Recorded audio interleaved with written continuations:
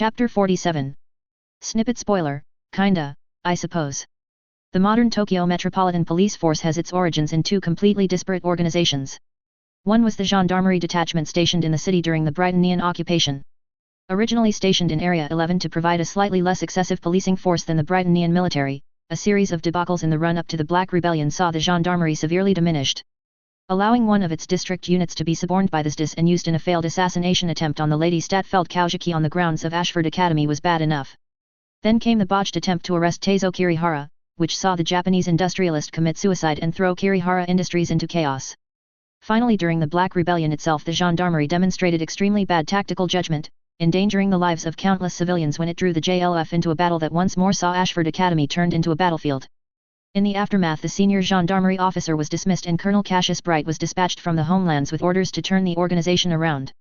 The colonel succeeded, restoring to the gendarmerie a level of competency and professionalism that once more engendered confidence and respect from the civilian population.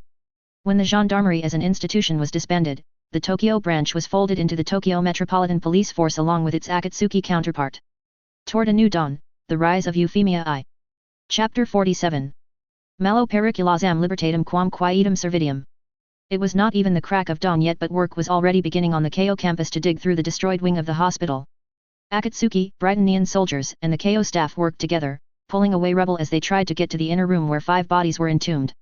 Amidst the people toiling away was a solemn-looking red-haired girl, who worked tirelessly but quietly save for issuing an order or warning here and there when the rebel was about to shift or the like.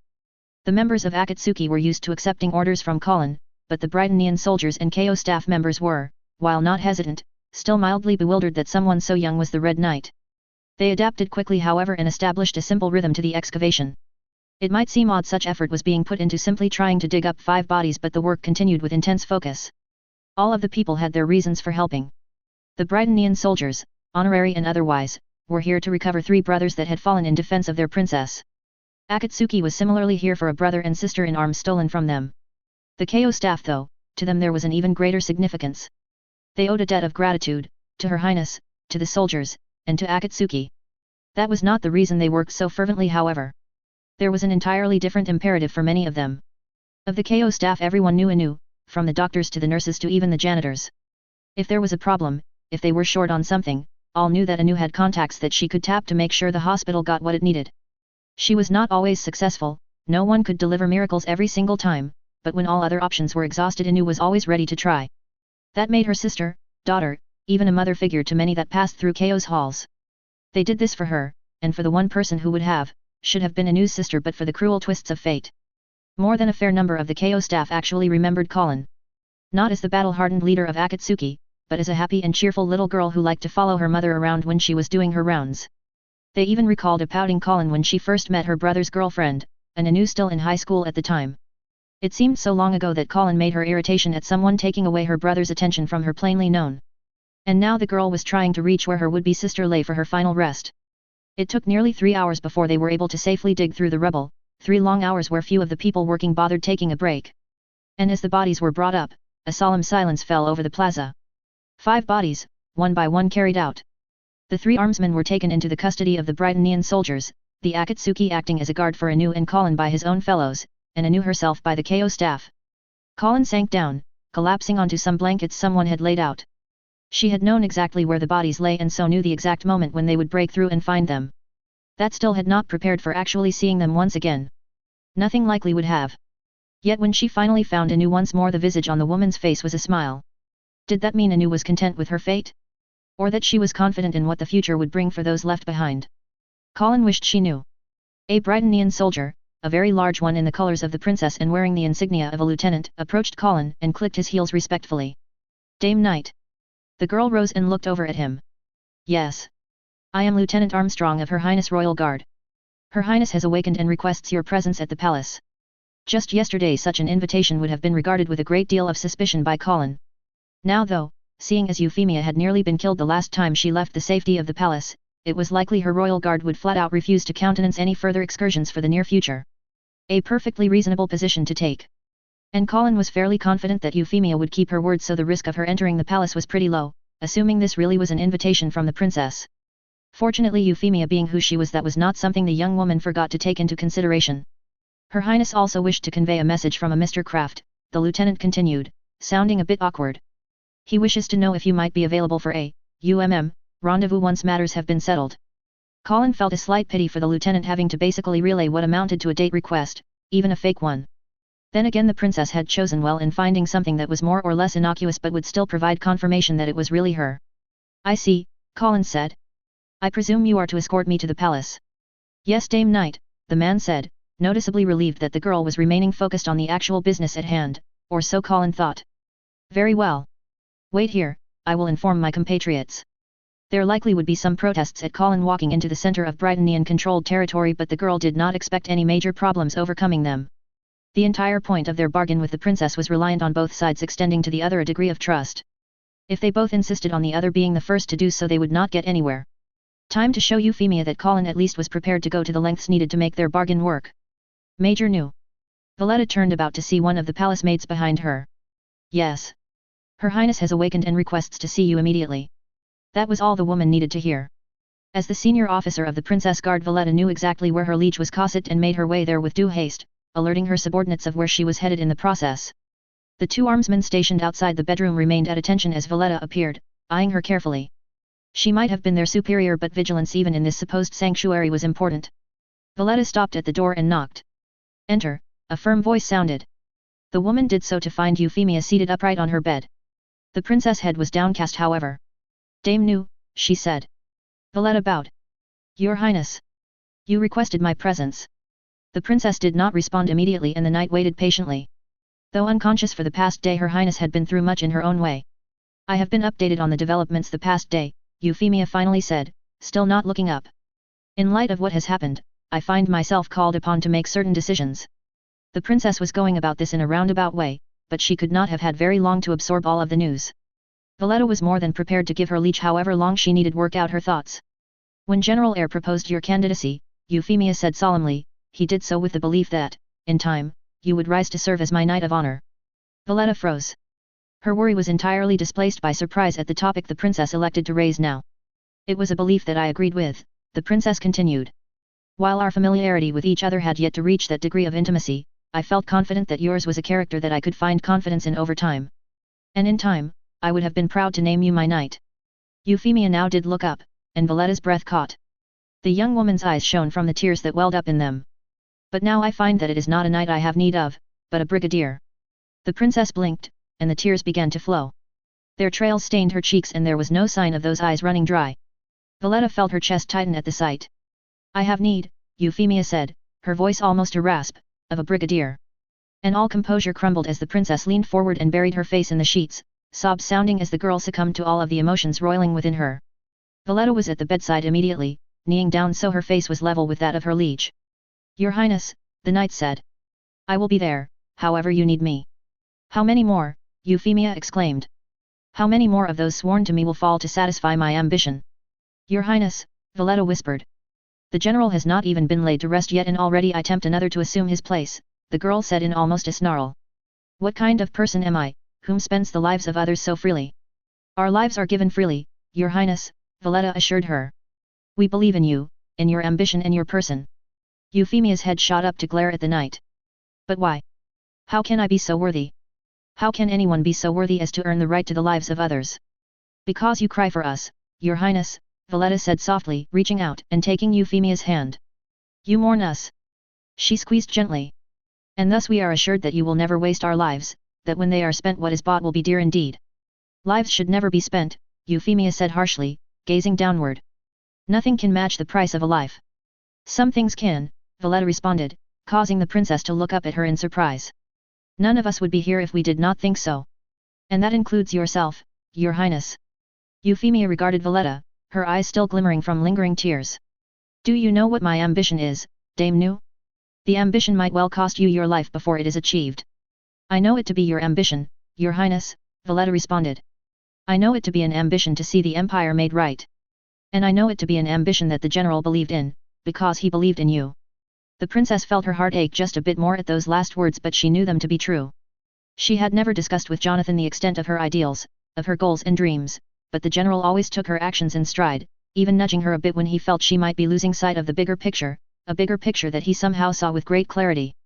You have offered to be at my side, Dame Nu, Euphemia said softly. I do, Your Highness, Valletta assured her solemnly. The eyes that now met Valletta's gaze were clearer, sharper even. Will you also keep me true, Dame Nu? For a second Valletta's mind stumbled over the wording. At first she thought the princess might be voicing doubt about her dedication. Then she picked up on that one crucial word. The knight inhaled sharply even as she continued holding Euphemia's gaze. After several long moments she dipped her head. I will, Your Highness, Valletta said firmly. A silence lingered between the two until Euphemia squeezed back Valletta's hand. Thank you, Dame Nu. Valletta looked back up and smiled. You are most welcome, Your Highness. The woman rose and stood at attention. Your orders, Your Highness. Euphemia looked up, her face still haunted but a degree of her regal bearing returning to the girl. She took a deep breath. I apologize for the lack of ceremony, Dame Nu, Euphemia said. But I would see you command my royal guard. May I count upon you to shoulder this duty? I am honored to be so entrusted, Your Highness, Valletta said. The woman's face turned solemn as she gripped the sword at her side. And I will uphold the honor that I have inherited. Euphemia nodded before sighing once more. Then there is a matter that we must discuss, Dame Nu. One that I am set upon, but which may cause you difficulty. My duty is to bear any difficulty you set before me, Your Highness, Valletta said with a slight smile. The princess returned the expression before her face turned serious once more. Once she explained what she had in mind, Valletta found herself in agreement with her highness. This act would indeed make her duties more difficult. The knight silently prayed that her highness' judgment would prove as true here as they had in so many other matters before. 20 minutes after she entered the bedroom, Brigadier Valletta Nu, captain of the guard of her highness Euphemia Lee Britannia, third princess of the realm, emerged. Waiting outside she found a good percentage of the armsmen that had survived the past day. They came to attention and saluted as one. Brigadier, Roy said for all of them. Your orders. Valletta took a deep breath. And then she gave them. The ride to the Viceroy's palace was surprisingly smooth considering the rubble that littered several of the streets they drove through. Then again the areas thoroughly wrecked by the fighting they bypassed entirely, which probably explained why it took so long to get to their destination. When they arrived Colin climbed out and was met by a tall, burly soldier. There was attention to his stance, but not hostility. The young woman looked up at him. Yes. The man nodded respectfully. Lady Stotfeld. Allow me to convey my thanks to you for what you did yesterday. Colin blinked in surprise. That is not necessary. I only did what I thought was right. Perhaps so, but you saved many lives at Ashford that day, including that of my son. The girl blinked again. Your son. The man nodded. Rivals has spoken highly of you, Lady Stotfeld, as someone whom does not abandon her friends. I am heartened to see that to be true. Colin's eyes went from quizzically narrowed to wide-eyed stunned. This man was Rivalt's father? Upon closer inspection there were some similarities, the tone of skin was a perfect match and some of the facial features were reminiscent of the young man.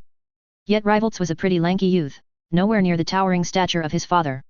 One would have thought he would have gone through a growth spurt by now. The name tag however confirmed it. M. Cardamond. Colin had no idea what the M stood for but it was pretty clear this man was Rivalt's father. Rivalt's has been very kind to me since I joined the student council, Colin said. I would not see him hurt due to my inaction, Sergeant Cardamond. The soldier bowed his head again before stepping aside. I should not keep her highness waiting. I wish you luck, Lady Stotfeld. With a nod of her own Colin began climbing the steps once more with the princess armsmen right behind. There were quite a few other soldiers about, all visibly and heavily armed. Colin doubted that they would take her word for it that there were no threats about. And the threats that she could not see, well, a few dozen riflemen might find a bit difficult to stop. Once inside Colin let the armsmen take the lead and she trailed behind them through the halls. She had never actually been beyond the public areas, having visited only once a long time ago as part of a school trip. Back then Colin had regarded the place with loathing. Now, she observed things with a more impartial eye. Or at least a more disciplined mind.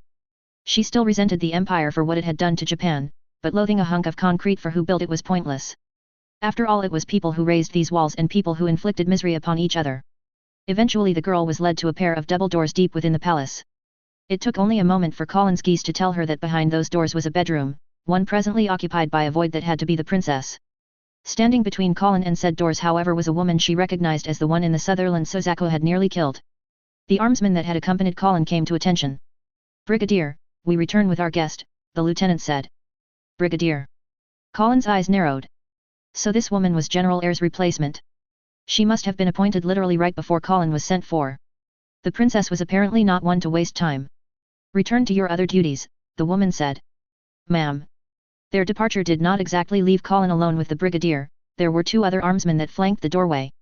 Still Colin ignored them, focusing only on the woman before her. I am Valetanu, captain of Her Highness Guard, the woman introduced herself. You would be Colin Stotfeld, daughter of the Baron Stotfeld and leader of the Akatsuki. I am, Colin responded frankly. The other woman was tense, even wary, but there was no indication that she was about to become actively hostile. Her Highness has a request of you, one that will come at great cost to her. I trust you will appreciate this point. Colin had no idea what Valletta was going on about, though it was safe to say that the approaching conversation with the princess would be trying in some form for the other girl. It would probably also be trying for Colin herself. For now though Colin simply nodded to let the older woman know she got the message. Not looking entirely satisfied, Valletta nonetheless stepped aside. One of the other armsmen opened the door and Colin entered. When it closed, she found herself alone with Euphemia. The princess was seated upright in her bed and looked over as Colin entered. A determined look was on the younger girl's expression. Colin walked over and bowed politely. Your Highness. And took note of a sheathed sword leaning against the bed frame. Colin somehow doubted it was intended for Princess to actually try to use the sword on the off chance she needed to defend herself. Euphemia nodded. Colin. It would seem you had yet more surprises in store. Colin cocked her head aside quizzically. The princess' response was a mirthless smirk. A nightmare able to match the Lancelot, or so Dame Nu has told me. A remarkable feat of engineering for a resistance cell, even one as well supported as yours. The red-haired girl said nothing. She would wait until the princess made her point. There will be those within the military that will demand it be surrendered. Colin's eyes narrowed. And there it was. But before she could voice her opinion on that matter, Euphemia continued. I have a proposal which will undercut such demands, if you are willing to accept. Colin's mouth closed wordlessly. It took a few moments for the girl to come up with a new response. What proposal? Euphemia held Colin in her gaze. Twice now you have saved my life, at considerable risk to your own. Twice, you fought your fellow Japanese because you felt they were in the wrong. You are passionate, but you are also proud. You are determined to forge your own fate. But you are also prepared to entrust the fate of your people to me. The princess took a deep breath. Is that trust deep enough for you to also bend your knee to me? Colin stared at the princess. No, more like gaped. It was probably extremely impolite, but the girl could not help herself. You're asking me to swear myself to you, she blurted out. Euphemia nodded. As my knight, none may protest your possession of a nightmare frame without impinging upon my prerogative. And while this, Gurren, would officially be considered to be my property, I am prepared to give my word that I will not exercise any actual claim to it.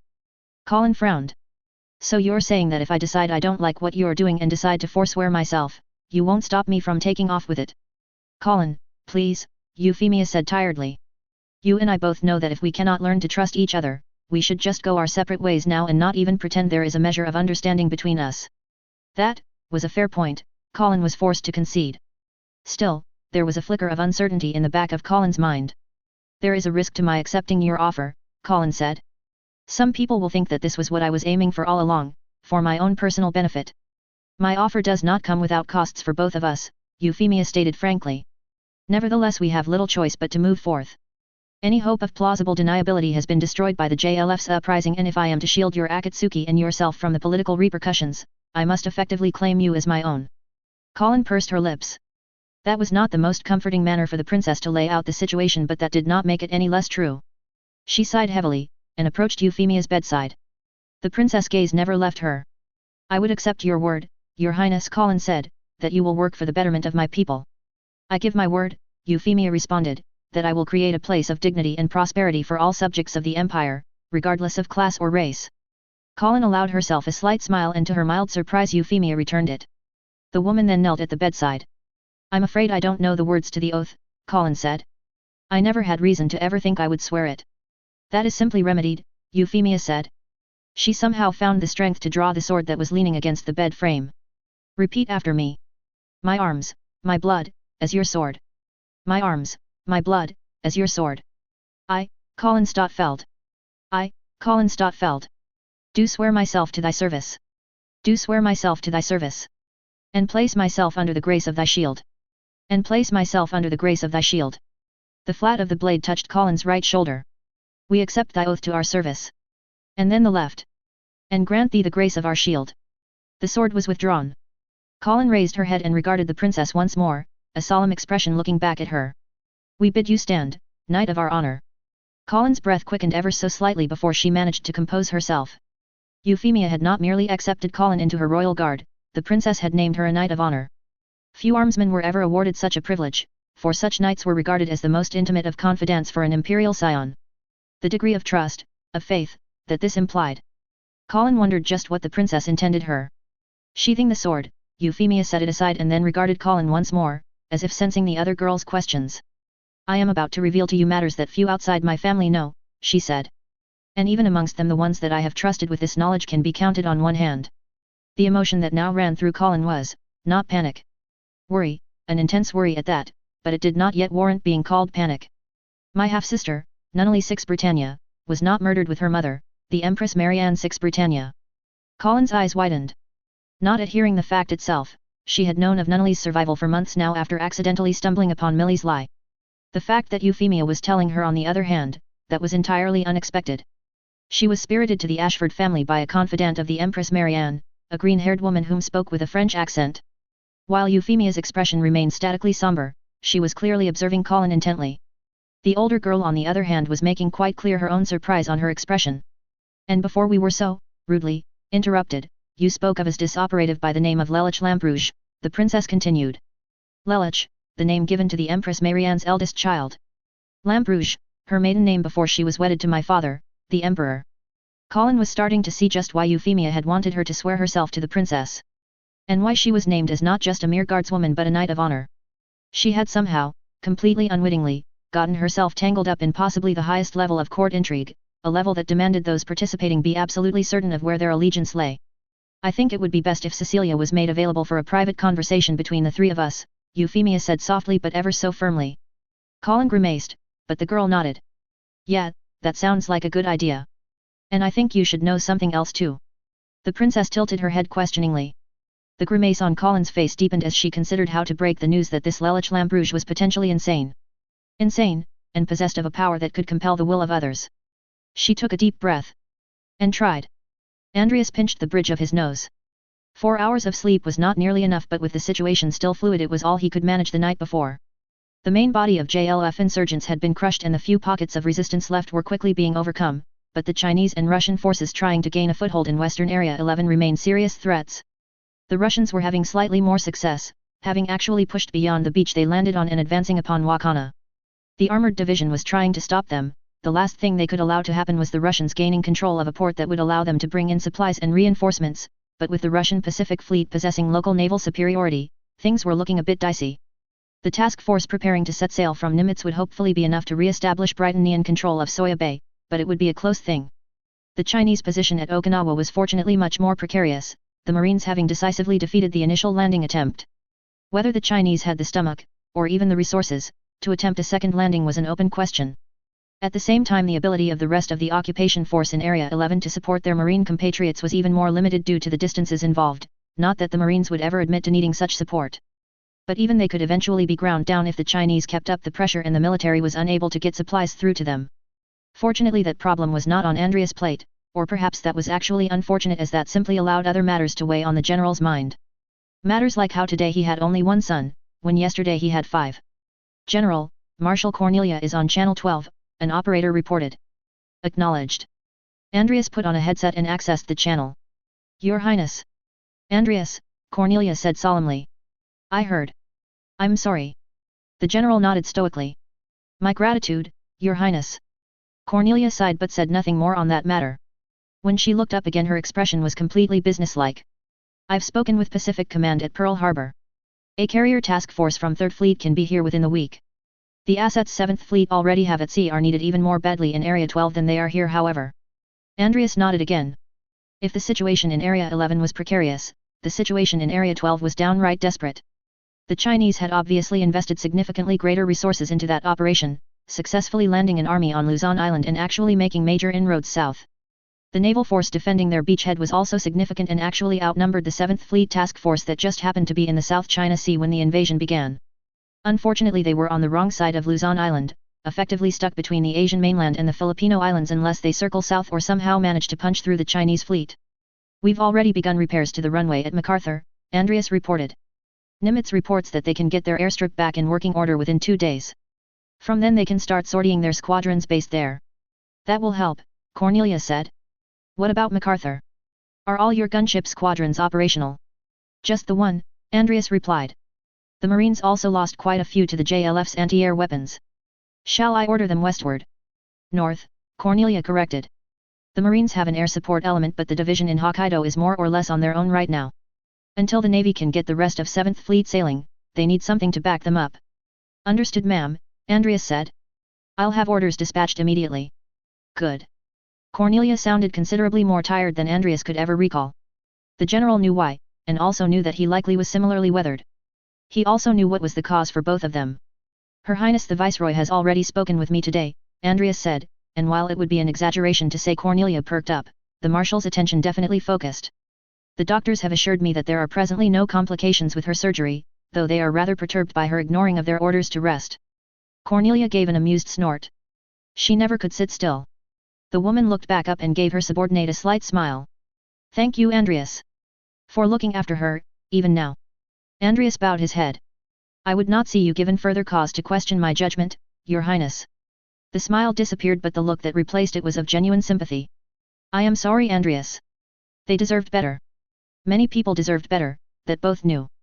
But the world was not so kind a place, and trust could be a double-edged sword indeed. I've already contacted Victor, Cornelia continued. He has arranged to come to Area 11 and should be arriving by tomorrow. That came as a surprise to the general, and he made no effort to hide it.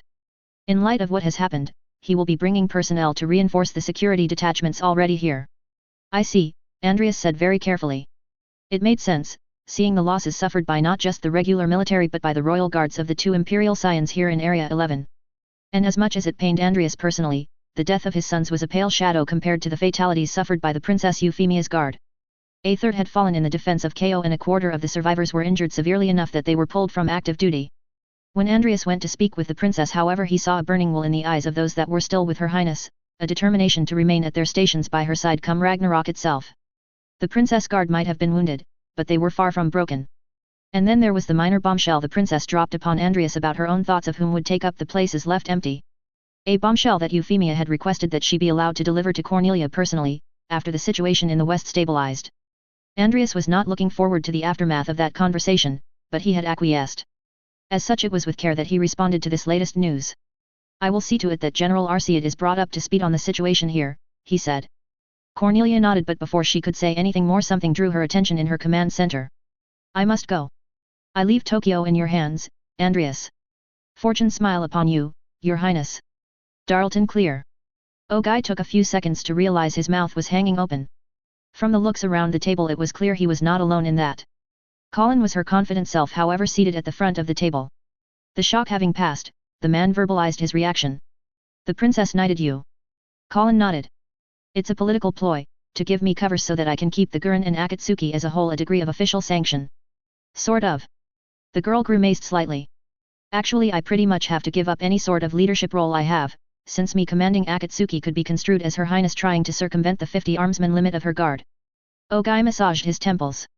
Minami on the other hand looked somewhat at a loss while Todo regarded Colin intently. And what of our Boreas? The lieutenant colonel asked. Colin pursed her lips. That is going to be complicated. The man scowled slightly. How so? Her Highness is willing to grant Akatsuki what is effectively a royal charter, charging it with policing the wards outside of the concession.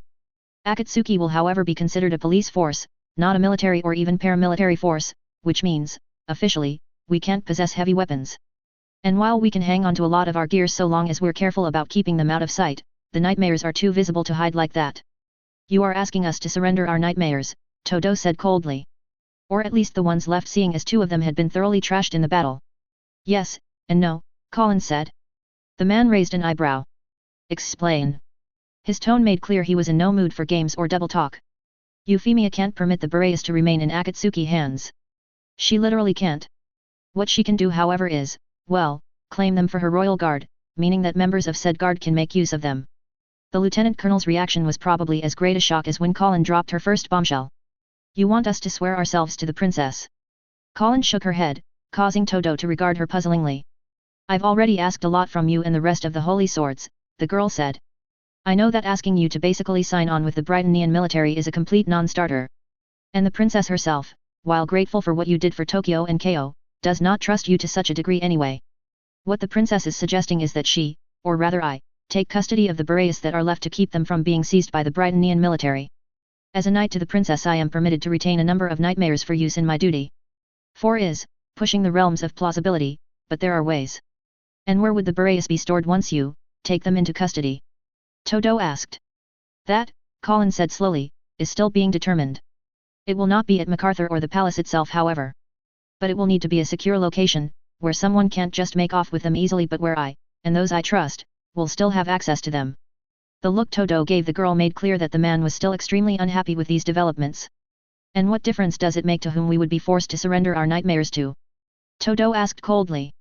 We would still lose the freedom to call upon them at our discretion or need. Colin crossed her arms. And what use are the Boreas to a police force? Nightmares are weapons of war, Lieutenant Colonel, as you well know.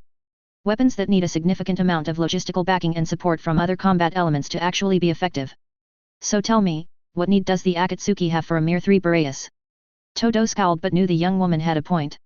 Even the JLF, with its 4 battalions worth of nightmares, had failed to defeat the Brightonian forces. Would have failed on any assault on Tokyo regardless of Akatsuki's involvement. That fact did not make the man any happier about the present situation however. The things you are preparing to surrender to the Brightonians, Todo said. What would we have left to hold them to account if their promises prove empty? Colin's hand came to a rest on the combat knife strapped to her belt. I have already overcome the security protection one Imperial Scion to deliver to him his deserved fate. What do you think I could achieve with clearance to the protection protecting another? Todo's eyes narrowed. You would forswear yourself. I would hold the princess accountable to the oath she swore to me, Colin retorted. The officer regarded Colin levelly. The death of another Imperial Scion would mean little to the Empire as a whole. There are plenty waiting to rise should this one fall. Colin grunted. And what would you do, Lieutenant Colonel? Go to ground again? Take your Boreas and try to hide from the Brightonians without the support you once enjoyed from Kyoto House? Kirihara is dead. The others are being arrested as we speak. Only Kaguya is likely to emerge from this unscathed and she will not be in a position to continue providing you with discreet support. Todo tilted his head to the side. Better to die free than live as a slave, Akakashi. Then don't live as a slave, Colin countered. Live in the open, do your duty to our people, and see to it that they regain the dignity and prosperity they deserve. And how exactly is this dignity and prosperity achieved by bowing down to the Brightonians? Todo responded. You yourself said that Akatsuki was to receive a charter from Her Highness. How would we be anything but what they are permitting? Where is the dignity in that? You would only be limited to the extent you imagine yourself to be, Colin stated. Then why should I accept the limit being placed upon our nightmares? The Boreas is stored in a secure location, with access to maintenance equipment and spare parts to keep them fully functional, and possibly even upgrades to bring them up to spec to newer nightmares where feasible, Colin said. Tell me, where is the limit in that? Todo narrowed his eyes. And we would have access to them to employ against Brightonians that seek to harm our people. Colin felt like pounding her head on the table. Since when did the Japanese police ever use nightmares to deal with domestic crime? The officer took a moment to consider the response. The grimace however indicated he was not liking his conclusions. Are you suggesting that Akatsuki police the Japanese populace for the Brightonians? No, Colin said immediately. We would be policing the wards outside of the concessions, and any civilian in there, whether they be Brightonian and Japanese, would fall under our jurisdiction. Todo blinked. It was obvious that had been unexpected. Any civilian, he said carefully. The police didn't have jurisdiction over the military back when Japan was independent, Colin said frankly. Why should you expect otherwise now? A fair enough point, though Todo found himself surprisingly loath to admit it. Perhaps he was more bitter than he realized, demanding further concessions despite the significance of what was presently being offered. This is unprecedented, the man said. Quite, Colin agreed, and it's going to cost the princess a lot of political capital to make it possible. She has to have something to show for it, and quickly. Todo pursed his lips. And yet, you yourself seem to emerge with significant prizes. A knighthood, for one. Ogai made a choking sound and looked nervously at Colin. The young woman leaned forward against the table and stared at Todo intently. Look me in the eye and tell me I sacrificed anew for my own benefit, she said in a completely flat tone. Todo remained silent, his jaws tight. After a minute of silence Colin straightened once more. The choice is yours, Lieutenant Colonel, Colin said. I implore you however to think carefully about what this could mean for our people, and the precedent it could set. Still the officer said nothing, but after another minute he tilted his head in a slight nod. Colin let out a sigh and sat back into her chair. Now, are there any other issues or concerns? There are, came a response in English. Heads turned to look towards Rakshata. Please, Dr. Chawla. The Indian engineer tapped her pipe. Am I to understand that you intend to allow Britannian engineers to lay hands upon my child? Not exactly, Colin said.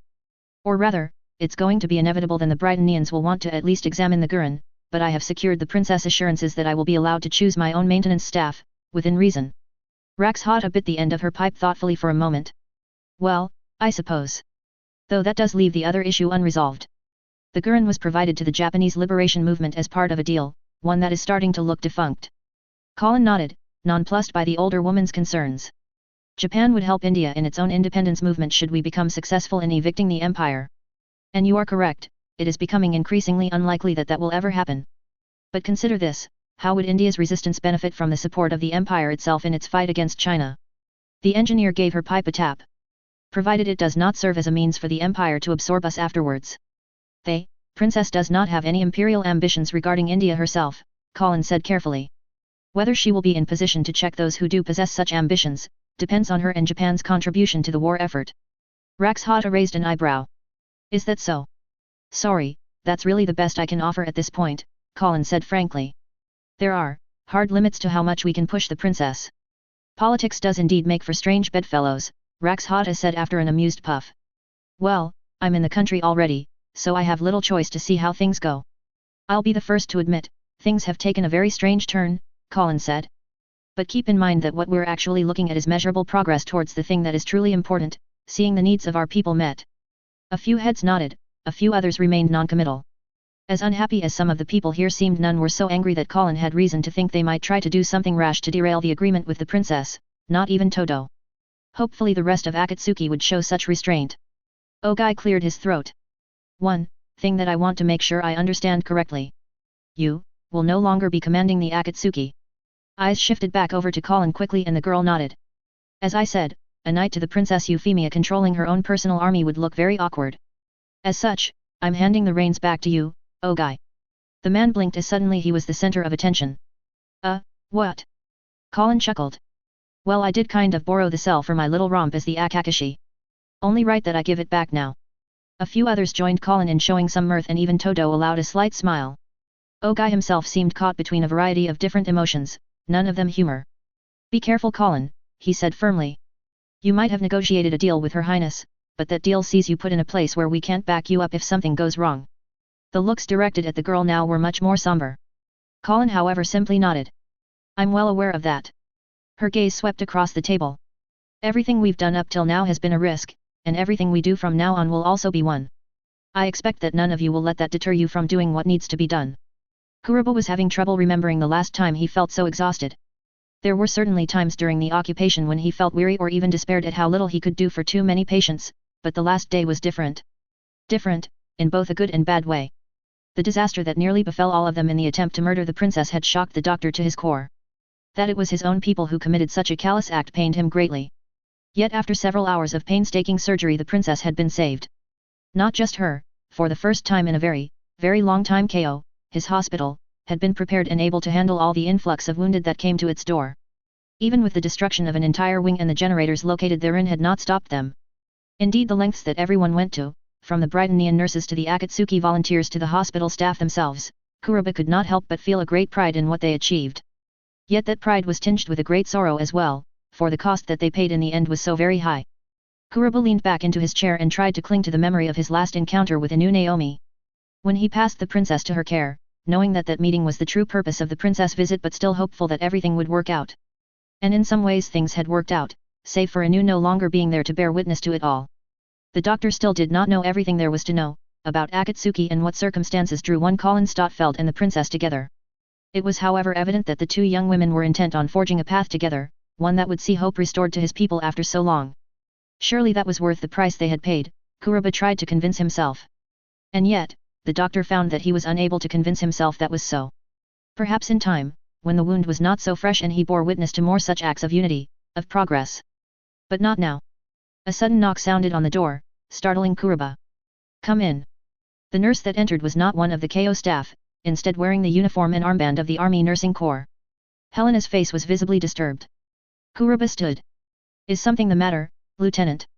The woman pursed her lips, as if trying to figure out what to say. I think you should come see this yourself, Dr. Kuroba, she finally said.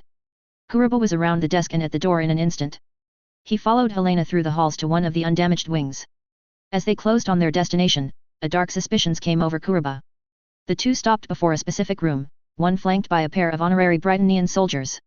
One of the hospital nurses was sobbing to the side, being comforted by a co-worker. Kuroba swallowed, and pushed through the door. There, dangling from the ceiling, was Macabe's form. There was not even any sway to the man's body, it just hung there completely still. Oh Macabe, Kuroba rasped. Why? Why? Why? The doctor entered the otherwise vacant room, his eyes slowly filling with tears. After all this, after all the death already visited upon them, why? And then he caught sight of a sheet of paper tapped to Macabe's chest. Slowly, reluctantly, Kuroba reached out and pulled it off. As he suspected, it was the man's last testament. A testament that explained why he had done this, why he could no longer bear to live. Drops of tears splashed on the paper as Kuroba read it. It was a long time after he finished reading that the doctor was able to stop his sobbing. End of chapter 47. I probably could have added another chapter or even 2 more to the Battle of Tokyo.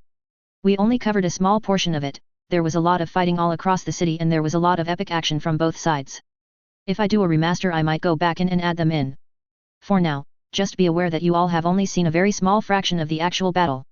I try to give a degree of closure to all of the characters I bother to introduce in my stories. I actually had another scene drafted for Macabe during the Battle of Tokyo where he would basically demand to know why they should help the Britannians defend the concession and so on, trying to rile up the crowd against them. Colin was supposed to shut him down, hard, with a more nuanced version of the response she gave to Suzaku during their fight. I dropped it for pacing reasons, as I couldn't figure out a way to fit it in without making the KO scene seem really dragged out when the JLF were literally bearing down on them. At the same time, when I originally drafted the opening snippets, I was actually expecting Colin and Suzaku to have faced off a few more times before the Black Rebellion hit. I was always planning on killing him off during the Black Rebellion. The problem, however, was that if Suzaku was basically consistently unable to bring Colin down despite being in a much more superior nightmare, people are going to get suspicious. The Lancelot is a 7th generation prototype. No matter how good Colin is, Suzaku's Britannian superiors would expect that the edge his nightmare gave him to be decisive if he was at all competent, which Suzaku was. And considering the court-martial that he barely got through with the degree of suspicion that already existed, having people suspect he's not giving his all when fighting Colin would have been a very bad thing. And so I was forced to cut down on the number of actual encounters. That said, Suzaku's reputation as one of the best nightmare pilots of his day is at this point more or less established after his death, based on the reconstruction of his actions during the Battle of Tokyo and records from previous deployments and training exercises. Colin will also have something to do with that. Something like a random remark she'll carelessly make where she says that no one has ever managed to push her like Suzaku did. Yeah, that's going to have some repercussions. I don't have much personal interest in the whole Lelich remains a prince plotline. For the most part such stories tend to follow the same structure. Lelich remains worried about Nunnally's safety and so has to plot in the background and so on. And to be frank, I got sick of Lelich stumbling over himself the moment Nunnally was threatened in the anime, so I likely wouldn't have the patience to write a story where he was so constrained. There's a reason I separated the two in this story. Anyway, this is likely to be my only Code Geass fanfic. The only other story I am liable to ever write for Code Geass is an alternate universe romance idea that I mentioned in one of the previous author notes. Otherwise there's not that many other story ideas that interest me enough for me to want to put in the effort to develop them. I do have other story ideas that I've mulled.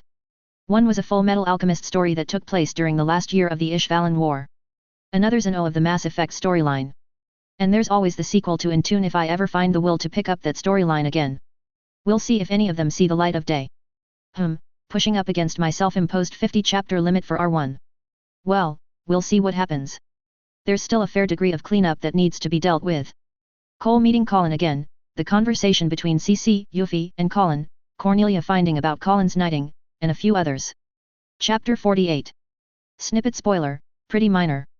The Akatsuki policing force was formally established shortly after the start of the Great War when the Princess Euphemia granted a royal charter allowing it to act as law enforcement in the wards outside of the Tokyo concession. Several conditions were attached to the charter, including a requirement that all members of Akatsuki demonstrate qualifications for actually serving as police. As a significant percentage of Akatsuki's ranks were composed of former officers from the defunct Japanese Tokyo Metropolitan Police Department, this requirement was relatively easily satisfied. Contrary to popular belief, the Lady Colin Statfeld Kaujiki never actually commanded Akatsuki in its police force form. Shortly before the resistance organization's transformation into a formally recognized entity, she handed command of Akatsuki to her second, Sir Kaname Ogai. Sir Ogai would lead Akatsuki throughout the war, helping maintain law and order within the wards and successfully reducing crime to almost pre-invasion levels. Despite often voicing a desire to return to teaching, Sir Ogai continued serving with the Akatsuki and its successor organization the Tokyo Metropolitan Police Force for many years. Toward a new dawn, the rise of Euphemia I. Chapter 48. Dizzy quasi semper victurus vive quasi cras morigerus. Andreas adjusted his collar again. Exactly how many times this made it he had long lost count. There were simply too many things on his mind that at this point quite a few motions were purely reflexive. The list of things that needed doing, all of the little details that still needed sorting out, there was no shortage of work he could be attending to. Then again, it was important for a general to know when to delegate, and that was exactly what he had already done before coming to the airstrip. The last thing Jeremiah needed was for Andreas to start micromanaging just because the lieutenant general was feeling restless. Then again, one of the reasons he was here now was that this could still be counted as fulfilling his duties even as he waited for his own plane to be readied. The arriving transport finished taxiing and its rear lowered to disgorge its cargo. From the side a hatch popped open and the passengers disembarked. In the lead was a towering, broad-shouldered man with a neatly trimmed beard. Immediately following was a statuesque young woman with long deep blue hair tied into what was definitely a non-regulation ponytail. A few others also exited, most of them wearing the same colors as the young man standing to Andreas' side. The approaching soldiers came to a halt and raised their hands in salute. Andreas and those with him returned the motion. General Arciad, Andreas greeted. It is good to see you again, even in such trying times. Lieutenant General Victor S. Arciad, Captain of the Guard of Her Highness Cornelia Lee Britannia, second Princess of the Realm, nodded solemnly. Indeed, General Darlton. His gaze shifted over to Claudio. My sincerest condolences, to both of you. All of them showed such promise. To have them fall before they had the chance. Victor trailed off, his jaw tightening, not for lack of words but because there was simply nothing else that needed to be said. He had been the one to oversee the Darlton brothers' induction into the Princess Cornelia's royal guard after all, the one that drilled into them everything they would need to know to serve as knights to Her Highness. And it was his training that had fallen short in ensuring that they were still here to continue that service. You gave them a chance to find honor, Andreas said. For that you will always have my gratitude, Victor. And I hope you will remember them for what they did achieve under your guidance. The other man allowed the faintest of smiles to touch his lips before nodding. The same to you, Andreas. Andreas returned the motion with a solemn nod of his own before he stepped aside. Claudio will see that you get to the Viceroy's palace. Princess Euphemia has already been informed of your pending arrival and has stated she wishes to see you at your earliest convenience. I am glad to hear that, Victor said with a relieved sigh. Her Highness gave all of us quite the fright when news came of the JLF attack on Tokyo. That she most certainly did, Andreas agreed. Her guard however held the line and saw her return safely. Victor tilted his head in acknowledgement of the point. He then regarded his old friend. You will not be joining us. Andreas shook his head. The Marshal has ordered me to take command of our forces in Western Area 11. I will be departing shortly. The other general's eyes flickered for a brief moment before he nodded. Her Highness does need to leave the situation to someone she can trust if she is to withdraw and begin coordinating the rest of the Empire's forces. That about summed it up. As Marshal of the Empire, Cornelia's responsibilities in theory extended to overseeing the entire Britonian military. In practice most of the work was done by the general staff back in Pendragon, though the princess kept herself apprised of all pertinent matters even when in the field. With the Empire facing a multi-front war against both the Chinese Federation and the European Union, however, she could not afford to focus all of her attention on a single battle or even a single front. Cornelia needed to be able to focus on the entire world. And I can leave both Her Highnesses in confidence that they will be well looked after, Andreas said, especially with the reinforcements you have brought. Victor cracked a slight smile as the two men glanced back at the soldiers organizing the unloading. Soldiers, all of whom save two wore the Princess Cornelia's colors. Two however wore the crimson of the elite Nightmare Corps Cadet Brigade. Has your daughter completed her qualifications as a Nightmare pilot? Andreas asked. Just about, Victor said. The final stage of the brigade qualifications is a truncated roulement tour. Andreas raised an eyebrow as he glanced over at his friend. Are you suggesting having her serve that tour in Area 11? Laura was the one that made the suggestion, Victor said, a mixture of pride and concern in his tone. She has been following news of the Princess Euphemia's policies closely, the two are good friends after all, and she wanted to be here to try to support Her Highness. I see, Andreas said. And the other cadet that accompanied you? Cadet Rien Swartzer, Baron Swartzer's adopted son. Victor pursed his lips for some reason. He studied the same school of swordsmanship as that of General Eyre. The eyebrow stayed up. Now that was an interesting tidbit. Swordsmanship was an expected quality for those of good breeding, ladies and gentlemen alike. The majority tended towards fencing, ever the classic, though even fencing had enough diversity in styles to have competing schools. Outside of fencing however there were a few other prominent ones, one being the Arseid style that utilized a modified Highland claymore and which Victor himself was the latest in a line of masters of. Then there was the school that one Jonathan Eyre, and apparently this Reen Swartzer, were a part of, though it was less a formal school than a style that was extremely pragmatic about its purpose. Whereas court fencing had seen a degree of gentrification, wielders of the spadroon disregarded such niceties as formal right-of-way and focused on one thing and one thing only, killing their opponent as quickly as possible. Such pragmatism probably had something to do with the Scottish origins of this particular combat style, what with the vehemence and determination the Scots fought against being forcibly incorporated into the old British kingdom and then the imposition of continental rulers. On the other hand, the Arseid school could be said to share a common historical origin, also having arisen in the Highlands, and Andreas knew Victor did not personally look down upon wielders of the spadroon like so many of the more snobbish nobles. So what would make the man so uncharacteristically hesitant? Andreas glanced again, and noted the manner in which the two cadets were speaking with each other. Despite everything that had happened, Andreas found it impossible not to allow a slight smile to crack. At that age, little wonder. And then a frown appeared. Will there be any complications in the two serving their rulement together under the same command? He asked. Even if they were cadets, fraternization rules still applied when in the field. We shall see which commands they serve their rulement under, Victor responded. There are many who could make use of their skills after all. That Andreas could only sadly agree with. And began to consider just where the talents of the two cadets could be most gainfully employed. If CC felt any nervousness from having her secret exposed to the Princess Euphemia, she did not show it. In fact, as far as Colin's now considerable ability to read the subtle changes of expression in the other girl's features could tell, the green-haired girl was actually feeling somewhat bemused. Colin idly wondered if there was anything CC did not find some amusement in. She was pretty certain that list was very short. So, you call yourself C.C., Euphemia said. The princess was seated in a love seat now instead of her bed, but there was still a stiffness to her motion that made clear she really should still be resting in the latter. Should however was not something that seemed able to impede a royal. I know you have no reason to cooperate, the princess continued, especially in light of my brother's mistreatment of you. Indeed, that mistreatment is all the more horrific in light of what you have already done for my family. But still, I have need of answers that only you can provide, so I must ask them of you. Mine contractor has informed thee of mine condition. CC said dryly. Yuffie nodded. You are bound somehow, unable to answer in fullness on matters that touch upon the Geass and your last contractor, at least directly. But you can answer indirectly. And thou thinks such answers come as I feign? CC responded. Euphemia pursed her lips. Perhaps not, but then are you saying that giving us the answers we seek is not worth the effort you must endure? A fair enough statement. What would you desire then in exchange for said effort? CC tapped her chin. What I seek be not what thou may provide. Thou art of another house and thus beyond thy ken. Are you referring to whom I received my geese from? Yuffie asked. Only someone that you have given a geese to can provide you with what you want. CC seemed mildly impressed at how quickly the princess seemed to grasp her meaning. So was Colin for that matter. Maybe she should have come to Euphemia long ago and saved herself the headache of parsing the other girl's convoluted speech. "'Tis so," came the remarkably concise response. Euphemia glanced over at Colin and the girl shrugged. She won't tell me what exactly she wants, just that in time I will either prove able or not, Colin said.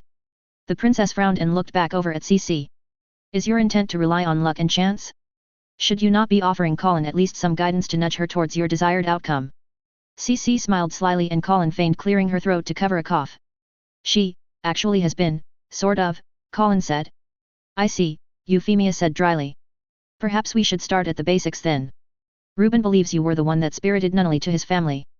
Is that the case? CC raised an eyebrow but after a few moments nodded. There was no tension or strain in her movement. Then were you also involved in the cover story of her suicide? Nay, CC answered concisely. Euphemia frowned. Then who was responsible? CC fell silent for several moments. That 'tis not the inquiry that yield the most result. Thou shan't find succor or solace along that path. The princess clucked her tongue, whether in irritation or weary acceptance Colin could not tell. All right, Euphemia said, apparently deciding to move on, then why did you save Nunnally? CC licked her lips. She held potential, as one whom shares blood with a lineage most venerable. Venerable? Are you referring to her mother's family, or her father's? To this CC made no response, instead staring at Euphemia intently. The princess grimaced, unable to discern just what that look was supposed to imply. She was also pretty sure that the ambiguity was completely intentional on C.C's part. Is this, venerable lineage also why you spirited Lelich away? She asked instead. The intense stare hardened into something else entirely. For a moment Euphemia thought CC was actively glaring at her. Then she realized the other girl was completely frozen and her own expression became concerned. C. That seemed to snap the other girl out of it and she began blinking once more. I say, CC said somewhat crossly. Choose thy inquires with greater care, lest I be rendered utterly mute. Colin's eyes widened slightly. Apparently the binding was a bit more serious than she had assumed at first. Then again, considering this Lelich was prepared to have his pawns commit suicide to prevent his secrets from being revealed, it should not be a surprise at all that whatever he did to CC to keep her from blabbing would be equally severe, or at least as close to it, seeing as the woman was seemingly immortal. My apologies, Euphemia offered honestly. Still, this compulsion you are under is proving extremely problematic.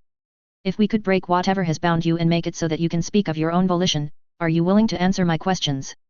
Thou art certainly not lacking in ambition, CC said dryly. A yes or no would suffice please, Euphemia said dryly. I hear enough double talk in matters of court. CC regarded the princess, her eyes hardening ever so slightly. If thy possesseth the means to undo mine curse, then thou art deserving of the sooth, she finally said. I shall hold you to that, Euphemia said. Colin looked over at the princess. Do you actually have any ideas on that, your highness? Euphemia nodded. The thought elevator. The lazy look in C.C's eyes disappeared in an instant and the girl looked at the princess intently. The reaction was not lost upon either of the other two women. There is supposed to be a link between a geese bearer and the one who granted the geese, Euphemia said. It apparently allows the grantor to peek into the mind of the bearer, though to what extent I am not entirely clear on. Colin raised an eyebrow at CC but saw that the girl was entirely ignoring her, simply staring at the princess. I was able to enter the thought elevator at Common Island and was transported to a place that looked like a library. A barely audible hiss sounded from CC, a reaction that was entirely unexpected from Colin's perspective. In there, I met a man who named himself Zero, Euphemia went on. He told me that I was inside C's world, and before he sent me back, he severed the connection between myself and Vivi. A silence hovered between the three women as Euphemia returned C.C's gaze and Colin found her own focus drawn back to the green-haired girl. Severed, CC repeated very carefully. Severed, Euphemia affirmed with a nod. It seemed to take several moments for CC to fully process that. And thou still retains thy geese? The princess nodded. Another minute or so passed as a thoughtful expression emerged on C.C's face. Curious. Thy words ring with conviction, yet what thou hast claimed should be impossible. CC rubbed her chin. Thy benefactor, named himself Zero. Euphemia nodded once more. CC hummed thoughtfully. I would meet this Zero, and ascertain the sooth with mine own eyes and ears. The thought elevator apparently needs power to be opened, Euphy stated. My usage of it seems to have drained the one at Common Island. Are you able to tell us how to recharge it, or is this another matter the bind covers? CC smirked. Where a will exists, a way will be found. To Colin's surprise the princess returned the expression. I see you are prepared to act, when properly motivated. CC chuckled, stretching her arms and leaning back into her own seat. And then her expression took on a more serious air. Thou hast will, mayhaps enow to make the welkins ring. For thy daring, I grant thee a single boon. The woman closed her eyes. Black is the badge of hell, donned by he whom excogitates a sanguinolent finale to venerable enmities. Euphemia's expression hardened. You were the one whom spirited Nunnally to the Ashfords. If Lelich really is hellbent on revenge because of his losses, is it because you did not tell him his sister was still alive? Colin raised an eyebrow. Now that was an interesting point. She regarded CC quizzically. The other girl returned the princess' gaze with equal intensity. Recall, princess, thy ambition 'tis thy own. What I seek from mine contractors is mine alone as well. And what cost we pay for the fulfillment of terms is not equal in the eyes of all. The remark was uncharacteristically ruthless on C.C's part and Colin felt a slight chill run down her spine. Euphemia on the other hand was verging on a display of outright anger at the other girl's seeming callousness. The princess however took a deep breath to calm herself. Your words imply a game where the price has been the blood of my family, Euphemia stated frostily. I hope you will not feign surprise if I have my own impositions on that matter. A gleam lit in C.C's eyes. The only coin which balances the scales of mine deeds are weighed in worlds. Colin blinked. And found in that moment before her eyes closed a gaping void where CC sat. When her eyes opened once more all she saw was the green-haired girl, nonchalantly lounging away as if without a care in the world. The young woman frowned. Had that been her imagination? No, the gleam was still there in C.C's eyes. Whatever Colin had seen, had been very real. The chill returned. Euphemia frowned, though whether because she had seen the same thing or simply because of C.C's words Colin could not tell. Make a list as best you can of what resources you will require to reactivate the thought elevator, the princess said bluntly, little of her initial courtesy audible. I will see about their procurement. CC simply nodded. When she rose, however, Euphemia raised a hand. One last matter, the princess said. The other girl raised an eyebrow, remaining standing but waiting for the princess to elucidate. The most pertinent question, Euphemia began, her voice of cold steel. Whom was responsible for the Empress Marianne's murder? Colin's eyes widened and her head snapped up to look at CC. The thought had surprisingly not even occurred to her that CC might know, even after learning the woman was responsible for ferreting the Empress children away from the imperial court. C's eyes remained locked to Euphemia's, this time unblinking for entirely different reasons. Thou already hast the answer thy seeks, CC said cryptically. Euphemia's lips twitched. The question thou should asketh is whom stood by and through inaction became complicit with the sin, CC continued. And whether thou art so unstained that thy hands be capable of rendering judgment. To Colin's surprise CC bowed, an uncharacteristic show of deference for the girl. I shall retire here, my ladies. A fair day to thee. Without waiting for a dismissal, CC turned about and made for the door. Euphemia made no move to stop her, and so Colin likewise remained still until the door closed behind the girl. Once it did, however, she glanced over at the princess. She's not the easiest person to get anything out of, Colin said almost apologetically. So it would seem, Euphemia said, sinking back into her own seat with a shake of her head. You have considerable patience in having put up with CC thus far, Colin. The girl cracked a slight smile. I can't really claim any particular credit for that, Your Highness. And I didn't really press her on the issue of her previous contractor that hard, even after he hit Ashford. I suppose I was too confident that I would see him coming myself. Euphemia said nothing in response. Colin tilted her head. Are you thinking that you might be able to save him, Your Highness? The princess clutched her hands. A part of me desperately wishes to. Another part is horrified at what he has become and wants nothing further to do with him. Both are right, in their own ways. The Lelich that I knew and loved is no more, but the man that has appeared is still of my blood. Colin's jaw tightened. She would be lying if she claimed she did not understand the sentiment, but considering that thus far two of the princess brothers had committed acts that warranted Colin wanting them dead. She sighed. I swore myself to you, Your Highness, Colin said. I will keep my word. There is, however, another aspect to that oath that you should remember. Euphemia looked up at Colin quizzically. Oh. I am your knight, sworn to your defense, Colin stated.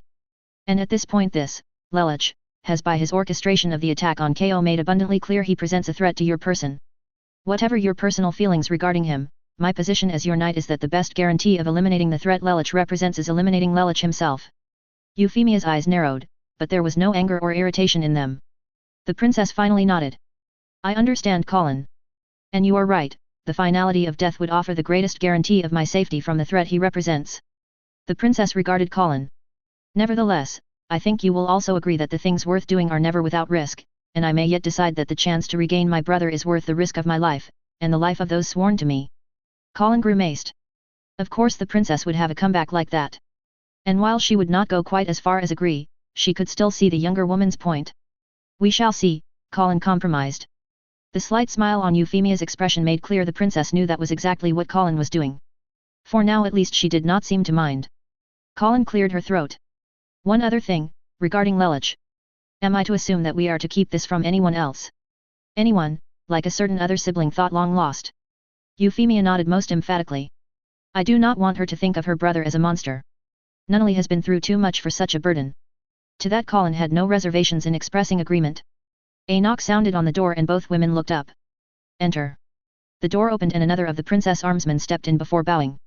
Highness, General Arseid has arrived at the palace and wishes to present himself at your earliest convenience. Now would be fine, Euphemia said. Please invite the general in. Yes, Your Highness, the soldier said before retreating. Should I leave for this? Colin asked. The princess thought it over for a moment before shaking her head. I think it would do you some good to meet General Arseid. All right, Colin said cautiously. Who is he exactly? A smile appeared on Euphemia's face. It was the most playful, genuine-looking smile that Colin had seen since the attack on KO. Another shiver ran down the girl's spine. Viscount Victor Arseid is the captain of the guard for my sister, the Princess Cornelia. The chill turned into something else entirely as Colin not quite gaped at Euphemia. I see, the girl managed, her mouth feeling suddenly very dry. And then another knock sounded on the door and Colin was out of time. She looked over at the door, her Geass easily revealing whom was on the other side. It was with great effort that Colin finally managed to swallow. Enter, Euphemia commanded. The door opened to reveal the towering, well-built man Colin already knew to be standing there. To Colin's surprise, not only did Euphemia smile brightly at the man, she even stood. "General," the princess said warmly. Victor bowed deeply. "Your Highness. It is good to see you well and whole." Euphemia dipped her head. "I apologize for having so worried you. Please, come in and have a seat." Victor entered, but once at the recently vacated seat across from Euphemia pointedly remained standing until the princess herself was back down. He then regarded the princess with a gentle gaze, one that conveyed more than mere words could. "I have been brought up to speed about what has happened the past day," Victor said. "I am truly sorry to hear about General Air." The princess nodded solemnly and took a deep breath. "I do not deserve the lives that have been laid down for my own. I hope one day I will be." "Of that I have no doubt," Victor assured her. "I have brought with me a contingent of the Princess Cornelia's guard to help complement your own guard for however long is necessary. They will follow the orders of Brigadier New as if they were my own." Colin was impressed. It seemed the captain of Cornelia's guard really had kept himself abreast of what was happening in Japan if he already knew who had succeeded General Air. Then again, seeing the two's parallel responsibilities, perhaps that was not so surprising. "My gratitude, General, truly," Euphemia said, the young woman's expression quivering ever so slightly. "I will not give you greater cause to mourn this day. So long as you yourself remain safe, Your Highness," Victor said, "I shall be content." The man then glanced over at Colin. "Now, I do believe introductions might be in order." Colin blinked. Now this truly was a surprise, the general taking the initiative instead of waiting for Euphemia to do the honors. That indicated a great deal of familiarity for the man to presume such. Then again, Victor had probably known Euphemia since she was a child. After a quick glance at Euphemia and a nod from her new liege, Colin stepped forth and bowed. "It is an honor to meet you, General Arsiad. I am Colin Statfeld Kaujaki, Knight of Her Highness Euphemia's honor." Victor's eyes widened slightly, but the man did not allow his surprise to excuse any impropriety on his part. He bowed slightly from his seated position as he responded. "A pleasure, Lady Statfeld. I am the Viscount Victor Arsiad, Captain of the Guard of Her Highness Cornelia Lee Britannia. Though it may be presumptuous of me, I count the Princess Euphemia as one for whom I am also obliged to see to the care of. I trust I shall not find the caliber of your service to Her Highness wanting." "You will not, my lord," Colin stated firmly. Victor continued regarding Colin for a few moments longer before nodding once. He then shifted his gaze back to Euphemia. At the unspoken question, the princess shook her head. "My sister has not yet been informed, and I ask that I be the one to personally deliver the news." The edge of Victor's mouth twitched ever so slightly. "Very well, Your Highness, I shall defer to your wishes in this instance." "Thank you, General," Euphemia said with a smile. "Speaking of which, Laura is also with me," Victor said. The princess' eyes widened. "What? Your Highness is aware that Laura had one entry into the Nightmare Corps Cadet Brigade 3 years ago?" Euphemia nodded. Colin for her part also listened intently. The elite cadet brigade was considered the cream of the crop, the place where the future aces of the Nightmare Corps were groomed and prepared to serve the Empire. The training was extremely rigorous, and the cadets were subjected to drilling in not only the theory and operation of nightmares but also operational planning and other aspects of how to run a modern military, all to ensure that those that made it through were equipped to not only fight but also lead. Winning entry alone was a major feat, and the attrition rate saw only 30% of the class reaching graduation. Those that did graduate, however, were automatically commissioned as senior grade lieutenants in the Nightmare Corps and put on the fast track to promotion. If Colin remembered right, the Princess Cornelia was herself a graduate, as were the Glaston Knights. She has completed the majority of the coursework and training and now simply requires completion of her rulement, Victor said. "Laura has made it clear to me that she wishes to serve that rulement here in Area 11, Your Highness." Euphemia inhaled sharply, and even Colin found herself taken aback. The intensity of the coursework and demanding physical regimen was only one reason for the high attrition rate. Another reason was the final capstone course all cadets were required to embark upon, an actual field deployment. These deployments were never to quiet corners of the Empire, they were always to areas that the Empire was facing active opposition in some form or another. As a consequence, the cadet brigade had perhaps the highest number of decorations awarded to its members for a unit of its size. It also had one of the highest percentages of posthumous decorations being awarded. Considering the almost constant conflict the Empire's forces found itself engaged in across the world, that was really saying something. And now one of the brigade's cadets wanted to serve her rulement in Area 11, an area that just saw a major uprising by the native population and was actively under attack by the Chinese and Russians as part of the opening offensive in a much larger war. The Viscount's daughter was certainly not lacking in courage, that much Colin could tell. "Laura wants to conduct her rulement here," Euphemia said carefully. Victor nodded. "My daughter has had her heart set on it the moment she learned you were named Viceroy of Area 11. A noticeably pained expression appeared on Euphemia's face. The general smiled gently. You know Laura has always hoped that one day she might be able to stand by your side, your highness. Please, do not let your fears see my daughter's dreams dashed. As Colin gazed at the general, she found her own opinion of the man solidifying. The Viscount was strong, not just as a warrior or a man, but also as a father. He had to have been worried about the dangers his daughter would face serving in Area 11, especially under a princess as willful as Euphemia. Yet because that was what his daughter wanted, Victor was prepared to stand by her and help her see that dream fulfilled. That resonated with Colin in a way she would not have expected, with what her own father was trying to do. She looked over at the princess to see what Euphemia would do. The princess took a deep breath, one hand resting over a heart that was hammering away. Where is she now? Euphemia asked. At MacArthur unloading her nightmare, Victor said, alongside another cadet that also wishes to serve his rulement in Area 11.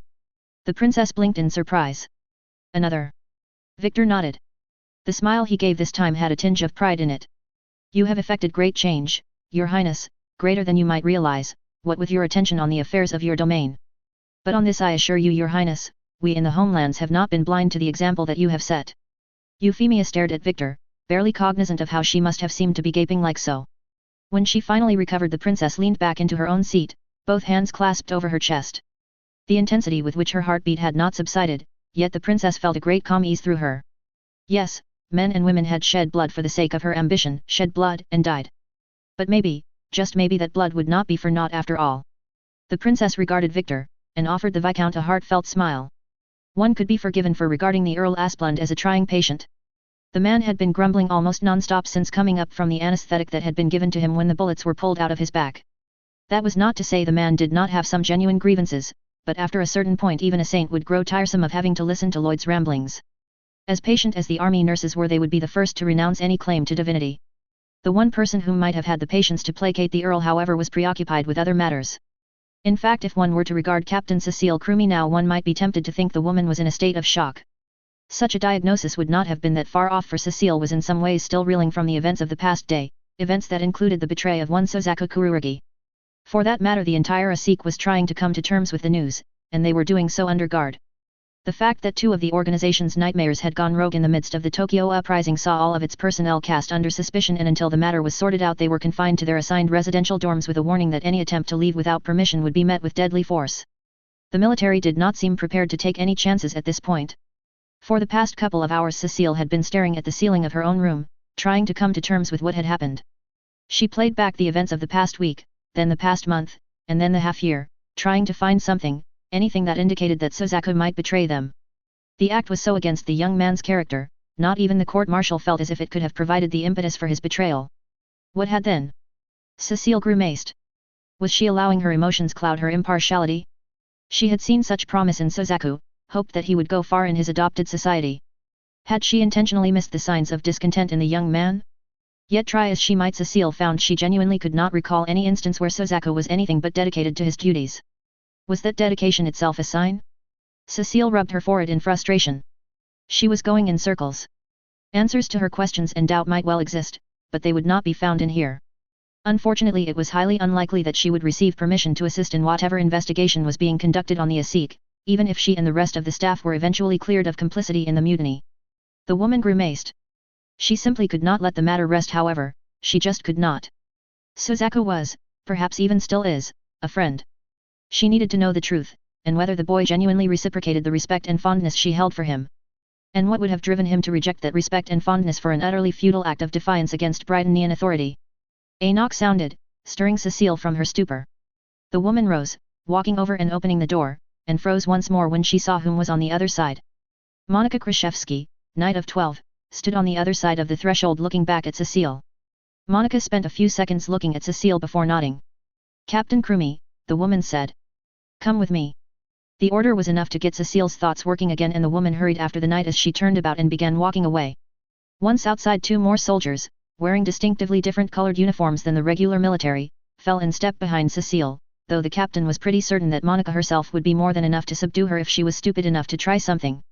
The four made their way to one of the undamaged structures on base, and Cecile was led into what appeared to be a makeshift interrogation room. The woman swallowed nervously. Have a seat, Monica half invited and half ordered, even as she did the same. Cecile obeyed, and stared across the table at the knight. Monica clasped her fingers and rested her head on the interlocked hands as she gazed back. It is my understanding that Earl Asplund has been paralyzed the waist down, Monica said after a minute or so of silence. Cecile nodded a bit uncertainly but otherwise remained silent. What was there for her to say? Monica swayed her hands side to side, rubbing her chin in the process. Did Suzaku Kururugi show any sign of disgruntlement with the Empire prior to his betrayal? Cecile grimaced. That was about as blunt as the question could be asked. It was also one that she was still struggling to answer herself. In light of this uncertainty, there was no certainty in the captain's response as she shook her head. I don't believe so. Monica's gaze never left Cecile's eyes. How often was the private off base? Just when he attended classes, Cecile answered. The knight raised an eyebrow. He never left otherwise. The captain bit her lip. That was not entirely true, and so she shook her head again. He would go out on the weekends sometimes when he was off duty. Cecile almost managed a wistful smile. I think that was mostly to get some better food than was available in the cafeteria. Monica snorted. Even if as a knight she never had to suffer the travesty that the enlisted mess halls called food, she was well familiar with the reputation.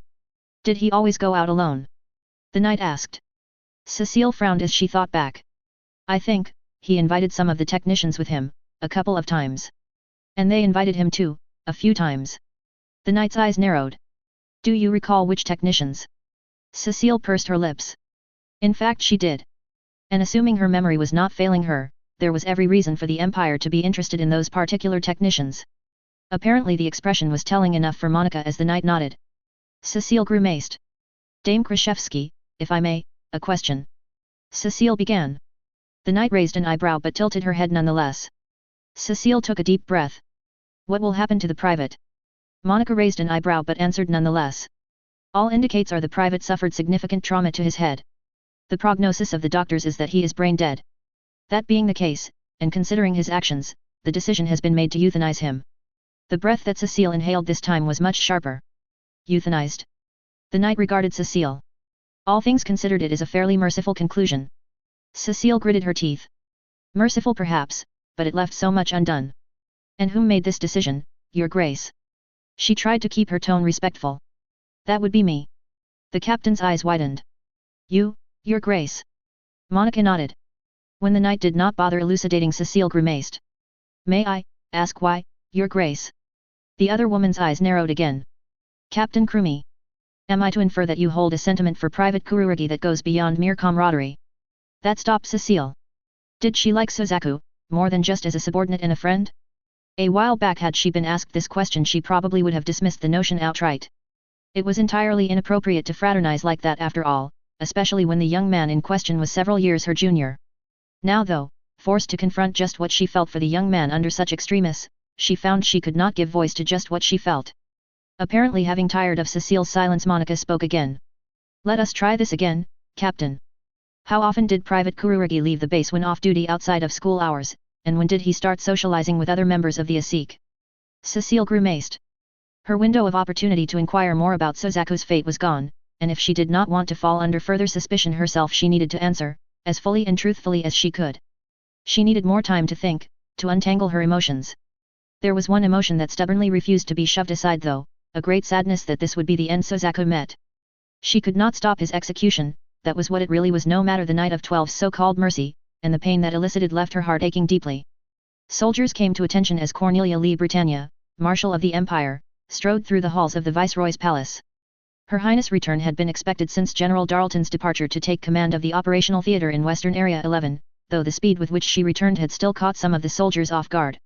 Then again, the reason for her haste was obvious to pretty much everyone, and even if strictly speaking the princess was allowing her personal entanglements to influence some of her decisions at the moment, no one was prepared to call her on it. For her part, Cornelia considered her actions eminently reasonable and well thought out. Steps were already being taken to prepare the Empire for the greatest threat to its existence since Napoleon. The General Staff back at Pendragon was beginning a full general mobilization and carrying out the various contingency plans that had been developed in the case of something like this happening. Granted, a simultaneous war with both the Chinese Federation and the European Union was always regarded as one of the less probable, and much more threatening, combination of events. Plans still existed for how the Empire might respond to such aggression. At present there was little Cornelia could do directly, though shortly before the very short flight back to Tokyo she had been brought up to speed on which contingencies the General Staff intended to implement so that she could sign off on them. That done, the next thing that would require her personal attention was a meeting scheduled in a few hours that would see the general staff and all theater commanders in a joint conference. Until then, however, Cornelia intended to see to more personal matters, like making sure with her own eyes that her little sister was all right. As Euphemia's bedroom came into view, Cornelia found herself relaxing ever so slightly at the sight of the two armsmen standing guard. One wore the colors of the younger princess, the other however was of Cornelia's own guard. It seemed General Arciad had not wasted any time integrating his personnel into the watch. In time Euphemia's own guard would recover and once again be able to see after the safety of their liege without such assistance, but for now Cornelia was determined that their diminished numbers would not leave her sister unprotected. Satisfied with the current arrangement, Cornelia paid the armsman no further mind as she stopped before the bedroom door and knocked. Enter. If her sister was feeling any strain from her recent tribulations, it was not audible in her voice. Cornelia allowed herself a slight smile.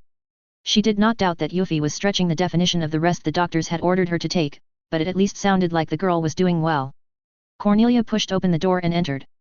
There she was, sitting up on the bed with paper scattered over the sheets. A wide smile appeared on Euphemia's face when she looked up and caught sight of her sister. Cornelia returned it, walking briskly over to the bedside and reaching out to pull Euphemia into an embrace. The girl eagerly returned the embrace, sinking into Cornelia's arm. "Euphy," Cornelia said softly, running her hand over the girl's hair. "I am glad to see you safe and sound." The girl stirred slightly and looked up at her sister, her eyes shining willfully. "Many laid down their lives to see to my safety. I am here because they are not." Cornelia nodded solemnly before pulling the girl into her chest once more. "I am sorry. I had hoped you would never again feel the bitterness of loss." Even pressed against her sister, Euphemia still managed to shake her head. "I learned long ago that life is a fragile, precious thing. I will mourn them, and I will see their sacrifices not be in vain." Cornelia looked down at her sister, smiling proudly. Yes, Euphemia did understand. She would not be a callous or capricious daughter of the Empire, she would wield power well. Perhaps even better than Cornelia herself. The two parted and Euphemia looked up at Cornelia with a serious gaze. "Sister," the younger girl said in a firm tone. "There is something we must discuss." Cornelia frowned. She had seen Euphemia like this several times before, the frequency increasing over the past year. Her sister was growing up and starting to make decisions on her own. Cornelia felt a mixture of feelings at that. Pride and joy to see Euphemia blossom into a grown woman, but also fear at what dangers her sister's daring would see her face. And of the possibility the two might one day come to a point where they could not agree with the decision of the other. Had that day come already?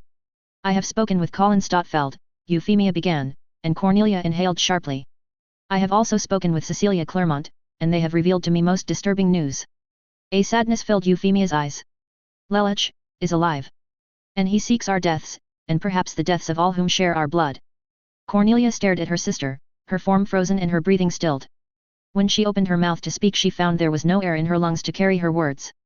Cornelia took several deep breaths, trying to fight through the tightness in her chest. "Tell me," Cornelia finally got out. "Tell me, everything." Euphemia nodded solemnly, and did so. End of chapter 48. In case anyone is wondering, I know exactly what it is that Cece wants. I also know exactly what it is that Lelich wants. The means through which the two are working towards their goals will be, on a large scale, let us say. As the 8 Leaves School uses Japanese swords of various types, Rin in particular Itachi, it's not exactly believable for me to have him be a practitioner of that style. I had considered making him a follower of the Arciad or Vander styles, but I ultimately decided that I would have him follow a distinctively different style, which will also be the style that General Air himself used. And Valletta now for that matter. Whether Cassius is also a member of said school, well, we'll see if he ever actually shows up. A lot of strong women showing up. Ahem. It actually is an interesting problem, there aren't really that many strong guys in the Code Geass canon that would, measure up, so to speak, to the standard that I think the female characters have set in my story. Granted, there are still a few other characters that haven't made their appearance yet, but the balance is slanted quite strongly to the fairer gender. Conversely, I'm pretty sure I fail the Bechdel test all over the place, which probably says more about the test than my characters. There will be quite a few more characters showing up over the next chapter or two. There is a war going on after all, and a lot of people are needed to fight a modern war. How much they will appear in the story depends on how the story itself develops. For example, the people in charge of the Middle East campaign probably aren't going to show up that often if the main characters don't get directly involved in said campaign. And at this rate, Cornelia herself will almost certainly have to return to Pendragon, seeing as that's where the general staff is. She's stalling, everyone knows she's stalling, and her subordinates are currently giving her a pass for it since she was handling the defense of Western Area 11 and Euphemia nearly died, but eventually she needs to go back to the capital to conduct the war. Chapter 49. Snippet spoiler, none really. The issue of areas and numbers has always been more complex and nuanced matter than most peoples from outside the empire have tended to understand. One of the longest-standing myths is that upon conquest of a new land the empire would assign that territory a number and consign all of the native populace to being similarly labeled. In point of fact, historically the matter of racial heritage that underpinned the empire's degrees of privilege was not rooted in whether a person was from a conquered area, but whether they were descended from Western European stock. As such, the peoples referred to disparagingly as fives were those of indigenous or mixed descent in the former viceroyalty of New Spain, whereas those of pure peninsular heritage, assuming they were not purged in the initial aftermath of the conquest and were willing to integrate, were treated little differently than the average Caucasian Britannian subject. It was only when the empire began to expand across the Pacific Ocean that it encountered entire populations with no significant numbers of Europeans, and the brutal treatment of numbers became endemic. In the cases of Australasia, the relatively undeveloped societies that the Britannians encountered were almost completely wiped out via forced labor and the diseases the conquerors brought with them. Japan and the Philippines on the other hand possessed more modern societies with rapidly developing economies. Britannian policy regarding these two conquests was comparatively less brutal than what the aboriginal populations of Australasia endured, but this was of little comfort to the Japanese and Filipino peoples as the empire effectively looted their respective nations. It was not until after the Great War that the empire began a concentrated program of integration of all its subjects, regardless of heritage. The road to this integration was long and arduous, and even today a degree of tension exists, on both sides of the historical racial and social divide. On the other hand, it is with some irony that most observers regard Britannia as a more integrated society than many of the ostensibly more liberal European nations. For all the lack of official instruments of segregation, there existed considerable societal racist attitudes amongst the European states that were never systematically dealt with, as happened in the empire under the reign of the Empress Euphemia and her successors. Of Blood and Iron, the Reign of Euphemia I. Chapter 49. Neste ipsum. The screens all about the conference room lit up as links were established with command centers around the world. Seated in the room physically were Cornelia Lee Britannia, Marshal of the Empire, Euphemia Lee Britannia, Viceroy of Area 11, and Brigadier General Jeremiah Gottwald, Commanding Officer of the Tokyo Garrison. On one of the screens sat Lieutenant General Andreas Darlton, the de facto theater commander for the entire area. The latter three were attending the meeting as the preeminent authorities of Area 11, both civil and martial. On another set of monitors were a solemn set of faces seated in a similarly appointed conference room in the heart of Pendragon. Field Marshal Zex Vander, Chief of the General Staff, gazed at the other attendees with his good eye, a black patch covering the scarred remnants of his right eye. Seated to his immediate right was General Harold Keith Johnson, Chief of the Army Staff, and to his left Admiral Louis Mountbatten, the First Sea Lord. Immediately to Louis' left was Air Chief Marshal Curtis LeMay, head of the Britannian Air Force. Together the four represented the total sum of the Britannian military, all reporting directly to the Princess Cornelia in her capacity as Marshal of the Empire. The last of the august personages on that particular set of screens were two rather more youthful men, though in truth one wielded far greater power than anyone else attending the conference. Schneeisel L. Britannia, Prime Minister of His Majesty's government, was here as a representative of his father the Emperor and as the one that would be responsible for marshalling much of the Empire's civil resources to the prosecution of the war. Seated next to him was Odysseus EU Britannia, heir primus to the throne and ostensibly of higher station than Schneeisel, but one whose personal authority fell well short of his positional authority. Quite a few other faces were plastered over other screens, the theater commanders and senior civil authorities of other areas being directly threatened by the Chinese-European alliance. Tellingly, the Secretary of State for Foreign Affairs was not present, indicating either a loss of confidence in the man responsible for managing the empire's foreign relations or a decision to forego any possibility of diplomatic resolutions. Those present all deferred to the royals attending and awaited the official start of the meeting. My lords and ladies, Schneeisel, not Odysseus, began. We are gathered here today to address the greatest threat the Empire has faced since Napoleon's conquest of the British Isles. I have spoken to His Majesty, my father, and he has commanded that we answer this threat with the full force of the Empire's might. I thus come to you to learn by which means we shall instruct our enemies of their folly, and ensure once and for all such impudence is ended. All eyes fell to Cornelia. As Marshal of the Empire, it was her prerogative to respond to the charge laid down by their Emperor's representative. Your Excellency, Cornelia began, addressing Schneeisel in his role as Prime Minister instead of as an Imperial Prince and heir secundus, we hear and accept the charge laid before us. The enemies of the Empire will ruse so flagrantly invoking our ire and will be brought low to their proper place. Heads nodded all around. The formality concluded, Cornelia proceeded with the actual practicalities of running the meeting. Marshal Vander, Cornelia said, if you would please. By deferring to the man most up to date on the strategic posture of the Empire's forces. Yes, Your Highness, Zex said. At present our enemies are pressing the Empire across much of our overseas possessions. The push through Area 12 is almost certainly aimed at preventing us from maintaining a line of supply to Area 18, while the operation against Area 11 appears aimed at depriving the Empire of its primary source of saccharide. While we seem to have stalled the combined Chinese and Russian incursion into Area 11, the situation on the other fronts are considerably more precarious. The officers responsible for said fronts grimaced, not that anyone could be happy being in such a situation. Zex looked over at one of the men, a sandy-haired man with a neatly trimmed beard and mustache. The Area 18 front in particular has seen a very disturbing development. General Craig, could you please brief our guests on the nature of this new threat?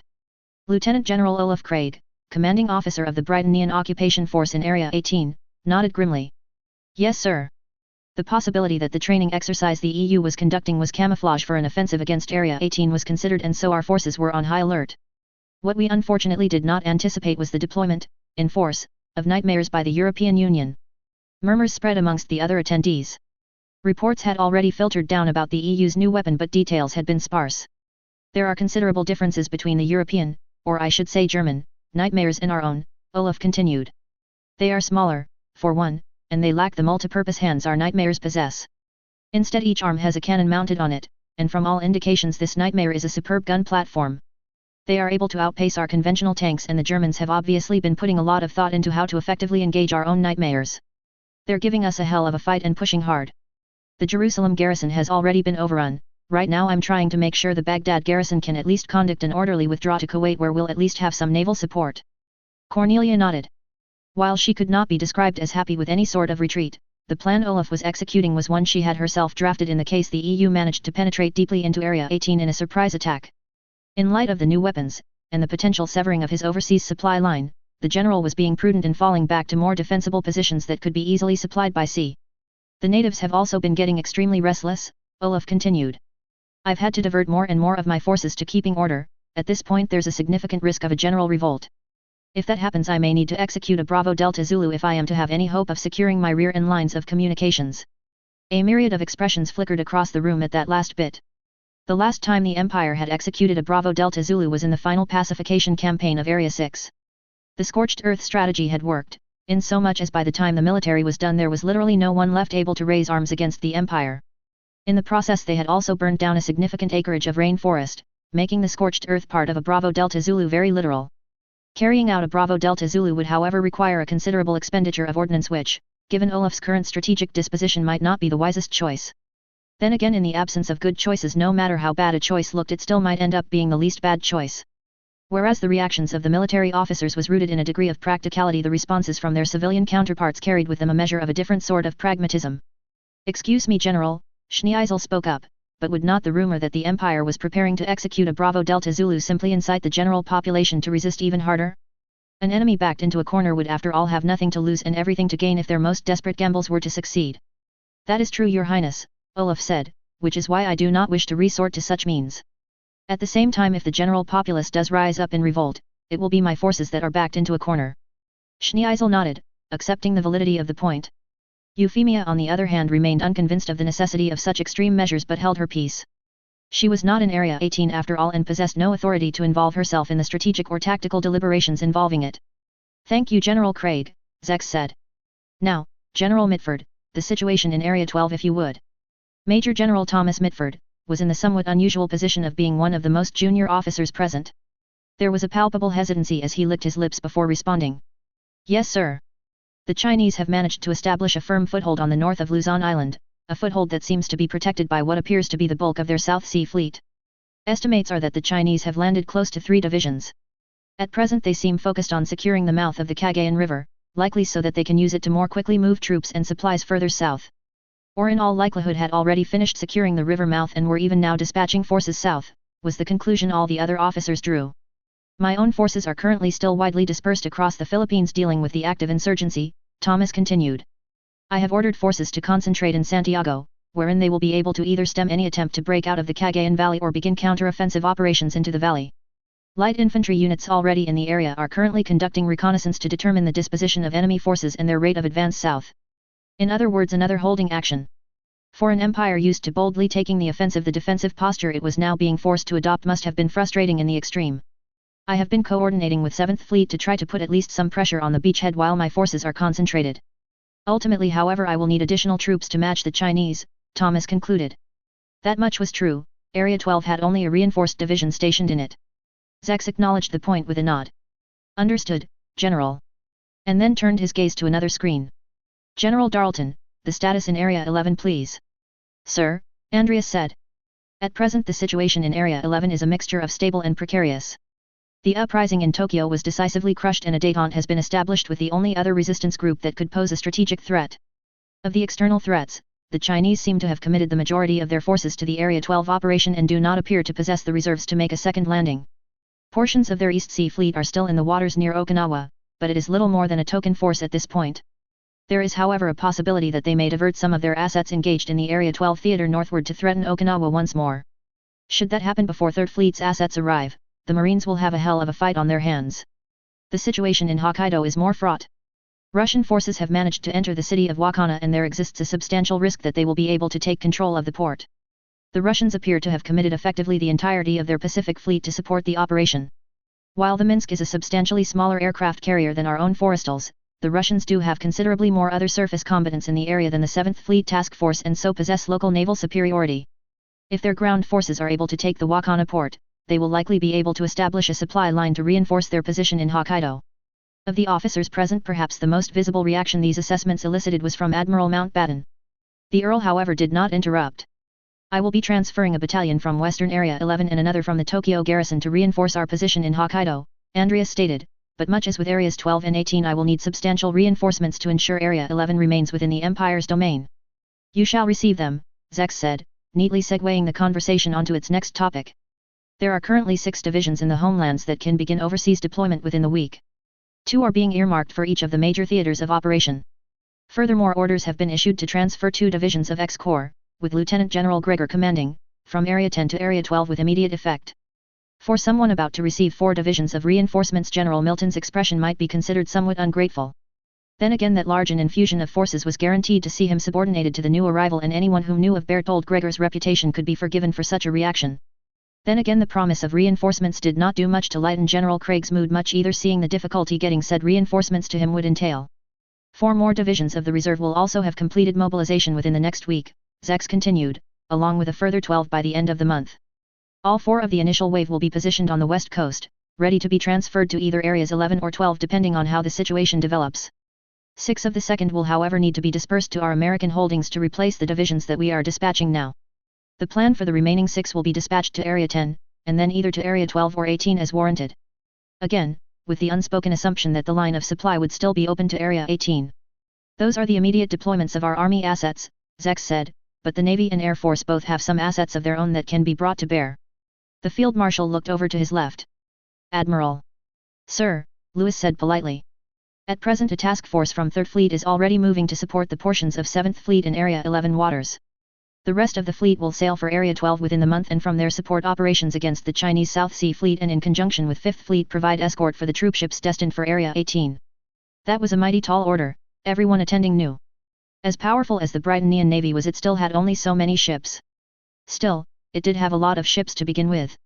2nd and 4th Fleets will be completely mobilized within the month and its active assets are already patrolling the Atlantic in case the Europeans are mad enough to attempt any incursion into the homelands, Lewis stated.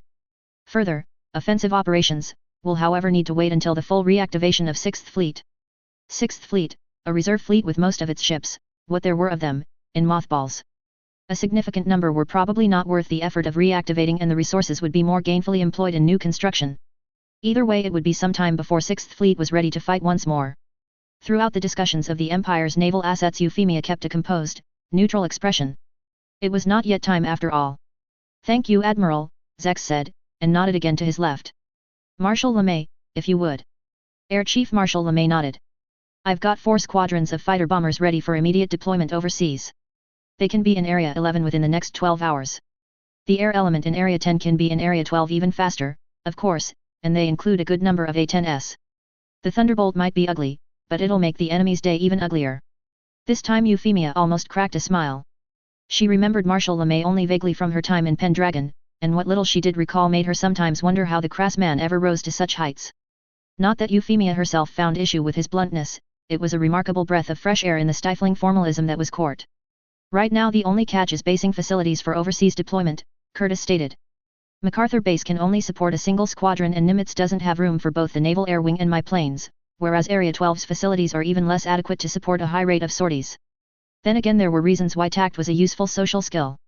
Mitchell Base is currently at 70% complete, Euphemia spoke up for the first time. Work on it will be expedited. If there are facilities that are more essential to the maintenance of your planes, I can see to it that they are prioritized over non-essentials such as officers' messes and dormitories. Mitchell Base, named after a Maverick Air Commodore. Euphemia began to wonder if such characteristics were a prerequisite for advancement in the Air Force. Marshal LeMay cracked a grin and nodded. I shall do so, Your Highness. The man at least could take as good as he gave. That brings to a conclusion a summary of our current and near-term disposition of our forces, Geass said. Further increases in the strength of our standing forces will require a full general mobilization. I have been assured that a motion to institute conscription will be put before Parliament without delay. The Field Marshal nodded to Schneeisel, a motion the Prince returned.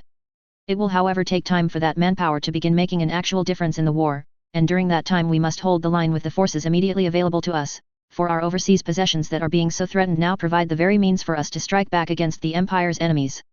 This time Geass's gaze fell on the man on his right. The principal difficulty that we face in the current war is the logistical challenge of amassing enough forces and resources to take the fight to them, General Johnson stated. An entire ocean separates the homelands from both our enemies, and the last time the Empire was forced to conduct such a transoceanic invasion it took the combined forces of the 3rd, 6th, and 7th fleets to support it. That was however against a single opponent, Japan, a comparatively weaker state than the ones we find arrayed against the Empire now. In light of the impossibility of diverting sufficient naval strength to support a long-distance invasion, the General Staff proposes the following stratagem. A build-up of forces will be conducted in areas 11 and 17, from where it will be much more feasible to launch amphibious invasions against the Asian mainland. This will allow us to put pressure on the Chinese Federation on two fronts, reversing the current strategic situation the Empire finds itself in, as well as threaten the Far East possessions of the Russian Federation. The Russians cannot ignore a threat of such a magnitude, especially if the city of Vladivostok, their only warm water port on the Pacific, is endangered. This should see them commit at least some assets to attempt to defend, or better yet, seek to retake, the city, which will reduce the resources they can commit against Area 18. As for the Chinese Federation, the proposed war plan is split into East and South operational theaters. The eastern threater will attempt a landing on the Korean peninsula, targeting the port city of Busan. With its capture we would have a foothold that would allow us to advance further inland and credibly threaten Beijing.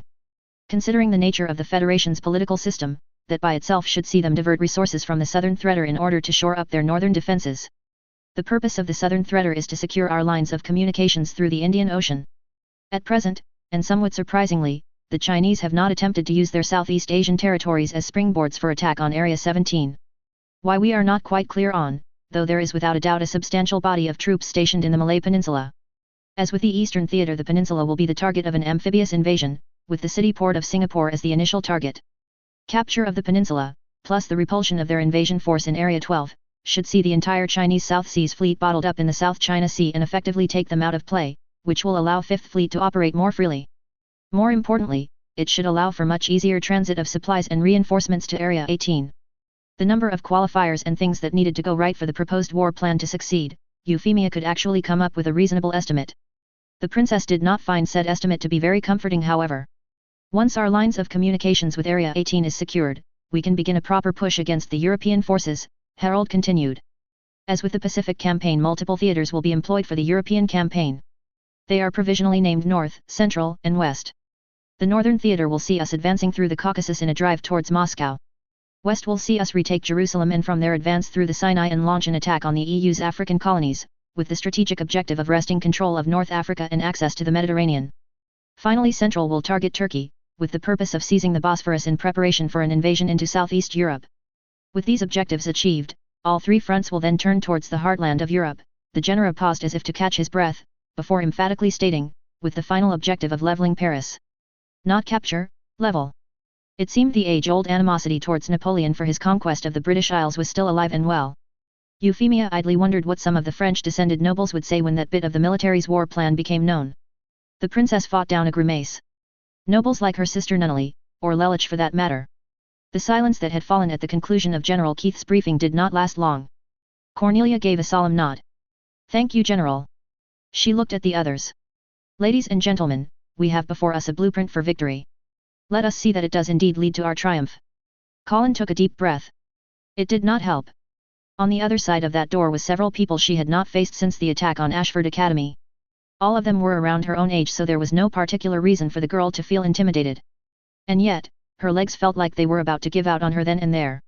The girl took another deep breath. It still was not working, and she was stalling. With a sigh the girl reached out, and pushed open the door. Heads turned immediately and Colin found herself under the gaze of the two students already in the room. I'm back. Colin said somewhat tentatively. A blur sped across the room and Colin found herself suddenly engulfed. Whoa, Millie. The grip tightened and Colin found herself in a veritable bear hug. Who knew the Ashford daughter was so strong? Colin, you big idiot, you had us so worried when you just up and vanished. Millie exclaimed. Ahehat, Colin laughed nervously. I'm really sorry Millie. There was something I had to do. Millie released the girl and gave Colin a hard gaze. It was not quite a glare, but it was equally evident that as elated as Millie was to see Colin, the older girl had words. Colin could only smile weakly. After a long minute a coughing sound interrupted Millie and the two girls looked over at the single male present. Millie, I think that's enough, Cole said with a slight smile. Colin's probably gotten the point. Colin gave the young man an appreciative smile, though the girl knew that she owed him much more than that. Well, I suppose, Millie relented, and then turned back towards Colin. So, did you find what you were searching for? There might have been a smile on Millie's face but the other girl was completely, utterly serious. Colin sighed. Yeah, I think I did. Millie nodded. Good. And then maneuvered Colin around so that the girl was directly facing Cole. Now, the two of you. Kiss, make up, whatever. Millie. Colin half shrieked. Cole face-palmed at his classmate's seemingly complete lack of tact. A finger jabbed into Colin's cheek as the girl began spinning about, causing her to cry to cut off. You, Colin Stotfeld, owe Cole a major apology for the grief you put him through, Millie said, completely deadpan. And not just that, but also for the risks he took to try to find you. That caused Colin's eyes to flare and she looked back over at Cole. The young man simply stood there, giving no indication of just what those risks might have been. Colin looked back over at Millie quizzically. The older girl however shook her head. That's between you and him. And promptly retreated out the room. Now get to it. Oh, and Colin. A beatific smile appeared. You and I have much to discuss as well. A chill ran down Colin's spine as the doors closed. With a tired sigh she turned back around and regarded Cole. The young man seemed equally fatigued but did not shy away from meeting his gaze. When he stepped towards her Colin immediately also closed in, meeting him halfway. Once the two were before each other however they simply stood there, without a sound. As Colin regarded Cole she could see the worry that had been etched into his face, his immense relief at seeing her alive, and ultimately a hint of sorrow as well. Unsure of what to do, Colin reached out and took Cole's hands into her own.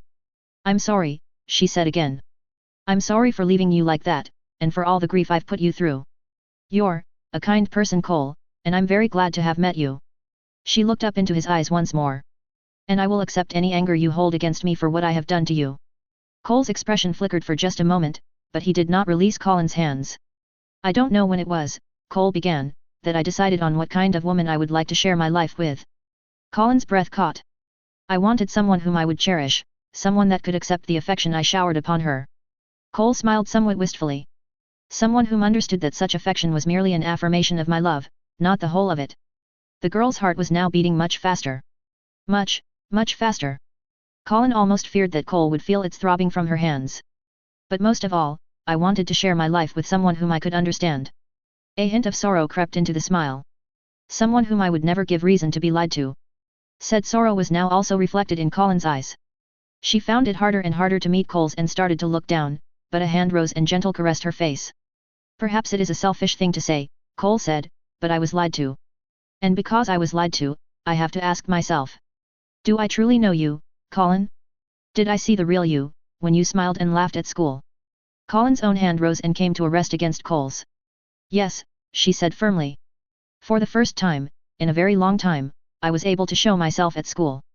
I was able to be myself, the self that I thought had died when the Empire invaded Japan. And, that was because of you, Cole. The young man said nothing at first, simply staring into Colin's gaze. There was a clarity in his eyes, of purpose and will. It was a clarity that Colin found to be of great comfort. But that isn't all there is to you, Cole finally said.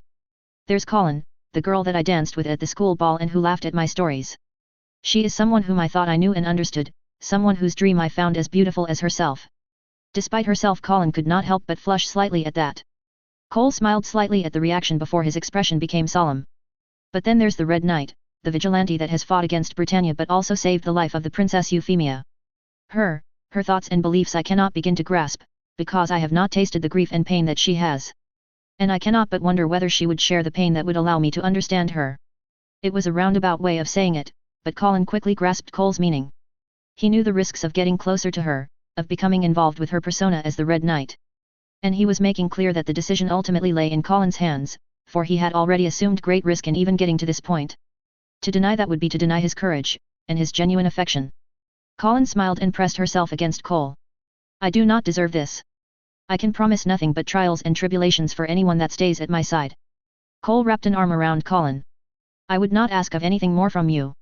All I ask of you is, you. Colin sank into the embrace. Her head felt surprisingly clear, even as her eyes began to blur from the tears that gathered within them. Yet there was no pain, no pressure in her head that would accompany any tears shed of sorrow. How long had it been, how long since she last cried simply because she was happy? Colin could not remember. But it was happening now, and she let the tears run free as she held and was held in turn. It was an embrace she never wanted to be released from. Doctor. Kuruba looked up, trying his best to not look wary at hearing his name called. The gentle smile on Lieutenant Blanche's face made clear he was not entirely successful. Her Highness has requested your presence at the Viceroy's palace, Helena stated. The doctor spent perhaps a moment digesting the words before nodding. Very well, Lieutenant, Kuruba said as he stood. Please give me a moment to freshen up. Helena returned the nod and stood aside to wait. The doctor did not take too long, giving his face a good rinse and making sure his clothes were not too disheveled. It was probably a good thing he had managed to find the time to actually sleep and get a change of clothes yesterday. Once satisfied that he looked at least somewhat presentable, he emerged from his office and nodded to the lieutenant once more. Please lead the way. Helena did so and Kuruba trailed after her out of the building. Cleanup was still happening on the hospital grounds, most of it concentrated in hauling away the rubble of the destroyed wing. There were not that many soldiers about now, most having withdrawn to the concession are actively searching the ghettos for any JLF remnants. Those that did remain however seemed remarkably at ease, Britannians and Japanese alike, and were openly interacting with not just the members of Akatsuki but also the civilians that lived around the KO medical campus. Kuruba allowed himself a slight smile at the sight before climbing into the waiting Humvee.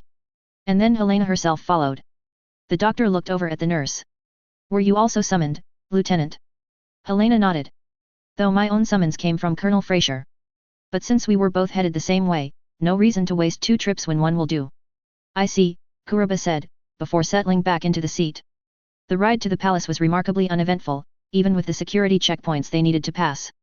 Kuruba was old enough to remember the old imperial palace that once stood on the grounds of the Viceroy's palace. It still pained him to see that symbol of Japan's past gone, replaced by the imposing, stale heights of the Britannian palace. Still, this was progress of sorts, his invitation to the palace. Kuruba certainly would have never expected to find cause to enter these halls in the aftermath of the invasion. This is where we part ways, Dr. Kuruba, Helena said as they passed through the interior security checkpoint. Kuruba turned to regard the Britannian nurse once more, and to her surprise bowed. Lieutenant Blanche. I thank you for everything that you have done for my people. Helena stiffed for a moment, and then clicked her heels together respectfully. It has been a privilege and an honor to work by your side, Doctor. Kuruba rose, and was warmed to see the wide smile on the woman's face. He returned it with an earnest one of his own before turning to follow the Princess Armsman. The two made their way deeper into the palace, past countless doors that the doctor could only guess the purpose of, past servants and soldiers of whom more than a few gave him curious, albeit discreet peeks. Kuruba did not let the gawking bother him, there were plenty of other things to occupy his mind after all, including just why the princess had summoned him. That answer would soon be given as the two stopped before a pair of doors with 2 soldiers standing guard outside. Kuruba's escort knocked and a clear, firm voice sounded from within. Enter. The door opened but the guard did not actually cross the boundary. Your Highness, the Dr. Kuruba as you requested. Thank you, Sergeant. Please show him in. The soldier bowed, then stepped aside, arm raised to invite Kuruba in. The doctor nodded his thanks and entered, finding himself facing the Princess Euphemia seated upright in her bed. Kuruba felt a slight twinge of worry at the sight. The princess was obviously still recovering from the ordeal she endured at KO. Should she be entertaining any guests at all? And then the princess looked up at him with a smile. Doctor, she said, tilting her head towards her bedside. Please, have a seat. Kuruba hesitated a beat before walking over. To be allowed so close to the princess person was a surprise, not that he was actually alone with her, seeing the presence of a blonde-haired woman standing against the wall on the same side of the bed. After giving her a single glance, however, Kuruba did his best to ignore her. The princess was the person whom he had come to see after all. How may I be of service, your highness? The doctor asked once he was seated. Euphemia shook her head. You have already given much more than any person has a right to ask, doctor, to me and to so many others. Would I be here at all today if you had not been present at KO that day? Kuruba opened his mouth, and found no words came. He closed his eyes and took a deep breath, collecting his thoughts. You were my patient, your highness, he said after meeting Euphemia's gaze once more. It is my solemn oath to give aid and care to any whom needs it. That may be so, Euphemia said, but it simply being your duty does not deprive you to a right to gratitude from those whose lives you have touched. That is the least you deserve, doctor. Kuruba looked at Euphemia for several more moments before nodding solemnly. Much as he could not deny someone the care they needed, he also would not deny their gratitude. That would have been insensitive in the extreme. Good, Euphemia said. Then I hope that you will accept from me a token of my gratitude. The doctor's eyes widened. I am sorry, your highness. I have been informed of what happened to Mr. McCabe, Euphemia stated. Kuruba stared at the princess, his breaths quick and shallow, all that the elderly man could manage. I am also aware that a letter was left addressed to you, the princess continued. No, I do not know its contents, though something tells me your friend sought to explain his actions to you. That was true enough. McCabe had detailed why he finally elected to take his own life. Kuruba however made no move to confirm or deny the princess' words. At this point, he simply could not.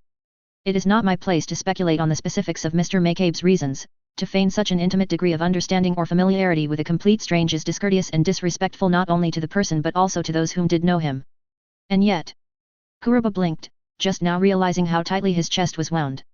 The doctor tried to compose himself. It was proving remarkably difficult. And yet, Euphemia repeated, my lack of familiarity with Mr. McCabe does not excuse me from my degree of complicity in his death. It was I after all that placed him in a situation which demanded he choose between his dignity and his freedom. The doctor felt an urge to protest, that the princess' decree regarding the Fuchu prisoners had been, the thought chopped off. No, the decree had not been fair, it had done exactly what the princess admitted to now, probably intentionally so. Yet Kuruba felt no anger or frustration with Euphemia, the princess likely had been trying the best she could within the limits of her own power and authority.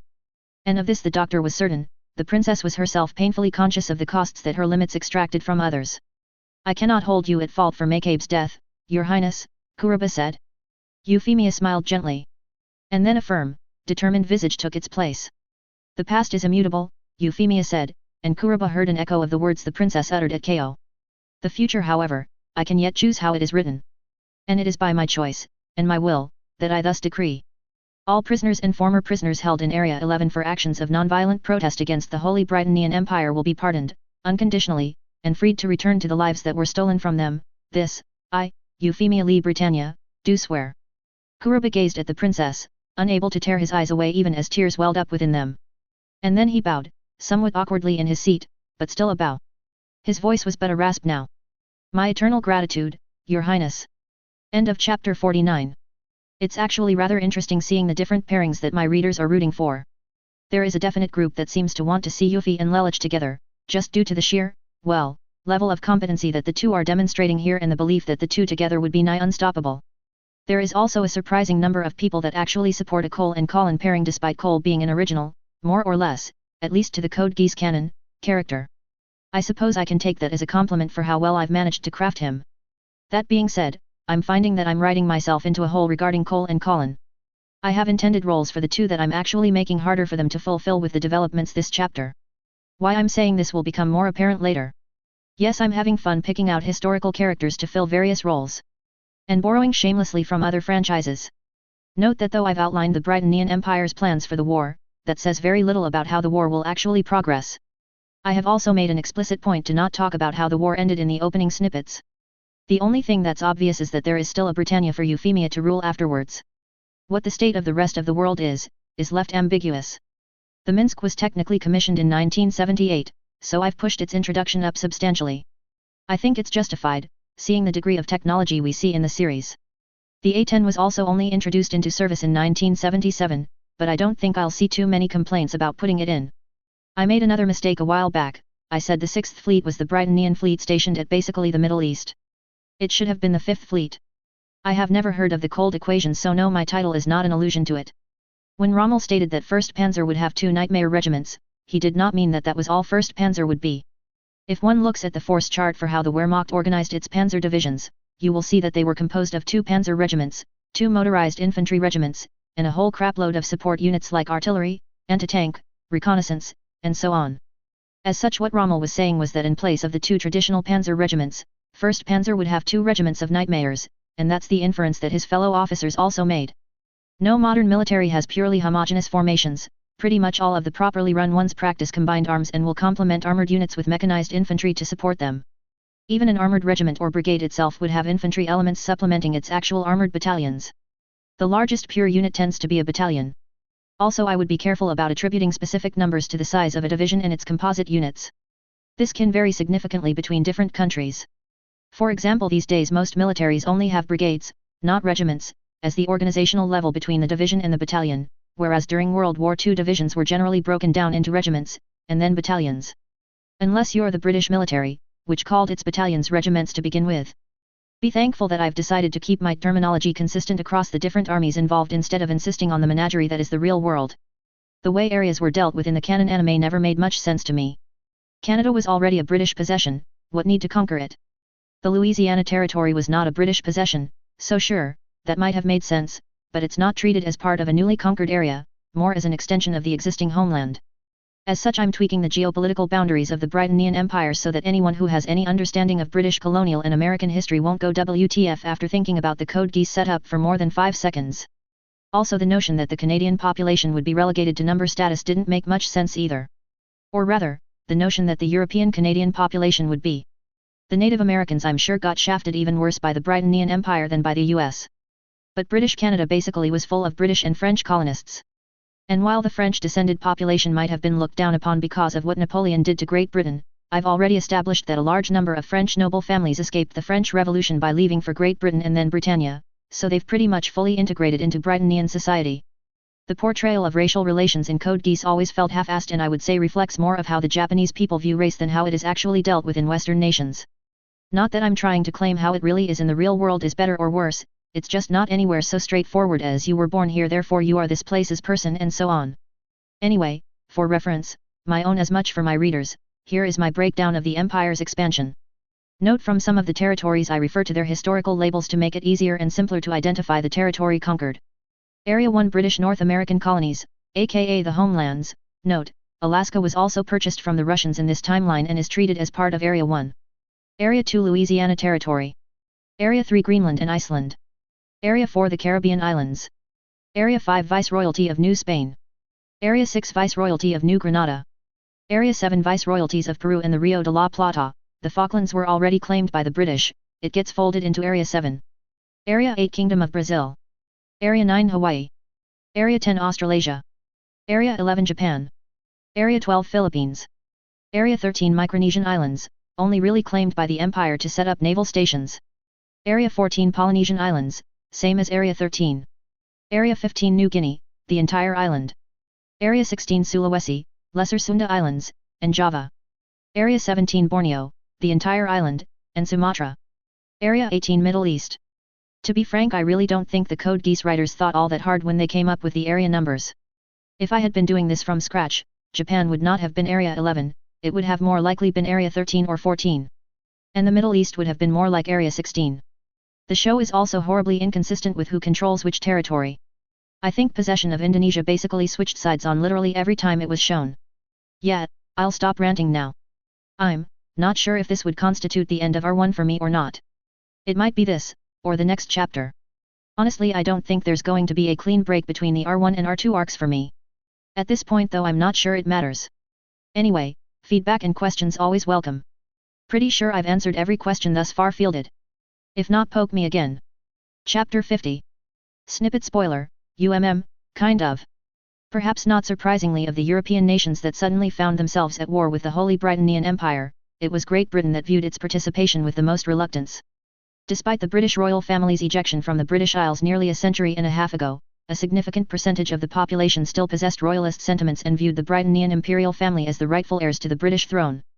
Combined with a general degree of resentment for the demotion of Great Britain to a second-tier power as a consequence of its defeat by France, the British government was forced to walk a very fine line between respecting public opinion and fulfilling its formal obligations to the other European nations. This was not to say of course that Great Britain did not contribute significantly to the war effort. It raised several divisions and deployed them overseas to fight in the various EU theatres, and the British Navy, as reduced as it was due to limits imposed by the continental powers, played a major role in keeping the Britannian Navy at bay in the Atlantic.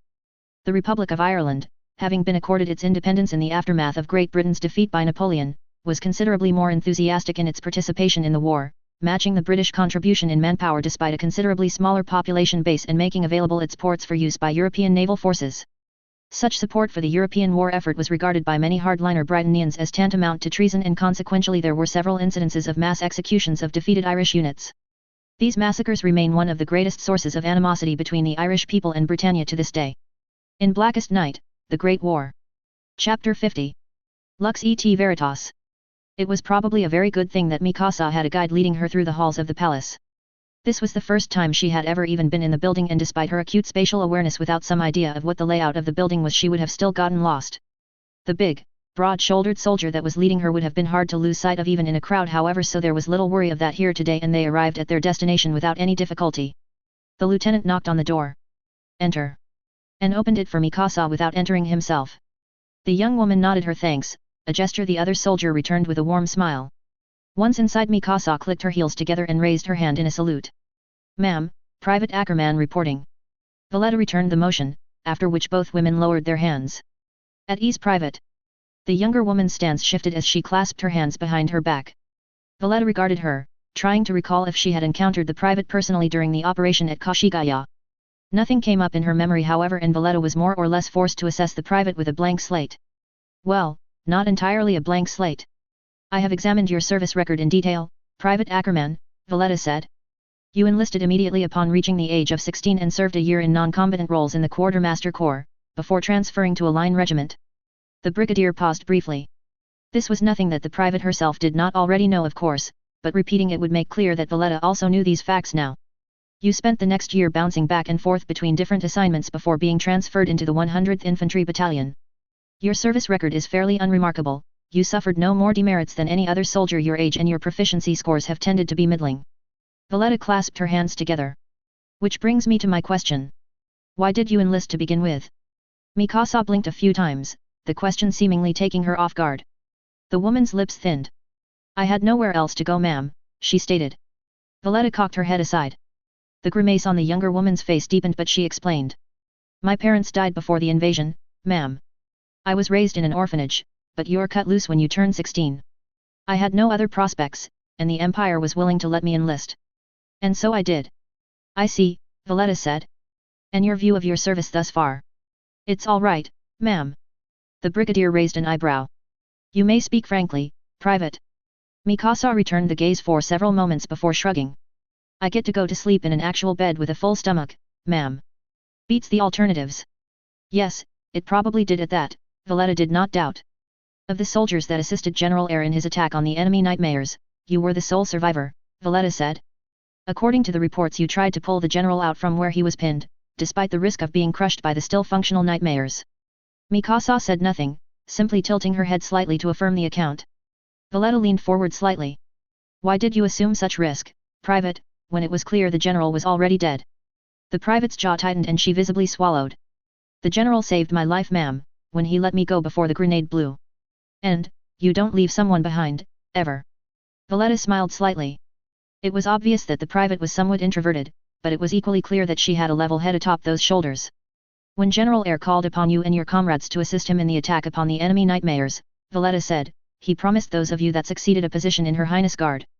Mikasa stiffened, her eyes a mixture of apprehension and even confusion.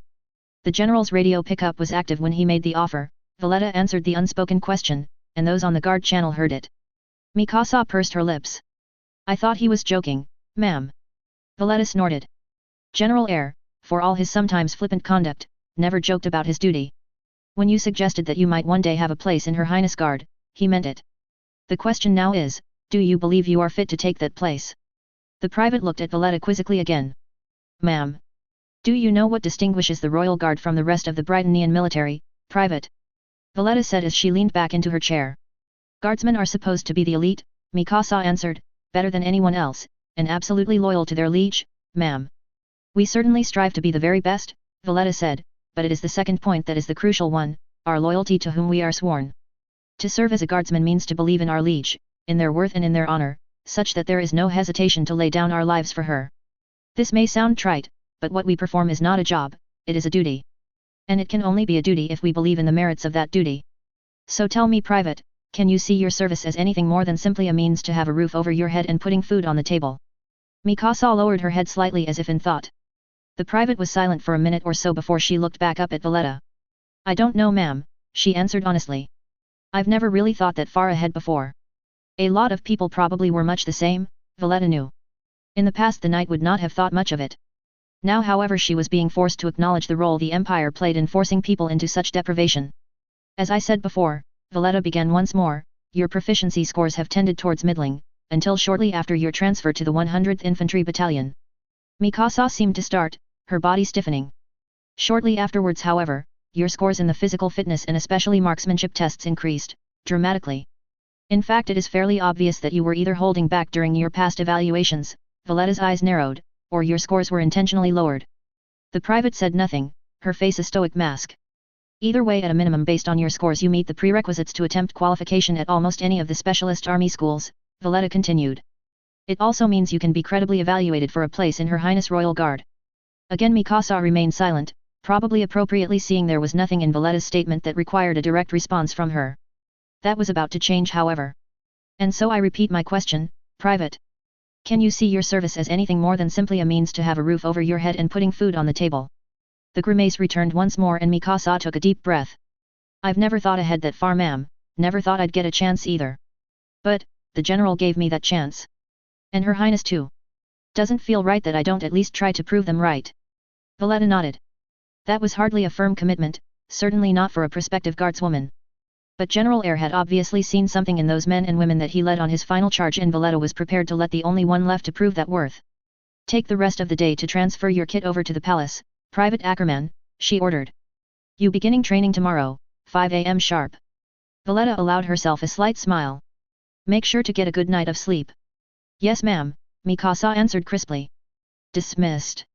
The training gym was effectively empty. Besides Colin there was the towering armsman that had brought her to the palace, a Lieutenant Armstrong if she recalled correctly, the equally massive captain of the Princess Cornelia's Royal Guard, General Victor Arciad, and a young woman that was probably a couple of years Colin's senior. With her deep blue hair and crimson uniform it was fairly easy to surmise that she was the general's daughter, Laura Arciad. Colin gave the other woman a very thorough look over.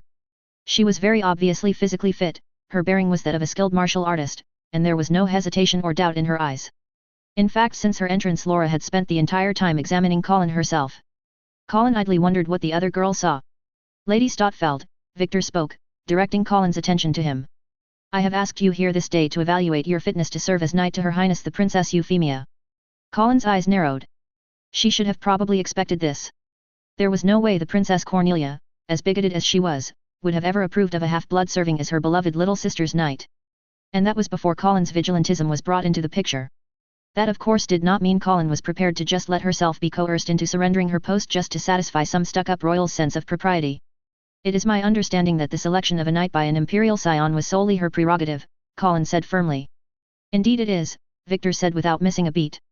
Which means that if there is any area where you fall short as Her Highness knight, that deficiency must be remedied.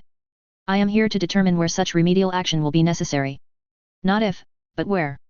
Even if Colin herself was prepared to admit that she lacked the formal training to serve as a knight she was not about to just take that lying down. Her own dignity as much as anyone else was at stake. Very well, then let's get to it, Colin said brusquely. Victor raised an eyebrow and Colin could easily sense the disapproval emitting from the man's daughter. The fiery redhead did not care in the least. A reminder, Lady Stotfeld, Victor said. As you are a sworn armsman of Her Highness, you are now in the formal chain of command. And so being a part of it, you are required to respect it. Is that clear, Lieutenant Stotfeld? Colin grimaced. Okay, that one she had coming, and it was even something Euphemia herself had warned her on. Right now Colin was still a very junior member of the Royal Guard, even if her position as the Princess Knight was a prestigious one. If she was to work with these people she would need their respect, and letting her temper get the better of her all the time would only ostracize her from the rest of the guard. The young woman straightened and assumed an at-ready stance.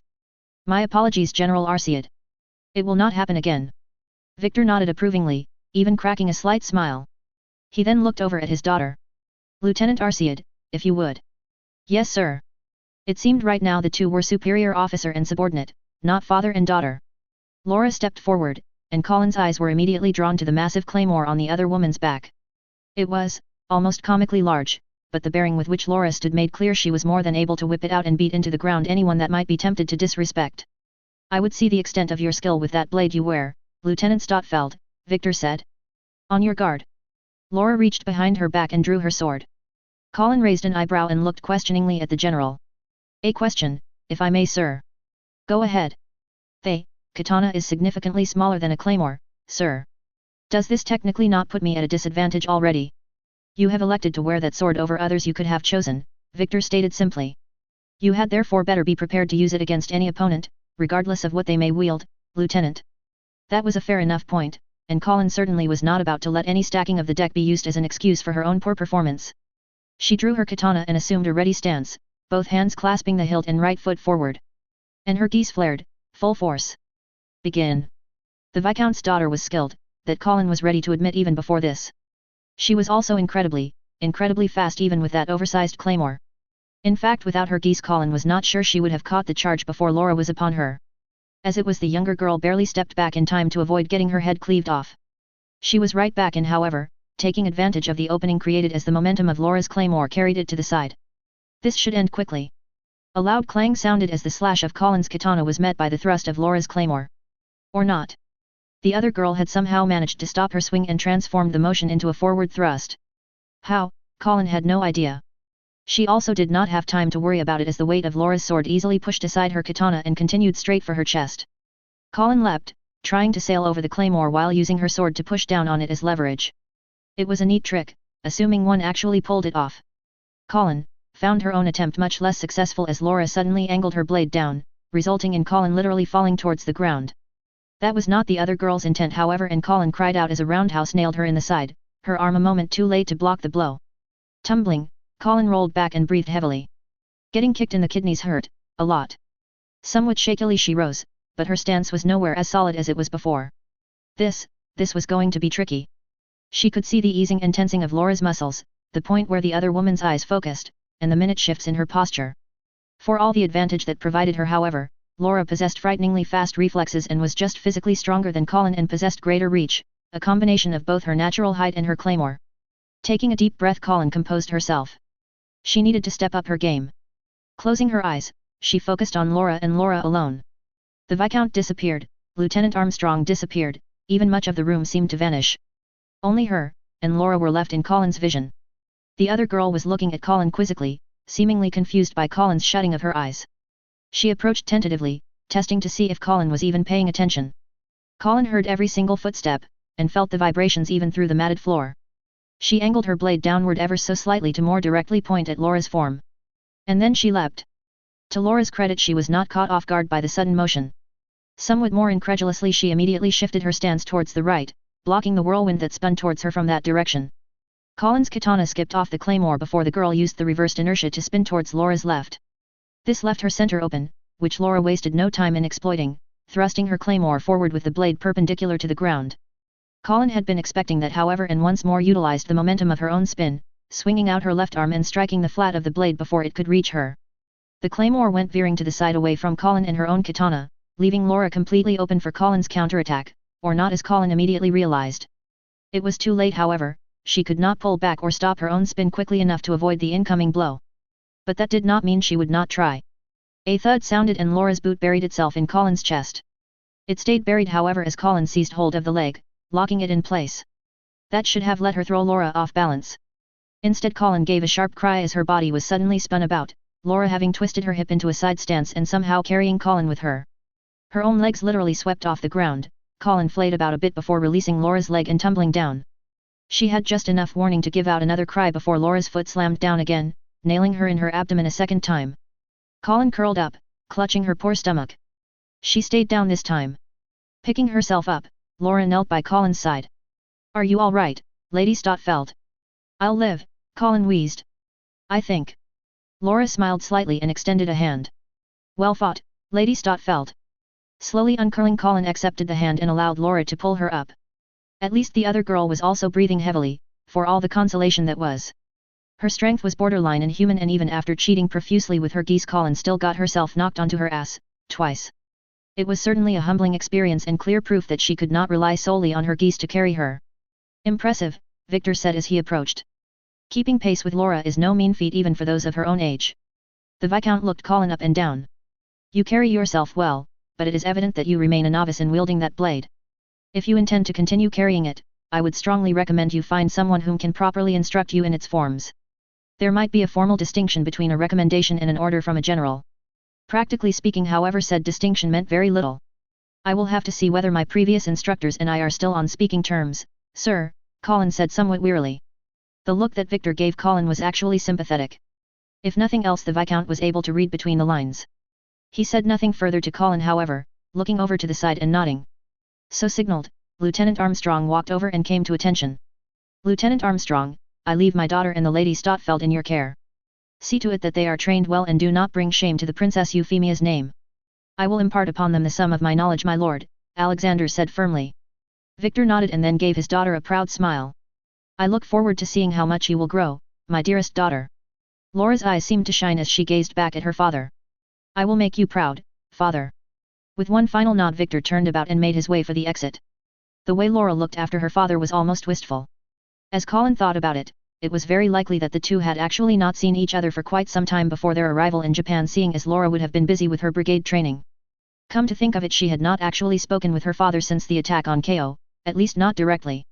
The message letting him know she was okay and things were going well with the princess was probably not good enough. Another item on the long list of things she needed to do. Well thing, the gruff voice of the lieutenant sounded, causing Colin and Laura both to look over at him. Alexander crossed his arms. That was a most splendid display of swordsmanship, any who bore witness to it could not help but feel a great urge to join in the dance. Colin gave the lieutenant a very confused look. Even without her Geass, she was sure Laura was doing the same. Said look changed from confusion to something else entirely as suddenly Alexander tore his shirt off to reveal a bulging muscular form. Now that the test conducted by the Viscount Arciad is concluded, I have no need to so restrain myself. The man flexed his arms, his wrist flicking and a pair of brass knuckles flipping into place. He assumed a ready stance, a wide grin on his face. On your guard, Lady Arciad, Lady Stotfeld. Colin stared at the lieutenant, her mouth agape. There really was only one response for such a situation. What? When Colin entered Euphemia's office, there was a noticeable slouch to her posture, noticeable enough that Euphemia raised an eyebrow at the sight of the girl. Is something wrong, Colin? The princess asked. Colin gave the princess a beady look. It was your idea to put Lieutenant Armstrong in charge of my training, wasn't it? Euphemia cocked her head aside quizzically. Lieutenant Armstrong comes from a distinguished family and he has always performed his duties to the highest standards.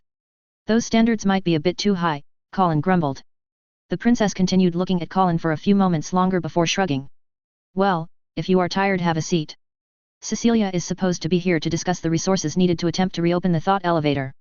Colin accepted the invitation, slumping into the chair across from the princess. There was a subtle look of disapproval at such seeming laxity from the armsman on duty, but the girl was too tired to care. CC fortunately did not keep them waiting long, and when she entered the room the woman was carrying a large stack of papers with her. She plopped them down without ceremony on Euphemia's desk. The scheme thou hast asked for. Colin leaned forward to get a better look as the princess fingered through the papers. The pages were covered in diagrams of various sorts, none of them making a lick of sense to Colin. Then again, she possessed no formal training as an engineer, so that came as no great surprise. The surprise lay that CC apparently did possess such knowledge and understanding, but seeing that she was apparently immortal, there was plenty of time for her to have acquired said skills. So this will reopen the thought elevator? Euphemia asked. Nay, CC responded, that be beyond the ken of any contrivance crafted by mortal hands. This shall restore the lamancy of the gate. With yonder light, thou may once more gain added to the Empyreus. Euphemia looked up at CC and Colin a second later as the last word clicked. Empyreus. Euphemia said. Are you suggesting the thought elevators lead to the afterlife? 'Tis a land not meant for mortal ken nor mortal company, CC stated. That is not an actual answer, Euphemia pointed out. 'Tis sooth enough for thy query. The princess regarded CC for a few moments longer before apparently deciding not to press the matter. She looked back down at the diagrams. A frame constructed of menachite and cerasum, and an internal module that is made of a nickel and rhenium alloy, with an iridium core. Euphemia looked back up at CC with an unamused expression.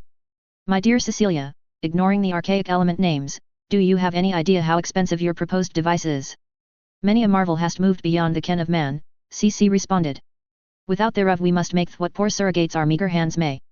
Gods above and below, Euphemia said in a resigned tone before flipping through more of the pages. Her hands suddenly froze however and her eyes went wide. What?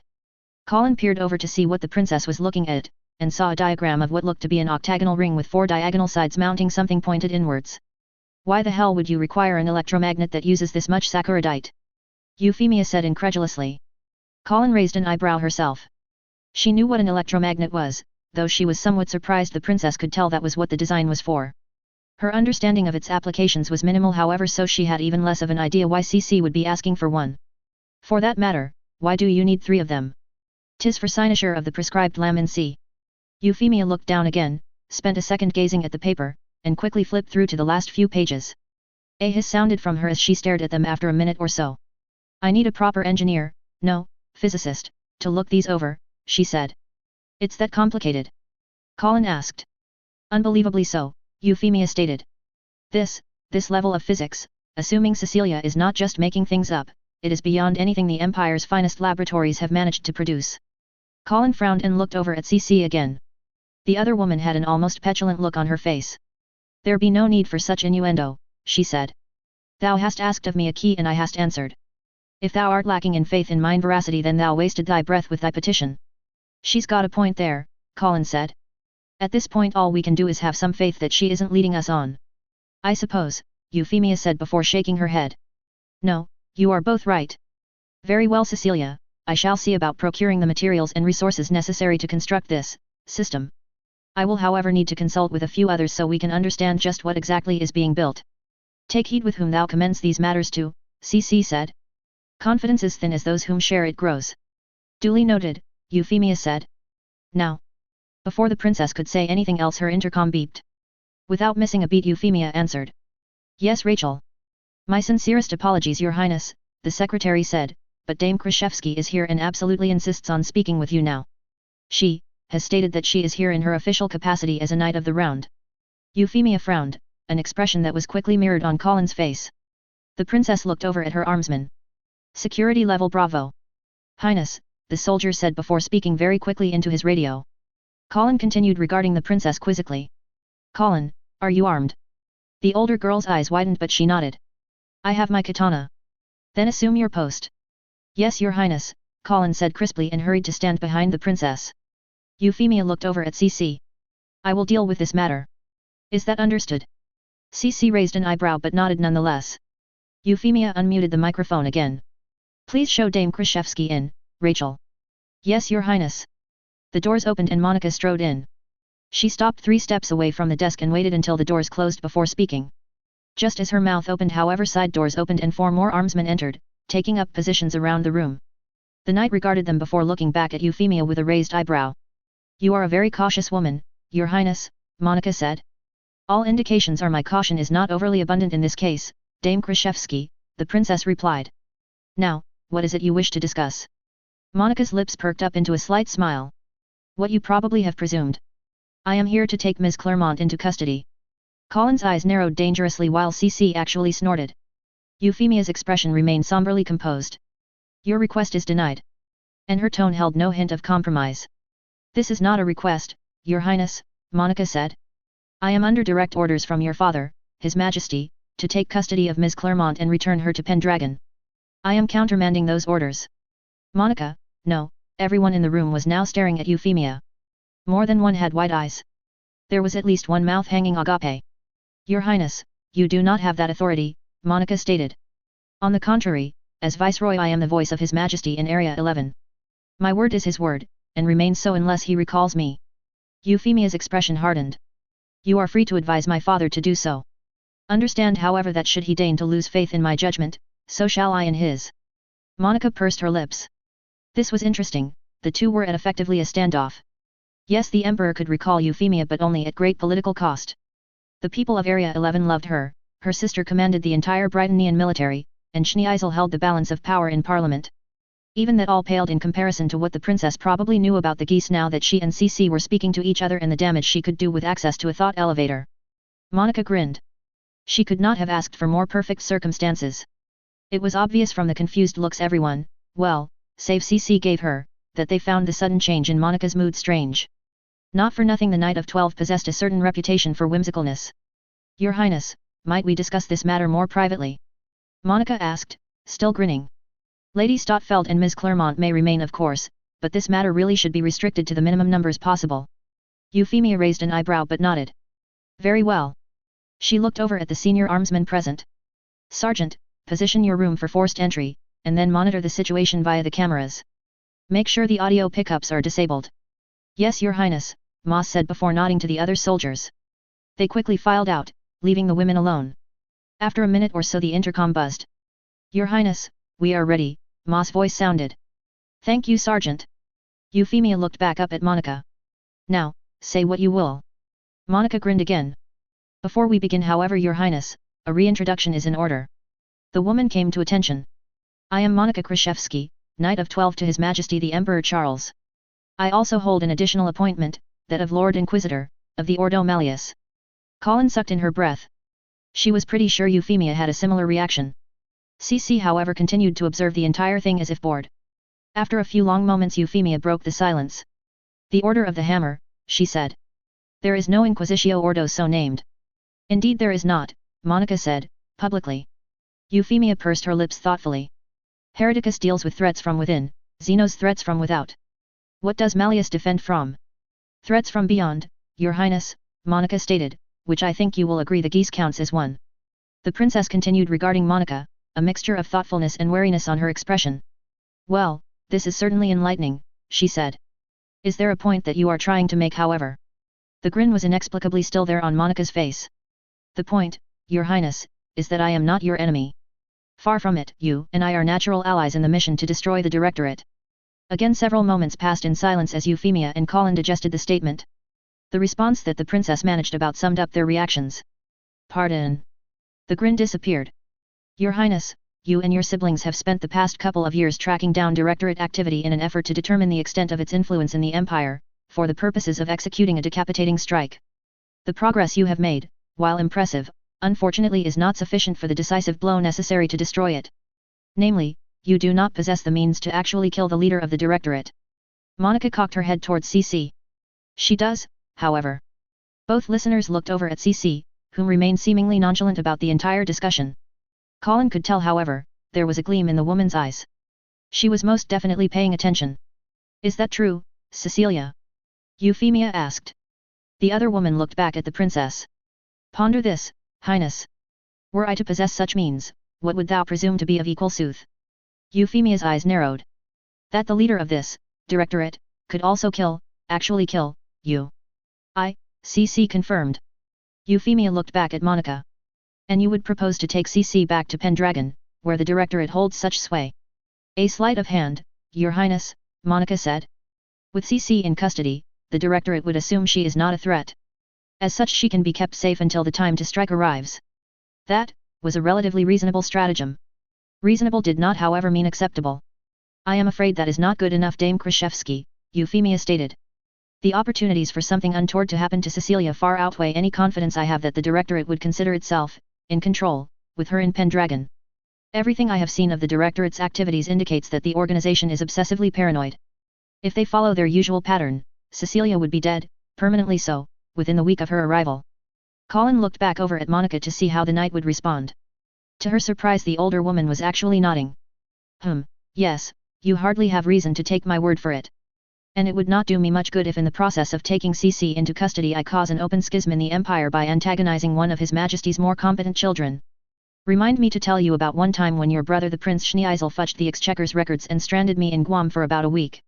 Though that was not so bad, was probably the longest vacation I had since becoming a Knight of the Round. By this point Colin had given up glaring at the knight and was simply staring at her with a look of incredulity. There was either something very off about Monica or the woman was feigning a flippant attitude to throw people off guard. In fact, having you sit on CC would even make my life easier, since you want the Directorate's leader dead as much as me, if not more. The only problem however is that VV is something of a whiny brat. At that CC snorted as if in agreement. If I leave here without C.C, Monica continued, he's likely to throw a tantrum and try to take matters into his own hands. A ruthless smile crossed Euphemia's face. He is welcome to try. The amused look disappeared from Monica's expression. Would you say the same knowing that he has a cadre of other Geass wielders at his disposal? A hiss escaped Colin before the girl even realized it. That was not good. One Geass bearer had managed to sick basically the entire JLF on Euphemia and her with his powers. There was no telling how much damage the others might cause in an attempt to get to CC. Euphemia cocked her head aside. You obviously have a proposal in mind, one that takes into account the fact that I will not surrender CC to yourself or the Directorate. Monica began pacing back and forth pensively. She then turned and faced the princess directly. CC will keep. If you allow me to station a few soldiers to keep tabs on her to make sure she does not disappear, we can stall, if there is a matter that is even more pressing. The knight's gaze now fell to the woman in question. For example, dealing with this other contractor that seems to possess the ability to compel others to his will. Colin fought hard to keep from flinching. That might work, save for the fact that said contractor was one Lelich VI Britannia, elder brother to Euphemia and one whom she likely still harbored some affection for. Would the princess be willing to betray knowledge of his survival? Somehow Euphemia herself managed to keep a completely impassive face. Colin idly marveled at the younger girl's restraint. If it is information you wish, Dame Krashevsky, then I shall require that you divulge something of equivalent value. Oh? And what would that be, Your Highness? Euphemia clasped her hands together. What is your Geass? Colin blinked. She then looked over at the knight, and realized that she could not read her either. Or rather, the impression was as vague and shallow as whenever she tried to read the princess herself. Monica clucked her tongue. Well, I see your reputation is well deserved, Your Highness. And since the secret is out, I might as well show you. Colin's hand fell onto the hilt of her sword and her own Geass fired up, just on the off chance that it might end up being useful in some way. There was a slight flicker in Monica's left eye, a dim blue light that was growing brighter with every passing moment. And then, it was gone. In fact, everything was gone. Colin could no longer feel anything beyond what her normal senses could tell her. A gurgle sounded in her throat. Colin. Euphemia said. Colin tried. She's jamming me. Euphemia frowned and looked back over at Monica. A few moments later her own eyes widened, the princess apparently having tried something herself that was failing. And then her eyes narrowed again. That was how you were able to break the compulsion placed on the gendarmerie private. Monica nodded.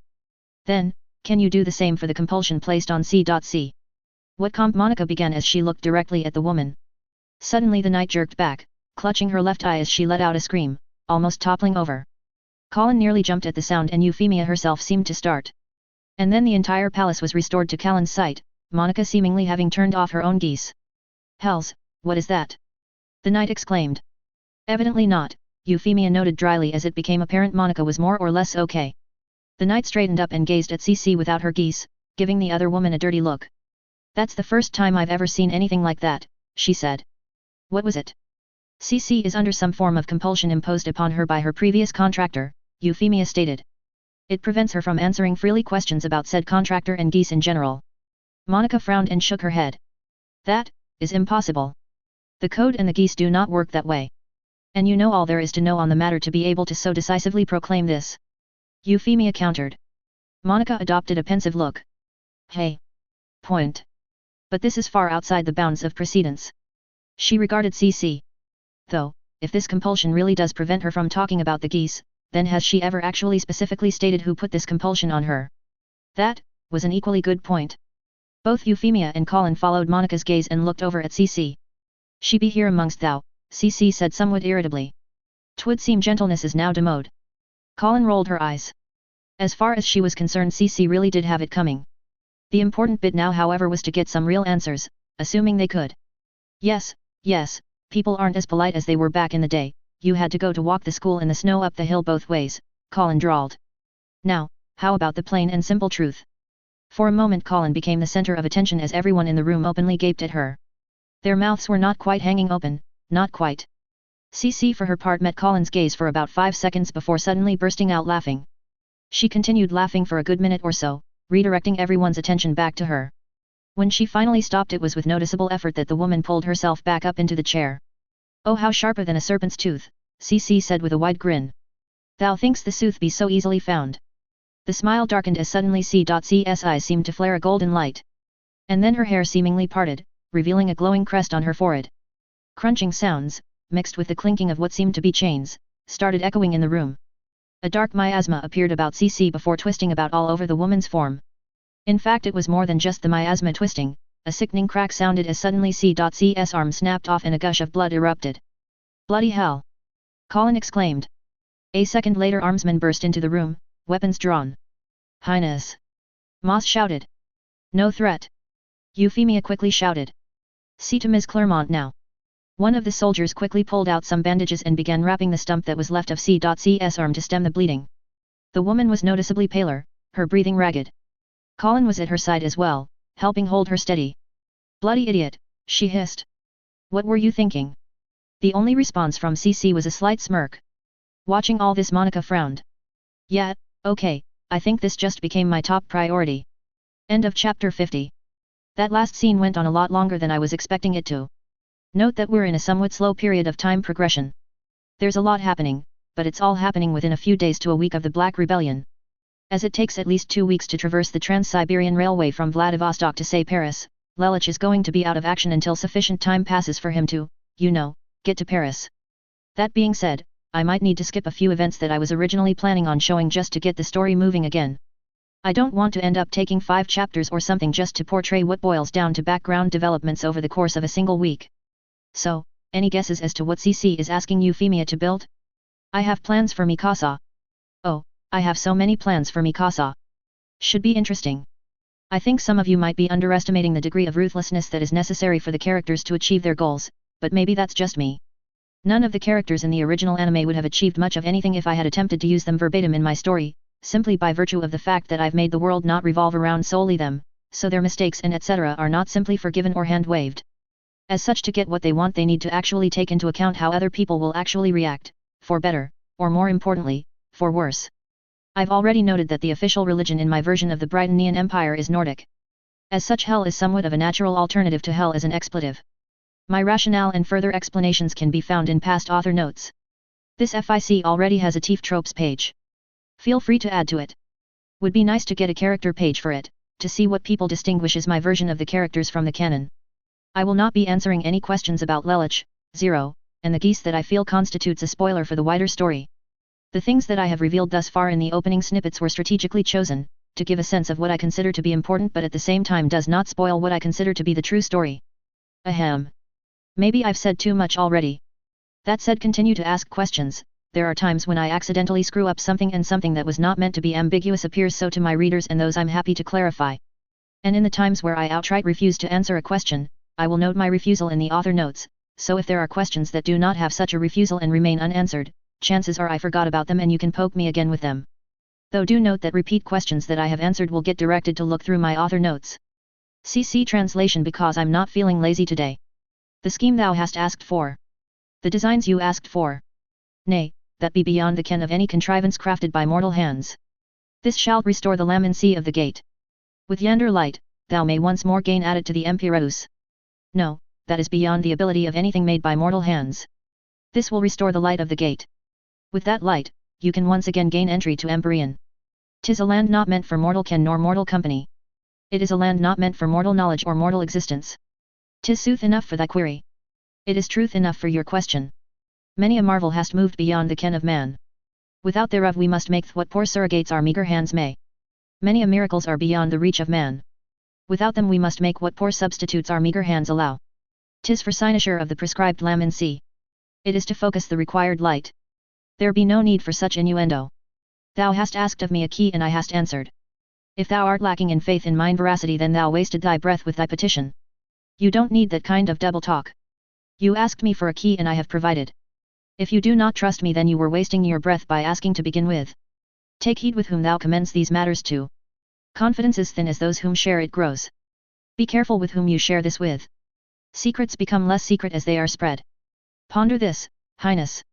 Were I to possess such means, what would thou presume to be of equal sooth? Think about this, Your Highness. Were I to possess such means, what would have to be equally true? She be here amongst thou. 'Twould seem gentleness is now demode. She is right here. It would seem common courtesy is now out of fashion. Chapter 51. When the Great War began, the European powers found themselves facing an acute logistics challenge almost immediately.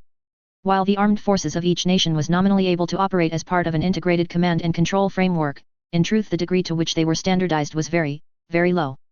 While England, France, Italy, and Spain at least used the same 5.56x45mm cartridge for their main battle rifle, Germany and Austria used a 7.62x51mm cartridge, while the Russians and several other Eastern European nations used a 7.62x39mm round. In terms of combat vehicles, the Russians had just achieved widespread deployment of their new T-72 tanks, while the French AMX-30 and German Leopard were the standard employed by many other European powers. Then there was the new German Hummel, the first operational European nightmare, which for the early part of the war was limited only to the 1st Panzer Division. In terms of air power, again the main European powers were split, with the French utilizing aircraft built by Dassault Dunois and the Russians and their closer allies the fruits of the Mikoyan and Gurevich Design Bureau. The Germans on the other hand led a multinational consortium called Panavia that included the Austrians, English, Italians, Spanish, and a few other Western European nations to produce aircraft for the respective members.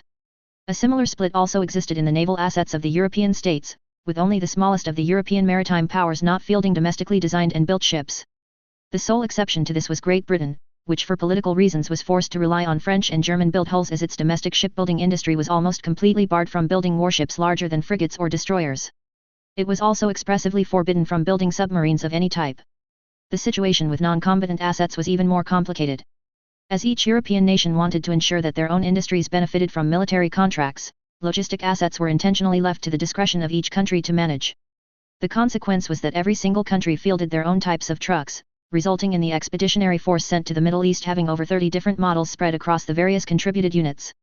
The fact that the entire campaign did not come to a grinding halt a few months in is a testament to the Herculean effort of General Manuel Gutierrez Mellado and his staff. By the end of the war, sheer necessity had seen the Europeans standardize on 2 models of trucks for transporting supplies and personnel, both Russian in origin.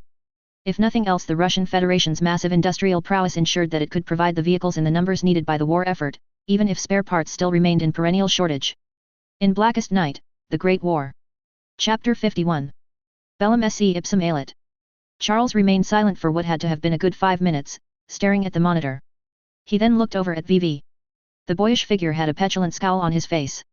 The Emperor resisted the urge to roll his eyes. Tempting, ever so tempting.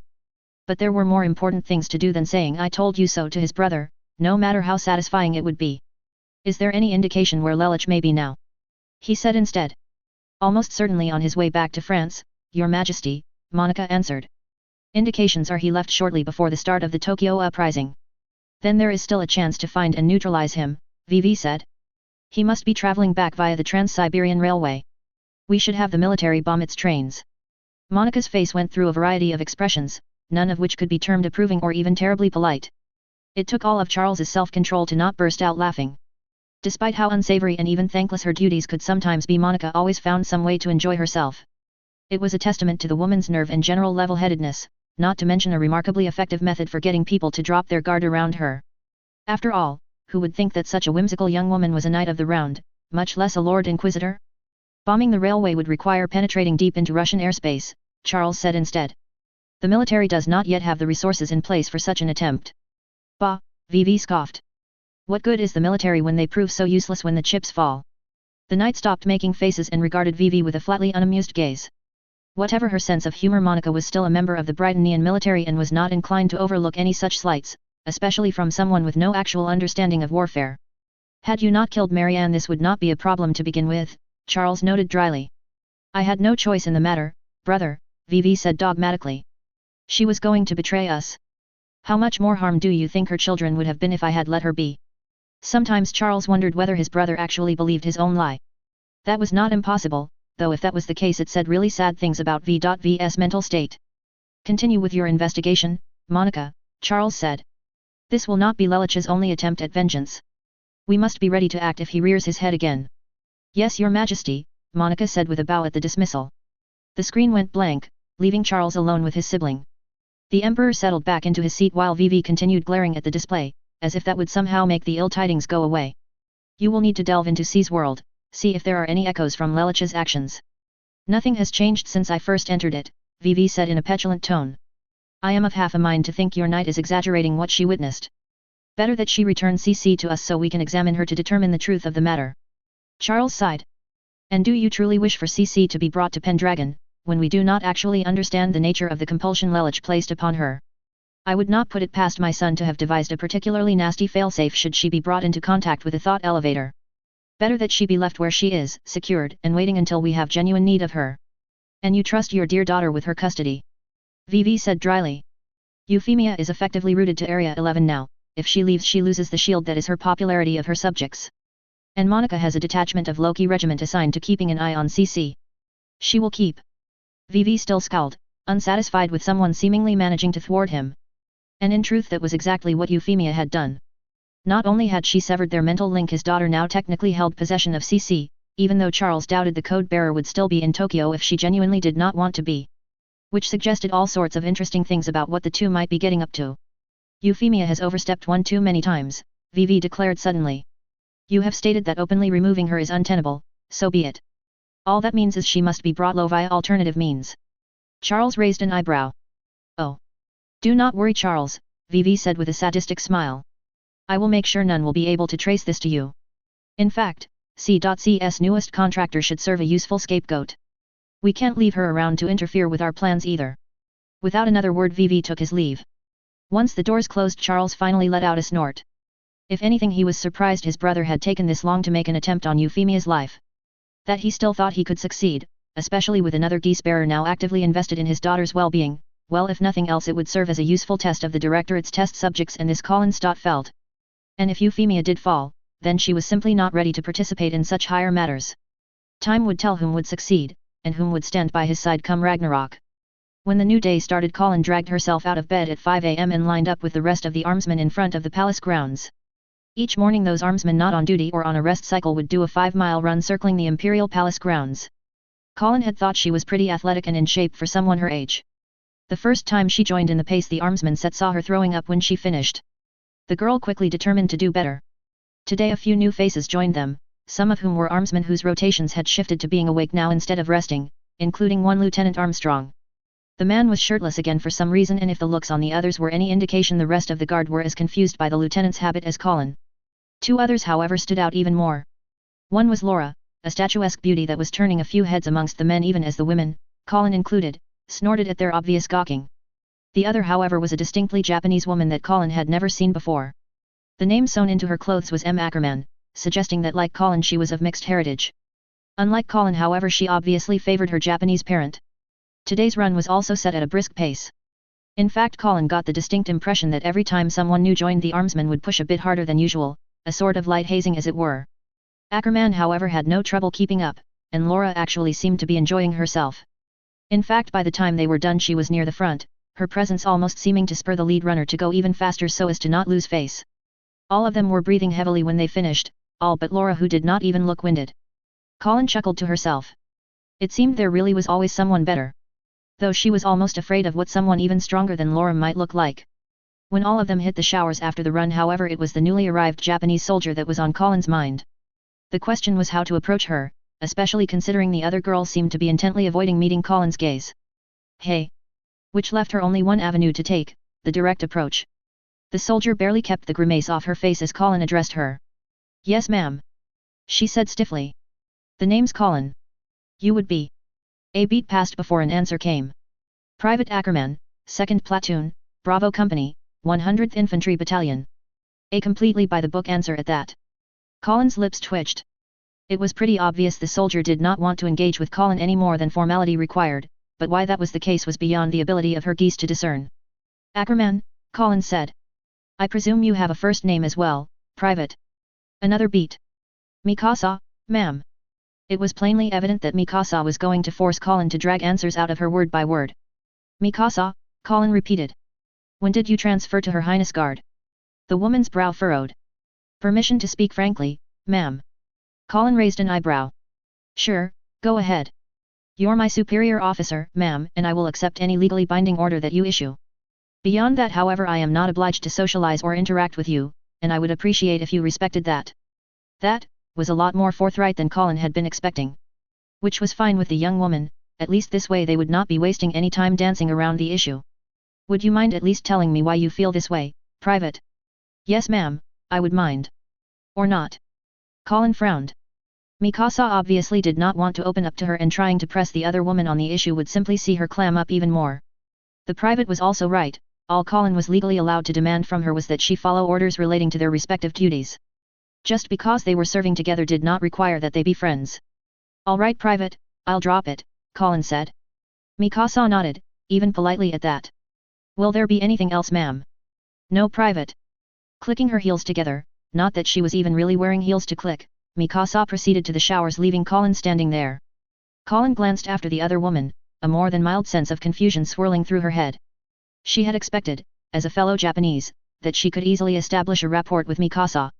That obviously was not the case, though why Colin had no idea and Mikasa was obviously not going to make it easy finding out. Colin pursed her lips. That did not feel right.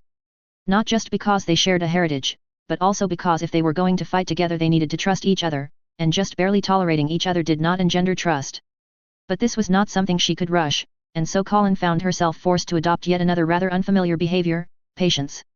The officer that stood before Euphemia was neatly dressed, well-groomed, and seemed remarkably enthusiastic considering the mess that he was now responsible for cleaning up. Then again Colonel Cassius Bright would not have been dispatched from the homelands to reorganize the gendarmerie, and the colonel would certainly not have brought his family if he thought he was not up to the task. Colonel Bright, Euphemia greeted. You come well recommended, by not only your superiors back in Pendragon but also by those under your command at your last posting in Wisconsin. Based off of those recommendations I have a degree of confidence that you are the right man for this job. Thank you Your Highness, Cassius said. I will see to it that the gendarmerie is restored to its true purpose, the aid of the people. Euphemia allowed a thin smile. The gendarmerie's roots came from the informal law enforcement frontier settlers created as the empire pushed westward after its conquest of Louisiana. Out beyond the formally established provinces, the rare instances of Britannian authority came from the various military units positioned to subjugate the natives. In the absence of a proper policing force however the frontiersmen created their own, a guild of sorts that posted bounties for criminals, helped perform search and rescue, and in general did all of the things that the government should have been doing. In one of the rare instances of the empire not screwing up a good thing when the territories were formally organized the guild was transformed into a formally recognized agency, the gendarmerie. Even before its formal incorporation the motto of the gendarmerie had been, to protect and serve. That motto had become increasingly strained as gendarmerie elements were deployed to new conquests with the intent of having them assist in the pacification of an area. Witnessing the brutality that the military was capable of, there were several incidents that saw the gendarmerie clash openly with the military occupation. Such open schisms of course had political consequences, with the gendarmerie increasingly subordinated to the military. It was only in the last decade or so that the gendarmerie was slowly regaining its independence, and up-and-coming officers like Cassius Bright were one reason. I will not ask for miracles, Colonel, Euphemia said, though I suspect at times you will think I am. The state of the gendarmerie is however at this point incredibly poor. Its ranks took heavy losses from the Battle of Tokyo and even before then morale was low due to the other incidents. Your Highness, Cassius said with a confident smile, you have but to ask and I shall do everything in my power to deliver. Ask of me a miracle, and I will move the heavens themselves to bring about one. Few were the people that would boast so openly before an imperial scion.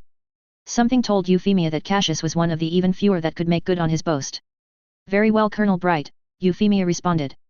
I charge you with restoring the gendarmerie to a state wherein it can take pride in its service to the people once more.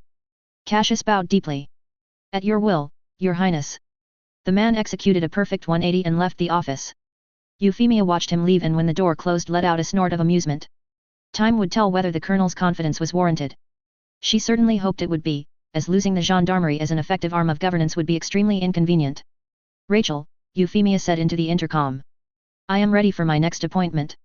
Yes Your Highness. The doors opened again, and this time it was the petite figure of Kagaya Sumeragi that entered. The Japanese girl bowed deeply. I answer your summons, Your Highness. Euphemia nodded to the chairs across from her. Have a seat, Dame Sumeragi. Highness, Kagaya said as she obeyed. Euphemia considered the girl for a few moments.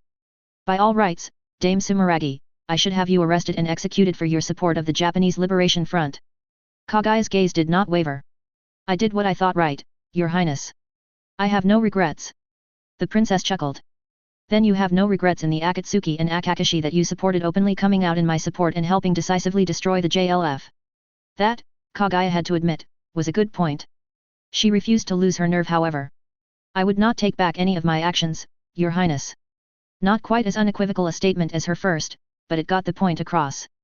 Euphemia leaned back into her own seat. Tell me, Dame Sumeragi, what do you intend to do now? I will continue supporting my people to the best of my ability, Your Highness, Kagaya said firmly. Then, as now, there is still much to be done to see their needs met. Euphemia pursed her lips before cracking a smile. Good. Kagaya blinked, taken slightly aback by the princess' response. I will soon be granting a charter charging the Akatsuki with law enforcement in the wards outside the Tokyo concession, Euphemia stated. That much Kagaya already knew. The charter however is only valid if Akatsuki is able to fulfill such duties. The princess' eyes narrowed. And it explicitly states that Akatsuki does not possess the authority to levy taxes in the wards they police. Kagaya grimaced. So that was how the princess was going to play it. The girl idly wondered whether Colin was aware of those particular provisions. Then again the Sumeragi group was capable of continuing to fund Akatsuki, even the substantially enlarged one that would be needed to police all of the wards outside the Tokyo concession. This of course assumed the Sumeragi group was still intact at the end of this meeting. There remains of course the matter of the Sumeragi groups, and your personal complicity in supporting insurgent activity against Britannian authority, Euphemia continued. And here it came. Kagaya was reasonably confident that the princess would not dismantle the Sumeragi group wholesale. She probably had enough on her plate trying to deal with Kirihara Industries' implosion, but there was no doubt that her family's company would face a very stiff penalty. I have assessed the monetary value of the support Kyoto House supplied to the JLF, Euphemia said, and it was all Kagaya could manage to not visibly choke at the princess' nonchalant reference to the families behind the stronger resistance groups. Combined with the revenues your industrial interests earned, it is quite evident that as substantial as the resources committed to the insurgency were, they were still but a mere fraction of the wealth that was being generated. There was that insinuation again, that the members of the NAC were more interested in enriching themselves than helping their fellow Japanese. Kagaya was getting mildly tired of it, seeing the fact that several of her fellow council members were facing execution for the risks they took. I will therefore give you a choice, Euphemia said, between two sanctions. A one-time fine of £15 billion to the Viceroyalty of Area 11, to that Kagaya actually gargled, or a one-time fine of £1 billion, and a commitment to spend 1% of the Sumeragi Group's revenues on humanitarian efforts selected by my administration. Kagaya gaped at the princess. The Sumeragi Group, and by extension her own family, did not have £15 billion in liquid assets. To raise that amount of money would force them to sell off a not insignificant amount of assets. On the other hand, accepting the alternative offer would see the Sumeragi Group locked into spending a set amount of revenue year after year, which in the long run would quickly dwarf the one-off £15 billion fine.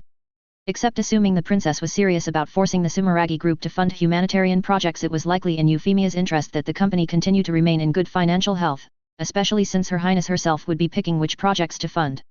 I would be inclined to the latter, Your Highness, Kagaya said shakily, save for the lack of assurances that the money so spent is actually performing humanitarian work. Fair enough, Euphemia said. All money that is spent will be publicly documented, and measures will be instituted to provide avenues of appeal and monetary recovery should some of the spending be suspect. I can also put in place a clause that will allow the Sumeragi Group to buy out its obligation for a sum prorated from the amount already spent on humanitarian funding, but no less than one-third of the initial fine, with inflation taken into account. The princess really did think of everything, Kagaya was more than willing to admit. And in the case of bankruptcy, Your Highness, the government will be the preferential creditor, with the debt being the prorated fine value. She really did think of everything. Kagaya reluctantly nodded. I accept these conditions, Your Highness. The £1 billion fine was still going to sting though, the group might just have that much cash lying around, but they were still likely to have to sell off some assets to raise more if only to rebuild their reserves. Euphemia nodded. Very well. Then the only matter left is your personal complicity in acts of subversion. Kagaya stiffened.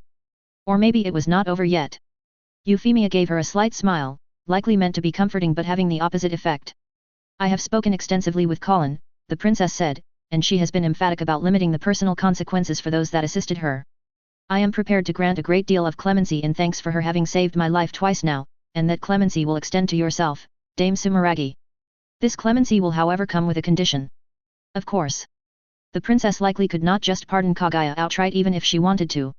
And something told the girl that as compassionate as the Princess Euphemia was, for a Britannian royal, in this particular case she had no desire to let Kagaya completely off the hook to begin with.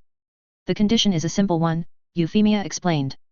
For the next 5 years you are to spend 8 hours each week performing volunteer services at the Keio Medical Campus. Again Kagaya found herself staring at the princess, though fortunately her mouth was not quite agape. The young woman's feelings were more than a little conflicted. On the surface she was personally getting off incredibly lightly, but it was also evident that the princess had ulterior motives for every single punishment levied thus far. The problem for Kagaya was that she could not discern what exactly those motives might be. How did it benefit the princess for Kagaya to put in appearances at Keio? To imply some sort of endorsement? Yet the Sumeragi family was not looked kindly upon by large parts of the population, and that was unlikely to change even after it became known that it was Akatsuki's primary backer. Then again, Kaguya personally lending a hand at the hospital might actually help with her family's image problem of being aloof and behind-the-scenes manipulators. But that brought back the question of how that helped the princess. In a nutshell, Kaguya simply had no idea. "Do you accept?" Euphemia asked. Kaguya blinked, realizing that she had been staring blankly for several seconds. "I do, Your Highness," she managed somewhat coherently. Euphemia nodded. "Good." The princess looked over to the side. "Then seeing as that is settled, we should head to our next meeting." Kaguya followed the older girl's gaze and saw the clock ticking away on the wall. Had the meeting really gone on that long? Either way, she stood hastily as Euphemia rose. "Shall we, Dame Sumeragi?" The girl nodded. There were two official reasons for her visit to the palace after all. As Euphemia rounded the table, Kaguya pursed her lips. "Your Highness, a question if I may." Euphemia paused. "Yes." Kaguya licked her lips. "What?" would have been the alternative sentence if I had not accepted your clemency. "Death," was the obvious answer. But everything that Kaguya had seen from the princess made clear that Her Highness was not one to ascribe to the obvious solution. And besides, surely satisfying her own curiosity was harmless enough, right? The princess adopted a thoughtful expression before shrugging. "I hadn't thought of one." And then flashed a smile. "Shall we?" Kaguya could only nod dumbly. Not obvious, and quite frankly so far beyond convention that trying to predict what one Euphemia Lee Britannia would do was likely a fool's errand. And that made the princess all the more dangerous. As Lawrence and his wife turned the corner, the two suddenly found themselves face to face with a rare yet increasingly more common sight in the halls of the palace. Heinrich returned their gaze before finally snorting in amusement. "I suppose I should have expected to see both of you here," he said. "Been some time, Lawrence, Eve." "Indeed it has," Lawrence said with a slight smile. "I see you accepted Her Highness' invitation to attend the conference." Another snort sounded from the Baron before he gave a bemused shake of his head. "I suppose Her Highness' summons fulfill the definition of an invitation. Though whom amongst the recipients would have the nerve to decline it, Well, I would like to think I am a woman free to make her own choices," Eve said with a smirk. Heinrich gave the woman a brief look before letting out a bark of laughter. "Why is it that the only ones that seem to get their way are the women?" Lawrence cracked a smile but took care with his own remark. "No comment." "Yes, discretion certainly does seem the better part of valor here," Heinrich said as the three proceeded down the hall. "Are things well then?" Lawrence said. "Edward and I have been rather worried about you ever since the matter at Ashford." "My daughter is fine, if that's what you're getting at," Heinrich said, "and whatever disagreement she had with Her Highness has been sorted out." The Baron actually scowled at that. "In fact, she's so busy playing knight right now to Her Highness that I have barely had a chance to speak with her since the Tokyo uprising." And then proceeded to give Lawrence and Eve a very beady look. "She did however find the time to discuss matters with your son." Lawrence covered a cough by pretending to clear his throat while Eve returned the gaze with her usual serenity. "We are very grateful for what Colin did," Lawrence said quickly. Had she not responded to the distress call from Ashford Academy, well, it does not bear thinking. Heinrich's expression softened, ever so slightly. "Yes. If nothing else, I at least am proud of Colin standing firm in defense of her friends." "Speaking of which," Eve said, "might we be seeing more of Colin?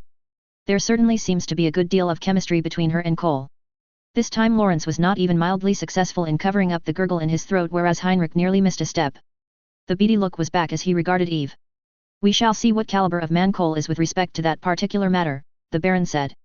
"I am sure you will find no cause for complaint for the manner in which we raised our son," Eve responded. Heinrich blinked for a few moments before his expression became thoughtful. "I am mildly surprised, Eve, that you would not object to Colin's adventurousness. A lady of good breeding must know when to act and possess the will to do so," Eve responded. "Colin may be excessively willful, but it is clear that she has been tempered by her experience. I have full confidence that she will grow into a proper lady." A smile crossed Eve's face. "Call it a woman's intuition. The gods save us poor helpless men if we did not have women about with their intuition," Heinrich said with a smirk of his own. Even Lawrence allowed a chuckle to escape his lips at that. Further quips would however have to wait for another time as the three arrived at the conference room. The presence of the two armsmen indicated that Her Highness was already present and they wasted no time entering. Sure enough, Euphemia was seated at the front of the table with two of the other attendees also waiting. While as a member of her cabinet Lawrence knew who else would be on the guest list, Heinrich raised an eyebrow at the sight of Kaguya Sumeragi. The Baron nevertheless made no remark, his attention instead quickly settling on Colin leaning against the wall, seemingly on guard. After a brief moment Heinrich turned to the princess and bowed. "Your Highness." "Baron Stottfeld," Euphemia greeted with a welcoming smile. "It is good to see you again. Please, all of you, be seated where you will." The three newcomers joined the others, Heinrich electing a seat on the other side of the table. The end result was of course him directly facing the princess, though in all likelihood Heinrich chose that seat because it also allowed him to directly face his daughter. Euphemia gave a bemused smile. Once the others were so accommodated, however, she began the meeting. Thank you all for coming. I have called this meeting to discuss the marshalling of Japan's resources to aid in the prosecution of the war against the Chinese Federation and European Union. Those of you here, while not the whole and some of the industrial interests in this area, do at least represent a wide breadth of its concerns and I believe can aid me in crafting a policy to allocate and balance the many needs that we will face in the coming years. The so assembled in this case were, counterclockwise from the princess, Reuben Ashford, seemingly recovered sufficiently from his heart attack to resume at least some of his duties, Kagaya Sumeragi, the young head of the Sumeragi group and the only member of the now defunct Numbers Administration Council that was not facing charges of high treason, Edward Rochester, Her Highness Industrial Minister, and then Heinrich himself.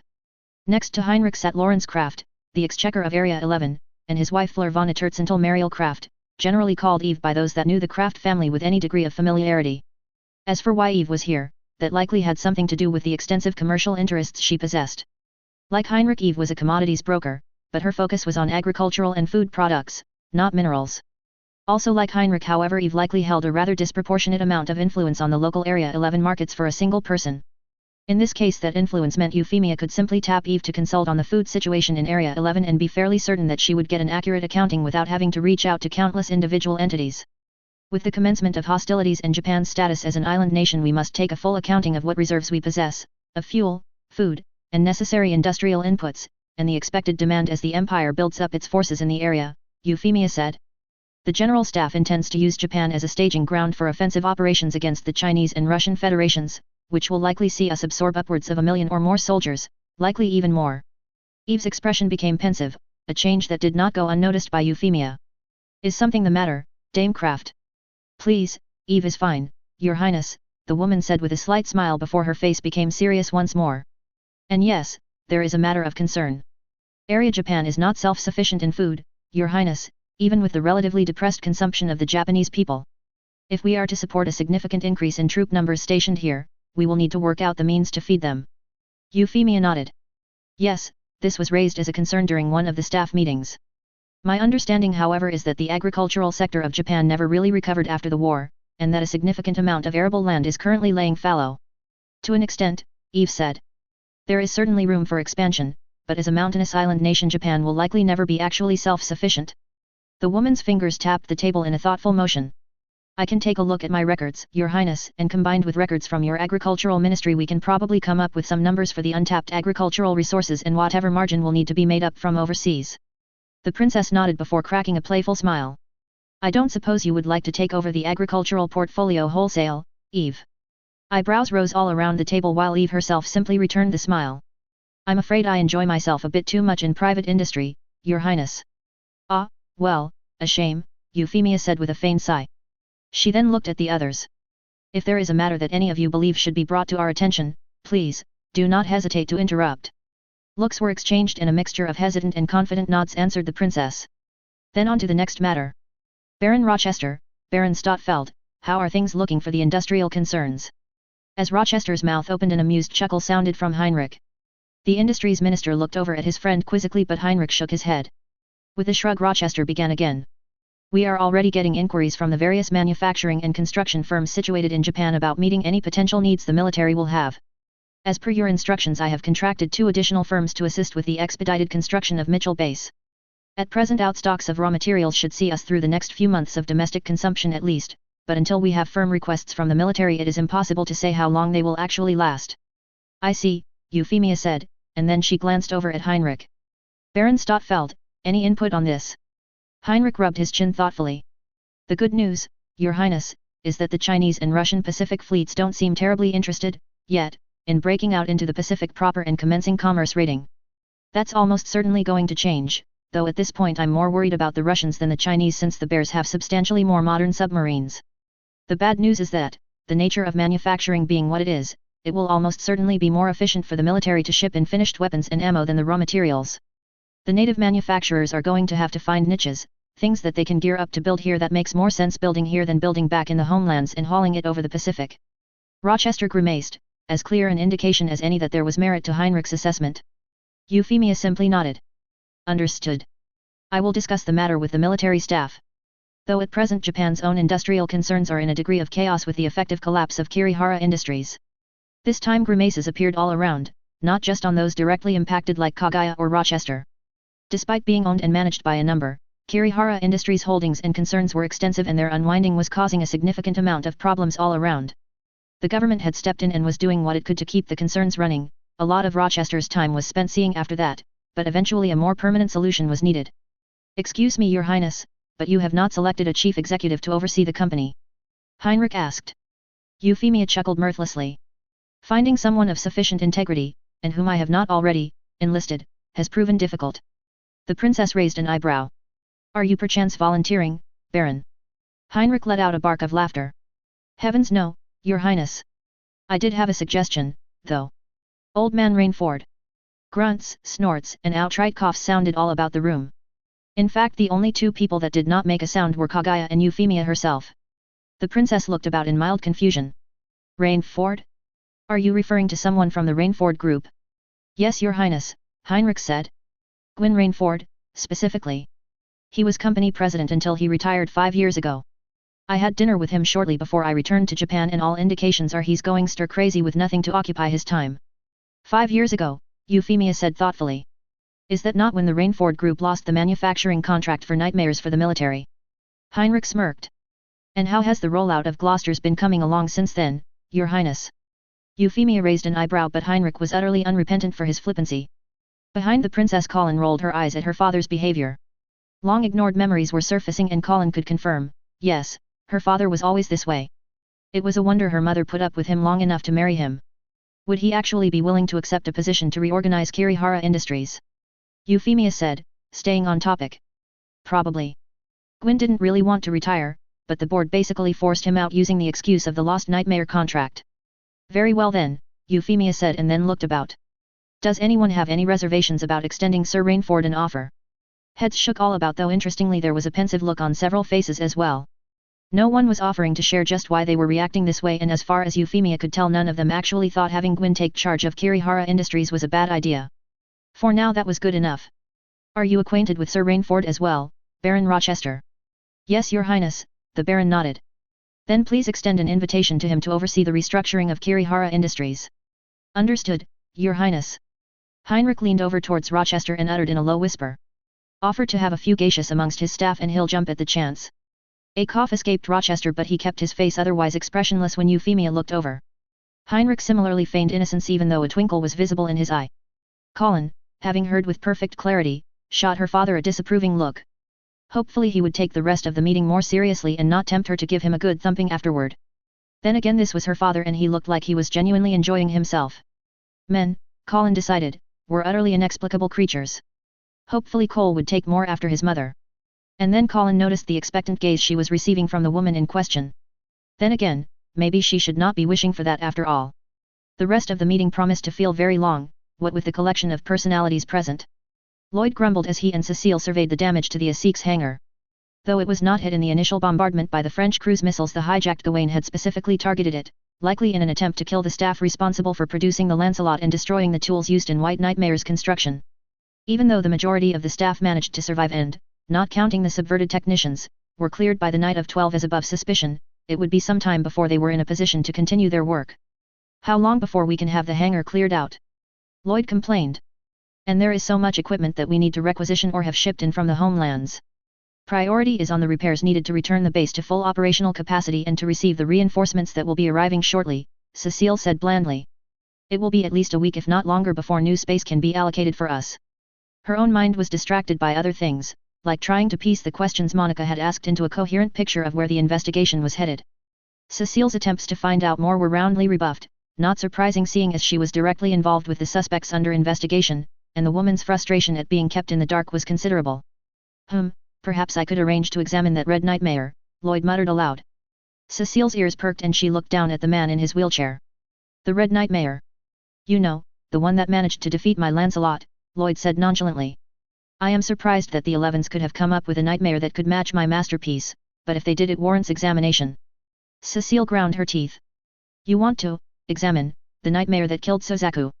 The red nightmare might not have delivered the killing blow, but it certainly sealed his fate, leaving the young man dead in mind and spirit if not in body.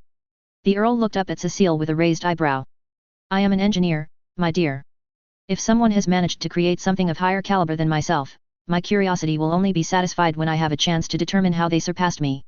And it does not matter to you in the least that their demonstration of superiority cost our pilot his life. Cecile said bitingly. Yes, that is regrettable, Lloyd said. Finding another devicer of Suzaku's acumen and skill will be difficult. Though there were those 2 brigade cadets that just arrived from the homeland. Perhaps one of them will do. It took considerable effort for Cecile not to verbally tear Lloyd's head off for his seeming indifference.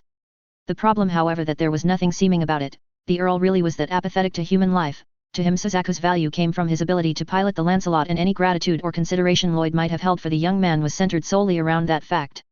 This was something Cecile had known about the Earl for a very long time now, seeing as Lloyd was working on his doctorate when she herself first entered the mechanical engineering program at the Polytechnic University in Cambridge, and she ended up with him as a supervising teaching assistant. The man was utterly dedicated to his work and there was little doubt of his brilliance. The problem was his almost complete lack of concern for the human cost of his work, whether it be the risks test pilots took in his machines or the ultimate result when the Empire deployed the fruits of Lloyd's research and development into the field against its enemies. Even the factory workers that assembled the nightmares and tanks for the army could at least recognize that what they were building were weapons of war intended to take the lives of others.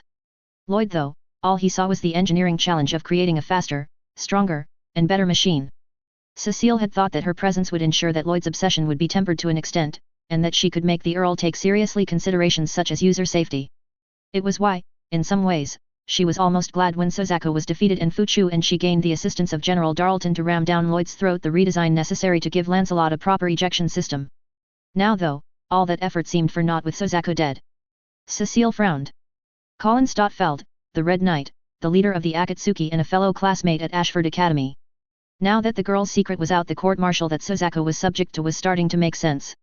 Suzaku had discovered her secret, and not told his superiors. And in return she killed him during the Battle of Tokyo. The frown turned into an outright scowl. Yes, let us see if we can arrange to examine the Red Nightmare, Cecile said aloud. Lloyd looked up at the woman. As tone-deaf as he was to things like common courtesy, even he could pick out the strange inflections in the captain's voice. Cecile. The woman looked down at him again. We will need to request permission from Her Highness Knight for any such examination, the first step of which is to determine her availability. I will see to it immediately. Cecile spun about and began heading back towards the temporary offices assigned to the ASIC, her mind already focused on her next course of action. Lloyd gaped at her for a few moments before blinking rapidly. Hey, wait, Cecile. Help push me back. Cecile. End of chapter 51. Armstrong did tear off his shirt during the training scene. The 3D maneuver gear as shown in Attack on Titan would not be very effective weapons in a modern/contemporary setting.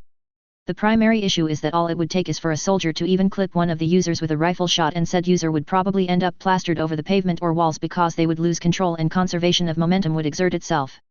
While the gear would allow for a significant amount of maneuverability, the difficulty of using it effectively, especially when the enemy has ranged weapons, means it is highly improbable that you could train enough users to actually make a difference in the large-scale battle. There is also the fact that the gear isn't set up to be used with ranged weapons themselves, which is a pretty big problem. The other issue is that 3D gear users would face the same problem as regular infantry in trying to take down armored units like Nightmares, namely the difficulty of actually cracking the enemy armor. We saw in the Titan manga they created what were effectively point-blank range anti-armor bazookas, and to even use those it was noted they had to be positioned just right. In general, while the 3D gear is an interesting idea, it's a solution to a very specific problem that doesn't translate well to fighting any semi-realistic modern weapon, or, really, a modern assault rifle. As tactically useful as the maneuverability is, in all likelihood for it to be put into actual use a military would want a system that achieved that maneuverability without needing basically superhuman levels of reflexes and etc. If anyone is wondering why I'm even bringing this up, I'm basically responding to a comment in one of the reviews from last chapter. Yes, I do read them. If anyone has read up on the German preparations for Operation Barbarossa, then the opening snippet probably sounds just a tiny bit familiar. Granted, the Europeans will get their act together, but whether that will make a difference or not, well, you'll see. Also slipped in tons of Easter eggs into the snippet for those inclined. We're almost at the point where I can start picking up the pace. I'm aiming for Lelich to show up again next chapter for those that have missed him. And a remarkable number of you do seem to miss him, despite the fact that he's pretty much an unrepentant murderer in this story. It's going to be interesting as the story progresses. I've been trying very hard to capture the emotional depth that results from all the things that have been happening. I suppose at this point I already have a few tearjerker scenes, but there are more in the pipeline that I'm pretty confident will surpass what's already happened. There is a world war going on, after all, and there will be a lot of people dying as a consequence. A lot of people have already died for that matter. World War II saw about 60 to 80 million dead. Suffice it to say, if the Britannian Empire succeeds in landing forces on mainland Asia and Europe, the death toll is going to climb very, very quickly. Chapter 52. Nominally a single nation, the Chinese Federation therefore officially had a fully standardized military. While this was mostly true, all infantry in the Chinese military was issued the same rifle and kit, there were only 2 tank designs in use, and the Air Force and Navy fielded a limited and consistent set of planes and warships. The level of cooperation between the individual military regions was minimal. Plans existed for nationwide mobilization, but few exercises were ever actually carried out to test the operational validity or proficiency in joint operations. As a consequence, when the conflict with Britannia commenced, about the only thing agreed upon by the Guangzhou military region responsible for the Philippines offensive and the Nanjing military region responsible for the Japan offensive was timing. No provisions were made for either region to reinforce the other should one find itself in difficulty, or for that matter the transfer of assets from other regions to support the operations. The result was that in the immediate aftermath of the Nanjing region forces being repulsed from Okinawa, the Chinese Federation found itself unable to mount a second landing attempt. Coordination of its forces would remain a perennial problem for the Chinese Federation throughout the war, and only its sheer size prevented the Britannian military from executing a decisive strike against it. In Blackest Night, the Great War. Chapter 52. Nemo est super legem. Colin gazed up at the nightmares as they were locked into place, all 3 of them. There had been a lot of grumbling, but Todo and his swords ultimately agreed to surrender custody of their remaining Boreas to Colin.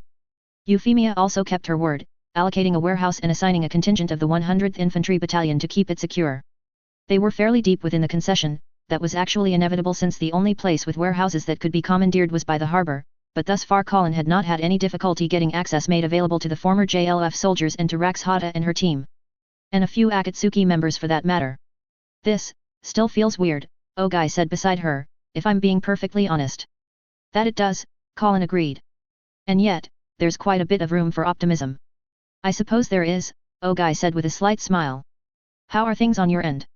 Colin asked. Any more grumbling? Some, Ogai answered frankly. As much as I hate to say it though, the war is actually helping some. No one is under any illusions that the Chinese or Russians launched their attacks for the purpose of liberating Japan. And I'm sure a lot of people also think that Britannia isn't defending Japan out of the goodness of its heart either, Colin said dryly. No, it isn't, Ogai agreed. But we are akin to ants caught between giants. They could crush us without even noticing what they're doing. It wouldn't even necessarily have to be something they're intentionally setting out to do. Better though that they do notice us, and that we give them a reason not to crush us, even if they could. It certainly is a thin line, Colin remarked. We are in effect collaborating, something I never thought we'd end up doing. And yet that doesn't necessarily make us traitors to our people, and there are worse things. The girl sighed. Well, since we are where we are, we better not screw it up.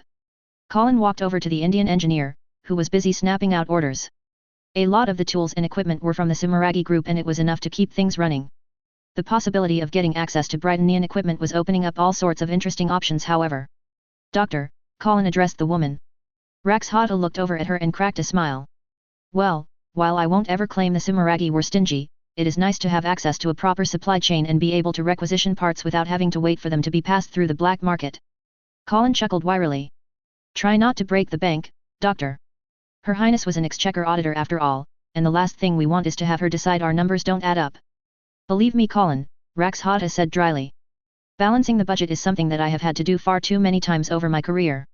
Still, access to the latest in Britannian hardware will allow me to greatly improve my child, assuming of course the military does not become overly obstinate about sharing. Colin chuckled. That was still a distinct possibility. After all, Rax Hata was a foreigner, and Colin herself likely did not have that good of a reputation with the wider military after her run as the Red Knight, if only because of how often she embarrassed them by doing their job for them. Speaking of improvements, Colin said, any thoughts about extending the Gurren's range? Rax Hata tapped her pipe thoughtfully. The Surger is what it is, there is no magical way of making it a long-range weapon.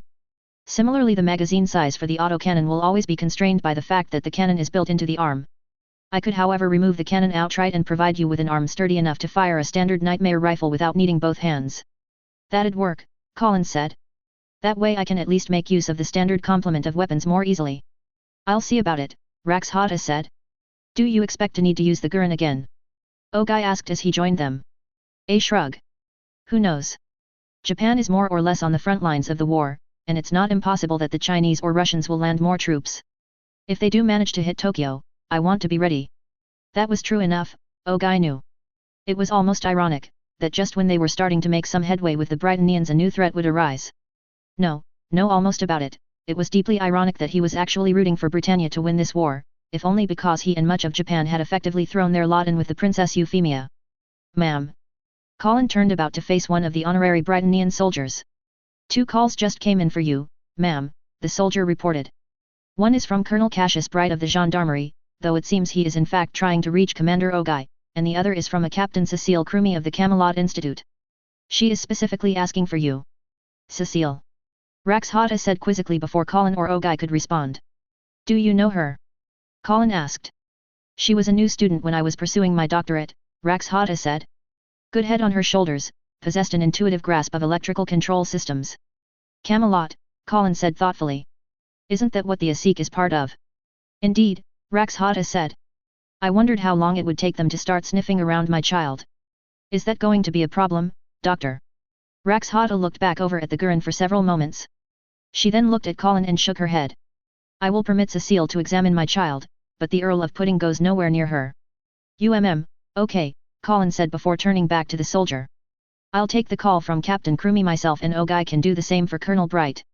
Yes ma'am, the soldier said. This way. Not that Colin needed to be shown where the phones were, but it would probably help to know who was calling in on which line. Once they arrived at the main office the two were each handed a receiver. This is Lieutenant Stotfeld, Colin greeted formally. How may I help you, Captain Crumi?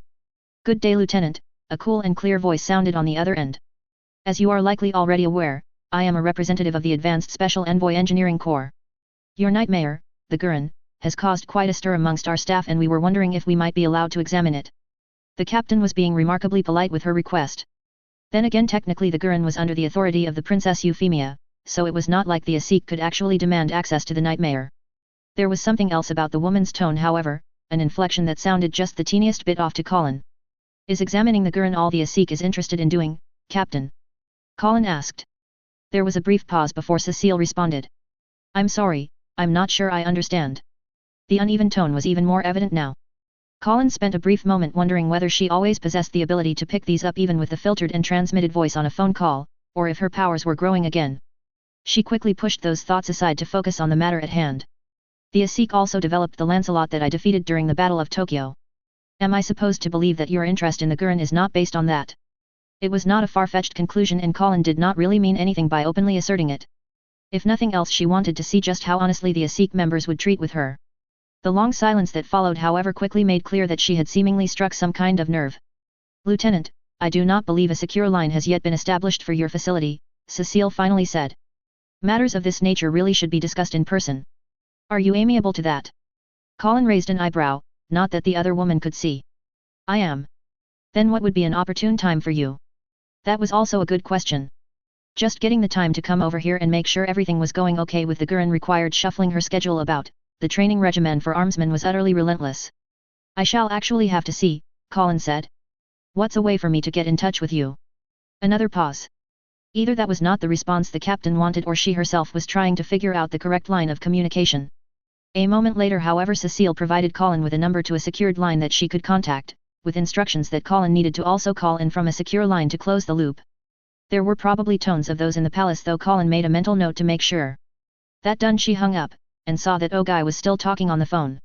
For a moment Colin was tempted to listen in, her Geass would have easily allowed her to do so, but she restrained herself.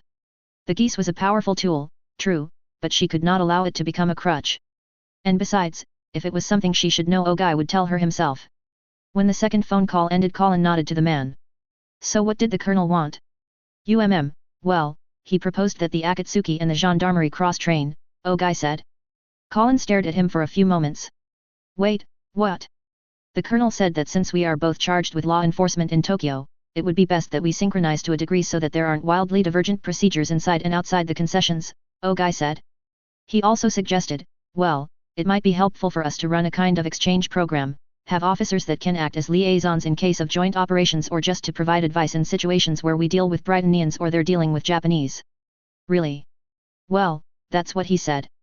I've scheduled a meeting where we're supposed to hash out some of the details and figure out what needs to be done to make the idea work. Colonel Cassius Bright, Colin said thoughtfully. Hey. I believe he's newly transferred from the homeland and is the new commanding officer of the gendarmerie. Well, he certainly seems to be hitting the ground running. Indeed, Guy agreed. And he's reaching out to us, instead of trying to pretend we don't exist or brushing us aside. That's unusual to say the least. I wonder if the princess had anything to do with this, Colin mused. Well, do keep me updated on how it goes.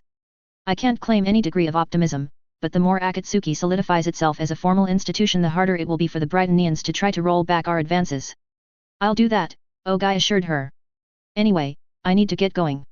There's already a lot of work to be done, now with this on my plate things are going to be even busier. Colin smiled and nodded. All right. I'll let you know if anything happens on my end as well. Guy gave the young woman a pat on the shoulder and took his leave. As she watched him go, Colin considered the ramifications of what the gendarmerie colonel was offering. Actual, genuine cooperation between his forces and Akatsuki. It almost sounded surreal. If only more Brightonians could have thought like that, maybe the Empire would not have been such a bad place. And then a thought occurred to Colin. She walked out of the office and approached one of the guards. Private. The soldier stiffened. Ma'am. At ease, Colin said, I just had a quick question. Do you know of a Private Mikasa Ackerman? She's part of Beta Company. I know of her, ma'am, the soldier said, but I can't say I actually know her. She's Lieutenant Ackerman's cousin, on her father's side. Lieutenant Ackerman? Colin said quizzically. Yes ma'am, Lieutenant Livingston Ackerman, he's the CO of 3rd Platoon, Charlie Company. I see, Colin said thoughtfully. Thank you, Private. Ma'am. As Colin walked away, she pondered the tidbit. Relatives serving in the same unit were fairly rare, if only to avoid the risk of personal entanglements getting in the way of operational efficiency. And yet too, Mikasa apparently had a cousin serving as a platoon commander in the 100th Infantry Battalion. True, the lieutenant's own platoon was in an entirely different company, but that was still fairly close. Perhaps he could help Colin understand just why Mikasa was so standoffish. Colin added another item to her ever-increasing to-do list. Maybe one of these days it would actually start decreasing in length. Shortly after Britannia's conquest of Japan, its navy determined that a major shift in technology would soon render much of its current vessels potentially obsolete. The Japanese, despite being severely outnumbered and outgunned, had put on a surprisingly stiff resistance thanks to their usage of long-range missiles.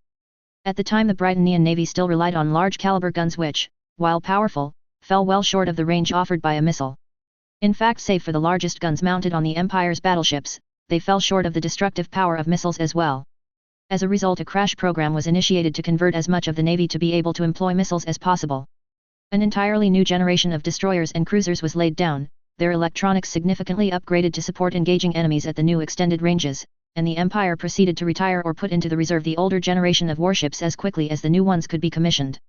That was not to say Britannia completely forewent conventional guns.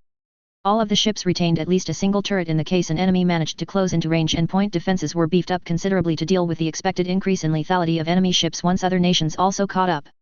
And the 4 newest battleships, the massive Iowa class that possessed guns able to match, and in some cases surpass, the destructive power of modern missiles, were kept in commission just in case. It helped immensely that these battleships were fast enough to keep pace with the new fleet, and their heavy armor, designed to trade blows with similarly equipped enemy warships, were also able to withstand modern missiles. Britannia's would-be enemies had not, of course, simply twiddled their thumbs as the Empire effectively rebuilt its fleet.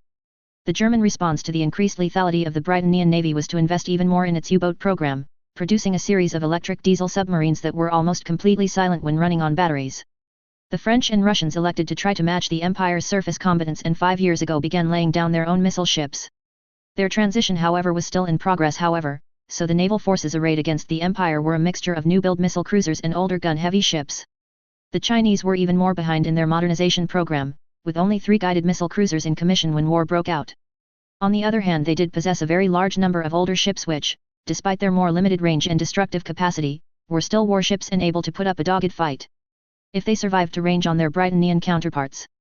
The Russian Pacific Fleet was actually less up to date with respect to its numbers, the Baltic and Black Sea fleets having received priority for the newer ships. It did still have some modern units, and the sheer size of its surface combatants would still have given any potential adversary pause.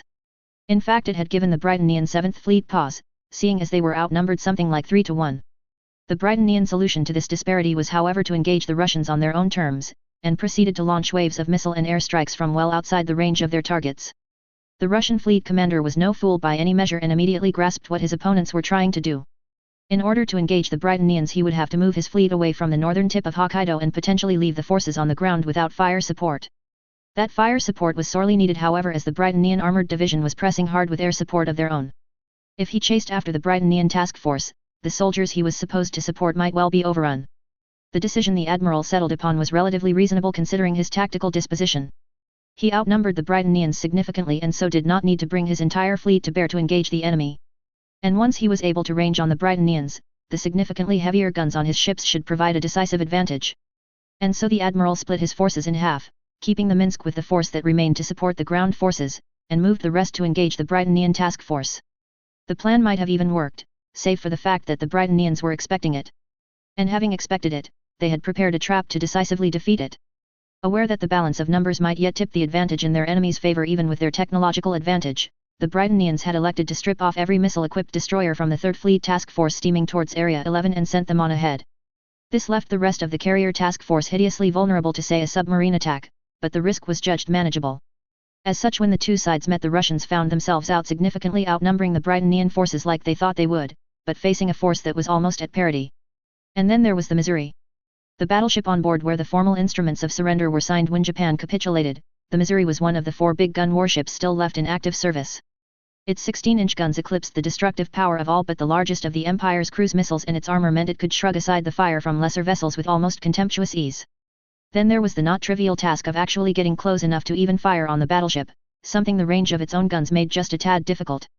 With the Missouri acting as a vanguard and shield protecting the more lightly armored and gun-guided missile destroyers and cruisers, the Russian fleet found itself caught within a pincer maneuver and thoroughly savaged.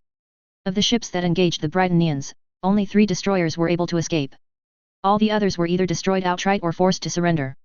The remaining ships of the Russian Pacific Fleet, suddenly finding themselves facing a much stronger Britannian fleet, were forced to withdraw and leave the ground troops stranded in Hokkaido. The next day they too capitulated, ending the immediate threat to the Empire's control over Area 11 and the opening round of the Pacific component of the Great War. A knock sounded and Euphemia looked up from her sitting table. The princess was officially supposed to be resting in her bedroom, but at this point no one even bothered to pretend that was what she was doing in here. Enter. The door opened to reveal Cornelia. Her sister gave Euphemia a resigned smile as she walked over. You are supposed to be resting, Euphy. Almost no one pretended. Euphemia gave her best guilty smile, though she doubted it fooled her sister for a moment. I am resting, Euphemia said instead, waving at the thin stack of paper before her. See? I am barely doing anything at all. Cornelia shook her head ruefully and gave her sister an affectionate pat on the head. One of these days I will make you take a vacation, Euphy, she said with a wiry smile. Only if you yourself join me on it, Euphemia replied. Cornelia chuckled. Oh, I intend to. Her expression quickly became somber. I will be leaving for Pendragon within the hour. Victor will be going with me, but the reinforcements he brought will stay here and watch over you. Euphemia blinked. That soon? You should have told me earlier, I would have arranged to come see me off, I know, Cornelia said. She then pulled her sister into a tight embrace. Consider this me saving you the trouble. It would never be any trouble, Euphemia said, returning the hug. The two remained together for several moments before releasing each other. I wish you could have seen Nunnally before you left, Euphemia said. A pained look crossed Cornelia's expression. I as well. But we both know that if too much attention is drawn to the Ashfords, she would only be placed in danger again. Would that the world was not so callous, Euphemia said. Cornelia caressed Euphemia once more. Give her my love, Euphy. And tell her that one day we shall welcome her back as the sister she is to us. The younger girl nodded. I know. Cornelia took a deep breath. I still do not agree with your knighting of Colin Stotfeld. I understand what it is you seek, and I pray to the gods that you succeed, but I still do not believe her to be worth the risk. Euphemia nodded understandingly. I know, sister. And I thank you for not forcing the issue. If I thought forcing the issue would do any good, Cornelia said dryly before shaking her head. Do not grant her any allowance that you would not grant any of your other vassals, Euphy, that is all I will ask. I will ask no less of Colin than any of my other armsmen, Euphy assured her sister. Cornelia nodded. Good. The woman straightened, but before she could say anything else another knock sounded.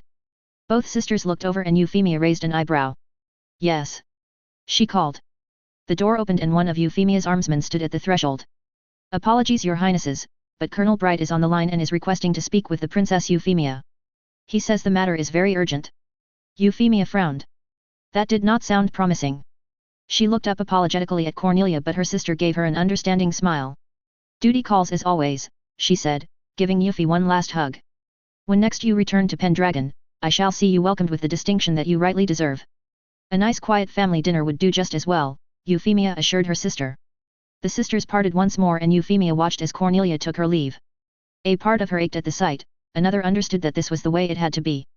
The Empire was at war and her sister needed to be at Pendragon to lead Britannia in it. Just as she needed to remain in Area 11 to see the territory and its people through their share of the conflict. Euphemia took a deep breath. This would not be easy. By the gods, it would not be easy. Once Cornelia was gone she nodded to her armsman once more. Is the colonel calling in via radio or phone? Phone, Your Highness, the armsman said. Secure line 3. Thank you, Private, Euphemia said. The soldier clicked his heels at the dismissal and closed the door behind him. Euphemia picked up the receiver and connected to the line. Colonel Bright, she addressed. Your Highness, the response came immediately. My apologies, but something urgent has emerged. Then let us dispense with the pleasantries, Euphemia said. Yes, Your Highness. The gendarmerie has been assisting with the cleanup of the concession and examination of districts hit during the uprising. In the process we discovered something extremely disturbing at the Babel Tower Casino and Hotel. Euphemia frowned. Babel Tower was something of a misnomer, the combination casino and hotel was actually several buildings connected to each other, though the tallest one did qualify as a skyscraper in its own right.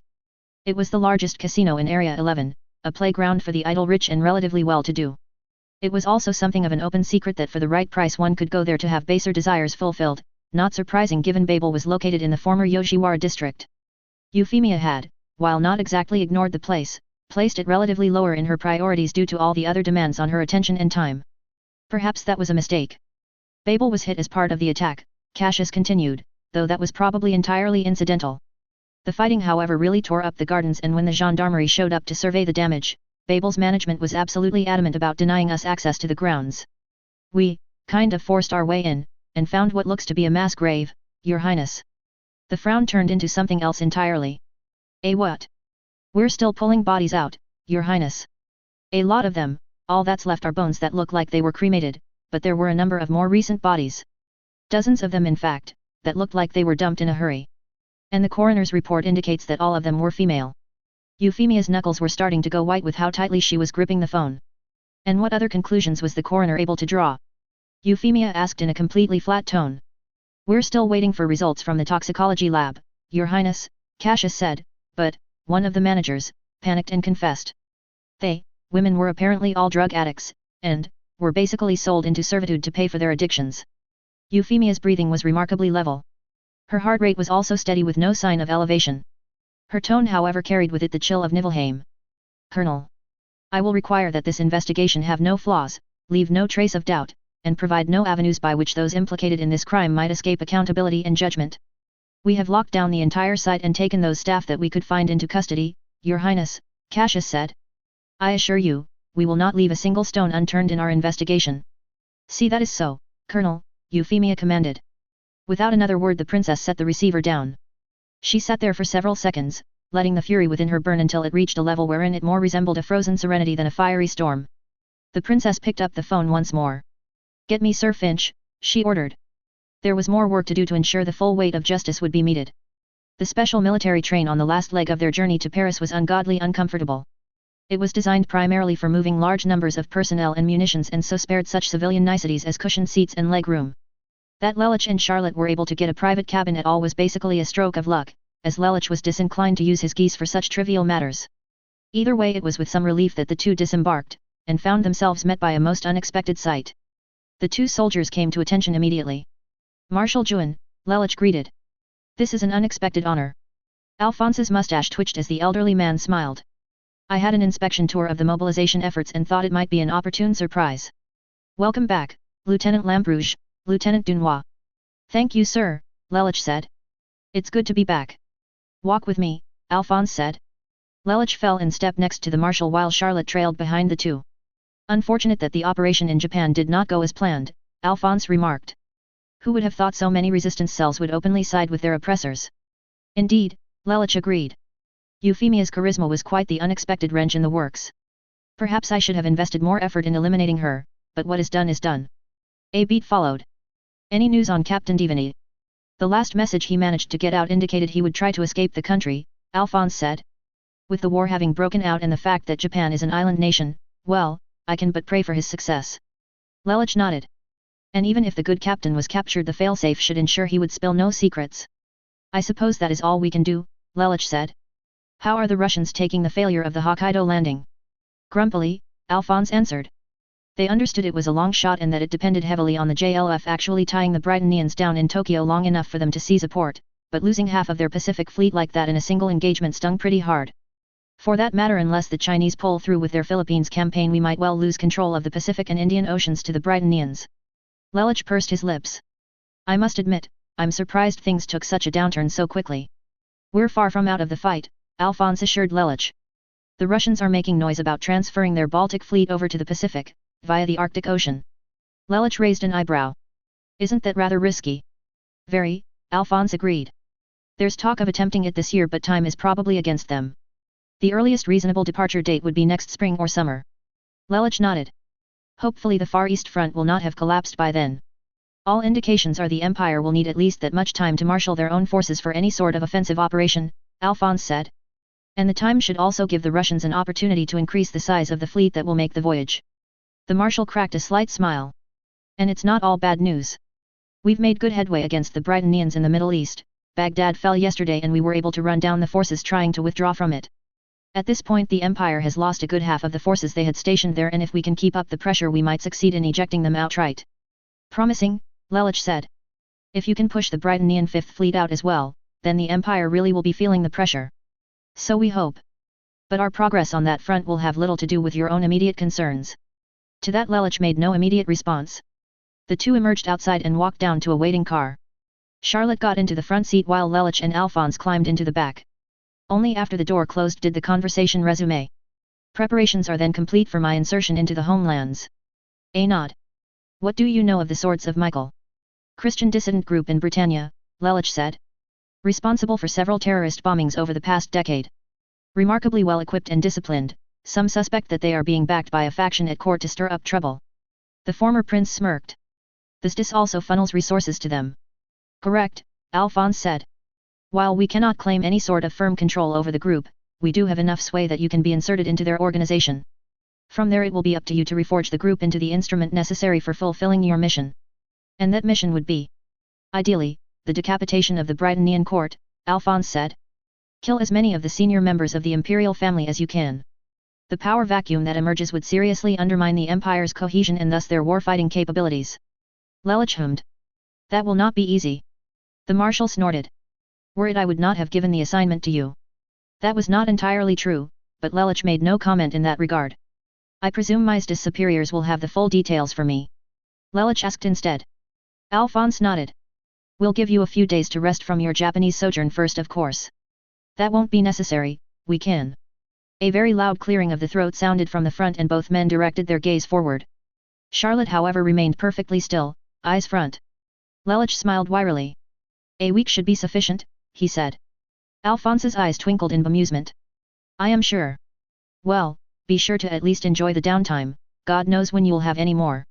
You might be surprised at how much sitting around we do while on a field assignment, Lelich said with a chuckle. The car came to a stop in front of a nondescript apartment complex and Lelich and Charlotte climbed out. Thank you for the ride, Marshal, Lelich said. Alphonse dipped his head. Continue to serve France well, Lieutenant Lambrouge, and she will see you taken care of in turn. The car drove off, leaving the two by the roadside. Taken care of indeed, Lelich said dryly before extending an arm to Charlotte. Well, shall we? The young woman hooked her arm around Lelich's and nodded, and the two proceeded into the apartments. Only a few others lived in the relatively small complex, all of them here because Lelich wanted them close at hand. In fact, as the two entered the lobby they found the other residents all waiting for them.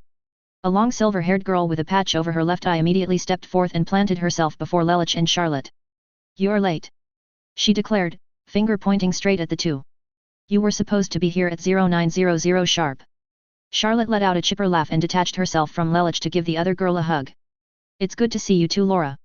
Lelich chuckled in turn and gave the girl a pat on the head even as Charlotte continued cuddling her. Were the rest of us as punctual as you Germans, Ms. Bodwig, the world would not be so disorderly a place. Laura humphed even as a faint blush colored her cheeks. Lelich looked over at the others and nodded.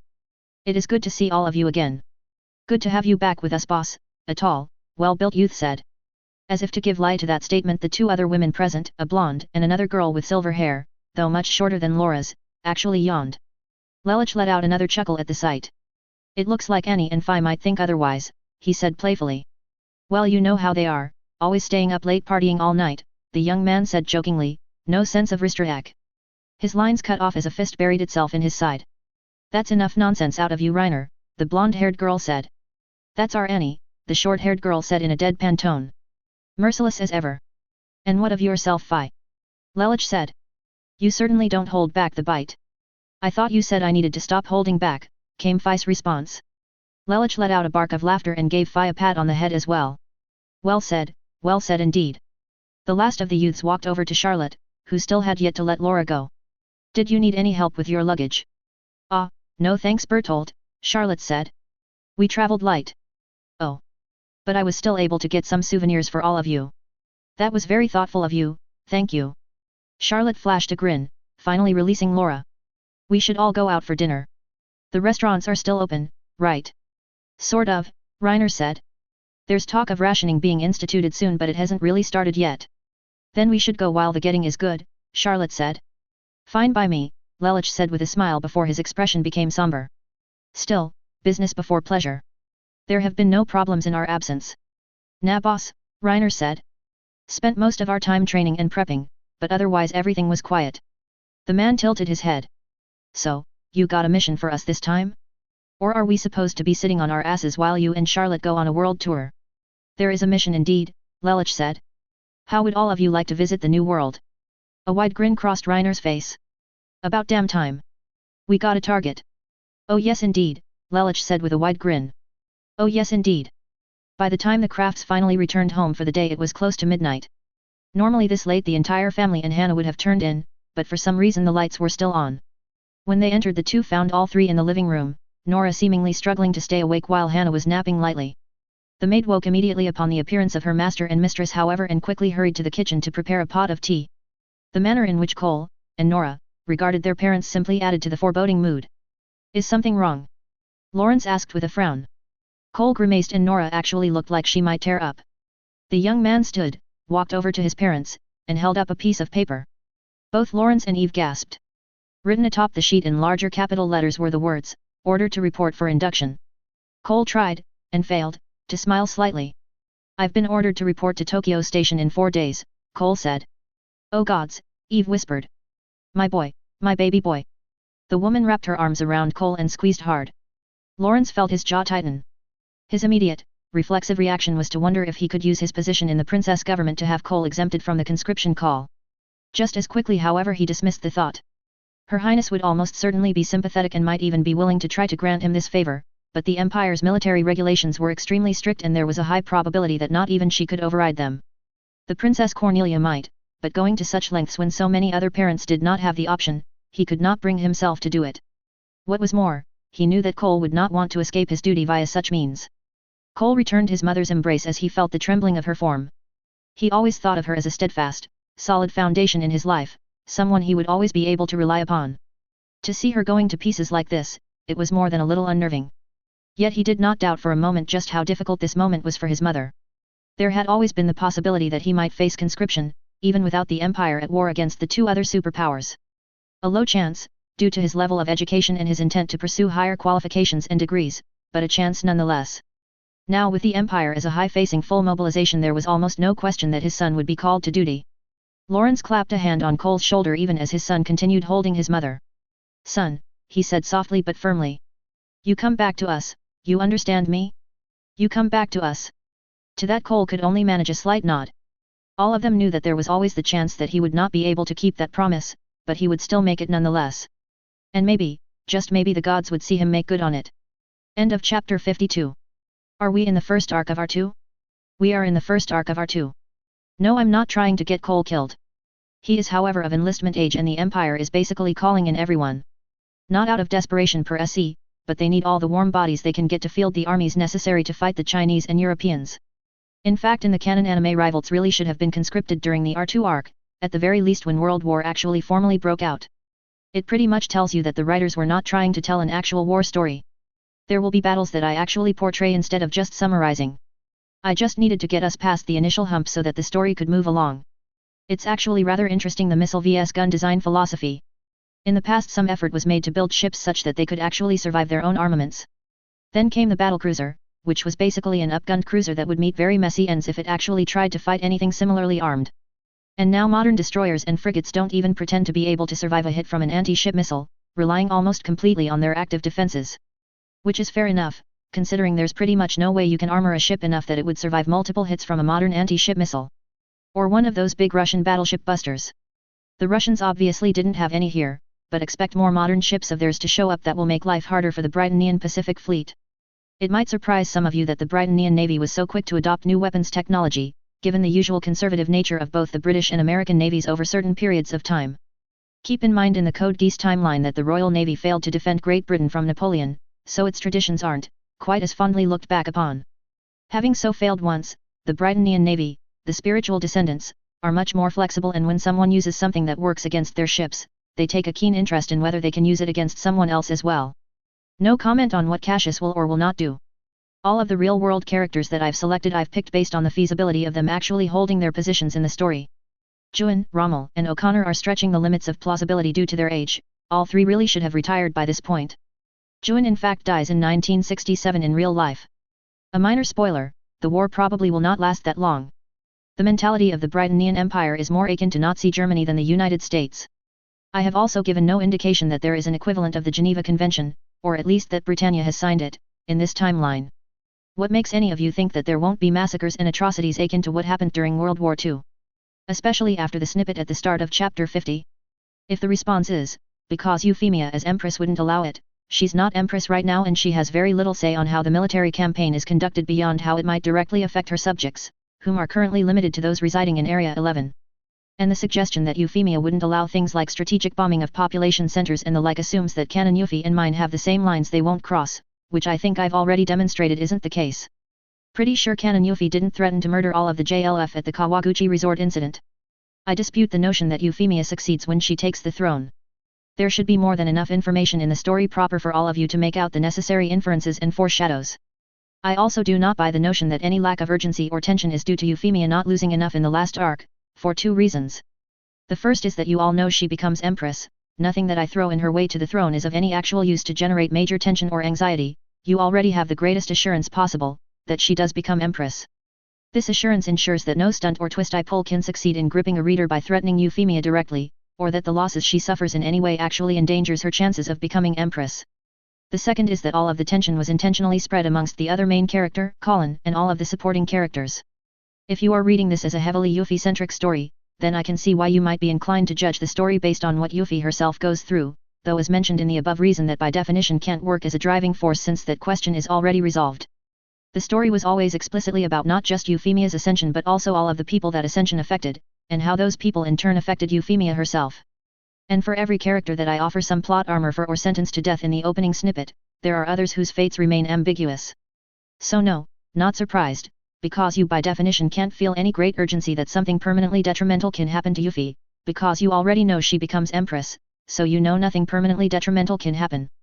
It's the people around Euphy that you need to worry about, but if you aren't interested in them, then what this story can offer you is drastically diminished.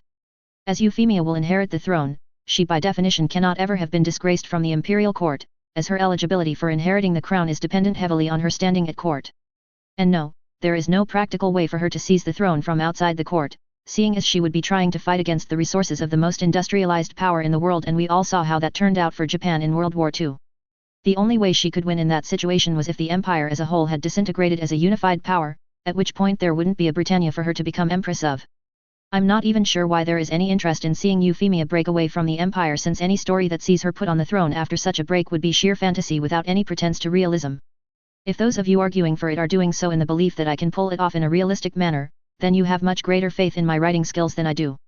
I personally believe that my writing is believable because I take care in how I choose to develop the story, not because I am somehow making the fantastical seem plausible. Chapter 53. Snippet spoiler, relatively minor. One of the more controversial stratagems employed by the Holy Britannian Empire was the herbicidal warfare program it conducted against the Chinese Federation.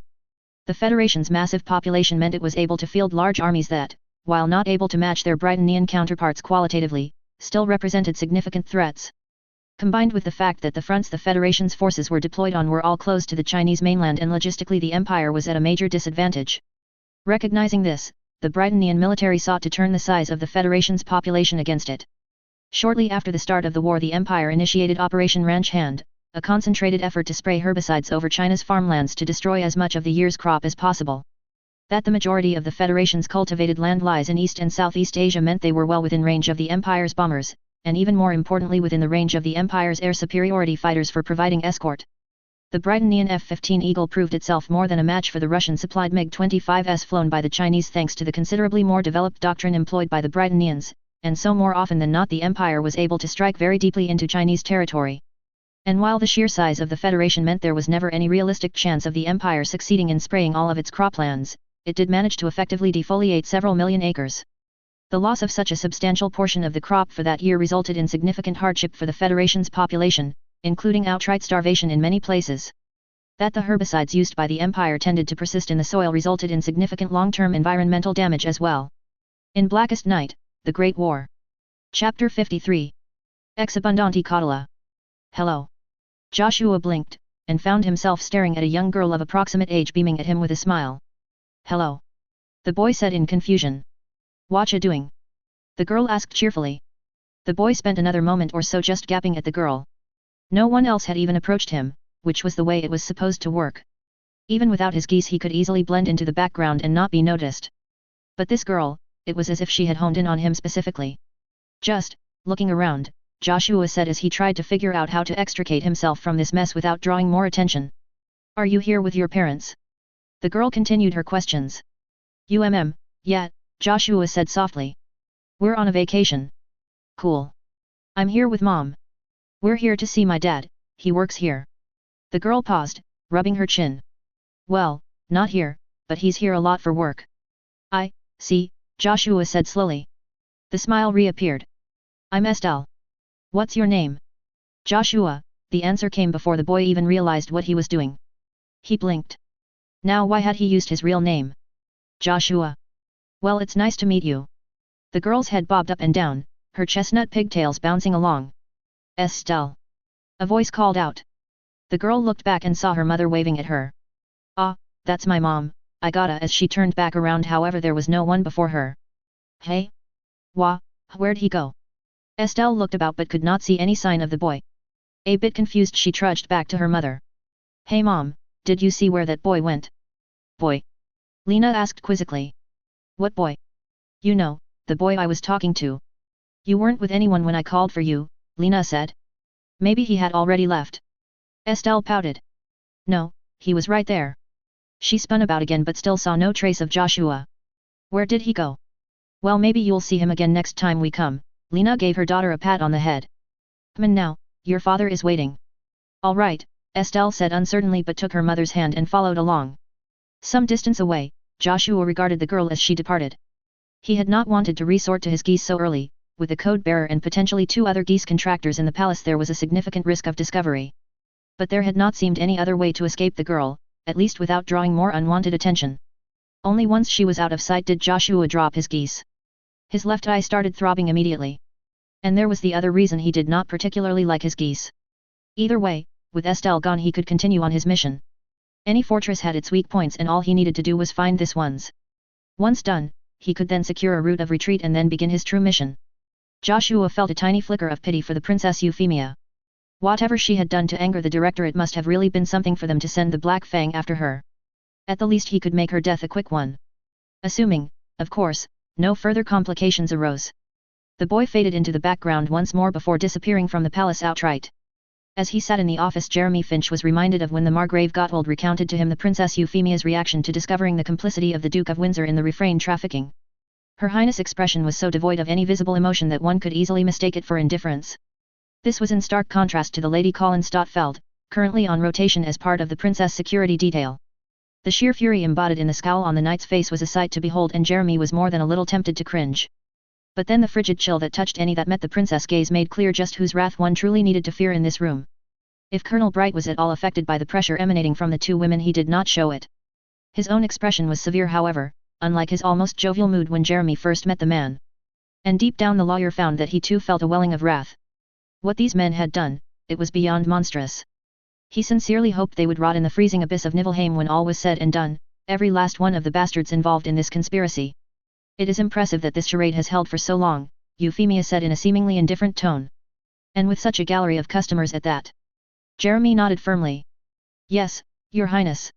We are going through the seized accounts now to determine whom has purchased the exclusive services of the casino. There was an obvious effort to obfuscate the source of payment, and I've asked Lawrence to help try to unmask the accounts. The princess looked over at the third man present.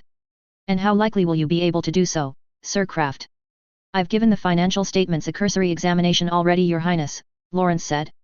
The accountants that set up the payment methods were clever, all transactions were routed through offshore accounts, specifically through Switzerland.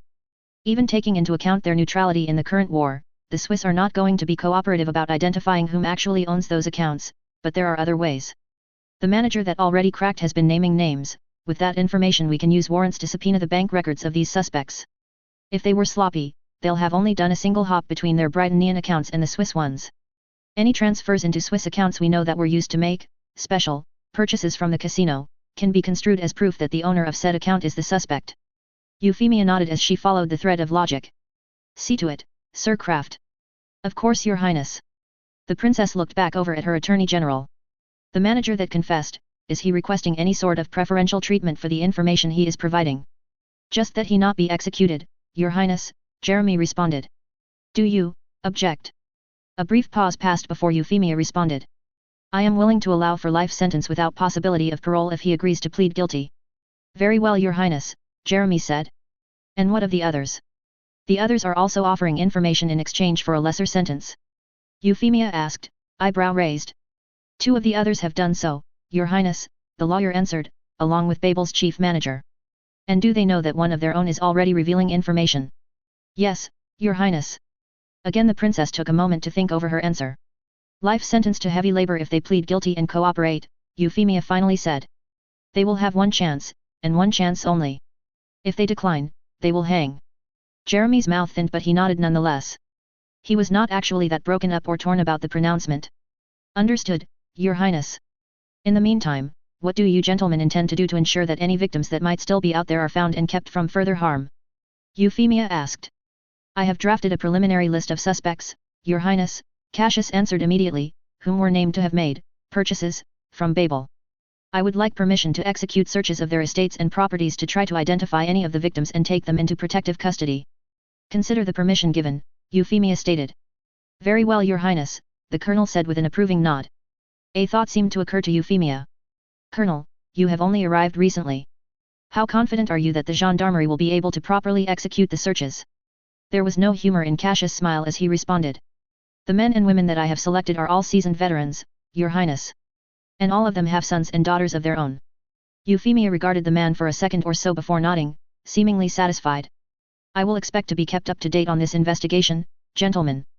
And I will be extremely disappointed should any of the accused be able to escape judgment due to an error on our part. Your Highness, Jeremy spoke up, I think I speak for all of us when I say that I will be extremely disappointed in us were that to happen.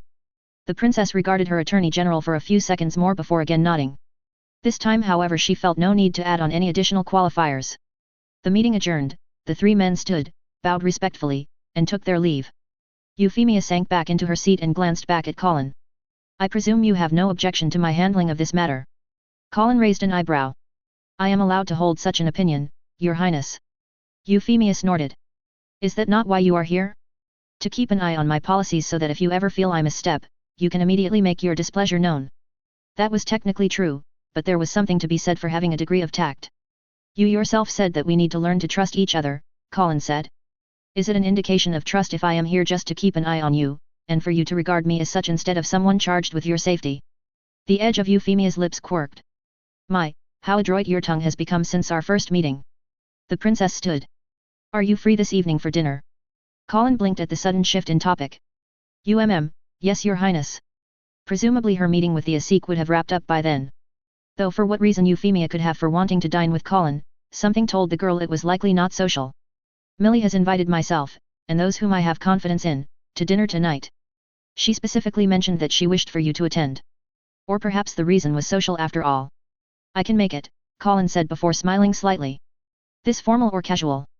Knowing Millie, she could well contrive to make it both, Euphemia said with an amused smile of her own. Though as my knight I expect you to always present yourself in a respectable manner. As you command, your highness, Colin said with a slight bow. The princess' response was a slight chuckle before she moved on to the next piece of work, her hands flying over the keyboard to bring up an array of documents and data. The moment of levity over, Colin resumed her post, using her geese to sweep the palace once more. If there really were other geese holders that were going to target Euphemia, she needed to be vigilant. At the very least she should be able to detect them if they set foot on the palace grounds. And if one did have the audacity to show up, well, contingencies were already in place to deal with them as permanently as possible. Monica kicked aside a random rock in her way but paid it no mind as it tumbled along the floor. As she looked about the room, the knight idly wondered just what was it about secret hideouts buried under mountains that fascinated Eleven so much. At least the camouflage of the Japanese Liberation Front headquarters was more competently done, unlike the amateurish efforts of the blood of the samurai. Not that either were still around to endure such critique. Much like his previous pawns, Lelich had made sure that the senior leadership of the JLF would not be around to answer any questions. By the time Loki Regiment moved in to secure the JLF stronghold, the blood that stained the walls and floors was already dry. One officer had even somehow managed to make a big splatter on the ceiling, which if nothing else was morbidly impressive. The computers had also all been destroyed with a thoroughness that the Inquisitio would even approve of, seeing as the hard drives were all either piles of twisted slag or itty-bitty scraps. Not to mention the ashes that were all that was left of the hard copies of whatever documents and files the JLF kept on hand. Not that that mattered that much, considering the Simaragi's cooperation saw them turning over a great deal of material. The likelihood of another JLF arising in the short term was effectively nil, which meant Monica could worry about other things instead. Milady. The knight turned about and nodded for the acolyte to deliver his report. We have finished searching the barracks and have found at least a dozen complete journals and fragments of 24 others. There are also scores of letters, many of which appear to date from just before the JLF began moving eastward in preparation for the attack on Tokyo. Then again, no matter how diligent the leadership was in trying to bury its secrets, the rank and file could always be counted on to gossip incessantly. Human beings leak like a sleeve, in more ways than one. Good work, Monica said. Continue with the operation. Yes, milady. The acolyte hurried off, leaving Monica alone once more. While the rest of the Inquisitio would probably find something of use in the recovered letters and diaries, Monica's own quarry would be much more difficult to track. The knight circled the room again, kicking aside rocks absent-mindedly while deep in thought. From what Colin and the Princess Euphemia had told her, Lelich was effectively insane. CC was seemingly unable to corroborate that assessment, however, and Monica suspected that there was much more going on with the compulsion the woman had been placed under. For one thing, it really should have been absolutely impossible for a geese bearer to turn their power on the code bearer that granted them the geese in the first place. Or rather, possession of a geese automatically conferred a degree of resistance if not outright immunity to the powers of other bearers. As such, whatever compulsion CC was under, Monica highly doubted Lelich was responsible, directly at least. The younger appearing woman, just how old CC really was Monica was not prepared to risk asking, was also definitely not lying about the existence of the compulsion. The backlash that Monica had suffered when her own geese tried to suppress it was painful proof of that. Yet the possibilities left were not many, seeing as the only person that might possess the power to impose such a compulsion was another code bearer, and the only other bearer Monica was aware of was sulking back in the homelands. The knight somehow doubted that VV would have kept quiet if he had managed to so severely cripple CC. And yet there was the incident that resulted in the Princess Euphemia severing her link to VV while still retaining her geese. That should have also been impossible unless Her Highness Connect to C's world had been shifted from VV to another code bearer, a bearer that they were previously unaware of. Monica had yet to broach the subject with Euphemia yet, if only because she knew the princess would be reluctant to trust her with more information. The knight pursed her lips. If CC was unable to properly explain what the geese and code were, then it was likely that both Euphemia and Colin did not completely understand what they possessed. Perhaps some strategic divulging of her own knowledge would get the princess to open up a bit, at least enough to tell Monica what happened when she entered the thought elevator. If there really was another code bearer, and he or she was powerful enough to do that to CC, then said bearer was almost certainly strong enough to outright kill VV should they meet. And such a person would be ever so useful in Monica's mission in permanently putting down that petulant, but still very dangerous, man-child. Immortality was a very annoying trait to work around. Her next course of action with respect to the princess settled, Monica's thoughts wandered back to Lelich and how best to find the wayward imperial scion. The interrogations of the few rank-and-file JLF prisoners had indicated that Lelich and Charlotte left Area 11 before the Tokyo uprising kicked off. They also made mention of another SDIS agent remaining behind to help coordinate things, however. Chances were with the ports and airports locked down, this Andrei Devin was likely still within the area, unless he somehow had enough cash on him to bribe a fisherman to risk sailing into the contested waters between Area 11 and the mainland. That might not be entirely impossible, the French intelligence service's reputation existed for a reason. Then again Monica's instincts told her the man was still in hiding, biding his time until things were calm enough to attempt an escape. His capture would however provide a prime specimen for Monica to study, seeing as there was no way Lelich would not have put a failsafe in the captain to prevent him from spilling the young man's secrets. That would make capturing Andrei alive more difficult, but not impossible, and for now Monica could only wait until the regular services and the other Inquisitio orders caught the man's scent. As for Lelich, it was actually pretty obvious what he would do next after reaching Paris. Tokyo was just a practice run and Monica did not doubt for a moment that the former prince would take to heart lessons from its failure. If he really was intent on taking down the imperial family, then the only logical destination for him would be Pendragon itself. There were a few princes and princesses of considerably lower precedent scattered about the homeland away from the capital, but with Cornelia's return her sister Euphemia was now the only imperial scion of measurable standing not residing in Pendragon.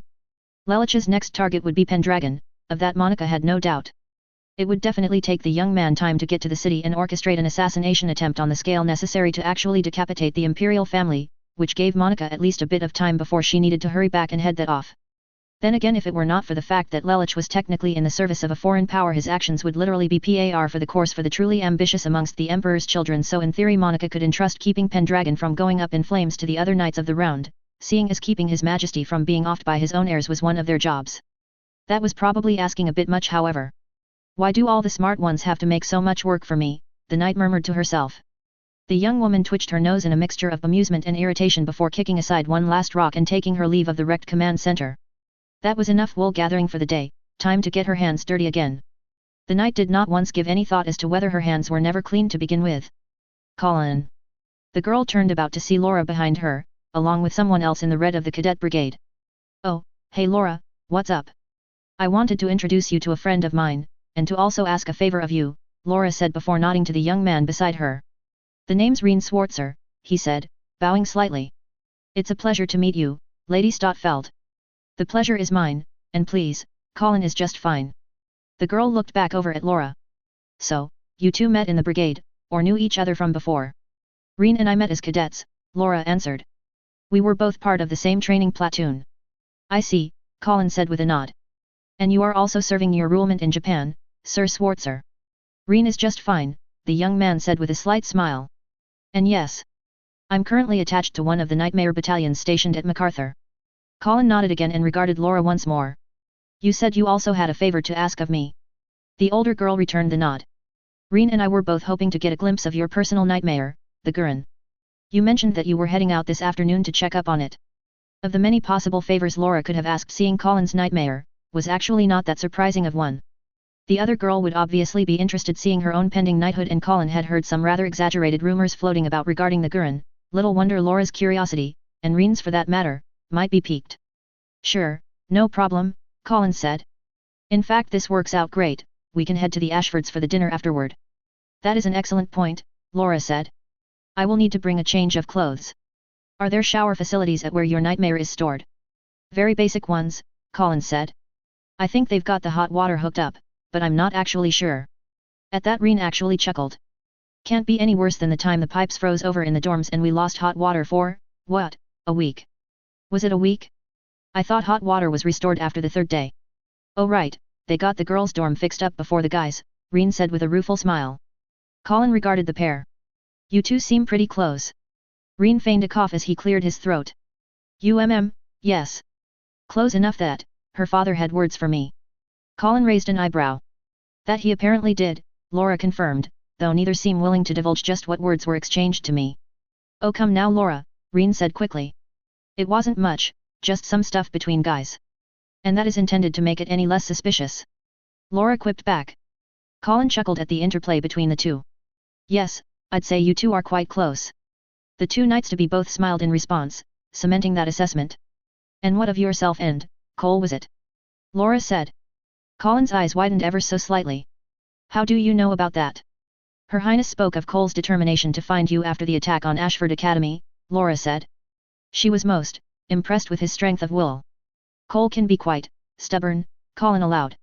The smiles on Laura and Reen's faces made clear that they heard the hint of affection in Colin's tone loud and clear.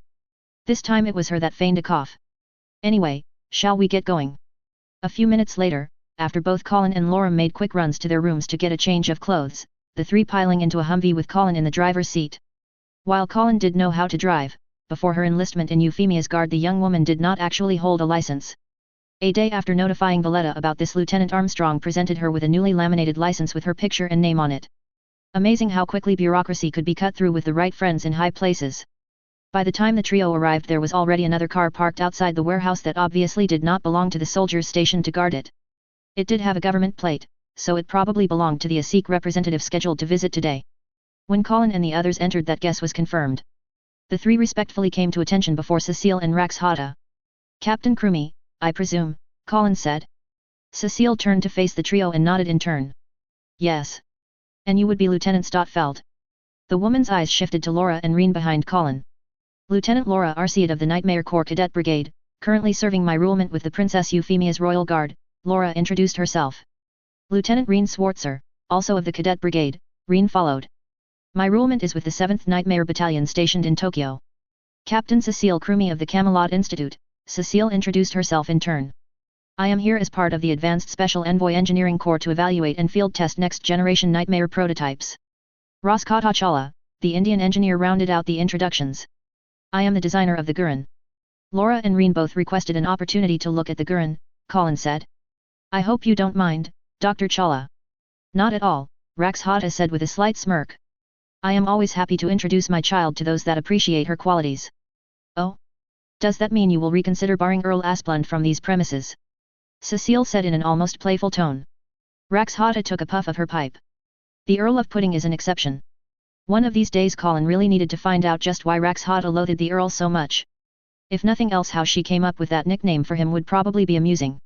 "Well then, seeing as you appear to be available, I leave our guests in your hands, Doctor," Colin said. "Very well, come this way then, ladies and gentlemen." "Ah, Lieutenant," Cecile suddenly said. "Might I have a moment of your time first?" Colin raised an eyebrow but nodded. "Sure. If you will excuse me, Doctor, I will be with you shortly," the captain said to Rax Hata. Rax Hata nodded and led Laura and Reen off. Once the two were relatively alone, Cecile turned to Colin once more.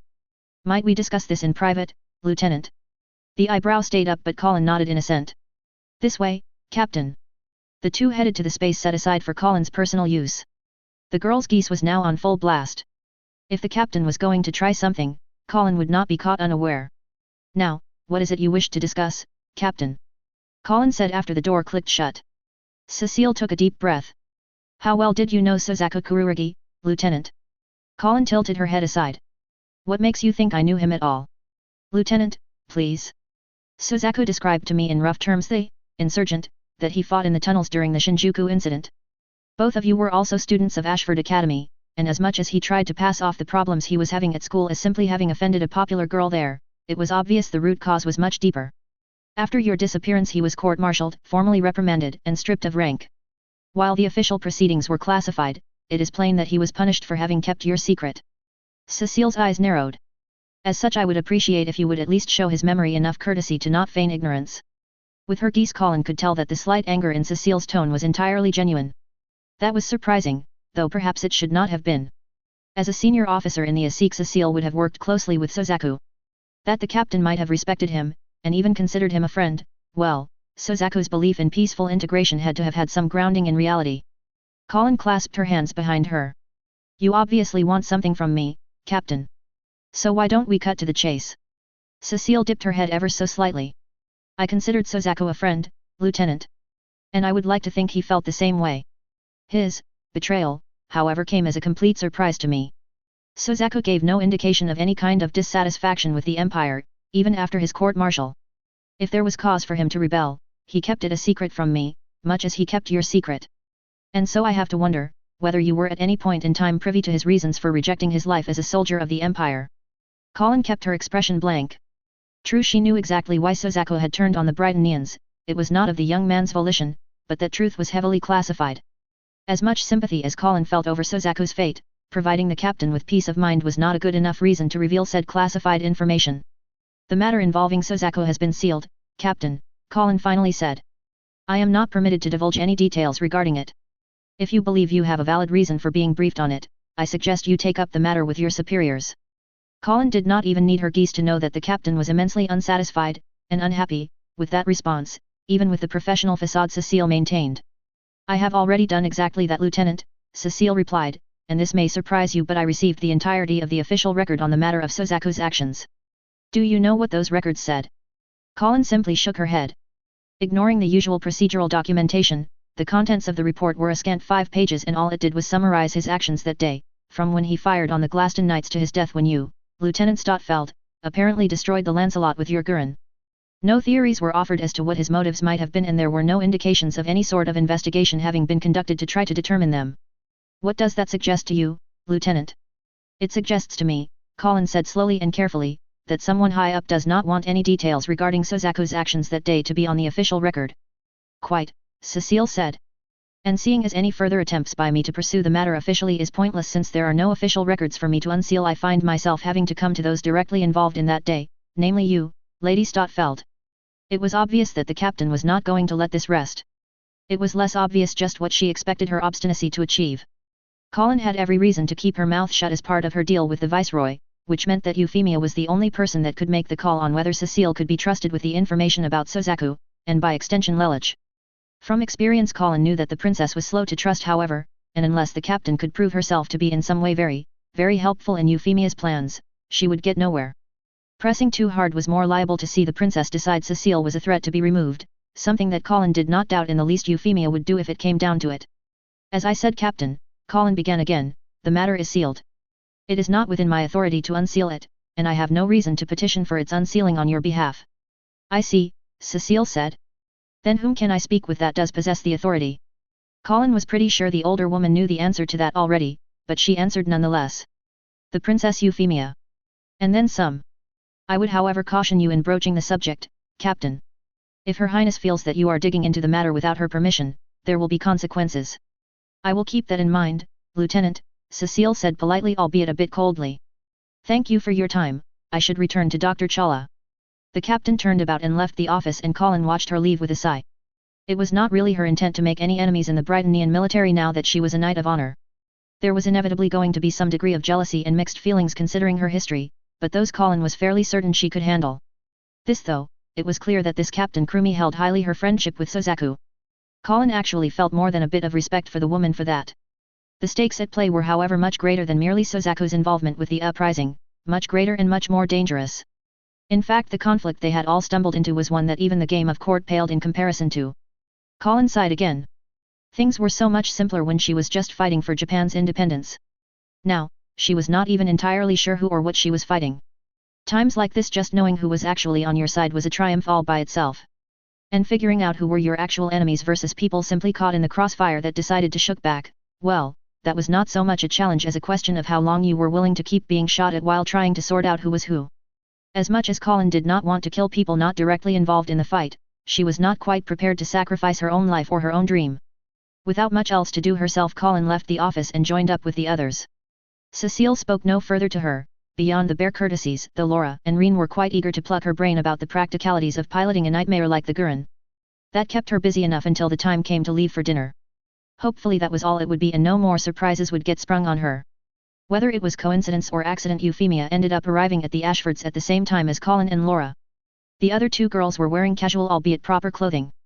Technically so was Euphemia herself, but seeing as the princess likely did not even own any outfit that cost less than the monthly salary of the average Brightonian casual could only be used to describe it in the loosest terms. When Euphemia appeared, the two girls bowed respectfully, and immediately began eyeing the relatively large package being carried by one of the other armsmen. Euphemia however simply smiled. Shall we? Apparently they would need to wait before they would learn what the package was, assuming that happened at all this evening. The three women, the soldier acting porter, and the princess actual security detachment climbed the steps of the Ashford family residence. The door opened immediately without any need to knock, and the maid bowed in greeting. Miladies, welcome. Euphemia smiled. It is good to see you, Sharon. Thank you for taking such good care of the Ashfords. It is but my duty to provide the best service I can for my masters, Your Highness, Sharon said with a bright smile. Please, this way.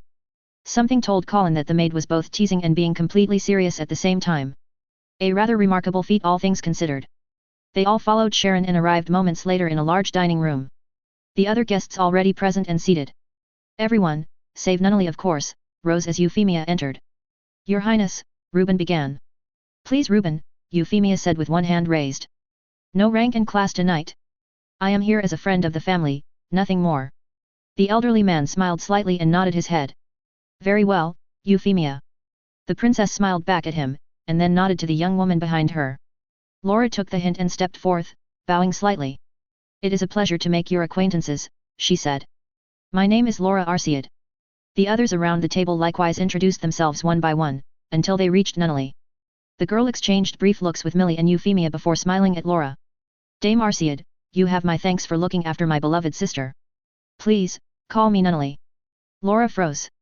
No words were uttered by the young woman in response, the complete lack of motion betraying her shock. And then her head stiffly snapped over to look at Euphemia. The princess nodded solemnly. Laura's eyes widened further, and the next moment she was before Nunnally on her knee. Your Highness, this is an honor.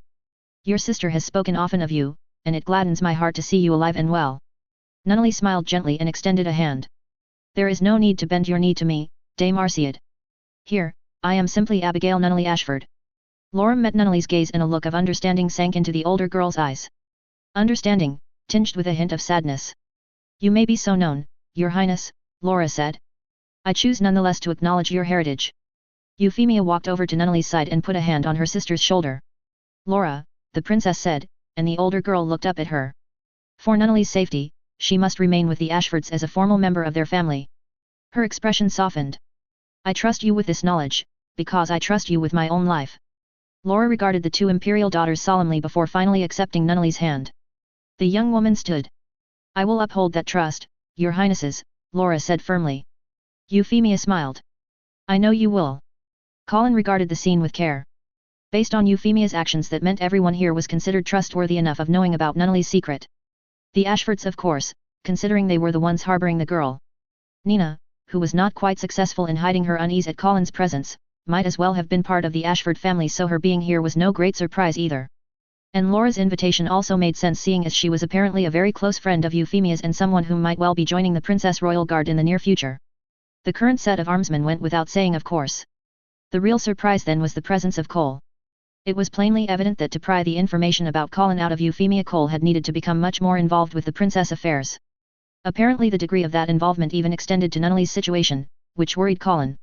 Even the barest of involvement with court politics could be dangerous depending on whom one associated with, and as fourth in line to the throne, Euphemia was automatically a person of interest for many people. And by association, so was anyone whom she showed any degree of favor or confidence in. Colin grimaced slightly, seeing as she fell right into that category, if only through the strangest twists of fate. Before her thoughts could run further, Nunnally turned her wheelchair towards Colin and smiled at her. Colin. At the time I was too shaken to convey my gratitude, but you did save mine and Euphy's life. From the bottom of my heart, thank you. Colin gave Nunnally a gentle smile of her own. You are most welcome, Nunnally. I'm glad I was able to reach the two of you in time. And that was the honest truth. As far as Colin was concerned, Nunnally was an innocent, whatever her heritage, and Euphemia dying at that point would have likely resulted in Cornelia going on a rampage across Japan to avenge her sister, so even if she did have ulterior motives for saving the viceroy, she was entirely sincere about not wanting to see her dead. I know that you and Euphy have your differences, Nunnally continued, but I hope that you two are able to find not only common ground, but common cause. I would not see the person I owe my life to draw the blood of my kin. Colin kept her expression composed, and a quick glance at Euphemia made clear that that was not a prepared statement, seeing the princess' own surprise. Not that Colin really needed a reminder, but Nunnally was a child of the Emperor, and the full sister of one Lelich VI Britannia. It would have been literally impossible for her to not have some steel in her bearing. We are making good progress towards that, Colin said. I am glad to hear so, Nunnally said with an ever so charming smile. For someone so young, the girl was way too good at that. Or perhaps it was because of her relative youth. Before Colin could say anything else, however, she started as Sharon suddenly appeared next to her. Now how had the maid snuck up on her like that? The woman gave Colin a playful smile before addressing the room. Master Reuben, dinner is ready. Shall I begin serving? Yes, thank you Sharon, Reuben said. Please, everyone. The guests settled into their respective seats, Euphemia next to Nunnally and Colin beside Cole. She gave the young man a smile, which he returned in earnest. So, were you responsible for this evening's bounty, Cole? Colin said somewhat teasingly. No, today I am but a humble guest, the young man responded. And unlike Millie, the headmaster is not one to require the services of his guests to ensure a meal is ready. Chuckles sounded around the table, Millie included, even as she stuck out a tongue at Cole. The dishes that were brought by Sharon and Sayoko did not disappoint either, and it was evident that the Ashford family chef was also very skilled. Wine was also poured into the glasses of all the guests, even for Nunnally. Well, for this occasion it was probably fine, though Colin certainly was not one to judge the limits and freedom set by someone else's family. Once everyone's places were set, Reuben picked up his wine glass. "A toast, ladies and gentlemen," he said with a slight twinkle in his eye. "To family and friends." Colin found her own mouth twitching in a slight smile as she raised her own glass. Cole really was in some ways here all by his lonesome, he did not even have rivals to back him up. The young woman took a sip of the wine. It was pretty good, a nice fruity flavor that was not too sweet and not too sour. As Colin set down her glass and before she could pick up her fork and knife, Cole however cleared his throat. Colin looked over at the young man, and noticed that none of the Ashfords, nor Nina, had begun reaching for their own utensils. Apparently they had been expecting this. "Before we all enjoy the hospitalities of the Ashford family, I would like to convey my thanks to Millie for inviting me, and for giving me an opportunity to spend one last evening with my friends and close ones," Cole said with a slight smile at Colin, and this time she was the one reciprocating, "before I ship out tomorrow." The smile disappeared. In fact, had Colin not been so stunned, she would have noticed that the only ones seemingly surprised were herself, Euphemia, and Laura. "Yuri," Colin stuttered. The slight smile Cole gave her this time was tinted with a touch of regret. "I received my draft notification 2 days ago." Colin inhaled sharply as her mind raced. The fact that the Empire was at war was more than a mere intellectual awareness on her part. After all, she had participated in the opening battle that was the Tokyo Uprising. And it was not as if she had not given some thought to the practical consequences of a world war raging, seeing as Japan was one of the major front lines. There was always the possibility that people she knew might get pulled into the conflict, much as the students of Ashford Academy were twice as a result of the JLF campaign. But this was not something she had even thought about, perhaps because it was not something she ever had to worry about. While the Empire did accept women whom wished to enlist in its armed forces, conscription was still limited to men.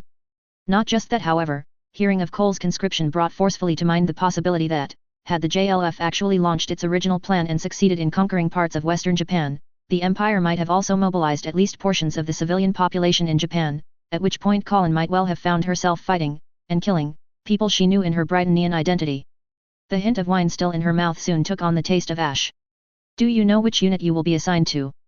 Laura asked, breaking the silence. Cole shook his head.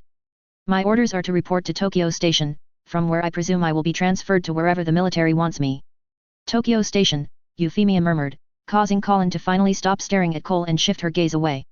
"If I recall correctly from the mobilization plans, draftees summoned to report in tomorrow are to be transferred to a training camp in Hokkaido. Is that so, Your Highness?" Cole said. "Well, that's at least one mystery solved. You have my thanks."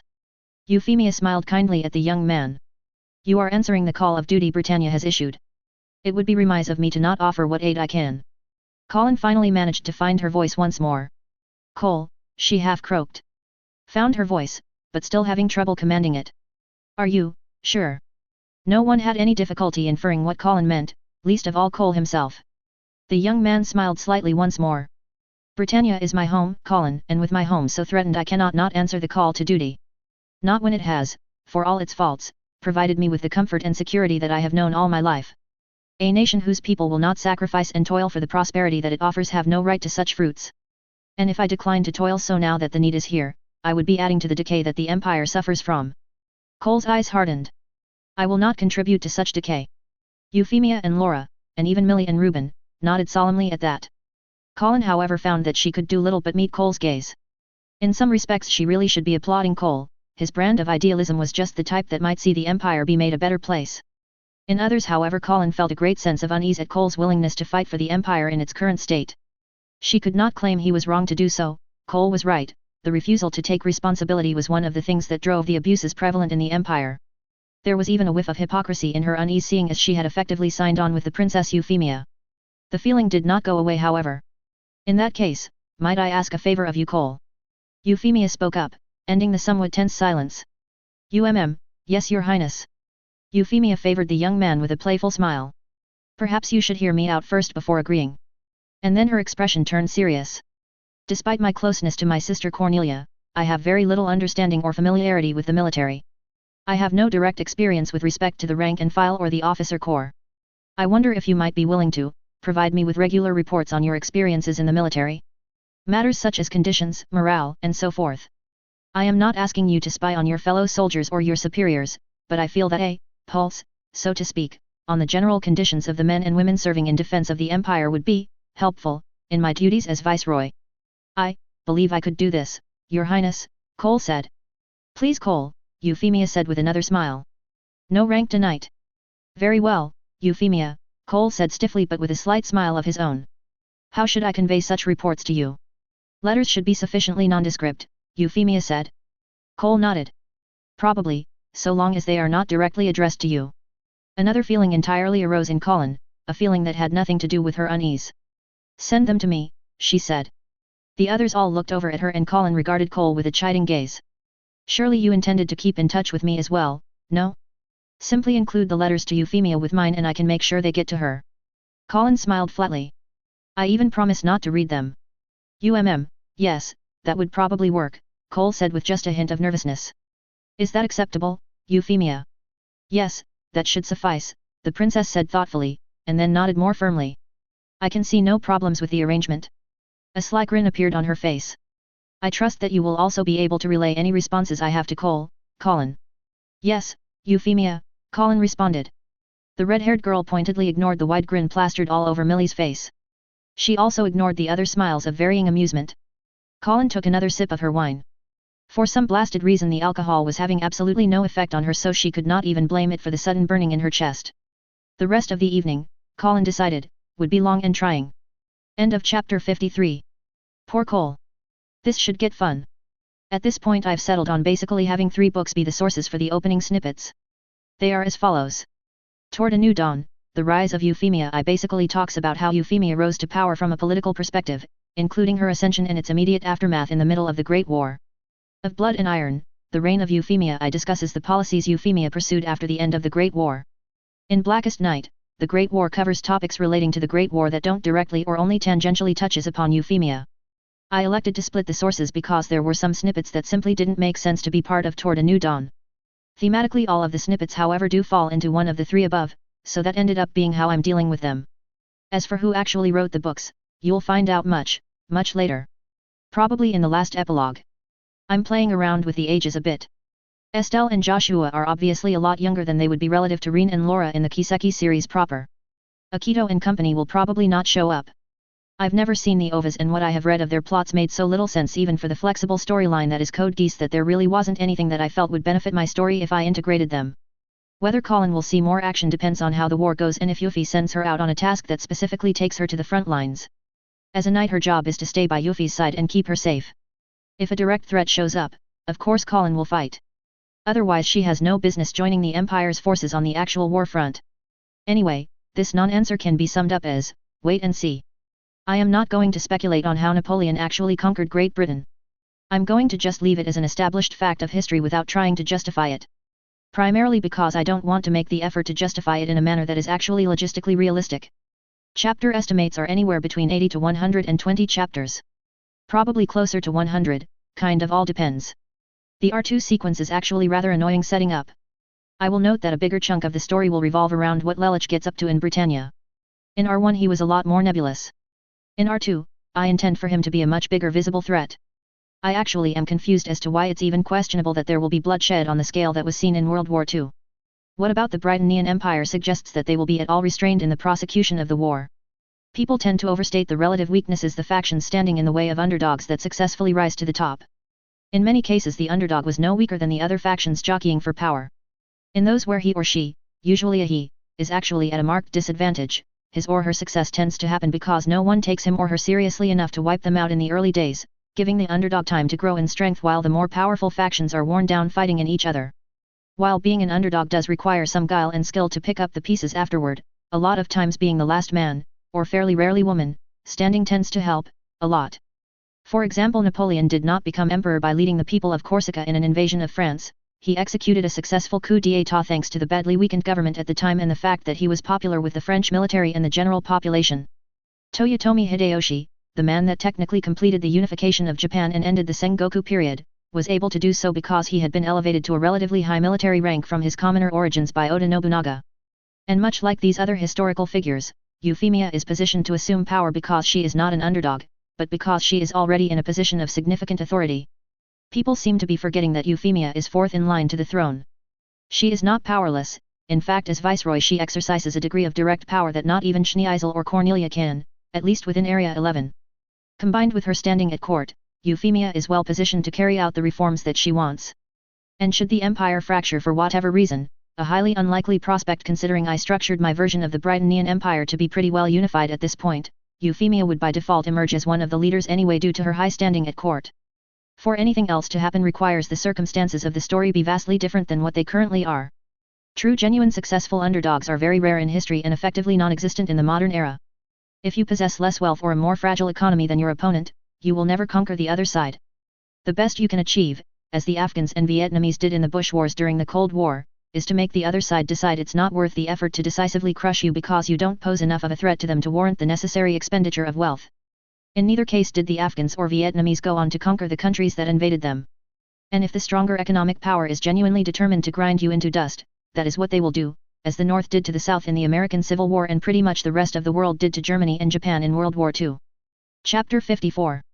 Military conscription in the Holy Britannian Empire. Prior to the reformed constitution of Euphemia I applied only to full Britannian citizens, and only men at that. While subjects designated as numbers could be drafted for labor purposes, they were never pressed into combat duties. Not even during the Great War when Parliament approved full mobilization did the Empire ever call upon its lower-tier subjects to bear arms for Britannia. The reasoning behind this is self-evident, as the Empire fully understood such subjects would be all too tempted to turn their military training against it. This is not to say there were no numbers serving in the armed forces.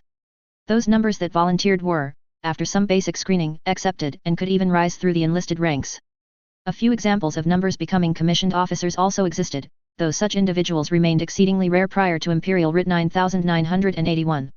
The reasons for such subjects to enlist were manifold, from the lack of any other opportunities to the genuine benefits that came with military service. Numbers that successfully completed their term of service were granted additional privileges upon being discharged, and those that made a career in the armed forces tended to find the highly regulated environment of the military more stable than the lives they left behind.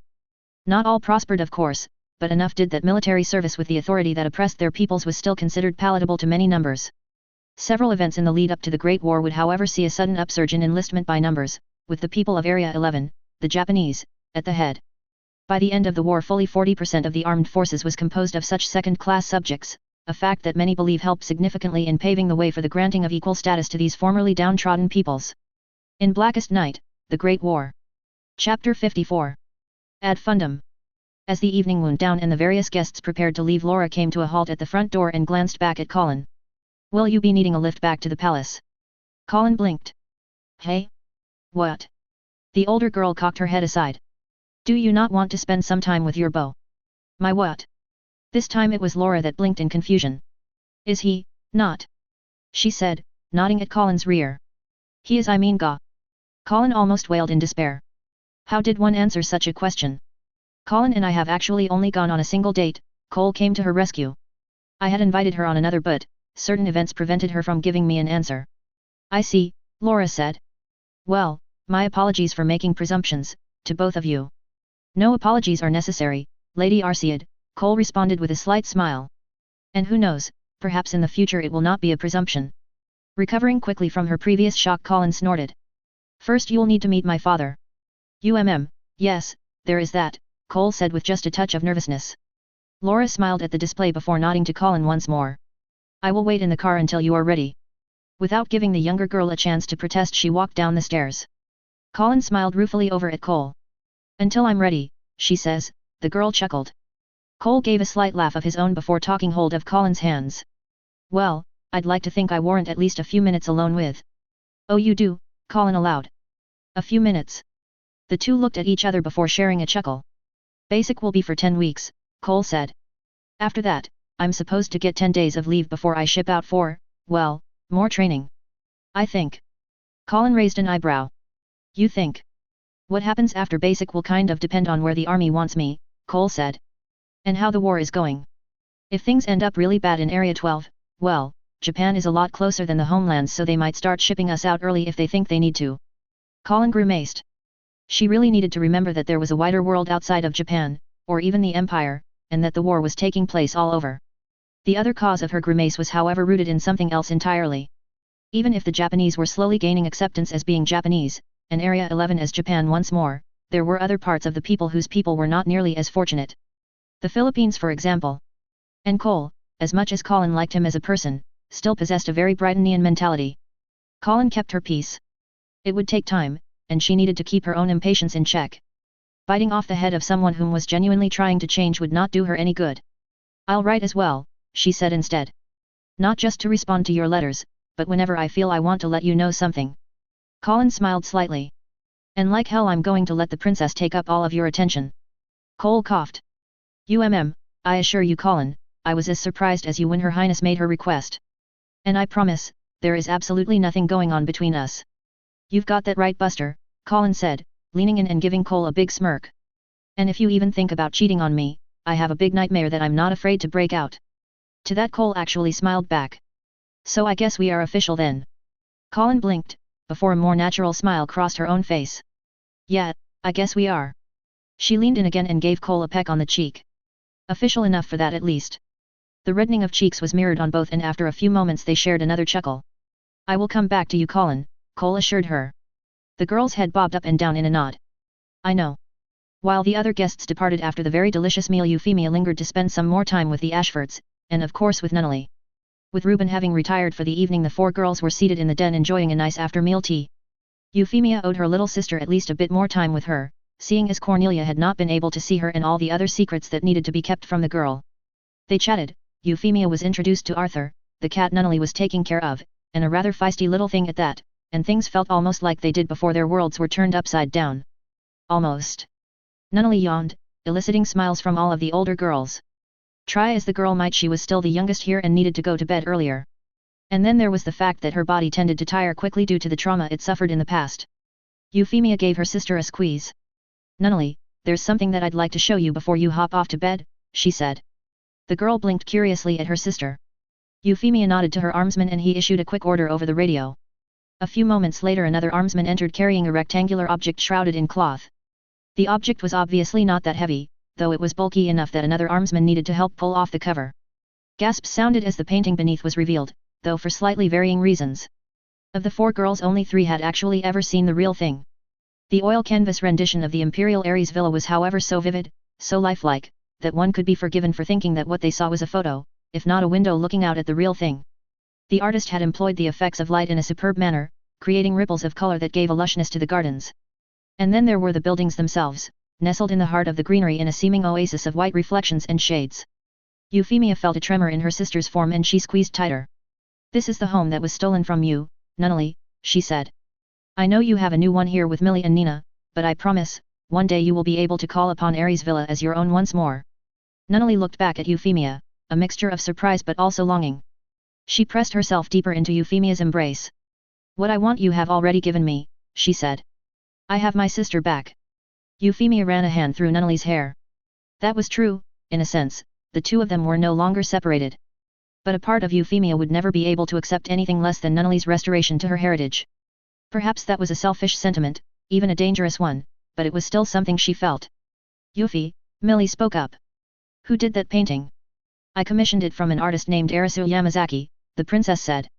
The Ashford girl's eyes widened slightly. A Japanese. A nod answered her. Hey. Is she available for other work? Probably. Do you wish to commission something from her?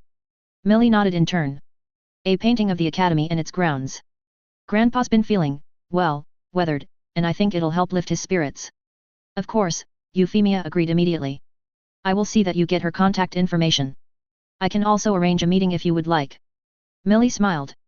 Thanks Euphy. After a short discussion of where the painting should be hung, the current den eventually being selected and quickly installed therein, Nunnally was shepherded off to bed by Sayoko, leaving Euphemia to conduct the final piece of business for the evening. Millie also retired, but not before giving Euphemia one last pointed look before leaving her with Nina. The bespectacled girl was noticeably nervous about being alone in the princess' presence. Well, not quite alone, but the pair of armsmen were doing their best to melt into the background and might as well not have been there. Nina, Euphemia said gently.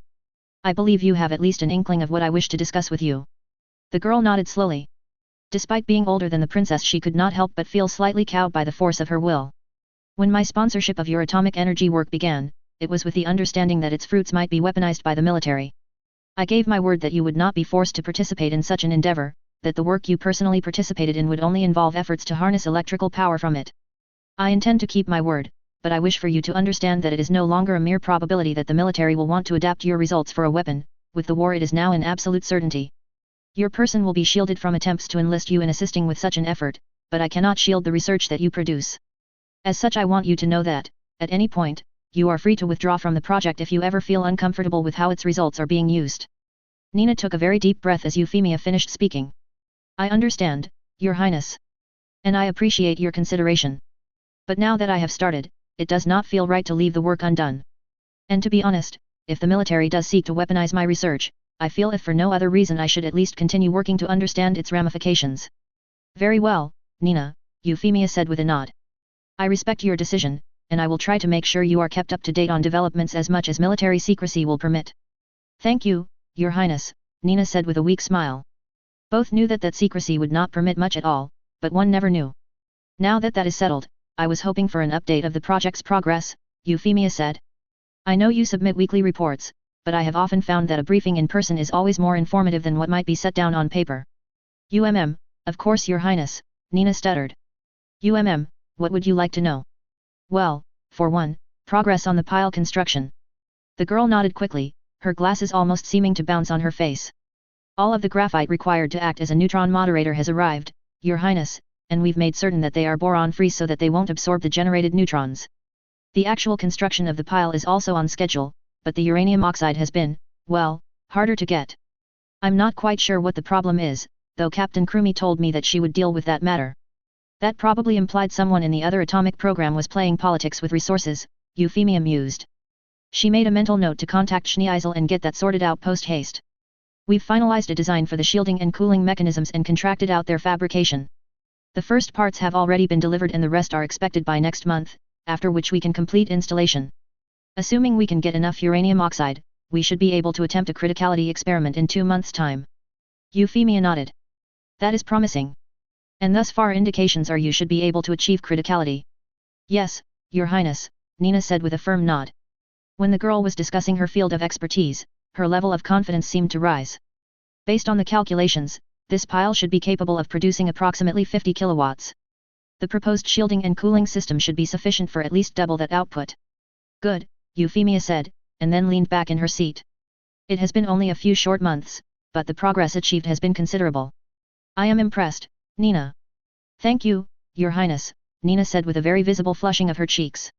Euphemia smiled slightly. I wonder, if perhaps you might be willing to help me with another physics problem. I will endeavor to try, Your Highness, Nina said immediately. Sergeant. The soldier stepped forth and held out a folder to Euphemia. The princess took it, and then personally presented it to Nina. The older girl received it reverently. May I? She asked somewhat nervously. Please. Nina opened the binder, and found herself awash in diagrams, schematics, and mathematical equations. The girl was not an engineer by trade, but she could still read basic figures and piece together bits and pieces from the schematics. This is a particle beam of some sort, she said somewhat uncertainly.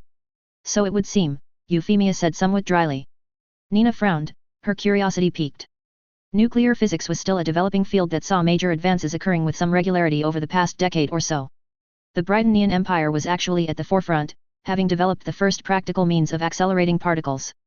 Its attempts to weaponize the technology had thus far been less than a complete success, not that Nina herself knew about such efforts. That said, particle accelerators still tended to be somewhat esoteric, and even with the use of saccharide relatively bulky. The design before Nina, however, was much smaller. And assuming she was reading the numbers right, capable of emitting a lot more energy. I think this is a proton beam of some sort, Nina said, at least that's what this notation would suggest.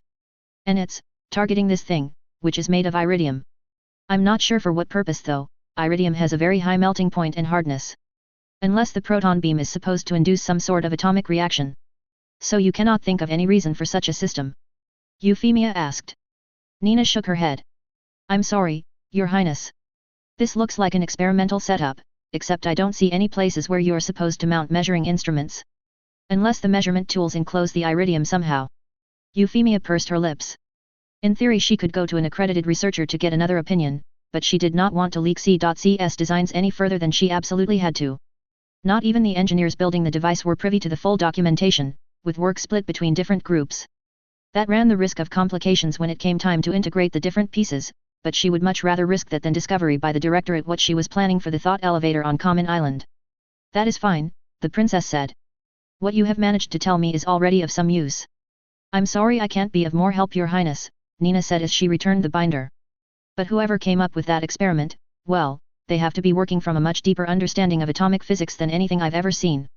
The princess refrained from raising an eyebrow. True, Nina was not actually a certified physicist, though Euphemia had little doubt the young woman would become one in the near future, but her knowledge of atomic physics likely rivaled established researchers. If she did not understand what this was, then how could CC have come up with it? The frown that fought to appear on Euphemia's face took considerably more effort to suppress. CC had called this a surrogate, but a surrogate to what? Was there a device out there that could more efficiently do whatever it was this contraption was supposed to do? If so, who had created it? And what did that say about the understanding that its makers must possess of the physical world? Euphemia had come here hoping for answers. She left with many more questions. Ah! Joshua did not quite flinch, but his eyes flickered in surprise as the beaming girl ran up to him. There you are! She exclaimed, drawing amused looks from all about. The boy felt a slight unease at the attention. Something told him, however, that pulling away would only result in more attention. Estelle seemed to be extremely persistent if nothing else. Where did you go away to last time? She asked as she came to a stop before him. I saw my sister waving at me, Joshua lied. Ah, you shoulda let me meet her. Estelle said with a slight pout. Joshua was not even sure how he could respond to that. Restraint, and maybe also tact, was apparently not something Estelle cared one whit for. So what ya doing here today? She asked, the smile back on her face. I'm just walking around, Joshua said. All by yourself? Estelle exclaimed. Yes. That's no fun, Estelle declared. Ah. Have you been up to the gardens? Joshua shook his head. Thus far he had only been scouting the building interior. The roof garden, with its wide spaces and lack of cover, would have been a very suboptimal path of retreat should the need arise. His geese range was not nearly long enough for him to be able to hide up there. Wanna come with me then? Estelle asked with another wide smile. I'm gonna meet Mama up there, she said. Papa would be there too and we're gonna have a picnic. No, Joshua began slowly. The smile disappeared on Estelle's expression and she gave the boy a sullen look. Am I bothering you? Something deep within Joshua flickered. The boy was not sure what, but he could feel his heart become unsteady. The instincts that had been honed by long training and indoctrination screamed at him to get as far away from Estelle as possible. Yet he still hesitated. I need to go meet my sister soon, he lied. But, I can come with you up to the garden and say hi to your mom. The smile returned and Joshua found his heart flickering for an entirely different reason. There was just something about Estelle, something that made it so he did not want to ever see her lose her smile. Those instincts were more than screaming now, they wailed and thundered for him to part with the girl. Joshua did not, however, instead letting Estelle grab hold of his hand and pull him along. The warmth of her touch made him deaf to the cries. Deaf, to all but one cry that his true self had made all those years ago. A knock sounded on the door. Come in. The man seated in the office that Colin entered looked like he had a perpetual scowl on his face. The girl came to attention. Levi regarded Colin, his expression unchanged. In other words, he was still scowling. You would be Lieutenant Colin Statfeld Kaujaki, of Her Highness Royal Guard, Colin answered. The soldier stared at Colin for a few moments before responding. Can I help you, Lieutenant? Was the very guarded response.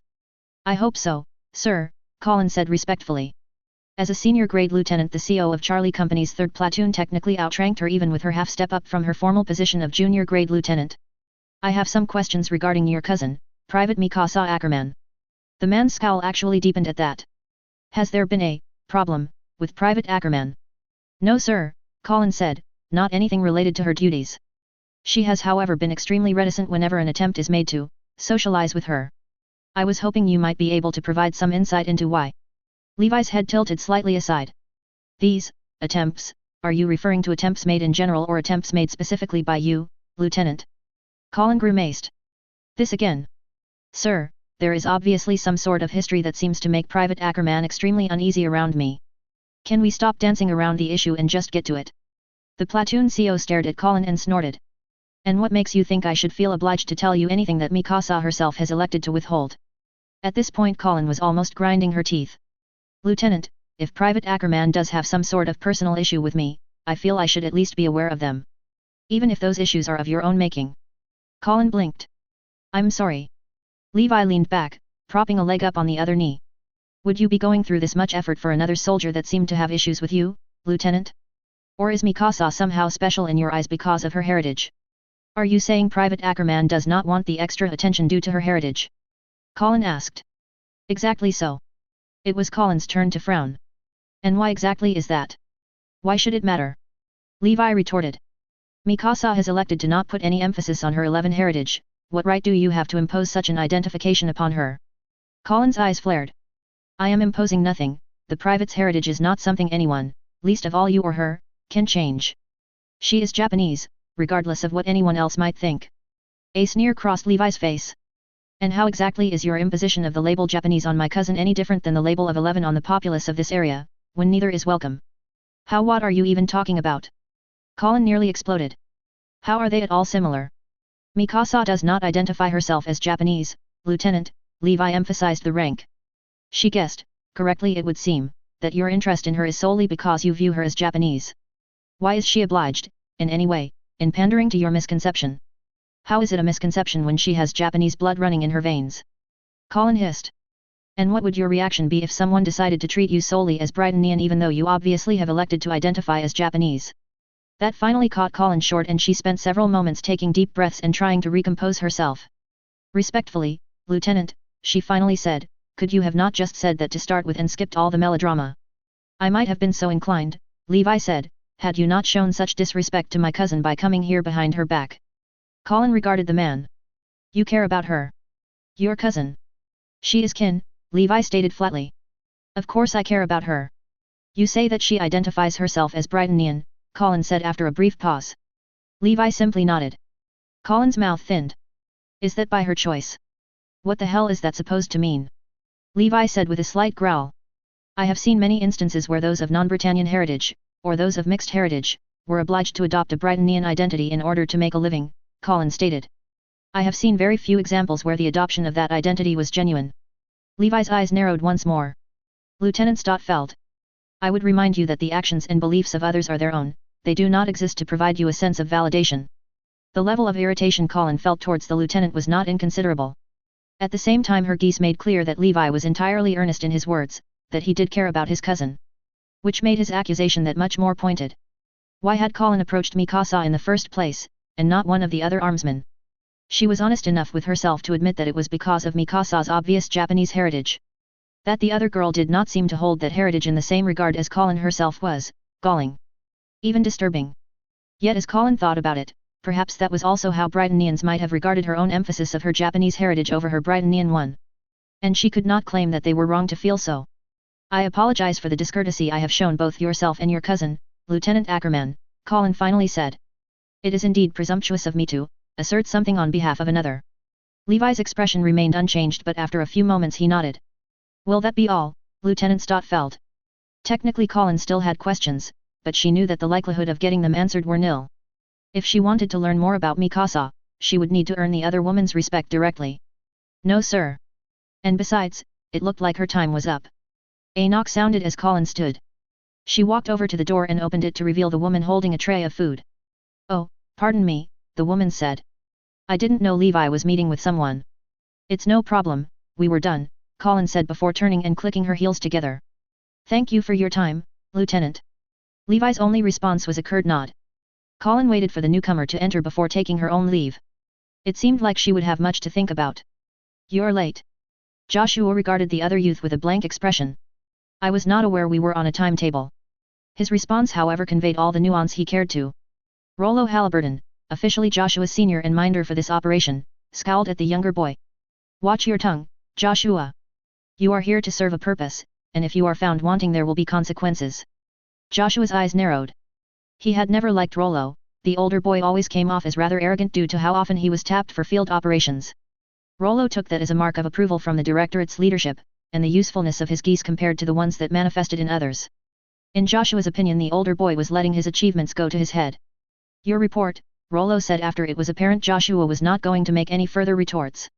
Joshua relaxed against the wall. The security at the Viceroy's palace has several vulnerabilities in the outer perimeter, but the deeper you go in the tighter it gets. Access to the inner rooms where the princess herself works are all keycard controlled, even for the cleaning staff. They also use a two-factor authentication system, with what appears to be unique codes for each employee. Oh, and I am fairly certain there is some sort of passive detection system in place as well.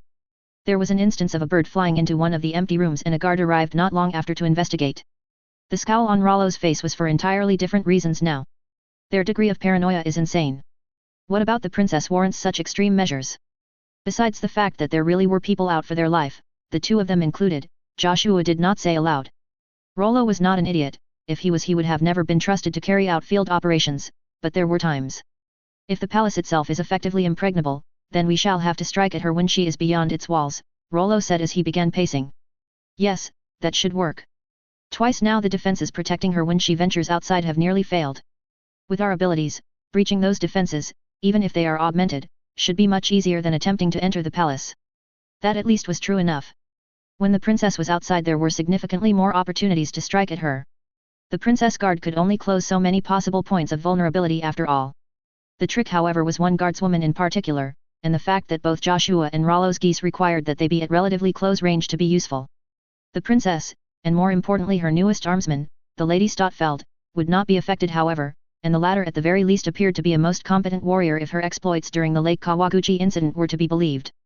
Joshua was inclined to do so and therefore was wary of engaging the Lady Stotfeld in any sort of open contest. And if the princess was at all inclined to prudence she would likely make sure the Lady Stotfeld accompanied her whenever she did leave the safety of the palace. What to do, what to do? Without knowing Her Highness' schedule it will be next to impossible to move against her though, Rollo continued rambling aloud. And any publicly announced appearances will have heavy security and large crowds. The crowds could provide some cover if they were permitted close to her person. They would also hamper any retreat if a panic and stampede ensued, Joshua remarked. I am well aware, Rollo said tartly before he resumed pacing.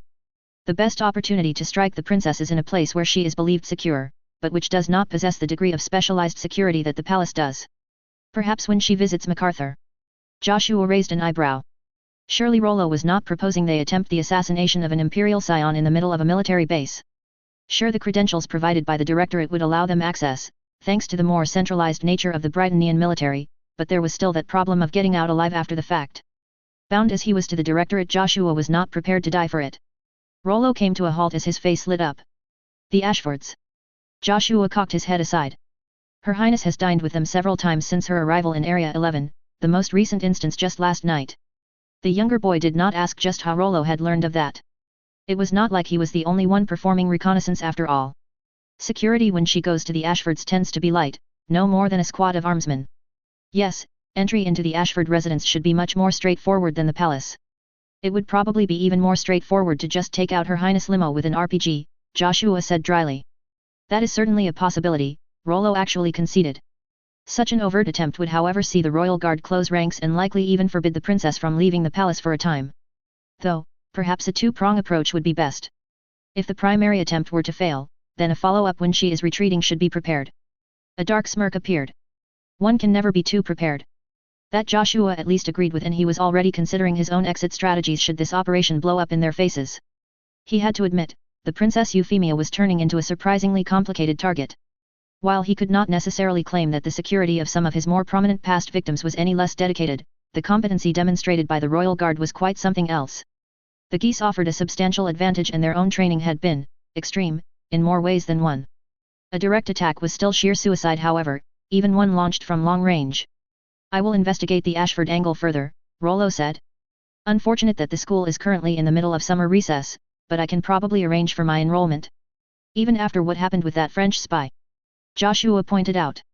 Rollo frowned. That will be but an irritant. My paperwork will stand up to far greater scrutiny than what even the Inquisitio can manage. Probably because it would be the Inquisitio doing the doctoring, Joshua again refrained from remarking. If you're going to wait until the next term starts then we'll be here for a while, he said instead. This is a long-term operation, Rollo replied. And besides, there is also the matter of CC to attend to. That was also true, though what exactly the two of them were supposed to do without more manpower was beyond Joshua. In theory they were supposed to be reinforced once a concrete plan, for now all they could realistically expect to achieve was gather intelligence. And in truth, that suited Joshua just fine. As one of the few Geass holders permitted to leave the Directorate on field operations he was acutely aware of just how much of life's experiences were denied him and the others. Running away was impossible, not with the link that bound them to their code bearer, and any attempt was punished severely. The truly entrancient were, well, their fates were not something Joshua cared to dwell upon. The chance that he might be able to enjoy more that omelette he had today, now that was something worth thinking about. And so he did. Lady Stotfeld. Colin turned about, finding herself face to face with a woman she recognized as one of Euphemia's aides. Yes. The woman curtsied politely. My name is Jane Eyre. I believe you were acquainted, however briefly, with my uncle. The girl's eyes widened and she nodded. General Eyre was a good man. It is my regret that I did not get to know him better. That is kind of you to say, Jane said with a slight smile. May I impose upon you a moment of your time later this evening? Colin thought over her schedule. I should be free. When were you thinking? 1900 hours, if it is so convenient. A nod. It is. Where shall I meet you? At the anointed time Colin found herself in the study of the residency assigned to Jane. She was not alone with the other woman, the Baron Edward Rochester was also present, along with Brigadier Valletta New, the newly promoted Captain Roy Mustang, Lieutenant Alexander Armstrong, Lieutenant Claudio Darlton, and most surprisingly Private Mikasa Ackerman. It was certainly an eclectic collection of guests, even if heavily slanted towards those that had served with or under the general in one capacity or another. My gratitude to all of you for accepting my invitation, Jane began. Think nothing of it, Dame Eyre, Valletta said. And should you have need in the future, do not hesitate to call upon us. Jane smiled kindly. Thank you, Brigadier New. And her expression turned solemn. I have asked all of you here today, to carry out the last bequests laid forth in my uncle's will. The gathered soldiers all regarded Jane with widened eyes. The Baron noticeably did not share in their surprise, likely having been informed beforehand. My uncle was a meticulous man, and he went to great lengths to ensure that his affairs were always in order. As such, one matter that he took care to keep up to date was his will, which mentions directly or indirectly, those whom I have invited here today. Colin was fairly certain she was one of those indirectly mentioned, seeing as the day she first met the general was also the day he was killed in action. Her attention focused back on her immediate situation as Jane reached behind her chair and hefted two sheathed swords and set them on the table. The form was instantly recognizable to most in the room, seeing as barring a few exceptions all members of the Princess Euphemia's royal guard carried such blades. My family does not possess any storied history of military service, Jane said. My uncle was only the third to join. These two blades before you hold no memories of my family, they were simply passed down to my uncle as gifts from those he served with. They however meant much to him, as they were gifted by those he respected greatly, and also imparted the art of the sword to him. In truth, Colin knew little to nothing about the general's supposed martial prowess beyond what she was told by others. Jonathan was supposed to be a superb swordsman, and the respect with which Laura spoke of the man's skill was enough reason for Colin not to doubt the reputation. If these weapons really were from whomever had trained Jonathan, the girl could not help but wonder who originally bore them. Jane picked up one sword. Sir Mustang. The man was visibly moved as he rose and stepped forward. Jane presented him with the blade, and it was with clear reverence that he accepted it. My uncle held great faith in your abilities, as a soldier and as a leader, Jane said. He believed one day that you would have surpassed him and gone on to greater things. I learned much from the general, Roy said solemnly. I will never forget the lessons so instilled. Jane smiled at the captain and nodded. She then picked up the second sword and looked straight at Valletta. The knight took a deep breath. Dame New. Valletta stood and stepped forth, and Jane held the sword before her. My uncle, she began. He was happy to have met you, Dame New. I think he saw a bit of his younger self in you, a time when he was hungry for advancement but still determined to do the right thing. He never married, and though he cared for me much as he would have any child of his, I believe that you are better suited to carry on his martial legacy. Valletta bowed her head. I will see that the legacy is honored, Dame Eyre. And I swear I will never give cause for the general to regard me with shame when we meet once more in the halls of Valhalla. Jane nodded and released her grip on the sword. She then nodded to Rochester. The Baron nodded back before disappearing into the other room. The final bequests left by my uncle, Jane said. It was a less than conventional request on his part, and he left the fulfillment therein to my discretion.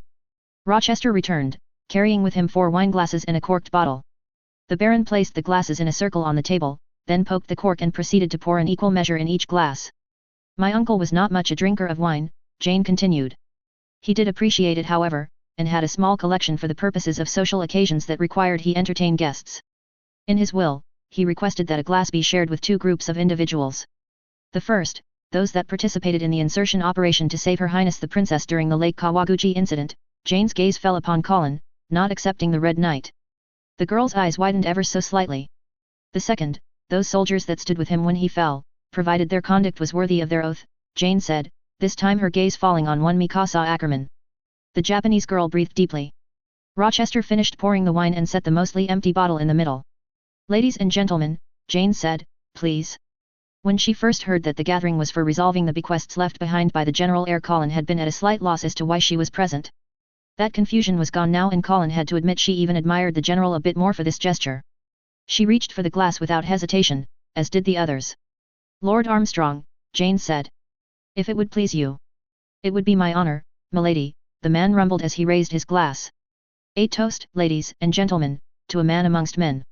A toast, to his courage, to his conviction, and to his eternal memory. Colin raised her glass in turn and took a sip with the others. When she finished and set her glass down, Jane was smiling at all of them gratefully. My gratitude, to all of you, for humouring my uncle's last requests. A few more words were exchanged between the guests and Jane, and even Colin offered a few genuine ones of her own. The general had been open-minded enough to side with her during the Tokyo uprising, and in the process likely helped keep the battle from claiming the lives of countless innocent civilians. Japanese civilians at that. There was no need to feign polite regret. Colin genuinely wished Jonathan had survived the battle. Even if everyone seemed to think that he would have run her into the ground even harder as part of her armsman training. As the guests took their leave and Colin herself prepared to depart, a voice stopped her. Lady Stotfeld. Turning about, Colin was hit by a distinct sense of déjà vu as she faced Jane once more. Yes, Dame Eyre. Jane did not face Colin alone, for the Baron Rochester stood at her side cradling the mostly empty bottle of wine. I have one last favour to ask of you, Lady Stotfeld, but I will understand if it is beyond your measure or desire. Colin's lips quirked slightly. Ask, and we shall see. Jane nodded. My uncle's will was rather specific in certain regards, one of them being the sharing of the toast you just partook in. He specified that the toast was to be shared with all those that participated in the rescue of Her Highness the Princess, regardless of what circumstances they had since found themselves in. At that Colin felt an eyebrow raising. Edward and I have already seen to the other 2 soldiers that had accompanied Sir Darlton and whom are no longer with us this day, Jane said, confirming what Colin already suspected. In the case of Sir Kurugi, however, well, I will admit that I am simply at a loss as to how to proceed. Colin pursed her lips thoughtfully for several moments. In truth, she actually could think of several manners in which to carry out the general's request despite only really knowing Suzaku superficially at best. That was not what caused her to hesitate, however. I must admit, Dame Eyre, to a certain surprise at your request, Colin said. Are you certain your uncle would have wanted this, especially after what Suzaku did during the Battle of Tokyo? The nod that Jane gave her was firm and confident. My uncle, he recognized that a man could change, for the better and for the worse. But he also believed that a man's achievements can never be taken from him. As such, I do not doubt that he would wish for Sir Kurugi to have been included in his bequest, regardless of his having so forsworn himself. The young knight tilted her head, at a slight loss for words. She could not quite say whether she agreed with the general, but she did find that she admired his sense of ethics. Colin nodded.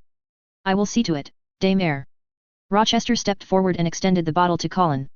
She accepted it with a surety of purpose. End of chapter 54. Jonathan was very busy after his appointment as captain of Yuffie's guard. Literally the first thing he did was to make sure that access to the princess was controlled in such a way that it becomes literally impossible for people to slip in. If you did not have access to begin with, your chances of getting it are very, very slim. And the system is keyed in such a way that it will trigger alarms if strange patterns start showing up in the access logs, as in a key is used in 2 locations that are on opposite sides of the wing with no direct unkeyed access to each other, or the key of someone that's supposed to be off duty is used. Yes, he took security very seriously, and actually thought through contingencies for potential points of failure. Made a slight mistake, the Glaston Knights should all have been senior-grade lieutenants. Though during the Battle of Tokyo Claudio still would have deferred to Mustang, primarily because Mustang was actually the commanding officer of a detachment at KO, whereas Claudio didn't really have a command anymore. To the person leaving reviews with spelling/grammar/etc. corrections, while I appreciate the sentiment, it is highly unlikely that I'll ever bother going back to re-upload past chapters with corrections unless it is part of a major remaster or the error alters the meaning of something that I wanted to be explicit for plot purposes. None of the chapters get posted with any major proofreading effort on my part, beyond what spell check picks out, though my master copy incorporates corrections and even rewordings as I review after the fact. The situation with Suzaku is actually somewhat complicated. Originally, when I wrote those snippets at the start of the chapters, I was expecting him to play a much larger role in the Black Rebellion. Namely, he was supposed to have nearly killed Euphemia. As we got closer, however, a couple of problems cropped up wherein I had difficulty framing his appearance in such a way that he could convincingly nearly kill Euphemia without actually killing her. With the possession of the Lancelot, that became nearly impossible. If the Lancelot had gotten to KO while Euphemia was undergoing surgery, she would have died, period. If I were to go back and redo the Battle of Tokyo, I likely would have restructured Suzaku's contributions considerably. At the time however I needed to get that chunk of the story out, and so I tried to at least give him a good showing where he overwhelmed the 4 holy swords and nearly killed Colin. That being said, a couple of things can be inferred from a historical perspective by how Suzaku was described. Keep in mind that the histories were written much later. As such they are reflective of the cumulative reputations that have built up over the intervening years. This means that they really should not be used to directly guess the immediate present in the story, since what you're seeing in the snippets is colored by a lot of different opinions and whatnot. Now you can of course ask yourself, why is Suzaku regarded so poorly historically despite his seeming lack of contribution to the Black Rebellion? That answer by itself should give a hint as to how society's views developed over the years, and what the authorities did and did not do with respect to their treatment of Suzaku's reputation. Quite a few things actually got changed regarding the Black Rebellion. One of the other scenes that I ended up dropping was members of Ashford's student body fighting back against the JLF advance. Specifically, I toyed with the notion of members of the cooking club, due to the fact that a bunch of them are avid hunters, would have broken out the emergency weapons Sayoko and Sharon keep, and acted as snipers basically. The problem with that idea was that if the JLF came under attack from marksmen, their response would have been to start shooting rockets at Ashford, which would have guaranteed a lot of casualties from the people taking shelter there. That didn't fit with how I wanted the battle to go, so I dropped it. Ultimately I had enough material sketched out to increase the length of the Black Rebellion to 2 more chapters. I decided to not do that for pacing reasons, so ultimately a lot of the fighting that occurred between the Brightonian forces proper and the JLF was not shown. Let's just say, once Akatsuki started calling in targeting information for the Brightonian Navy, things went downhill very quickly for the JLF. As I have said previously, the lack of detailed information about Lelich, his ambitions, and the limits of his powers are intentional. They will be revealed in time as the story progresses. I will not answer any specific questions regarding them until then. What makes one think Monica and Vivi would be on the same side? What makes one think Monica is telling the truth? So on and so on. The whole matter regarding the Code and the Geass is effectively a parallel storyline that is only just getting started. Only time will tell how it unfolds. I don't have any real comment regarding background scenery in the Code Geass anime. The production team seemed to mostly rely on Rule of Cool and what they were personally familiar with to create the Code Geass world, so what they showed was not so much a Brightonian society but modern Japan with some token foreign buildings to show that, hey, the Japanese aren't actually in control of their own country. To my French readers, language question. If you are addressing a woman that holds high office, say Madame President, not that you've had a female president, as far as I can recall, is it Madame La Presidente or Madame Le President? Grammatically I would have expected the former, but there seems to be some rule that the office or title is still treated as masculine even if the holder is a woman. Chapter 55. In contrast to its opponents, the Brightonian military was both on paper and in reality a highly standardized force. It had just transitioned to a new assault rifle, the M16, which used the smaller .223 Remington compared to the older .308 Winchester, and after the initial teething problems saw considerable success with the weapon. Furthermore, the Brightonian military used a single main battle tank, the M60 Patton, and while for much of the war it fielded 2 Nightmare models, the Sutherland and the Gloucester, this was more due to the already in progress replacement of the Sutherland when conflict broke out and the lack of time to recall and replace all of the older Nightmares already in service. Only fairly late in the conflict did the Vincent series of Nightmares derived from the Lancelot begin making an appearance, and only in small numbers assigned to elite pilots at that.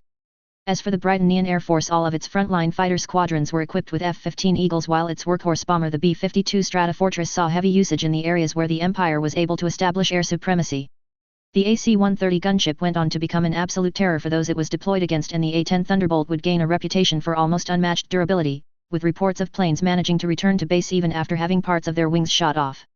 The Navy also had long ago standardized on the F-18 Hornet for its carriers and marine detachments, though several squadrons of older F-14 Tomcats were also pressed into service due to the demands placed on its forces and the Tomcat's greater range.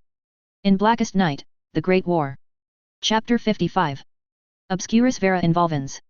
Your Highness, Dame Krashevsky is here to speak with you. Send her in, Euphemia responded without even looking up at the phone. Yes, Your Highness.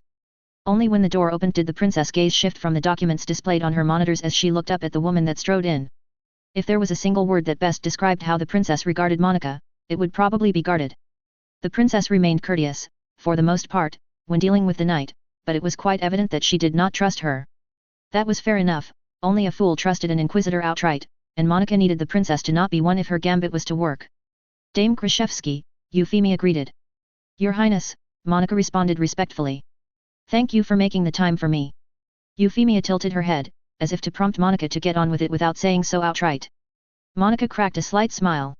It occurred to me, Your Highness, that considering the condition Ms. Claremont is in, that she may not have been able to explain in detail certain matters, Monica said. As a gesture of goodwill, I am prepared to share with you my understanding of the situation. Euphemia raised an eyebrow. The princess remained silent for a minute or so before looking over at the armsman on duty. Privilege read, she said. The soldier clicked his heels and began speaking into his radio. A few minutes later a noticeably breathing heavy Colin entered the office and bowed. Your Highness. Assume your post, Colin. Yes, Your Highness. The other armsman nodded to Colin before vacating the room. Monica was more than a bit bemused by the fact that the princess had already set up a procedure for dealing with such situations. I presume your other guards will be observing via video but with the mics off. She said offhandedly. Presume whatever you so wish, Dame Krashevsky, Euphemia said. The knight's expression hardened slightly. Your pardon, Your Highness, but I really do think it is in your best interest to ensure that no one else learns of these details. It would add to the amount of cleanup I would have to perform should certain conditions arise. Euphemia's eyes narrowed. I assure you, Dame Krashevsky, my insurance policy in no way requires foreknowledge from my armsmen to make life considerably more difficult for the Directorate, or yourself. The smirk flickered over Monica's face again as the knight took note of the implicit threat. Or rather counter-threat. Very well, Your Highness, Monica said before she began pacing the room. Before we begin, I just want to make note of something. The medical sciences have only recently reached a stage wherein we can properly investigate the Geass. She came to a halt and turned to directly face the princess. What I am about to tell you will therefore still have shades of conjecture and legend, especially for the what and why. The princess nodded once. It is understood, Dame Krashevsky. Monica cleared her throat. To properly explain the Geass requires an explanation of, well, really more a hypothesis than a proper scientific theory. It is thought that there exists beneath a human consciousness, a subconscious domain that links all humans together. We call this domain C's world, and it might well be very much the sum and limits of all mankind. Euphemia's expression tightened ever so slightly. The sum and limit of man. Those words reverberated in her thoughts. While Monica's declaration lacked the certainty of zeros, something told Euphemia that both spoke a great truth. Normal humans are not able to tap into their subconscious, which also means they have no awareness of C's world and cannot interact with it, Monica continued. There are those however that possess a direct link to it, those beings we call code bearers. And then there are the Geass bearers whom they form contracts with, and through that contract are granted an indirect link to C's world. At this point Colin was also giving Monica her rapt attention. Her own understanding of the Geass was limited by C's unwillingness or outright inability to explain the thing. And who knows, maybe Monica knew of a way to get rid of the bloody migraines her Geass brought on whenever she taxed it. Now the point that probably interests the two of you are the abilities that manifest due to possession of a Geass, Monica said. And yes, everyone that receives a Geass manifests an ability. The current hypothesis is that by possessing a connection to C's world, the Geass bearer is able to interact with the minds of other people and thus alter their perceptions. As a consequence of this intrusion, the Geass bearer is seemingly able to perform supernatural feats. In the case of our Geass friend, impose a compulsion on other people. While Euphemia kept her expression flatly neutral, Colin frowned. Monica's explanation made a degree of sense, assuming one bought into the notion of C's world, for how Lelich's power operated. Her own however did not quite match up, seeing as the effect of her Geass seemed purely localized on herself. In fact the princess power also did not entirely fit with the model the knight was describing, Euphemia apparently possessing the ability of, for lack of a more succinct description, a human calculator. Monica raised an eyebrow. It would seem my explanation is somehow lacking for you, Lady Stotfeld. The frown turned into a scowl before Colin managed to rein in her facial expressions. Thus far the two women had refrained from revealing with Monica just how their own Geasses manifested. It would be sloppy if she were to end up giving the knight any hints of it now. Please, continue, she said instead. Monica shrugged with a hint of nonchalance that was almost certainly feigned but did so. Possessing access to C's world is not without consequence however.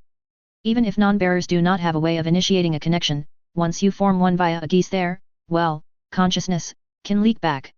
It is not as if you hear their thoughts or the like, but the pressure that these foreign minds exert is very real. Based on the research the Directorate has conducted, this strain usually manifests as migraines. The more you push your Geass, the worse the migraines can get. And yes, they can be fatal, so I would appreciate the two of you not overextending your powers. Colin was pretty sure that her raised eyebrow this time did not reveal anything telling. Monica flashed an amused smirk before continuing. There are other dangers associated with the Geass as well. For one, it is entirely possible to effectively lose control of one's Geass and be unable to, well, turn it off, leaving your mind always open to the consciousness of others around you. In literally every recorded case of such loss of control, the inevitable result is a descent into insanity as your sense of self is effectively destroyed. How does one lose their sense of self if, as you say, they do not actually hear the thoughts of others? Euphemia asked. I couldn't tell you exactly, Monica said, seeing as I'm not on the verge of insanity myself. The Directorate has lost enough test subjects to it, however I'm pretty sure it's a genuine danger. Test subjects? Euphemia repeated frostily. Hey, remember, I'm on your side, Monica said with upraised hands. The beady looks from both other women made clear that they were still dubious of that. All right, fine, I'm on the Emperor's side, but on this matter he's on your side, Monica tried again. Somehow that seemed to make the other two even less happy. Okay. Monica feigned a cough. Anyway, moving on. Because a Geass holder's connection to C's world goes through whichever code bearer contracted them, this also creates a direct link between the bearer and the holder. And by direct link, I mean the two can communicate telepathically and the bearer is also able to eavesdrop on the thoughts of the Geass holder when he or she taps into the mind of others via C's world. That cleared up at least one thing for Colin, assuming of course that Monica was telling the truth. While she liked to think that CC would respect her privacy enough to not just go rooting around, that it was actually not possible for her to do so unless Colin was actively using her Geass was a relief. Though that telepathy would probably have come in damn useful in quite a few situations. She would need to try to test that later. As for Euphemia, the princess' thoughts turned to the times when she used her powers and what she used them for. Though her composure remained stoic, the princess arrived at one conclusion very quickly. Nunnally's survival during the JLF attack on Ashford, she had lost control of her Geass and got locked in a negative feedback loop trying to calculate it. If Vivi had been paying any attention, that would mean he was aware of her sister hiding amongst the Ashfords. The young woman quickly determined to look into boosting her security, some way, somehow, and sufficiently so that even if another Geass wielder came at her, Nunnally would still be safe. Now, because a Geass holder's connection to C's world is through the code bearer, the severing of the connection between holder and bearer should also remove the Geass the holder possesses. Monica regarded Euphemia intently. In the case of your highness, however, that has not been the case. Ah. And you wish to know how I have managed this, in exchange for all that you have revealed to us thus far about the code and the Geass, Euphemia said. Only seems fair, Monica said with an openly cheeky smile. The princess' gaze seemed to wander to the right as she adopted a pensive poise. When she looked back at the knight, however, there was no doubt or uncertainty in her eyes. I am prepared to reveal to you how the link was severed, Euphemia said. I would however ask you to explain one other thing. Monica raised an eyebrow. And what would that be, your highness? Your Geass. Colin blinked and Monica herself simply stared at the princess for a few moments. The older knight then chuckled wryly. Well played, your highness. Very well, but I will have to insist that you go first. Euphemia nodded. Fair enough, you have been quite accommodating thus far. Assuming you are telling the truth, went the unspoken insinuation. My connection to Vivi was severed by an individual that named himself Zero that I encountered when I entered C's world. I do not know how he achieved the feat. Succinct, to the point, and conveying all the relevant detail without any fanfare. The abruptness might have caught Monica short and explained her momentary silence. The silence did not last. You met whom? The other two women regarded the knight curiously, not having expected her to be so taken aback. A man whom named himself Zero, Euphemia simply repeated. Monica's jaws worked soundlessly for a few moments before she clamped it shut and ground her teeth. She then walked straight up to Euphemia's desk. Colin's hand instinctively came to rest on the tsuka of her blade. Your highness, the woman finally managed. I am about to do something that I assure you is not meant to harm you, but I absolutely must verify the veracity of your claim. It will cause you some slight discomfort, so I would prefer that you warn the appropriate parties to not attempt to interrupt. Euphemia raised an eyebrow but after several seconds reached for her own radio and issued a few curt orders. Namely, unless Colin herself acted, her armsmen were not to force entry. That done, the princess glanced over at Colin and after receiving a nod of acknowledgement looked back at Monica. You may proceed, Dame Krashevsky, with care. Of course your highness, Monica said, no trace of her humor in her tone. The knight closed her right eye and gazed intently at Euphemia with her left, obviously making use of her Geass in some manner. Its capabilities seemed to extend well beyond simply cancelling others, something that Euphemia was determined to pry out of Monica once it came her turn. And then she shuddered. The princess blinked. Another chill ran down her spine for seemingly no reason. Euphemia frowned, looking straight at Monica's left eye. There was a slight blue glow to it that she was certain was not natural. A yelp escaped the princess as she nearly jumped. What are you doing? She demanded. Monica continued regarding her intently, ignoring her protest. If anything, the light in the eye seemed to glow brighter. Try as her might, Euphemia found herself unable to tear her gaze away. Her mouth opened and closed, her breathing growing heavier. Just as it started to feel as if her lungs could hold no longer, Euphemia collapsed in her seat with a massive sigh. Her heart throbbed, as if she had just ended a bout on the dueling grounds. Euphemia pressed a hand against her breast and felt it slowly return to a more regular rhythm. Your Highness, are you all right? Colin asked. I appear to be, Euphemia said as she looked back up at Monica with a somewhat irked expression. I presume you have an explanation, Dame Krashevsky. Monica gazed back at the princess, her own expression pensive. She stood there rubbing her chin for several moments before responding. In answer to your previous query, Monica said, with a degree of formalism that was far removed from her usual flippancy. My geese is, not a natural one. In fact, it would be more accurate to say that it is not a geese at all. It is an artificial device constructed specifically to, well, jam the link to C's world that allows a geese holder to manifest their abilities. That implies a considerably greater understanding of what that link is than what you suggested earlier, Euphemia stated. Yes and no, Your Highness, Monica said completely seriously. The Directorate has identified, as it were, the mechanism over which the link functions. They are however utterly unable to actually explain why it works, nor empirically actually describe C's world. The model they have for the geese works, in so much as observational data matches what the model predicts, but why the model works or why the model is the way it is they have no means of actually testing. The smirk returned, darkly at that. Well, short of digging into the brain of a code bearer. And as you might expect, that little twit VV isn't about to let them do that to him. Even though he seems entirely willing to let them subject others to such treatment. Euphemia said frostily. Indeed. Euphemia mentally added another reason to the list of why she wanted VV put down. Not that she really needed any more. Monica tapped the side of her temple. When I first received my knighthood, I was brash and foolish enough to let a prick of a noble goad me into issuing a challenge. We dueled, and for my arrogance I lost my eye. Bastard intentionally aimed for that too. The duel was only supposed to be till first blood, but he wanted to cripple me such that my career would be ended before it even began. The knight sneered mirthlessly. They don't let you pilot 15 feet tall nightmares without depth perception after all. Euphemia searched her memory. As the youngest person to ever be appointed a Knight of the Round, Monica's rise had been the subject of some gossip at court. The son of the Marquis Norman, the princess said. The knight nodded. Whether it was Providence or the fates simply had a sense of humor, His Majesty had taken note of me and made me an offer. The Directorate's understanding of the medical sciences, especially in things like neurology, is decades ahead of anyone else. As part of their work they had crafted a prototype prosthetic eye, which they needed to test. If the prototype succeeded, he would have a task for me that would see me elevated to the highest circles of knighthood. If it failed, well, I was stupid and young and didn't care that I might have ended up a vegetable. Monica bared her teeth. Like all of the other test subjects before me. The princess was beginning to suspect Monica's seemingly lackadaisical attitude masked a steel will that could not and would not be tempered. Should Euphemia ever find herself opposed to Monica, the resulting conflict promised to be brutal and with a permanent conclusion. It took 6 months for me to be able to do anything besides drool like an idiot, Monica continued. It took another year for me to recover full motor control. It was about then that I learned the other thing that the prosthetic was supposed to do, provide an artificial link to C's world. Which it emphatically failed to do. And instead it gave you the ability to jam those links instead, Euphemia surmised. Not quite, even though that is what ends up happening. Monica crossed her arms. My eye is supposed to allow me to, well, tune into another geese user's link to C's world and basically piggyback onto their signal, for lack of a better word. What ends up happening is akin to destructive interference, wherein the frequency of my signal ends up cancelling out the signal of the other geese user. Is there a limit to how many geese users you can jam at a time? Euphemia asked. Depends on how big of a migraine I'm willing to suffer, Monica said dryly before shrugging. If you're wondering if I would have any trouble jamming the two of you, you've already seen me do it. That was true enough, and Euphemia decided to move the conversation along. Then when you interrogated the gendarmerie private, you were able to circumvent Lelich's geese. Only partially, Monica admitted.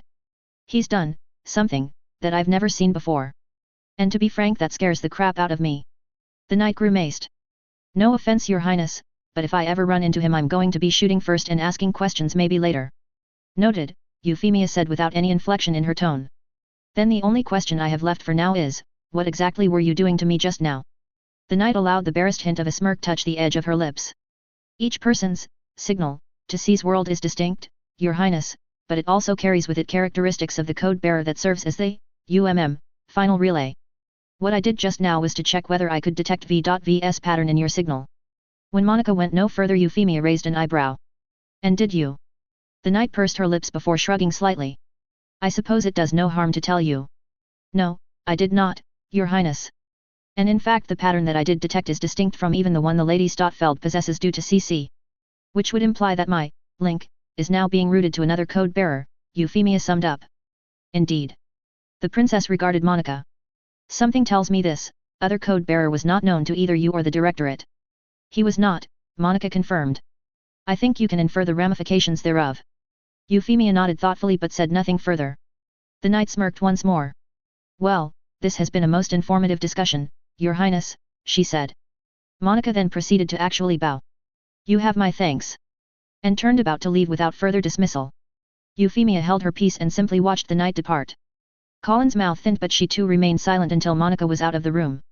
She then looked down at Euphemia.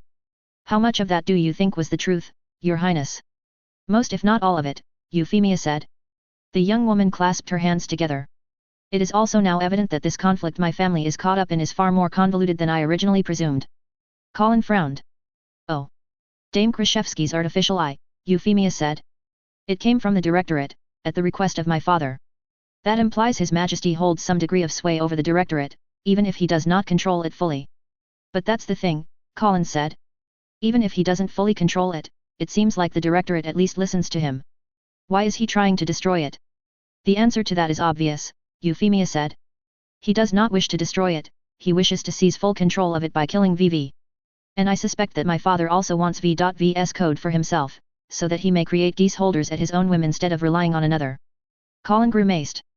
Thought of more Geass holders running around serving the Emperor does not fill me with any great happiness, no offense, Your Highness. None taken, and I agree. Euphemia tapped her fingers against the other hand. There are however two other factors at play here that we do not fully understand. Or rather that we understand even less than my father's position vis-a-vis VV. What is C.C's objective? She was formerly a member of the court, ostensibly as a retainer to the Empress Marianne before her assassination. Something tells me her death marked a schism of some sort between CC and VV. But what CC hopes to achieve on her own, is uncertain. That Colin mostly agreed with. Her companion was nothing if not opaque about her motives. The other factor, and probably the even more important one, is the presence of a third code bearer, one that it seems evident none of the others were even aware of until I brought him to their attention. The one that severed your link to V.V. Colin said. Euphemia nodded. Recall C.C's reaction at hearing of him. And Dame Krashevsky's just now. Something tells me his existence could well be crucial. Colin thought it over. The scowl returned. I'm not sure I'm any happy with yet another code bearer running around, she said. There is no telling whom else he might have granted a Geass to, and if he's been anywhere as busy as VV, there could be a lot of people out there with one. Perhaps, and perhaps not, Euphemia countered. When I spoke with him, he stated explicitly C's world was not a realm meant for mortal souls. CC has made similar insinuations. Combined with Dame Krashevsky's information, it is becoming quite clear that normal people cannot even reach C's world. If this zero is a natural residence of the place, then perhaps the converse is also to a degree true, he is an existence that cannot survive in the mortal world. Again Colin spent a moment or so considering the princess' words. That's all still speculation, Your Highness. Agreed, Euphemia said. Which is why perhaps the time has come that I begin my own research program into the code and the Geass. Pardon. Colin said, eyebrow raised. At present we do not know how much of Dame Krashevsky's information is accurate, Euphemia stated. On the other hand, we have here two Geass wielders and a code bearer. Outside of the Directorate itself, I would say we are better positioned than anyone else to actively delve into the mysteries of C's world. I hope, Your Highness, that you are not proposing to replicate that research program the Directorate is running, Colin said frostily. I have no intention of becoming the very monster I seek to slay, Euphemia responded, a touch of impatience in her voice. I will not sacrifice others in so callous a manner. That was not to say the princess would not sacrifice others period, but Colin got the gist of it. And what if CC refuses to cooperate? Colin said instead. If I were her I might have some serious reservations to playing guinea pig again. The princess frowned but after a few moments nodded. I will not ask of her anything she is unwilling to do. Good, Colin said. Then I guess it's up to me to help us figure out just what the Geass is. Euphemia looked up at her knight once more and Colin cracked a smile. I don't think you'll have the time to sneak out and get your brain scanned, Your Highness. Colin tapped the side of her head. That means I'll have to be the one the boffins poke. Euphemia's expression remained impassive for several moments before the princess took a deep breath and smiled gently. I appreciate your dedication, Colin. And your faith. The smile disappeared and was replaced with a determined visage. Especially for the trials yet await us. The ring of the phone sounded and the tangle of bodies on the bed slowly stirred, reluctantly at that. As it was, the ringing continued for quite some time before Pa finally grasped the receiver and picked it up. "Allo." A groggy-sounding Charlotte spoke into the phone. Atop the girl, a pair of large cat ears seemingly perked up. The head they covered shifted as Charlotte herself did so, her drowsiness quickly evaporating as she recognized the voice on the other side. "We." The girl then became silent as she listened intently.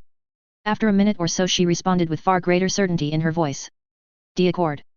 Je serai là. Oui. Je comprends." A click sounded, signaling the end of the conversation. After setting down the receiver, Charlotte proceeded to extricate herself from the forms latched onto her. Not surprisingly, 2 other cat-eared heads reared up as her companions woke. "Charlotte," Laura said sleepily.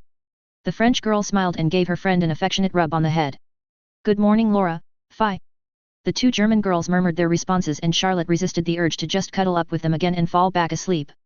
The sun was well and up already, however, and even if they were off for the day it would not do to spend the entire time in bed. Even if Fi might be so tempted. "All right, let's get up," Charlotte said. "I'll make us all a nice big breakfast." "K," was Fi's lethargic response. Laura barely even managed that as the 2 hauled themselves up and trudged to the bathroom, the tails of their cat pajamas swaying in sync with their steps. Charlotte allowed herself an amused smile before stripping out of her own pajamas and changing into a fresh set of clothes.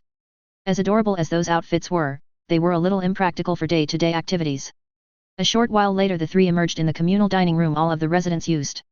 Bertold and Reiner were busy double-teaming Lelich in a game of chess, though from the expressions of the first 2 they were having as much success as they ever did. "Morning all," Charlotte greeted. "Morning, Charlotte," Reiner cracked a slight smile before his attention turned back to the game. "I trust you 3 had a restful night?" Lelich said as he pushed another pawn forward. "Quite," Charlotte said, and she looked around. "Where's Annie?" "Sleeping Beauty's still waiting for a prince to give her a kiss," Reiner said as he regarded the board intently. He then glanced up at Lelich. "How about it? You think you're up for?" A thud sounded as Charlotte withdrew her fist, the smile on her face as angelic as one could ask for. "You were saying, Reiner?" Nothing," the young man wisely answered. Lelich chuckled before looking over at Charlotte. "I was actually expecting to need to come wake you myself." "I received a wake-up call," Charlotte said. Despite no change in her expression, Lelich's own turned into a frown. "From whom?" Charlotte smiled wearily. "Can't hide anything from you, can I?" "It was from my family's butler. I am to attend dinner with my family this evening." The room seemed to freeze as all attention fell upon Charlotte. Lelich's face twitched, likely a completely reflexive reaction beyond the young man's ability to control. "I see," he said simply. "Shall I accompany you?" Charlotte shook her head. "I was given explicit instructions that this was to be a family affair." Grimaces appeared all around, though this time Lelich kept his opinion of the matter off his face. "I see." The young man took a deep breath. "Well, far be it for me to intrude upon a family gathering. Nevertheless, I feel it my duty to at least see you home." Charlotte flashed a smile. "That would be fine, Lelich." Several hours later the 2 rolled up to the Dunois estate in a car Lelich had quickly requisitioned for the day. The young man was in his formal dress uniform, probably a bit much seeing as he was simply chauffeuring Charlotte instead of outright accompanying her.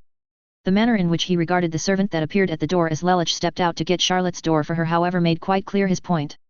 He may not have been welcome, but he would not allow the Dunois household to simply pretend that he did not exist.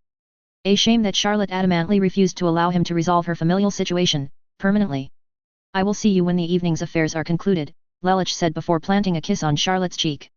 Charlotte gave her lover a tolerant smile before heading up the stairs. There was no overt disapproval on the butler that was awaiting her, at least on his facial expression. His eyes, however, made it all too clear what he thought of the son of the former noble Lambrugge family. Snobbery was not solely confined to actual blue blood. "Mademoiselle Dunois," the butler said courteously with a bow. "Welcome home." "Thank you, Pierre," Charlotte responded with similar courtesy. "The family has been notified of your arrival and will be awaiting you in the dining room." "I shall not keep them then," Charlotte said. She did not feign any particular joy in being back, however. Rare were the memories that regarded this place with any affection. The estate was quite grandiose, as might be expected for one of France's richest industrialist families. The Dunois were an old family, originally landowners that managed a successful transition to manufacturing as the Industrial Revolution took its course. Then a little over 30 years ago the family provided the seed capital to a talented aerospace engineer named Marcel Dassault to create a company. Today, Groupe Industriel Dassault Dunois SA was one of the largest industrial conglomerates in the French Republic and amongst the top tier in the entire European Union. Before the age of 10 Charlotte had not even known she was a member of the Dunois family, and despite having been taken in after the death of her mother she did not feel much a part of it. That probably had something to do with the fact that her father had married since his liaison with Charlotte's own mother and had children by his legal wife. Charlotte's stepmother was openly hostile to the presence of her husband's illegitimate daughter in their household, and her own children took their cues from their mother. Little wonder then that it was with some relief that Charlotte found herself sent off to the Maisons d'Éducation de la Légion d'honneur, which was ultimately how she became acquainted with Lelich. Meeting a boy like Lelich while going to an all-girls boarding school was no small feat, though when they first met Charlotte found him to be an insufferable ass. He carried himself with a haughtiness that would have done the old Bourbon dynasty proud. Charlotte distinctly remembered punching the boy upon their first meeting, and in theory that should have ended any further liaisons. Instead, their mutual loneliness saw them continue to run into each other until a tenuous rapport was established. A rapport that grew into much more as they both grew older. As such, when Lelich won entry into the Lycée Militaire de Saint-Cyr, Charlotte was right with him, over the vigorous protests of her family. Charlotte was pretty sure those protests were less about her entering a military high school and more about how her obvious attachment to Lelich were ruining any plans her nominal parents had of marrying her off to some son of an associate when she came of age. In perhaps her only act of defiance against them, Charlotte had made clear that if they prevented her from going to the academy she would simply walk out of the family outright, which would result in all sorts of unpleasant attention socially. Her parents relented, though Charlotte was certain her stepmother never forgave her for successfully defying her. Not that the girl cared in the least at this point. Despite all of the field deployments she accompanied Lelich on, she was well on her way to graduating, though with the sudden onset of hostilities the academy might well rush the current class through and just hand them their diplomas provisionally, with the expectation that they would either earn them via service in the armed forces or lose them due to getting booted out. Not that Charlotte would have even been in the country to take LEBAC, there was no telling how long they would be in Britannia for. The operation in Japan had taken close to 10 months to pull off, even if it ultimately ended in failure. And if she had not been summoned back this evening, Charlotte would have not bothered visiting before she and the rest of Lelich's team shipped out at the end of this week. As Charlotte entered the large dining room she caught sight of her two younger half-siblings. They seemed to grow more and more every time she saw them, not surprising considering how little she visited. Whereas in the past they put on a snide respect whenever interacting with Charlotte, today there was a wariness in how they regarded her. It might have had something to do with the formal military uniform Charlotte had chosen to wear home. Boys would be boys after all, and France's societal obsession with the military could well match that of Britannia. "Father, Madam," Charlotte said politely but pointedly. "I have returned." Christophe Dunois gave his daughter his ever-charming smile, likely one of the reasons Charlotte's actual mother fell for him. "Welcome back, Charlotte. It is good to see you well. Is that not so, dear?" "Indeed," Anastasia Dunois said, "your studies see you away at school for such long periods of time. It is always a joy to have you back with us." Charlotte tried not to retch at the way the words just dripped out of her stepmother's mouth. Although, was it really necessary to return home in your uniform, dear? Surely you had other clothes befitting your age, Charlotte. That was more like it. Charlotte gave her stepmother her own charming smile as she responded. "Apologies, madam, but most of my belongings have either been packed up already for my next mission or are still in storage." Anastasia frowned slightly but could find no words to outright rebuke Charlotte. Disparaging her stepdaughter's dedication to France's service, even in the privacy of her own home, was recognized by the woman as a poor thing to do. "Well, we are simply glad that you are home," Christophe said, saving his wife some face. Sit, there is no reason for you to simply stand there like that." "Of course, father," Charlotte said as she accepted the invitation. Once Charlotte was so seated, the servants emerged and began laying out the evening's meal. If nothing else, her family knew how to put on a proper dinner. "You say you already have a mission?" Christophe said after everyone's places were set. Charlotte nodded. "I will be deploying in 3 days' time."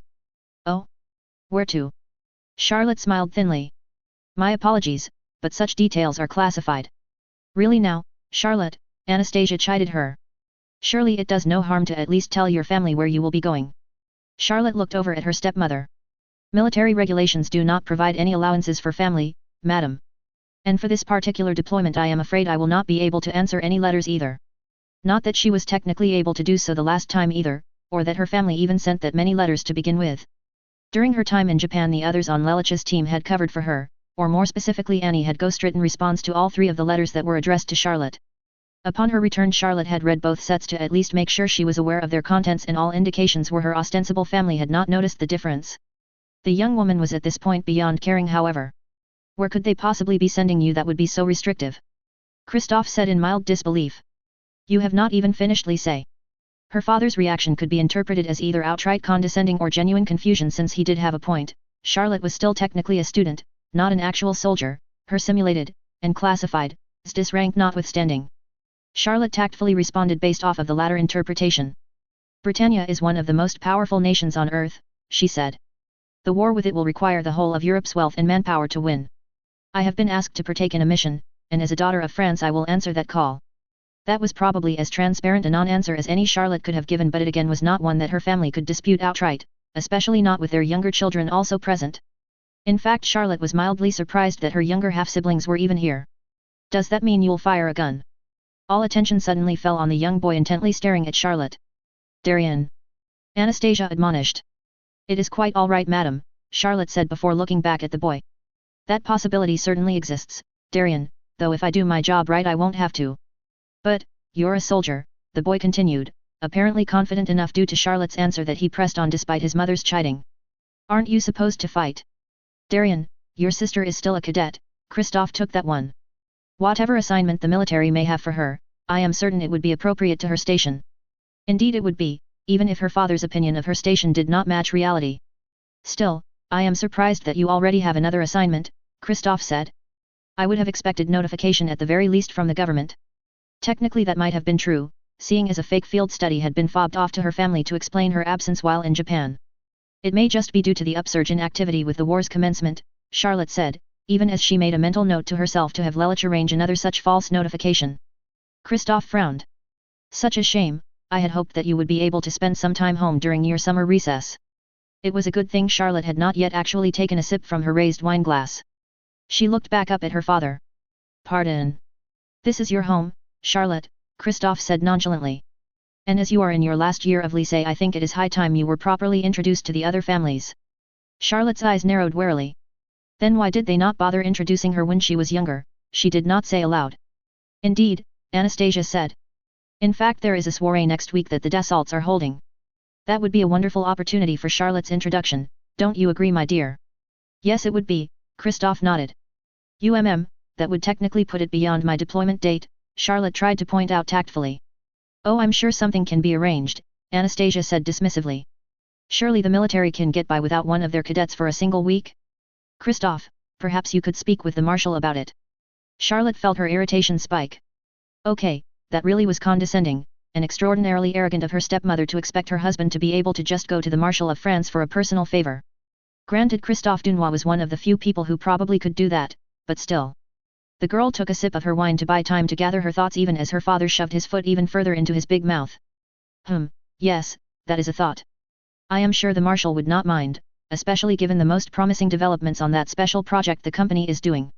Charlotte peeked up from behind her wineglass and saw the sly smile her father was directing at his wife.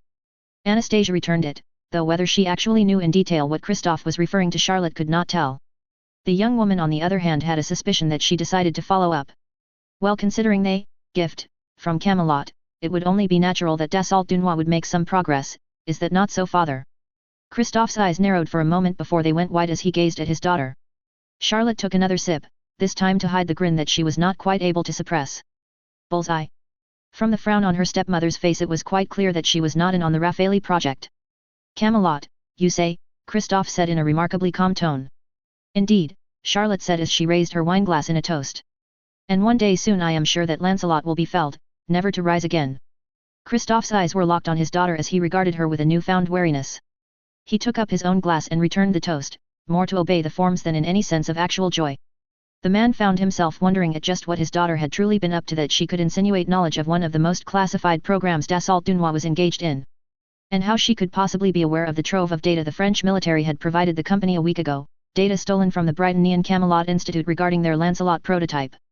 The man felt a slight chill as his eyes met his daughter's.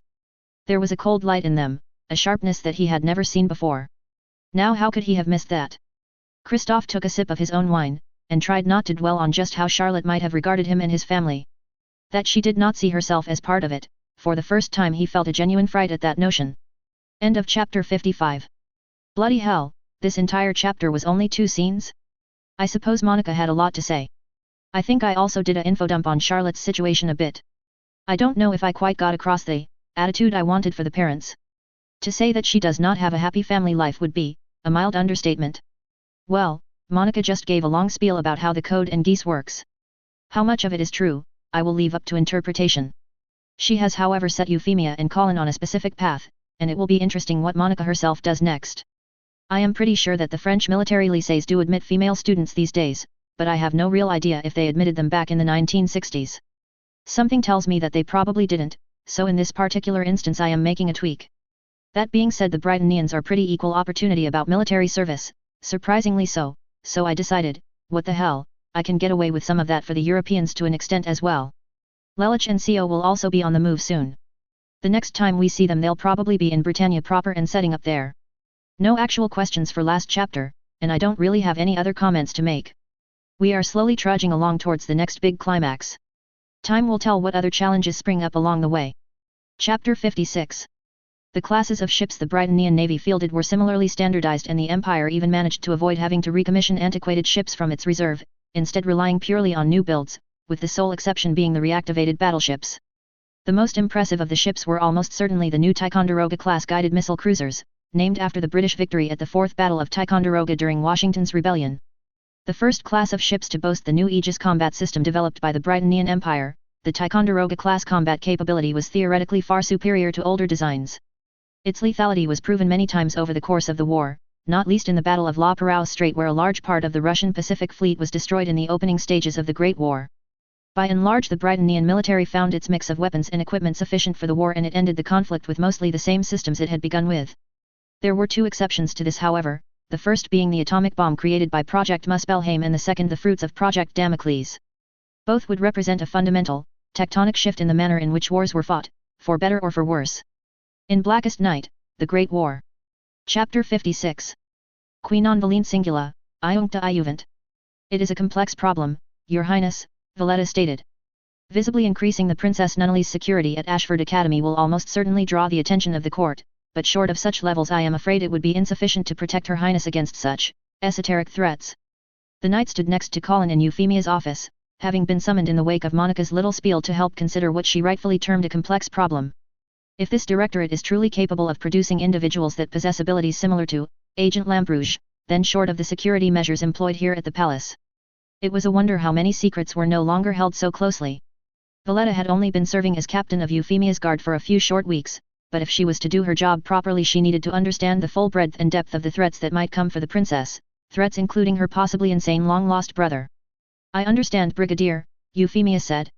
Nevertheless, as they say, you cannot expect your enemy to cooperate in the creation of your dream engagement. We will simply have to make do with what the fates have deigned to allow us. Valletta covered up a cough by feigning clearing her throat. As you say, Your Highness. That being the case, however, and seeing as school is in its summer recess, might it be possible to have the Ashford family reside at the palace for a time? Euphemia considered the proposal thoughtfully. Possibly. In fact, with the reconstruction occurring at Ashford, it would not be out of place for an invitation to be extended. I will have to discuss the matter with Millie, though we cannot expect either her or Nunnally to remain inside the palace all day during the summer. And once the semester resumes, Nunnally will likely need to return to the academy proper and will once more be outside of its security. The princess' gaze shifted over to Colin. Although, for some reason, Colin felt a chill run down her back as she met Euphemia's eyes. Colin, Euphemia said in an unnaturally light tone. If I recall correctly, you still have one more year of your A-levels to complete. The look on Colin's face fell flat with such pronounced misery that both Euphemia and Valletta were forced to stifle chuckles. Oh, and I expect you to do justice to your standing, Colin, Euphemia continued with a serene expression. If you receive anything less than an A on your exams, well, that would be unbecoming. The look of dejection on Colin's face turned into something else entirely. Your Highness does remember what my official duty is, I presume. Colin said dryly. But of course, Euphemia said with a wide smile. You represent my honor, and it would be tarnished indeed if one I placed such confidence in does not demonstrate scholastic merit. This is getting back at me for something, isn't it? Colin said sullenly. Whatever do you mean? Euphemia said with perfect pitch and tone. An education is very important after all, Colin. You of all people should appreciate that. Colin reminded herself that, for all the dedication with which the Princess Euphemia carried out her duty, the girl did possess a mischievous streak. And then a thought occurred to her. Does that mean you require all members of your guard to have completed their A-levels? The knight asked. Euphemia cocked her head aside quizzically, even as Valletta caught on immediately. All those whom serve in my guard should be equal to their station, the princess stated simply. Do you believe there is someone that is not yet so? Well, just thinking about one of the new recruits, Colin said. Private Ackerman. Technically at this point Private Ackerman is still being evaluated for suitability to serve in Her Highness Guard, Valletta pointed out. Ackerman, Euphemia mouthed the name. She was the one that followed General Air in taking down the JLF Nightmares attacking KO. Yes, Your Highness, Valletta said. And how would you rate her thus far, Brigadier? With the proviso that it is still far too soon to render any meaningful judgment, Private Ackerman has demonstrated herself to be an exceptional soldier. I have confidence that she will only grow more proficient with time. Is that so? The princess said thoughtfully as she looked back over at Colin. Colin in turn kept her mouth shut, waiting for the princess to make an actual decision. Private Ackerman, she is around your age then, Colin. Euphemia said. A little older, Your Highness, Colin said. But she could pass for a student, Euphemia continued. Both of the princess knights picked up where her line of thought was going immediately and assumed thoughtful looks of their own. How many overtly Japanese students has Ashford had in the past? Valletta asked Colin as delicately as she could manage. Colin actually grimaced at the question, for a variety of reasons. The only one she verbalized however was the one that was directly pertinent to the issue at hand. Suzaku, she said slowly, was the only openly Japanese student at Ashford. That elicited an audible sigh from the princess, a reaction that did not really endear itself to Colin as much as she understood it. Suzaku may ultimately not have been responsible for his actions during the Tokyo uprising, but all of them still needed to deal with the consequences of it. Brigadier, Euphemia turned back to the older knight. Do you believe Private Ackerman to have the fortitude to endure such an environment? I honestly cannot say, Your Highness, Valletta said. This would have to be discussed with her personally. Do so, Euphemia instructed. Yes, Your Highness. The princess glanced back over at Colin with a bemused expression. Already lobbying for your own cohorts, Colin. Nothing like that, Your Highness, Colin said. And, I'm pretty sure Private Ackerman doesn't like me very much. Euphemia raised an eyebrow. Oh. A shrug. That's really about all I can say on it, Your Highness. Is this going to be a problem? Colin shook her head. No, it's just something that needs to be given time. And, the Brigadier is right, Private Ackerman is quite the exceptional soldier. She'll follow orders, there shouldn't be any problems in that regard. Euphemia continued regarding Colin for a few moments longer before simply nodding. Very well. I leave whatever personal issue is between you two to your discretion to handle. Do take care however, Colin, that I will be most aggrieved if you should be responsible for rendering a promising soldier unfit for continued service. I assure you, Your Highness, Colin said firmly, that will not happen. Good. Euphemia turned back to Valletta. I will leave the other security arrangements in your hands, Brigadier New, including any improvements that might be made to the Ashford residence as part of the Academy's repairs. Valletta licked her heels. Yes, Your Highness. And took her leave at the dismissal, leaving Colin alone with the princess once more. The younger knight looked over at her liege. You know, there are still a lot of unanswered questions, Your Highness, she remarked once the doors closed. Indeed, Euphemia agreed. For one, we still do not understand what means CC derives her seeming immortality from. And for that matter, how one acquires a code in the first place. Or the relation of the thought elevator to the code and Geass. The princess could have gone on with half a dozen other things they were still in the dark about, but the point was made. And there was of course the question of whether everything Monica told them was the absolute truth as far as the knight was aware of. You know, there is one thing that stands out amongst the things we did learn, Colin said. Dame Krashevsky's Geass. She said it was not a natural one. That means she doesn't have a connection back to this VV, and her actions are basically completely unmonitored by him. That is so, Euphemia agreed. In fact, her artificial Geass canceller makes her the perfect agent to search for the means to kill him. Kind of makes you wonder what else she might be up to that the Emperor wants hidden from V.V, Colin remarked. It bears investigation, Euphemia said before giving Colin a slight smirk. Which I am afraid you will be too busy to engage in personally. You're enjoying this a bit too much, Colin said, before adding on a belated, Your Highness. The smirk remained on Euphemia's expression as she answered. I have no idea what you are insinuating. Sir Ashford, Sir Rainford is here to see you. Reuben looked up from his desk. Show him in. The doors opened and a dapper-looking elderly man strode in. Reuben, you old dog. Gwyn said with great cheer as he crossed the room. Reuben smiled, rising and coming around the table to greet his old friend.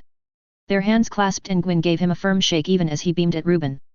I'm glad to see you're all right, he said, the smile still there but taking on a solemn air. And I am glad to be here to receive your sincere goodwill, Reuben said, his own smile matching his friend's. Come, sit, sit. Gwyn chuckled as he did so. Have to admit, I wasn't expecting any reason to come out of retirement. Then that young whippersnapper Rochester calls me up, offering me a job. I thought he was yanking me chain at first. I cannot say I would have reacted differently. Nevertheless, that you are here is I take it proof that you have accepted both the veracity of Edward's offer and the offer itself. Gwyn bobbed his head once. That I have. Truth to tell, I've missed the hustle and bustle of keeping a proper company running. And I'm sure there are plenty of spots for me to cast my rod if I have a hankering. I might have to join you, Reuben mused. Ha, excellent. Now all I need is to hire a few comely maids. You wouldn't happen to know any you could recommend me? Reuben gave his friend a well-practiced exasperated sigh. You still haven't changed, I see. No reason to. And so long as I get my work done, no one is going to mind me having some fun. Yes, well, do take care with how you phrase such notions, Reuben cautioned his friend. The investigation regarding Babel has turned up a great many disturbing revelations. All humor left Gwyn's expression. How bad is it? Bad, Reuben stated plainly. Lawrence, Her Highness Exchequer, is still going through the financial records to collaborate the testimonies from the witnesses that have been arrested thus far. The elderly man's face hardened. Whoever the bastards were who set up this scheme, they were methodical and clever. We might be able to nail a few of them, but the big fish, Her Highness cannot just go around executing people as she pleases. Damn right she can't, Gwyn said. Still, if her restraint means some of those gutless pieces of shit get away, well, I'd feel sorely tempted myself. Reuben nodded. But you aren't here to discuss that matter. No, I'm not, Gwyn agreed, cracking a slight smile once more. It's been, what, 5 years since we last met? I just wanted to say thanks again for what you did for me, and my company. And I'm sorry I wasn't able to keep it going. This time Reuben shook his head. You have nothing to apologize for, old friend. I entrusted the fruits of the Foundation's work to you, and you were able to make Rainford prosper with it. I have no regrets in that regard. A smile cracked on Reuben's face. And besides, it cannot be said that my own family did not at least gain some benefit. Yes, you did make a killing off of those shares I gave you, Gwyn said with a grin of his own. When it became clear that the Ashford Foundation would be a casualty of the fallout from the Empress Marianne's assassination, Reuben had moved quickly to transfer as much of its assets, most especially the research data and know-how on nightmare control systems, to the Rainford group led by his old friend. Some of this was done openly as part of the fire sale of the Foundation's assets, but much of it was performed more surreptitiously. One of the biggest ways was not the transfer of physical assets, but the hiring by Rainford of the many engineers that had worked on the Nightmare project. Even when much of the data and records were seized by the Foundation's competitors and enemies at court, Rainford reaped a rich reward as it gained the understanding and knowledge that came from the people who originally developed the technology. The importance of this knowledge became readily apparent when Rainford produced the Sutherland Nightmare as its entry when the military began soliciting bids for a replacement of the Glasgow. The company handily crushed all other competitors and went on to win an extremely lucrative contract, and the Rainford Group was catapulted to the top tier of defense contractors for the Empire. That was not to say that the company's fortunes were a complete and unmitigated success, of course. And I doubt either of us could have guessed those noble bastards would resort to something so plebeian as to try to buy up stock in Rainford to gain a controlling share, Gwyn said, his smile turning into a dark smirk. I had hoped you would have been able to put a stop to that, Reuben said. Oh, we did, sort of, Gwyn said. I tell ye, that daughter-in-law of mine can be downright scary. She may have booted me from the chairmanship, but she also nixed any further attempts by the Roaners to take a larger stake in the company. Hells, knowing that girl, she'll end up milking their money to win back the military Nightmare contract the next time it comes up for bid. That would be quite a sight to see, Reuben said with a chuckle. Well, until then it's probably a good thing I'll have something to occupy my time, else I'd just spend all day reminiscing or whining about stuck-up blue bloods, Gwyn said with a sly smile, present company accepted of course. I am technically no longer a noble, Reuben pointed out jokingly. Pa, you're more noble than most of those wearing fancy titles right now. And I expect you'll get one again in due time. Can't see the Iron Princess not giving you your due. Reuben raised an eyebrow. Iron Princess? That's the name that's been circling the tabloids back home. What, you don't read the news? I wonder whether a tabloid that coined such an appellation could be considered actual news, Reuben said dryly. Ah well, if nothing else they offered some entertaining reading while I rocked away in me boat, Gwyn said. That and a good pipe and retirement wasn't all bad. The man stood and beamed a smile at Reuben. It was good to see you again, old friend. I'm glad you're back on your feet. As if to lend further credence to those last words, Reuben himself rose. It was good to see you too, Gwyn. And I'm glad that you still have a belly full of fire. Ah well, you know me, Gwyn chuckled. Anyway, time I go hit up that Rochester fella. Something tells me I'll need to roll up my sleeves for this one, what with the right mess Kirihara Industries seems to be in. That you probably will. Good luck, Gwyn. First step, Laura said as she turned the Humvee around a corner. Call in with unit designation or pre-assigned request number, Colin answered from the passenger seat. Next step, Laura prompted. If a pre-planned request, report precedence and priority, Colin went on. If an immediate, just the priority, all immediate requests are by definition precedence 1. The priority levels. 1 is for emergencies, 2 is high priority, and 3 is for routine targets of opportunity. Good. The vehicle came to a halt before a red light. Next. Report on what the target actually is, Colin answered. Number of targets, unit types, target mobility, along with potential engagement area. The girl cracked a smile. After that, the actual location of the target itself. Indeed, Laura said, exchanging a smile with the younger knight. Ah, blue light, Colin said as she looked ahead. Blue light. Laura said quizzically as she too looked ahead. The traffic light was now green. Ah, sorry, Colin said as the Humvee began rolling once more. In Japanese we refer to the go light as blue. Oh? Is there a reason for that? I think it's just that linguistically the notion of going is associated with blue in Japanese instead of green like in English. Hey, I see, Laura said thoughtfully. Anyway, after target location, what comes next? Time of attack, Colin said. They can be ASAP, NLT, ED, or 2. And the last bit for the requester. Desired result, what type of ordnance or what level of neutralization is desired? Laura nodded. Good, that was all of them. She flashed another smile at Colin. Well done. Thanks, Colin replied. The past few weeks had seen Colin gain a much greater appreciation of the fact that, as capable of a fighter as she was not a proper soldier. The amount of doctrine that went into being an effective member of a modern military was absolutely staggering, and Colin was also forced to basically unlearn a significant amount of things she had picked up in her days as an insurgent. Fortunately she had some fine instructors, such as one Lieutenant Armstrong when he was not ripping his shirt off at every opportunity, and Laura herself was more than happy to impart her knowledge. Case in point, their little review of the proper procedure for calling in close air support. Or, as the older knight called the manual, how to summon bigger fish. Colin had spent a good minute or so laughing in response. We'll need to wait until a training exercise before you can actually get some proper practice in, Laura said. Actually putting into practice the theory you've learned is important. Colin nodded. Makes sense. Though will there be any exercises scheduled in the near term considering everything that is going on? I am certain that Brigadier New will find a way. That Colin found herself also in agreement with. The vehicle slowed once more as they reached MacArthur Base's main entrance. After inspecting their identification, the soldier snapped a salute as the gate was raised to let them through. The building that they parked next to still had workers swarming over parts of it, though that could be said for quite a few buildings on base. A good deal of the structural damage had been patched up, but work continued to effect more thorough repairs and reconstruction. The workers flowing in and out of the new home of the Asik were however here for more than just repair work, much as Colin was not here for a social call. Laura technically was though. It had come as a slight surprise to Colin when the older girl offered to give her a ride to MacArthur this afternoon. When Colin idly asked what Laura herself needed to be on base for, the other night explained that she was meeting up with her boyfriend after he finished some sort of meeting with the Asik. That had really piqued Colin's curiosity, which Laura was thankfully willing to indulge. Apparently due to his extremely high scores as a Nightmare pilot, Reen was being scouted by Camelot as a potential test pilot for its prototype Nightmares. That suggested all sorts of things to Colin, not least of which was that Reen himself must have been a skilled pilot on par with Suzaku and herself. Then again he was a brigade cadet, so perhaps that was not that much of a surprise. The other thing of note however was the fact that the Asik was apparently cleared to return to work and would still be building new prototype Nightmares. If that was the case, she would need to have a chat with Rax Hata about how much access they should really be giving to the Asik. And what they might be able to get back in turn. The two entered the Asik hangar and found themselves amid a cacophony of construction. Equipment and tools that Colin could vaguely tell were related to Nightmare maintenance were being installed, as well as several large machines that she had no inkling what they might be for. Then again she was no engineer, so that did not come as much of a surprise. Amidst all this chaos in an oasis of relative calm stood a small group along with a man seated in a wheelchair.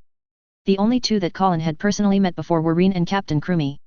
It was pretty easy to identify whom the wheelchair-bound man was however. Earl Lloyd Asplund, or as Rax Hata insisted on calling him, the Earl of Pudding. Colin still did not have an explanation for that nickname. Colonel Asplund, Captain Crumey, Laura greeted.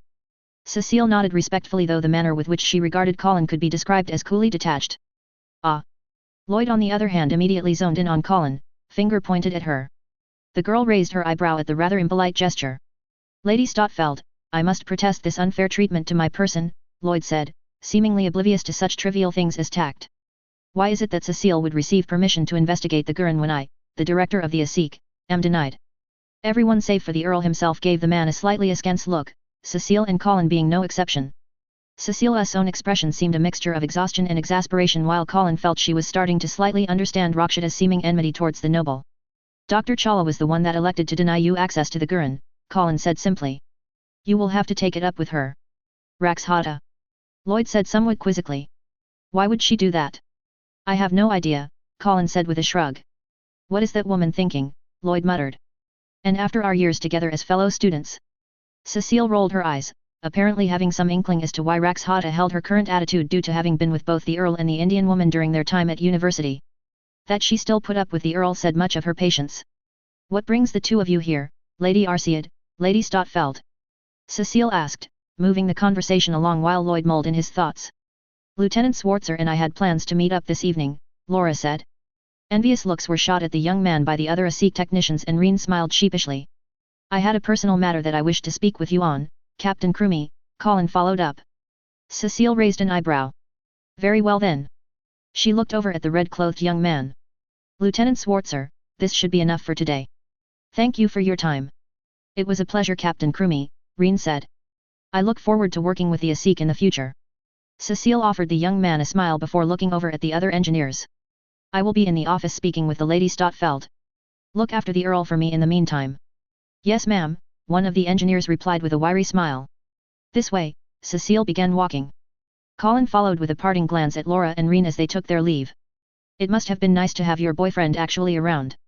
And seeing as Reen was officially in a different chain of command, the two could actually openly fraternize. Colin's thoughts wandered to her own situation with Cole. There was no telling where he would ultimately end up, though Colin doubted the princess would select him as a member of her guard. If she did, well, Colin would probably have words for the younger girl about messing with her love life. Cecile led the two of them to a relatively quieter corner of the hangar, though much as with where Colin's own nightmare was stored, it really was relative. The two would at least be able to hear the other speak privately at least. Now, what did you wish to discuss, Lieutenant Stotfeld? It was clear from Cecile's tone that the older woman was not expecting some massive change of heart on Colin's part. At the same time, she was not dismissing the possibility of that outright. Colin pursed her lips. I am here to extend an invitation to you, Captain Crumey, to Suzaku's memorial service. A still silence settled between the two women as Cecile simply stared at Colin. Excuse me, but what? The captain said after she overcame her initial surprise. Colin clasped her hands behind her back. You considered Suzaku a friend, did you not? His family is planning on holding a memorial ceremony for him this weekend. I am here to extend you an invitation on their behalf. A pained look appeared on Cecile's expression. I did not know he had any family remaining. As far as I understand, of his immediate family, none remain, Colin said. He however has relatives that survived him, including Dame Kaguya Sumeragi. Dame Sumeragi. She and Suzaku were cousins, Colin stated. In fact, many members of the NAC were related. Cecile's grimace deepened. I see. Colin smiled gently. Well, Captain Crumey? What is your answer? The older woman took a deep breath. I will be there. Colin nodded. I will be here to pick you up at 7 a.m. this Saturday, ma'am. The service will likely take most of the day. Understood, Lieutenant. Cecile regarded Colin. I appreciate the effort, Lady Stotfeld. Colin smiled slightly once more. I do not bear Suzaku any ill will, Captain.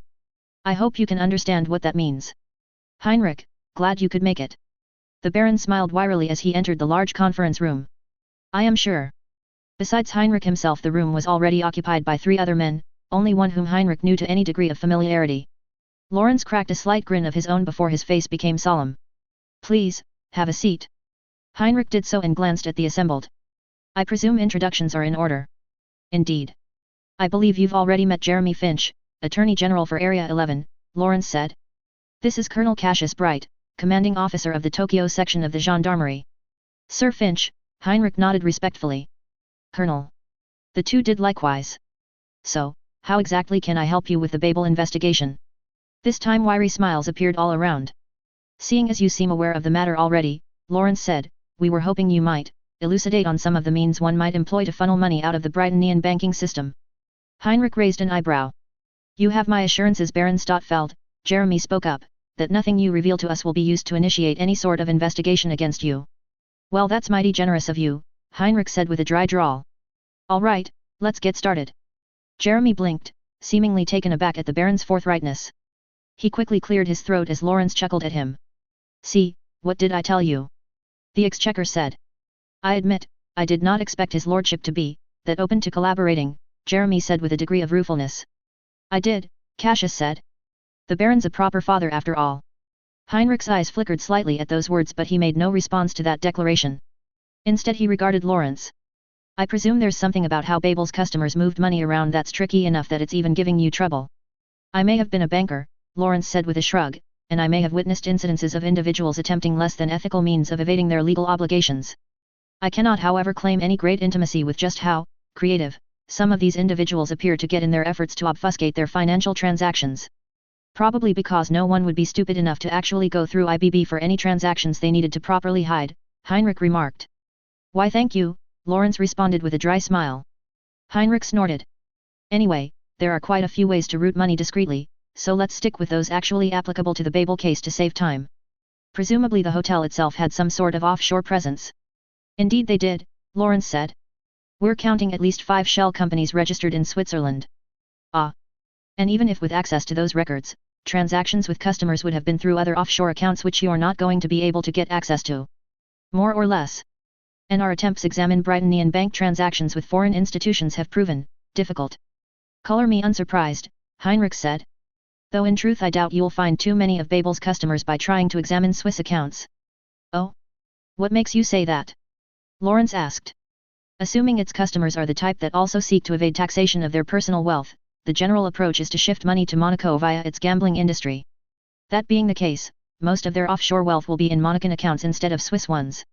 They may still pay into Swiss accounts if that's where Babel's offshore shells are incorporated, but if you are going to be looking for potential suspects, then you'll need to cast a pretty wide net. It would make sense, Lawrence agreed. Though we are still forced to conduct what is effectively a fishing expedition, hoping that we might hook onto something. Offshore banking being what it is, that's somewhat inevitable, Heinrich said. The man tilted his head. Although. The others looked at him expectantly. When he did not continue, Lawrence cleared his throat. Although what?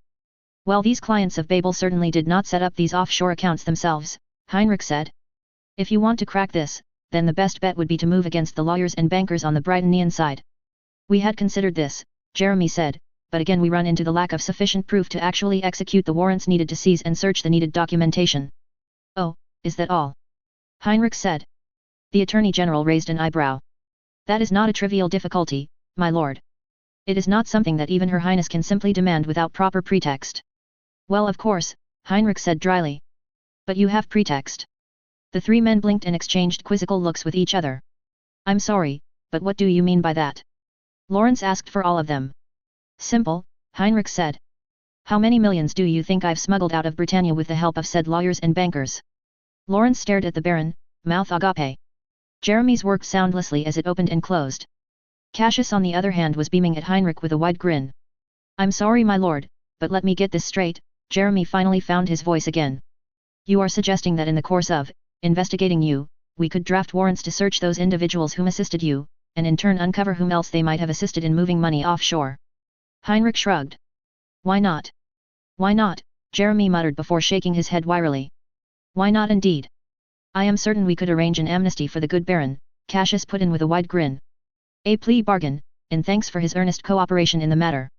Yes, I suppose we could, Jeremy said as a smile slowly crossed his face. He regarded Heinrich thoughtfully. I must admit, you have surprised me again, my lord. Heinrich smirked. Oh. The lawyer chuckled. First you willingly share what you know of offshore finances with representatives of Her Highness administration, and now you offer yourself as a, well, sacrifice, in order to allow us to ferret out those whom, partook, in Babel's services. The man's expression hardened. I can see well from whom the Lady Stotfeld inherited her medal. Heinrich regarded the lawyer, an eyebrow quirking upwards at the last bit. In truth, he said after a brief pause, I doubt I could claim credit for anything besides Colin's temper. All that is good in her, is from her mother. The other men all smiled wearily at the remark, not that any of them felt a desire or need to dispute Heinrich's statement. It was with some relief that Colin slumped into the chair in her room at the Viceroy's palace. The room was even more posh than her bedroom back at the Stotfeld residence, not that she had been back even once since the attack on Ashford Academy. Fortunately the staff here had been willing to switch out the mattress for something that did not feel like she would sink and disappear into, and so most nights she got a decent sleep. Before she settled for blissful unconsciousness, however, there was the matter of the surprisingly thick envelope on her desk. Colin smiled wearily. It looked like Cole had a lot to say about his time at boot camp thus far. Then again, the heft probably had to do with the fact that he was effectively sending 2 letters. The girl picked up the envelope and deftly sliced it open. She pulled out the pieces of paper and looked at the first page. To my dearest Colin. Colin snorted in amusement. And then shook her head. No, not amusement, it was a tinge of embarrassment that elicited that reaction. To think that she would be addressed like that in a letter, it was a new but not unwelcome experience. Just a tad embarrassing. Colin pushed those thoughts aside as she continued reading. I've been assigned to the 104th Training Platoon. There are about 50 people total in the unit. There are 10 others with me in my squad, all of them interesting fellows. Good people for the most part, but definitely interesting. There's a shortish guy that seems to get his chops busted by the drill sergeant every other day for goofing off, and there's a girl in one of our sister platoons that, well, was eating a potato during morning roll call one day. Her drill sergeant went ballistic and made her run another hour after the morning run. She ended up missing breakfast because of that. I think for her that was the true punishment. Everyone calls her Potato Girl now. Colin could not help but chuckle. Yes, these people did indeed sound quite interesting. Were it not for the fact that all of them were preparing to take up arms for the Empire, it would almost be touching, these little stories. Still, these were people trying their earnest best. She should not prejudice herself to them just because. The boot camp itself is pretty much in the middle of nowhere. We're surrounded by dairy country, so the base actually gets fresh milk every day, which is nice. I'd love to be able to visit one of the farms sometimes, but there's not really any downtime in basic. Something to look forward to after I'm discharged after the war, I suppose. That Colin could smile unreservedly at, Cole being Cole. She recalled his stated interests in perhaps going into agriculture. Now that she thought about it, Cole's mother was also apparently involved in the trade, from at least a business perspective. Maybe he took after his mother more than his father in that regard. I hope your own training is going well, Colin. If your own instructors are running you as hard as ours here, well, you have my sincerest sympathies. Though considering the reputation that the various royal guards have, you're probably having an even rougher time than me. Knowing you though, I'm sure it's no sweat. Us mere mortals though, well, we're not made of quite as stern stuff. Colin found a rueful smile creep up on her face. It was true, she was being driven pretty hard, but from what she had learned the point of boot camp was quite different than the training she was undergoing.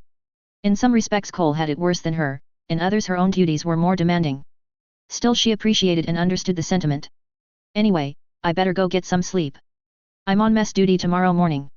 No, I'm not doing any cooking, that's left to the actual chefs and whatnot. From what the other guys have said, we just man the serving lane, mop, that sort of stuff. Wouldn't be too bad, except I need to get up earlier than everyone else and stay later than everyone else. I'll only be on for a week, so that's something at least. Love. Cole Craft. Love indeed. Colin sighed as she ran her hand over the letter, flattening it out. P.S. Could you take a look at the other letter? I wanted to try to give off a big brother vibe, let me know if I missed. Colin raised an eyebrow. Technically she had promised Euphemia that she would not look at the letters Cole wrote, but here he was asking her to do so. It probably made some degree of sense, to obfuscate the letters such that if someone saw him writing them they would not know he was communicating with the Viceroy of Japan. She flipped over to the next page and looked at the top. To my dearest sister. Colin felt a vein seemingly pop on her head for some reason. She tried to keep her blood pressure down as she continued reading. It did not work. Eventually the red-haired girl determined that she would have words with Cole in her own letter. Yes, she would have words. End of chapter 56. A point was raised tangentially in a review for the last chapter. There is a lot of background material that went into formulating this story, and releasing it as the story progresses, obviously to avoid spoilers, would give insight into background material that I can't possibly cover in the opening snippets or the author notes without having them up pretty much be entire chapters in their own right. I'm considering what the best way might be to actually do that kind of info dump, and where for that matter. As I've said before, I'm not that big of a Code Geass fan, I'm just here to tell what I hope to be an interesting story, so I'm not actively engaged in the community, wherever it actually congregates. The easiest thing for me to do is probably to just open up a community on this site and post info dumps there. Wouldn't require me to register yet another forum account somewhere else and so on. We'll see if I decide doing said info dumps is worth it. A bit on the short side for a chapter, but the scenes ended up being more compact than I was expecting. France's military high schools became mixed gender in the 60s. HRM. That's way more liberal than I would have taken the French military for. Especially since, to my understanding, women still aren't allowed into combat roles. Officially. The image I had of Colin's expression when she found out she was being sent back to school as a student was the same as Hollow when she had to eat nothing but porridge for dinner in the anime that one time. Seeing as they share the same VA, I thought it was appropriate. Monica is slightly older in my version of the story than her supposed age in the anime. The Japanese seem to have an obsession with having characters be impractically young. Oh, and I'm also channeling a bit of Amberly Vale when I write her. Which is kind of funny on a meta level considering Vale's opinion of the Ordo Malus. I wonder how many of you thought Heinrich's money laundering might enter as a plot point later on. Lots of interleaving threads, and it's only going to get more complicated as we go on. The Ticonderoga class actually are from the 1980s, so another bit of more modern technology being brought forward.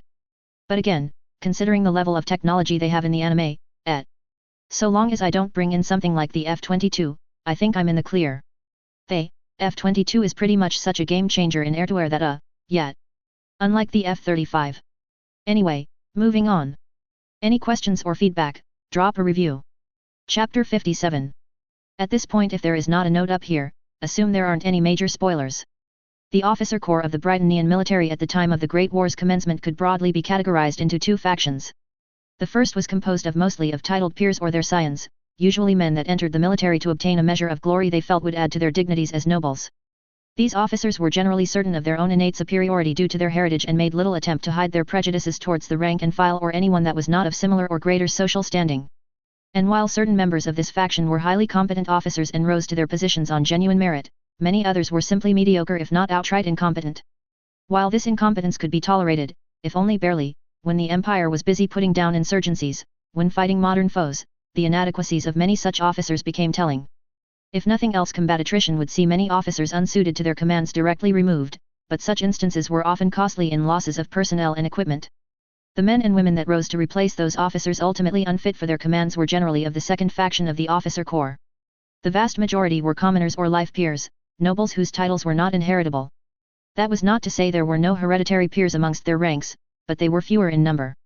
The one thing that distinguished this faction, however, was its emphasis on genuine merit, not some accident of birth or other social consideration, as the measure by which one advances. These individuals, as expected, tended to be considerably more competent at their duties, a fortuitous fact indeed, as the Empire was forced to find enough officers to command the massively enlarged army. There were of course exceptions to the rule, and in many ways Her Highness the Princess Cornelia, Marshal of the Empire, was the greatest embodiment of this. While a highly competent warrior and commander, by all rights age if nothing else should have precluded Her Highness' assumption of the highest uniformed position in the Empire's armed forces when she did. Nevertheless, as the eldest of the Emperor's children that took an interest in military matters, she was named Marshal and charged with leading Britannia's military might against any whom dared challenge the Empire. In Blackest Night, the Great War. Chapter 57. Coniunctus Viribus. The drive to the Sumeragi estate was done in relative silence. Or rather, there was plenty of noise out and about outside of the car, but the occupants themselves exchanged not a word throughout the entire drive. For that matter, when they arrived on the estate grounds, Cecile seemed more curious about their surroundings than anything else. It was likely this was the first time the Britonian officer had ever actually entered a classically Japanese residence like this. Then again, Colin's own familiarity was due to her visits to the Sumeragi estate as well during her time as the Red Knight. The servant that appeared to greet them bowed deeply. Kaujiki-sama, Captain Krumi. Cecile nodded but glanced over at Colin curiously. Statfeld Kaujiki, Colin remarked to the woman. I go by either. I see, Cecile responded. The captain supposed that it should not come as any surprise that Colin would be wholly comfortable with her Japanese identity. She thought back to her own interactions with Suzaku. The young man's heritage had very rarely come up, if at all. Cecile wondered if it was because Suzaku was intentionally downplaying it to better integrate, or if she had just been so insensitive that she never paid attention to it. Lady Stotfeld. Colin looked over at Cecile as the two entered the grounds. I appreciate your compassion in this case, and I do not mean to sound ungrateful, but there is still a matter that is unresolved. Colin sighed slightly. As I've said before, Captain, that is not a topic I can discuss. You need to appeal to Her Highness directly yourself. That is not what I am speaking of, Cecile said, causing Colin to look back at the older woman quizzically. When we first met, I asked how well you actually knew Suzaku. You circumvented the question. I would still like an answer. Colin raised an eyebrow. I suppose I can't say I knew him that well, she nevertheless answered. We met only a few times at school, and generally tried to stay out of each other's way to avoid more misunderstandings building up. I see, Cecile said, lips pursed. Was there something you wanted to ask, Captain? Colin prompted. Cecile sighed. I simply wished to know if you had any understanding of what he actually desired, Lady Stotfeld. I thought I knew, but now I am not so sure. Colin regarded Cecile again. After a few moments she spoke. He had demons. Cecile looked over at Colin again. One of the few times we spoke at any length, Colin continued. He attempted to justify his service with the Britonian military, even under the Prince Clovis. He said he wanted Britonians and Japanese to be able to coexist peacefully. When I called him on the fact that he was killing his own people in the process, he panicked. Panicked? Cecile said with a frown. Not really any other way to describe it, Colin said. I think he was consciously trying to avoid confronting the fact that he was killing his own people. Or maybe he just never came to terms with that fact. Suzaku never showed any hesitation in carrying out his duty, Cecile stated. I'm not surprised, Colin said. He carried himself with a sense of duty, and he was determined to see through his duty. And yet, how much did he need to lie to himself to carry on like that? Cecile's jaw tightened, but she could not bring herself to dispute Colin's assessment. In fact, she herself had sensed it, something driving Suzaku to succeed and live up to the expectations of his superior officers. His superior officers, including one Cecile Krumi. How much the young man must have hurt, and how little she herself had tried to soothe that pain. You, almost sound as if you pitied him, Cecile remarked. Pitied him? Colin cocked her head aside. I'm not sure I would put it that way myself. He was someone taking the lives of others while subconsciously evading the true depths of his actions. If you want to call how I regarded him as pity, it would be one lacking in any sympathy. Then why are you here, Lady Stotfeld? Cecile asked. Colin came to a stop before they entered the main building. I said before that I do not hold any animosity towards Suzaku for his actions during the Tokyo uprising. That remains so. But the manner of his service to Britannia, the way he elected to deal with his conscience, that I extend no pardon or clemency for. That does not make any sense, Cecile said. People don't make sense, Colin said. You'll find your head hurting a lot less if you keep that in mind. The knight then hefted the package she was cradling under her arm. Besides, I have a promise to keep. Cecile regarded the wrapped cylindrical object, not sure what exactly it was. Oh yes, one more thing, Colin said. I have spoken to Dr. Chawla about granting Earl Asplund access to the Gurren. The doctor is willing to let the Earl examine it, but in exchange we want something. And that something would be. Cecile responded calmly and coolly, not letting the sudden shift in topic rattle her. The railgun the Lancelot was equipped with, Colin said, eliciting a sharp intake of breath from the captain. The Varus rifle, I believe it is called. I want it for the Gurren. Cecile stared at Colin flatly. Access to the Varus is heavily restricted, Lady Stotfeld. Take it or leave it, Colin said. That's our offer. If you need to kick it upstairs, then do it. I'm sure if you get a no, you can at least keep the Earl from going behind your back and giving the rifle to me regardless. Cecile gave Colin an unamused look at that.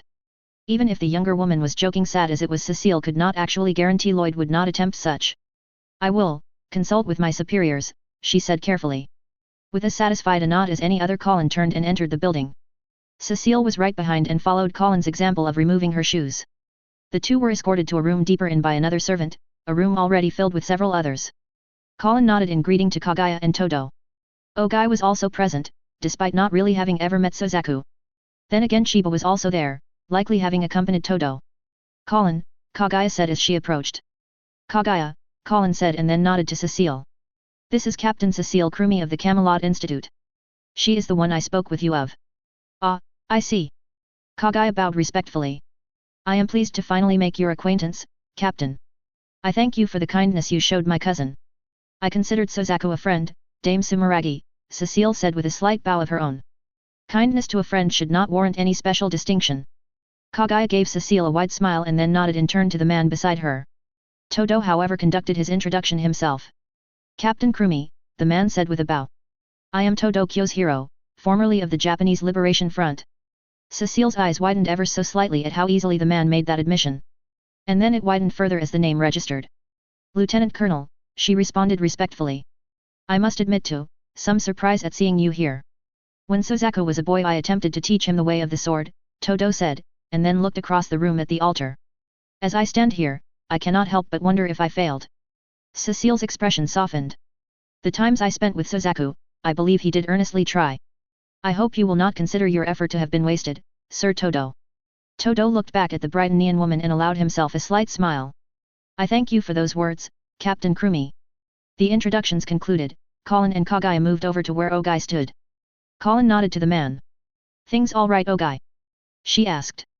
More or less, Ogai said with a slight grimace. A lot of people are getting riled up about the Babel case, some even have blood in their eyes.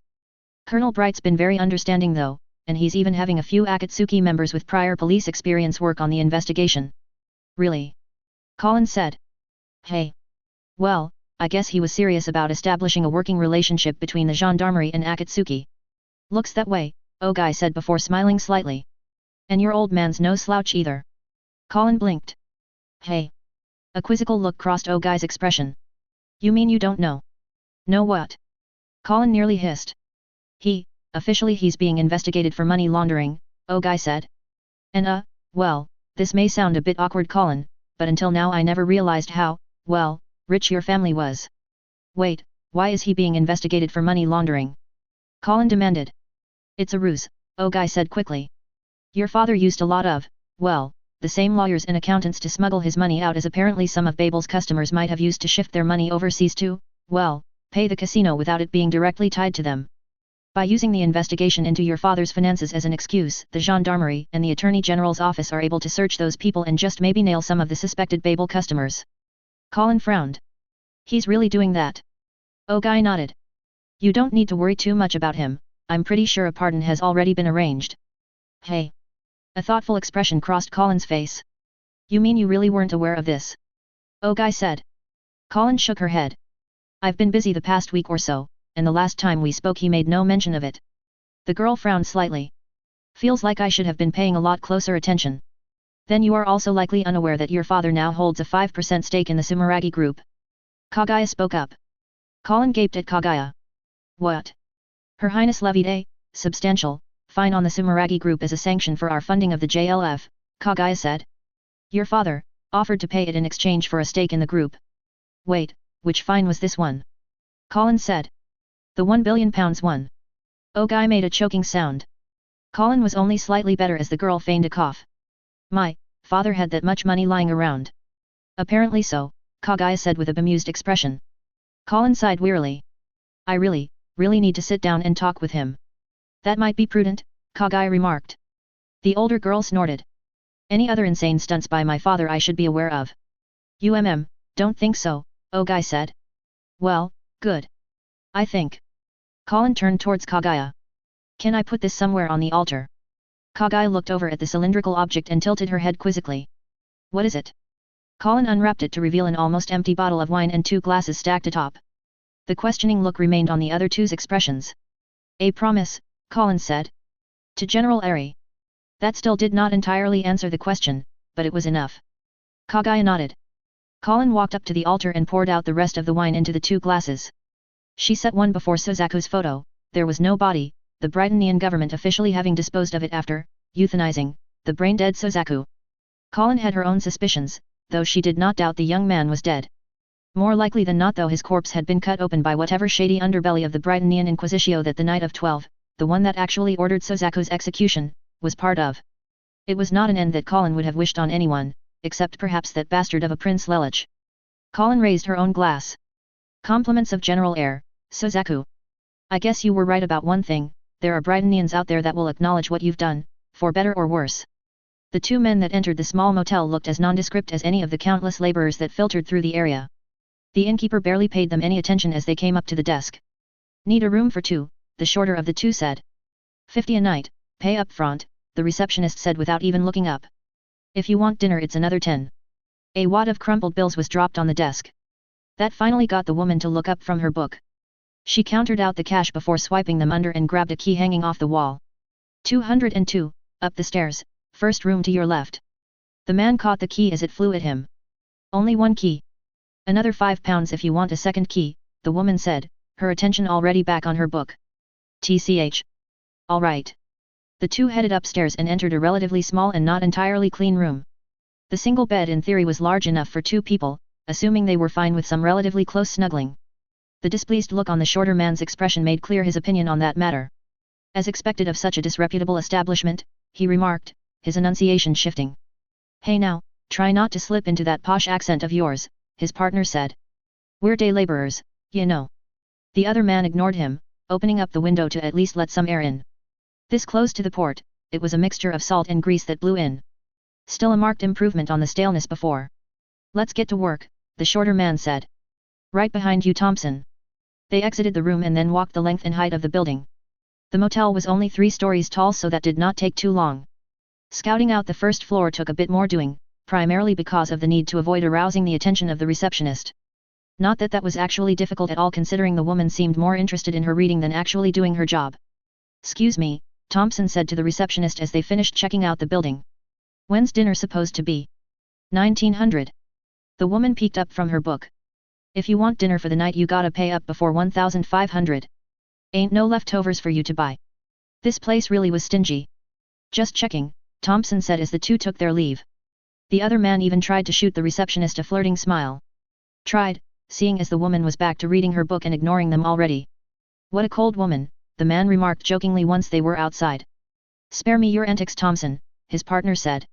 "Well, one must find some way to pass the time," Thompson said. "After all, it sounds like this chef of theirs doesn't arrive to do the cooking until 1500 at least. Shall we wander the docks looking for work until then? We already have work. I'll stake out the rear, you the front. If we see our target, we grab him, quick and clean." When you put it that way it sounds positively dull. "I'll dull your head. Now get going." "Roger," Thompson said with a mock salute and a smirk. As his partner disappeared into another building where he could observe the entrance to the motel, Thompson let out a sigh. As trying as Thompson could be, there was a reason that Thompson had never requested a transfer after being paired up with the man. Both of them were highly competent at their craft and few could match their proficiency in their respective specializations.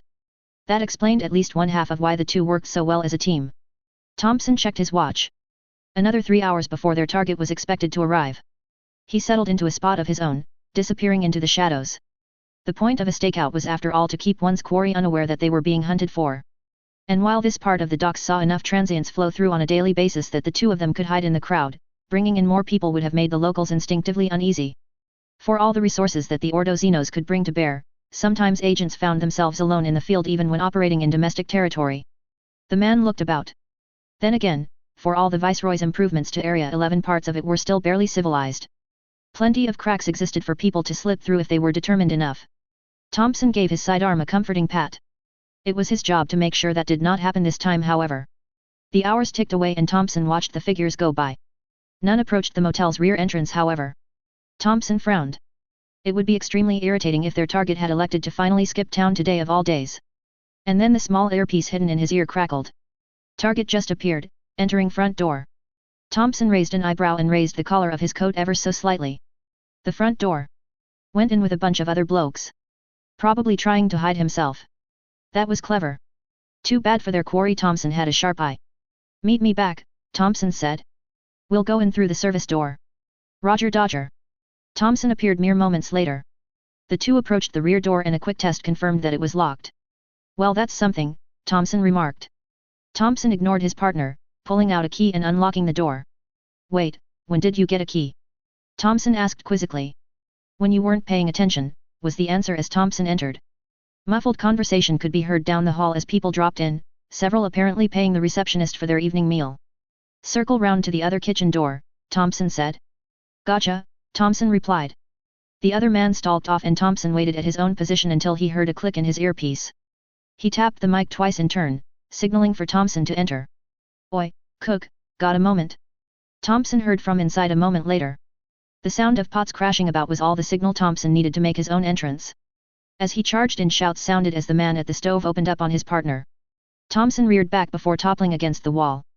Thompson did not give their target time to react to his own entrance, his sidearm was out and he opened fire. At this distance it was effectively impossible to miss and the tranquilizer round sank into the other man's shoulders. A sharp cry sounded and even as the gunner tried to aim at Thompson, the Inquisitio operative was closing in. Jumping over the table, Thompson slammed his boot into the other man's chest and sent him crashing against the counter. A quick punch to the face finished what the tranquilizers had started and the man slumped down. "Thompson." "Right here, Governor," the other man responded with remarkable sanguinity as he leaned against the wall. "Bloody hell," Thompson said as he kicked aside his target's discarded pistol and knelt at his partner's side. "Bloody is right," Thompson said, his hand clutching his bleeding side. "This is Kane 1, Thompson said into his radio. "Target captured, Kane 2 is injured, requesting immediate extraction now." Then to Thompson.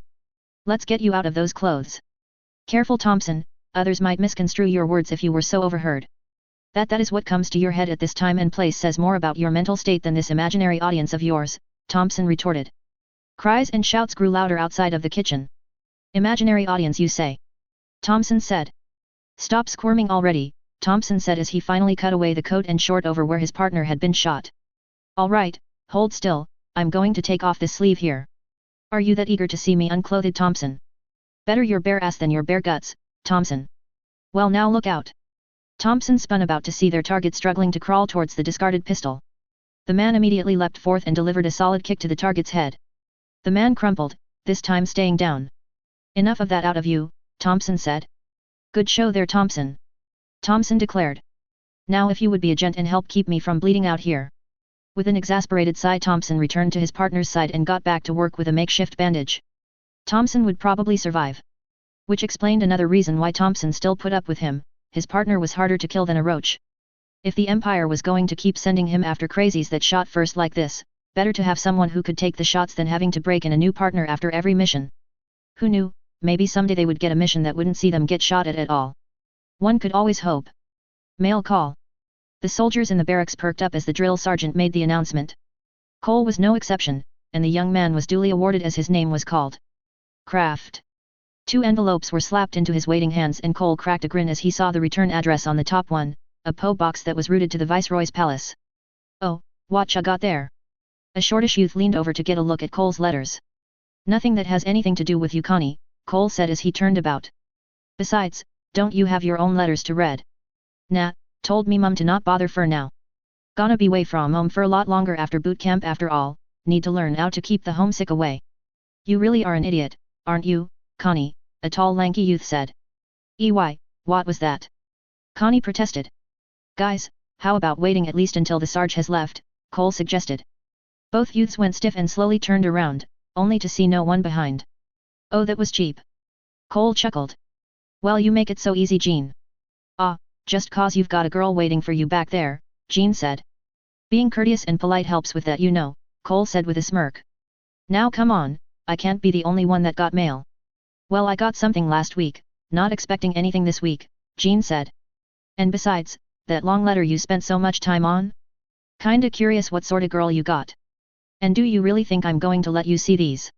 Cole said, eyebrow raised. Bah, you're no fun, Jean said as he walked off. Cole then gave Connie a look. As dense as the other youth could be there were times even he could take a hint. Cole chuckled and slit open the envelope. As expected the top page was a letter from Colin. To Cole. I hope you don't mind the lack of dear, that felt a tad embarrassing to put down on paper. Don't you stop though, a girl likes to feel appreciated. Cole chuckled. In her own way Colin could be quite adorable. Things have been very busy, as you might expect. In fact some days it feels like the guard is trying to run me through boot camp themselves. I can't say I'm enjoying that part of the experience. Though the weirdest thing has to be the food. One would think serving in the palace we would get really good food, and we do. For dinner. Breakfast and lunch though, it's supposedly the exact same thing as what the regular military gets in the field and what they serve at boot camp. Apparently it's to make sure we don't get too comfortable and soft in case we needed to go on an actual field deployment. Cole actually found himself wincing in sympathy at that bit. Short though his time here was thus far, he was already sick of the fare. The only reason he shoved down so much during mealtimes was because he tended to be literally starving by the time he got to the mess hall. But I am learning a lot. I thought I knew how to fight, and even a little about how to lead. Boy was I wrong. And the people teaching me, I think I can honestly say that they are good people. And, I suppose also rather interesting as well. Lieutenant Armstrong has a habit of ripping off his shirt at every opportunity, I think he actually has to pay for new uniforms himself now. And Lieutenant Arsiad, well, I never thought I'd say this, but as a noble daughter Laura sets an example that I would want to actually follow. That was a surprise, but one that Cole found himself honestly glad about. While it would be an exaggeration to suggest that he understood the depths of Colin's feelings towards Britannia, he wanted to hope that some of the bitterness she felt would be healed. Despite everything Cole considered himself a Britannian after all. I've actually had to do some thinking about what I want to do for the future. An armsman's career tends to be surprisingly straightforward, your station is dictated by where your liege goes and there's not really any instances of transfers. Advancement is also pretty straightforward, though as Her Highness Knight of Honor I technically am already pretty high up, at least prestige-wise. It's funny, I never actually thought about what I would after Japan was free, or the fighting was over. Well, Japan's technically still not free, and I'm still fighting, but I'm not fighting just for tomorrow or the day after, I'm fighting for a real future. It all feels different. Cole took a deep breath. Colin was probably still working out her own complicated feelings on her present situation, but the important bit was that she did not seem to hate it. That was good. I also met General Aries' niece, Jane. She invited me to a small gathering to help carry out one of the general's bequests. Apparently the general had stated in his will that he wished to have a toast be shared by those people that participated in the Princess Euphemia's rescue during the Kawaguchi incident. That surprised me, quite a bit. It's a shame that I did not get to know the general better, he seemed to be a good man. Especially since apparently the general would have wanted Sozaku to have joined in the toast as well. A frown crossed Cole's expression. He knew of Sozaku, near everyone at Ashford did, if not because of his Japanese heritage then because of the seeming animosity between the young man and Colin. At the time Cole had not given the matter much thought. In fact even after he grew closer to Colin he did not think much of the seeming enmity between the two, he could not even recall running into Sozaku at school. After the revelation that Colin was the Red Knight however things made more sense, though plenty of questions remained unanswered. After Sozaku's death, none of them seemed to matter anymore however. That Colin now spoke so easily of the young man, it was not exactly an unease that Cole felt, but there was a hint of confusion. He continued reading. I hope you are doing well, Cole. Boot camp is certainly to be a trial, according to Laura its point isn't so much as to make you stronger or anything as to grind you down so that you have a genuine taste of adversity. Just, try to stay safe. It's not just me that's waiting for your safe return, Cole. You have your dearest sister to think of after all. A strained look crept over Cole's face. He somehow doubted Colin was talking about Nora there. Love. Colin Statfeld Kaujaki. Well, that was at least promising. P.S. Or, not. One could not help but blush at how intimately you addressed your dearest sister. Surely as a proper gentleman you do not possess such impolite thoughts towards her? Cole stared at those last two sentences. Surely his letter had not come across that way? Then again, it was hard to tell how the heart of a maiden beat. He flipped to the next letter. To my beloved brother. Cole swallowed. Now why did those words make him so nervous? As he read, Cole found himself wiping away a nervous sweat from his forehead. Monica watched intently as the soldiers of Loki Regiment hurried about with their preparations. Getting access to the thought elevator on Common Island had not been easy, especially since Monica needed to actually bring in some equipment along with her. The Princess Euphemia had ultimately restricted Monica to only a single squad escorted by a much large contingent of soldiers loyal to herself and the Princess Cornelia. Even then the knight was warned that if she attempted anything untoward, the princess would activate the contingency prepared for the thought elevator. The thermobaric bomb might not have been enough to bring down the thought elevator itself but it would most certainly be enough to kill Monica and her soldiers quite thoroughly, even if Euphemia ended up sacrificing some of her own followers in the process. Presence of said bomb was ultimately one reason why Monica allowed the princess to impose her conditions. As it was the squad was barely large enough to prepare the device that they were hooking up to the thought elevator. The princess' own soldiers were recording their every movement and Monica did not doubt that she was probably revealing much more about the elevator than the directorate would be happy with, but that could be contained, especially if she found some more answers about this Zero character. Milady, we are ready. Good, Monica said. If I'm out for more than 5 minutes, sever the connection. Understood. The knight walked over to the pedestal set up, placing her hands on 2 panels angled towards her. The Common Island thought elevator was completely out of power, not surprising considering how long it had sat there unmaintained. What little reserves it did possess were then drained when the princess inadvertently activated it. That was fine, the device Loki Regiment had installed could jump-start the thought elevator and get it connected to the rest of the network already under Directorate control. That was officially the other reason she was dispatched to Area 11 after all. Before they actually tuned it to resonate with those other thought elevators however Monica fully intended to make use of it herself. To those observing the night nothing actually seemed to happen. For Monica herself she was enveloped in a blinding light before emerging in a large chamber lined with bookshelves. The knight looked about, getting her bearings. This was not the first time she had entered C's world but manifestation of humanity's subconscious was decidedly non-Euclidean. The way senses worked here could also be entirely unintuitive. Monica spun about. That way. The knight remained seemingly oblivious to the empty slot on the bookshelf that was immediately before her as she walked away. Despite how seemingly nonsensical C's world appeared to be there was a certain method to the madness. Most mortal minds could not actually comprehend it, rightly so considering it was rooted in higher dimensional mathematics. What the human eye saw instead was a projection of those higher dimensions into the 3 dimensions it was capable of grasping. Even if that projection was a simplification it was usually enough for someone to be able to discern a few basic patterns, like the direction to the center of this particular nexus. Time, that was another thing that did not entirely work the same way as it did in the outside world. It still progressed, it did not do anything nearly as insane as move back or stand still or anything, as far as Monica knew, but the rate of progression was vastly different. As far as the Directorate understood it, when one's consciousness entered C's world, its perceptions and mental processes were vastly sped up such that subjectively a great deal of time could pass inside while the real world seemed to slow to a crawl. If one was creative, one might be able to take advantage of this quirk. There were however quite a few potential pitfalls involved, not least of which was the fact that if something happened inside C's world there was basically no time for anything outside to intervene.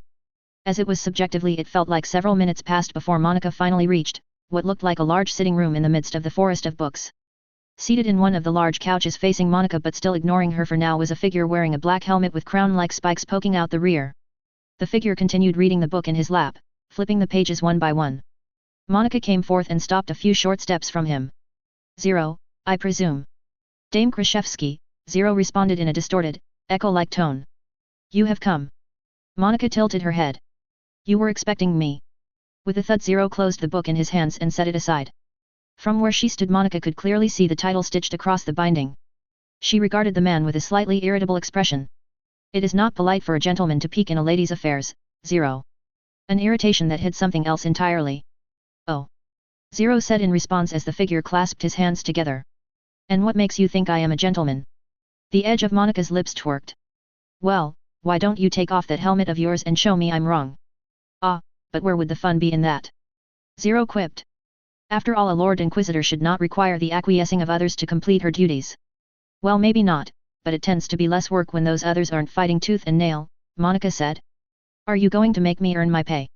"Only seems reasonable," Zero said, "considering the half-truths you paid Yuffie for knowledge of my existence." Monica's eyes flickered at that. Considering this, Zero had been flipping through her book. It came as no surprise that he would know about her meeting with the princess. The implications of him doing so freely, however. "Considering you obviously know everything there is to know about me, how about you save me at least a little the need to tell you directly why I'm here?" "Why not?" Zero said with a shrug. "And the answer to your request is no." Monica sighed and massaged her temples. "All right, that was forthright. Mind telling me why?" "The reason is simple." Zero stood. "You are incapable of meeting the price I would demand." The knight smirked. "Try me. The head of your liege." The smirk disappeared and Monica now openly glared at Zero. "What?" "There should be no difficulty in understanding my words," Zero said, holding aside a hand.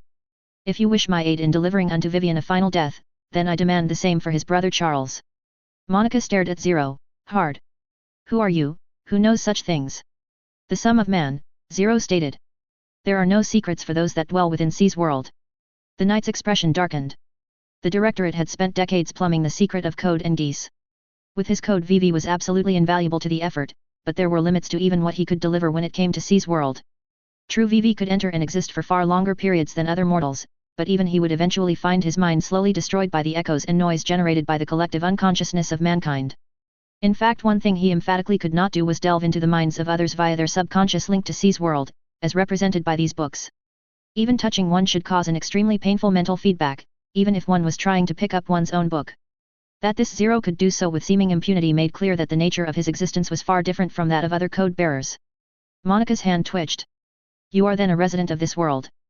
Zero said nothing. "TCH. Well, fine," Monica said, holding her hands up. "You obviously aren't going to help me with my task." And then the woman lunged forth, a sword appearing in her hands from seeing thin air. Zero made no move to retreat or dodge. Instead his hand rose, a blade appearing and blocking Monica's swing.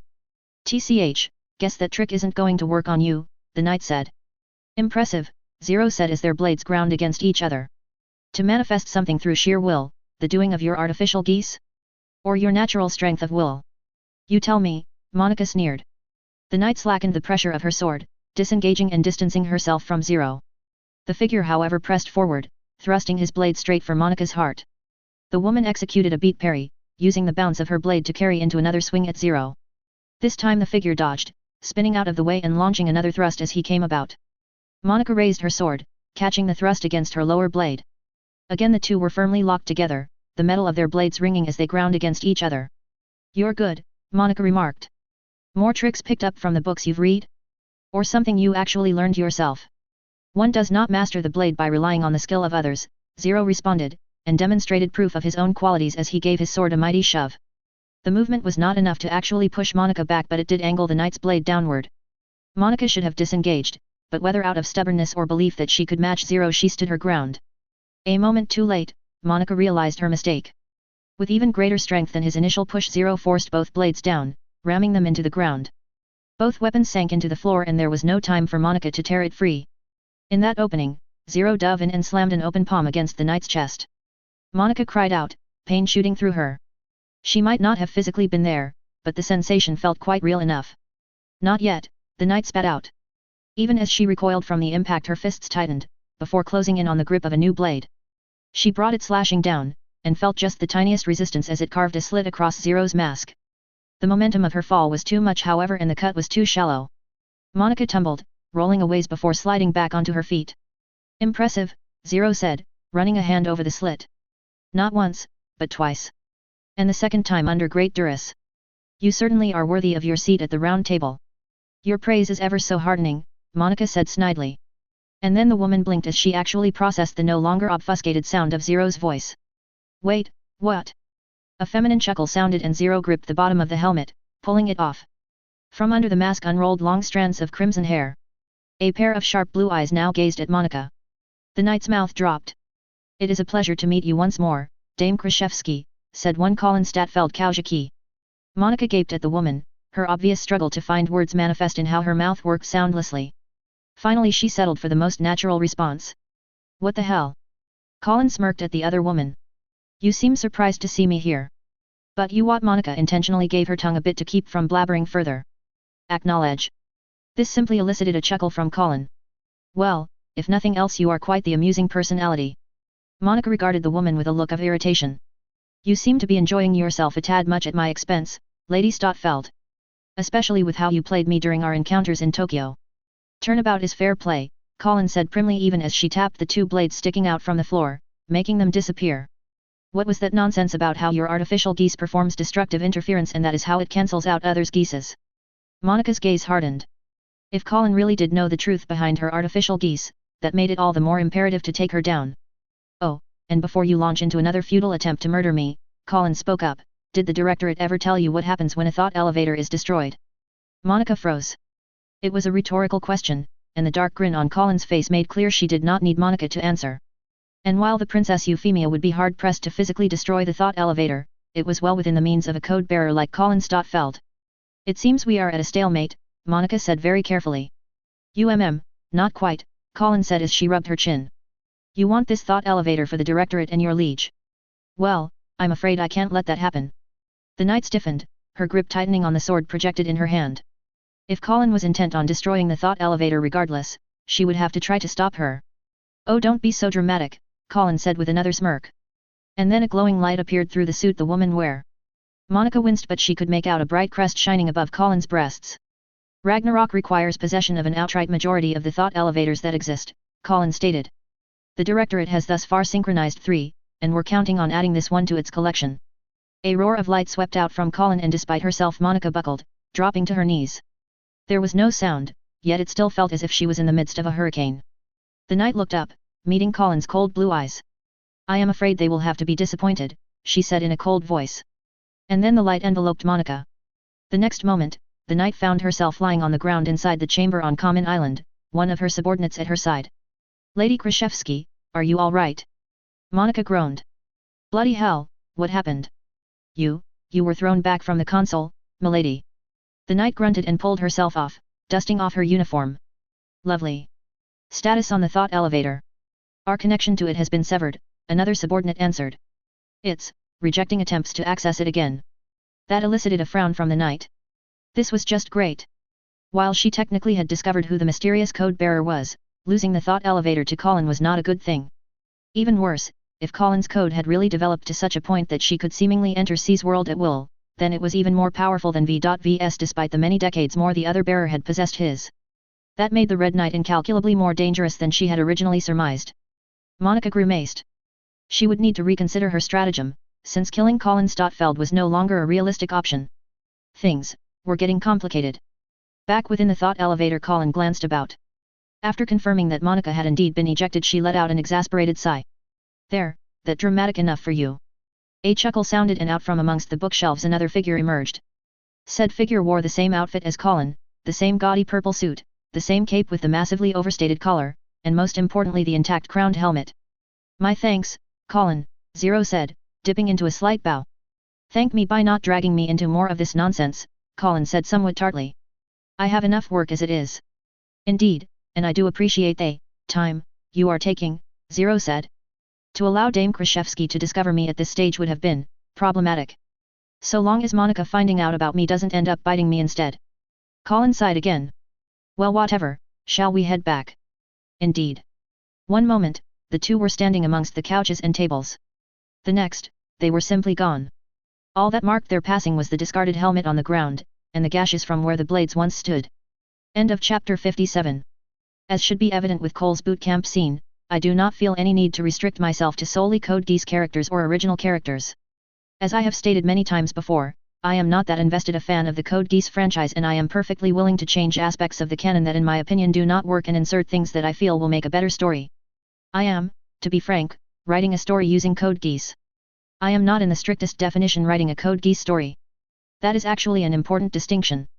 That said, this was probably long overdue, but I obviously do not own the Kiseki series, Full Metal Alchemist, Spice and Wolf, 40K, or Attack on Titan. Or I suppose at this rate Tintin. I had considered whether to use the Aegis name or something else.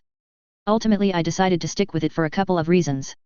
The first is familiarity, to make it blindingly obvious what I am talking about when I reference the Aegis combat system.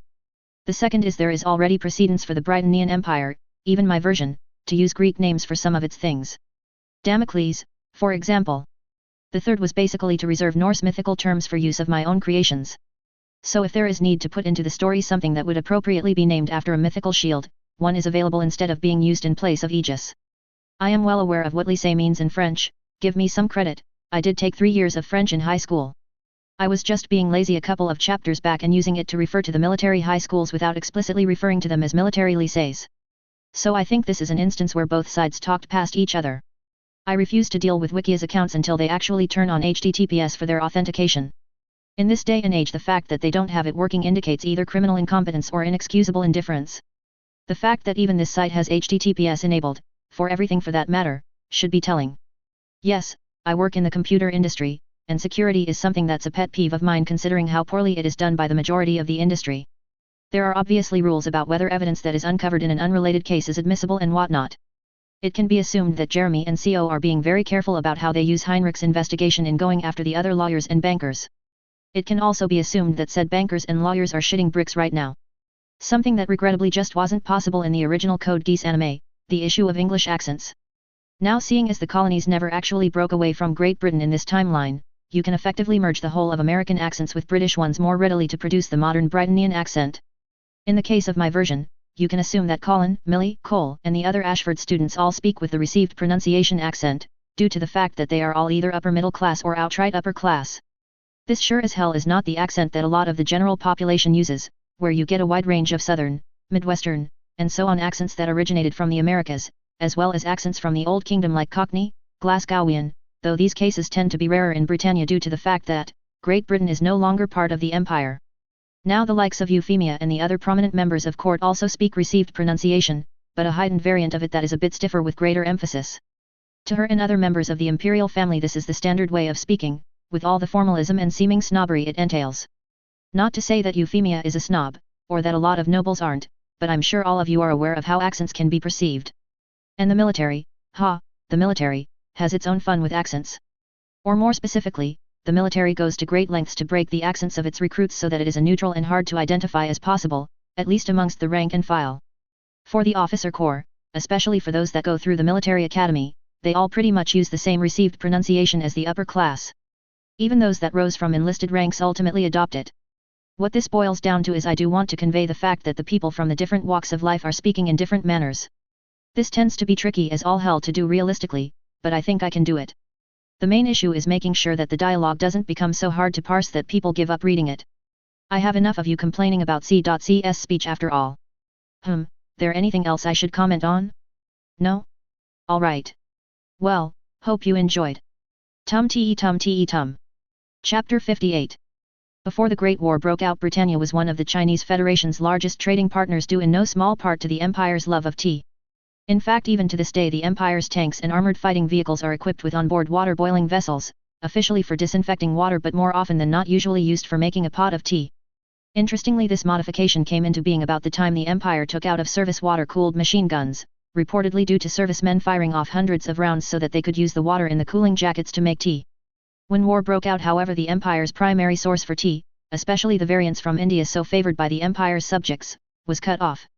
As a consequence, several regions of the empire that could produce tea ended up benefiting significantly, not least of which was Japan. Soon enough, the troop transports and cargo ships that brought over soldiers and munitions from the homeland were returning with their holds full of tea, and a previously depressed agricultural sector was seemingly rejuvenated overnight. And while many other parts of the empire faced rationing of the available tea, those subjects living in Japan were never left wanting in spite of the volume sent back to the homelands. Though it is likely an exaggeration that Japan was a highly sought-after posting for the empire's soldiers during the war due to its abundance of tea, there were likely those stationed on the islands that appreciated its comforts in light of the danger that proximity to Russia and the Chinese Federation entailed. In Blackest Night, The Great War. Chapter 58. Ignotum per Ignatius. So this tea empire, Reiner remarked as they exited the airport. Were you expecting the Middle Ages? Annie said dryly. Nat, though. Reiner glanced over at one of the soldiers on duty. What's with tea tacky uniforms? The Britannian court loves its theatrics, Lelich said as he joined them. It is a love that has costs for the common people. I'll say, Reiner said. Anywho, where's this post-contact ORs? They own a hotel in the city proper, Lelich said. That is where we will be staying. You sure we ain't walkin' into T-Spider's parlor, boss? Reiner asked as the group headed towards the taxis. These operations always carry with them a degree of risk, Lelich said. Though at present I would be more worried about your accent giving us away than anything else. Charlotte snorted in amusement while Reiner grumbled inaudibly. Drilling in speaking English naturally was one of the things all of them underwent in order to pass off as actual Britannians. For Lelich that was no problem at all, of course, and Charlotte also quickly adopted a received pronunciation accent after some tutoring from Lelich. Annie somehow ended up with a southern accent, while Laura and Phi settled into a rather plain Midwestern one. Bertoltz was also fairly generic, with a hint of Chicagoan according to the linguistic instructors they worked with. Reiner on the other hand was inexplicably such a dead ringer for a Yorkshire accent that no amount of vocal training had yet managed to undo it. There was at least one instance where even Lelich of all people had trouble understanding what the blazes Reiner was saying. Of course, Yorkshire being in the Old Kingdom meant Reiner ended up being the one person that could not outright pass for someone from the Britannian mainland, which had entailed some creativity on the part of his cover identity. With 7 of them plus luggage they ended up in 2 taxis, and a short while later they were in front of the hotel. Looks rather quaint, Bertolt remarked. And a bit posh. Richmond still retains a fair amount of historical buildings, Lelich said, due to the concentration of wealth from many southern nobles and landholders. It is not known as the Verdant City for nothing. The city itself was awarded to General Benedict Arnold after he was granted a patent of nobility for his services in Washington's rebellion, Charlotte said. Since then, however, Arnold's line has died out and the current Lord of Richmond is Duke Felix Louis Kn. Another French twit, Phi quipped. Well, the Kn family haven't been French for over a century, Charlotte said with a dry smile. Indeed, I doubt the current Duke could even pass off as a proper twit of La Mère Patrie, Lelich said with a dramatic flick of his hair. The others chuckled, both at Lelich's remark and the fact that Charlotte was grinding the young man's foot into the ground with her own. The group entered the hotel without further fuss and approached the reception desk. Welcome to Hotel Esmeralda, the young woman manning said desk greeted. How may I help you? I believe there we have a reservation for 3 rooms, under lamp rouge, Lelich said. The woman did a quick search and nodded. Yes, indeed. Rooms 302, 303, and 304. You will be with us for 3 days. Correct. Very well. The receptionist turned about and picked out the 7 sets of keys. Here you go, Sir Lamperouge. Thank you, miss, Lelich said with a charming smile. The woman reciprocated, politely of course, as she could clearly see the telling smile on Charlotte's face. Will you need any assistance with your luggage? No, we should be fine, Lelich said as he handed out keys to everyone, making sure Annie, Laura, and Phi got keys all to the same room and Bertolt and Reiner likewise. Very well. Then I hope all of you will enjoy your stay with us. I am sure we will, Lelich said in parting. The group headed over to the elevators and though it was a bit tight all managed to squeeze in. How are we to meet up with our contact? Laura asked, businesslike. Lelich glanced over at the girl, meeting both her eyes. The contact was doing a decent job of covering up the unnatural golden sheen of her left eye. They are supposed to contact us, Lelich answered. We will need to wait at the hotel this evening. Ah, no sightseeing. Charlotte said with a playful smile. I shudder at the thought of what trouble you lot would embroil yourselves in, Lelich responded with one of his own. You lot go get into trouble, Annie said with a yawn. I'm gonna get some real sleep. Me too, Phi said as she followed Annie into their room. There is still some time before evening, Lelich said to the others. I will remain here, the rest of you can take a look around the city if you wish. All right then, come in Laura, Charlotte said, grabbing hold of her friend's hand. Wah hey wait. Without waiting for further protest, Charlotte dragged the other girl along to the elevators. You two are free to join them, Lelich said to the two men. Now, we can stay here and watch your back, Reiner said. And sides. The man began rubbing his hands. I still need to pay you back for that match 4 we left. Well I could certainly use some warm-up before the real thing, Lelich said with a smirk. Oh you'll be regretting those words soon, Reiner said. And Bertolt. Time to wipe that smirk off his face. Bertolt rolled his eyes as if to say, why me, before following Reiner into their room. A few moments later both returned with a chessboard and settled into Lelich and Charlotte's room. Several hours later when a chipper Charlotte entered she saw Lelich nodding off while the other two men stared intently at the board. Doing that badly hey? Charlotte remarked as she closed the door. Shush you, Reiner said. I'ma find some way out of this. Charlotte walked over and examined the board, making a humming sound. Mate in 3, she concluded. That's what Lelich said as well, Bertolt said with a slight grin. Charlotte chuckled. I think the only one that's ever beat him was that Russian, Spassky. Reiner snorted. Only ones more nuts for chess than Lelich are the Ruskies. Oh? Even though you're the one that keeps asking for rematches. Charlotte teased. Before Reiner could protest further a knock sounded on their door. Room service. Charlotte looked back. Did you three order something? No, we did not, Lelich said, having roused positions. Bertolt and Reiner immediately moved to flank the door and Charlotte took up position in the bathroom. Lelich straightened his clothes and after a nod to Reiner opened the door. A youth about his own age with a bandana wrapped around his head stood outside, beaming at him. Sir Lambrugge, right? Yes. Lelich drawled. Yo, the man said cheerfully. Name's Crow, welcome to Richmond, and nice to meet ye. Now if that lovely young lady would come out of the bathroom and those two gentlemen behind the door will refrain from jumping me, why don't we all sit down and have a nice friendly chat? Lelich raised an eyebrow before nodding slowly. Very well. He backed away to allow Crow to enter, visibly shaking his head to indicate to Bertolt and Reiner not to jump the youth. Crow let out a low whistle as he entered the room. Wow, swank digs. They put you in a much nicer place than the last group. Last group? Lelich said. What, you think you're the only ones that come here to talk business with us? Crow said with a smirk as he settled down in front of the chessboard. He regarded it. Ouch, mate in 3. Who was winning? An inaudible mumble escaped Reiner. Lelich ignored the quip as he took a seat across from Crow. Charlotte took up a position behind him. Hello there, Crow said with a wide grin. The French girl pointedly ignored the greeting. I would not have expected a sort of Michael to be so irreverent, Lelich remarked. Right? Most people think the fundamentalists here in the Empire are all stogie and super serious, Crow said. And then they meet my charming self and are only too eager to join up. Lelich regarded Crow, his left eye focusing. Shall we get to business, Crow, was it? Pish, you're no fun, Crow said before his expression became somber. All right, you know why I'm here, and I know why you're here. So let's cut to the chase. What job do you want us to pull and what is it that you think you can offer us to make it worthwhile? What makes you think we came here with a specific objective? Crow blew a raspberry. What, your bosses sent all of you all the way here just for a vacation? Lelich chuckled. Fair enough. Our objective is simple.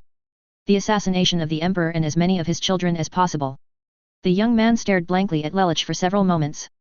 Damn, you guys don't think small, do you? Well, hate to break it to you, but if the Emperor was that easy to nail we'd have done it a long time ago ourselves. No doubt, Lelich said dryly.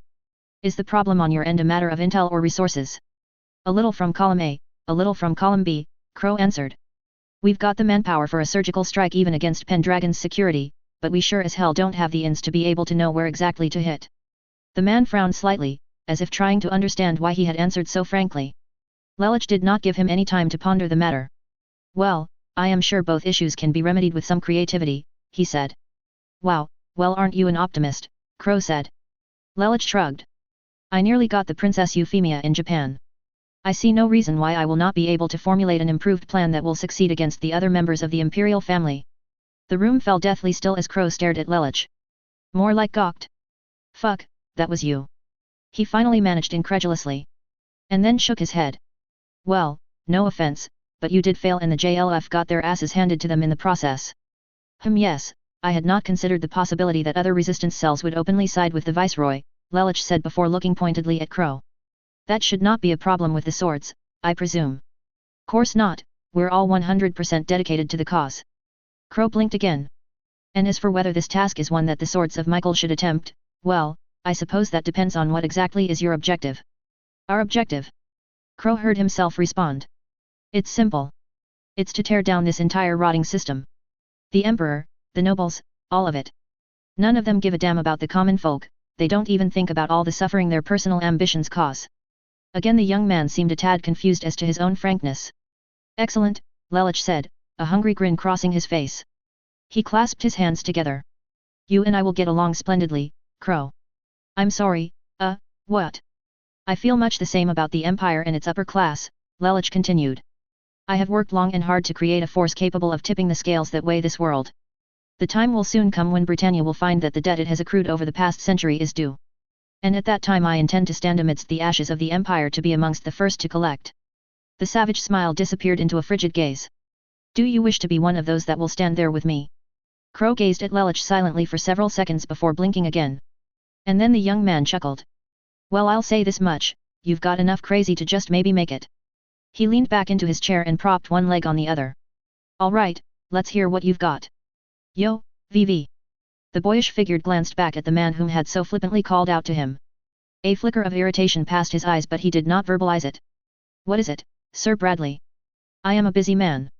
Luciano Bradley, Knight of 10 and widely regarded as a loathsome son of a bitch by almost everyone that met him, smirked. Oh come now, no need to be so cold. You and me, we understand each other, no. Understanding is often the first step to loathing, Vivi replied snidely. Luciano sneered. Fine, be that way. Though I suppose you're still up for some mutual back-scratching. Vivi raised an eyebrow. In what manner? Well you see, that by I mean lovely young lady over there in Area 11's been making some waves. Now I thought she'd be satisfied with busting the refrain racket, but apparently women really are insatiable and she's digging deeper. That got V.V's attention, though likely not for the reasons Luciano would have assumed. Oh. Yeah, oh, the knight said dryly. If that little girl keeps digging, she might end up poking her nose in things that we don't want her to. Vivi thought over the man's warning. You procured some of the directorate's test subjects from Babel. Hey, they were offering a deal, Luciano said. And you grabbed too many kids from the orphanages here, even they'll start asking question. Then there was the variety you were asking for. I simply went to where there was supply. Vivi rolled his eyes. More likely Luciano had found some way to reduce the prices of his own pets, by combining his purchase with that for the directorate. There really was nothing even remotely redeeming about the man, though his willingness to engage in any endeavor so long as it benefited him in some manner did make him useful, up to a limit. And I presume you wish me to do something about Euphemia so as to preserve your good standing. No need to be so snide, Luciano said even as he himself smirked. I was just thinking, if the princess manages to dig up connections to me, well, who else might she end up digging up connections to in the process? V.V's eyes narrowed. Relay Aox, the knight drawled. I'm not threatening you or anything, just pointing out that the Viceroy doesn't seem to be the type to stop after just one bad egg. What'll happen if she comes knocking on your door? She already had, Vivi did not say aloud. Still, Luciano was raising a valid point, no matter how tactlessly. The problem was however with the speed with which the Viceroy's administration was moving with the investigation, they might well uncover a connection between Babel and the Knight of 10 before the Directorate's enforcers could complete their mission. Irritating. Utterly irritating. Then again, derailing the investigation should be considerably easier than penetrating the princess' apparently very impressive security. After all, the security that protected individuals such as Her Highness Exchequer, her Attorney General, that damnable gendarmerie colonel, or their families, would certainly be not nearly as stringent. Yes, there were possibilities. I shall consider the matter, Sir Bradley, Vivi said. Luciano grinned and even bowed, albeit with hardly a hint of genuine respect. That is but all I ask. And topped off one lie with another. Lady Krashevsky.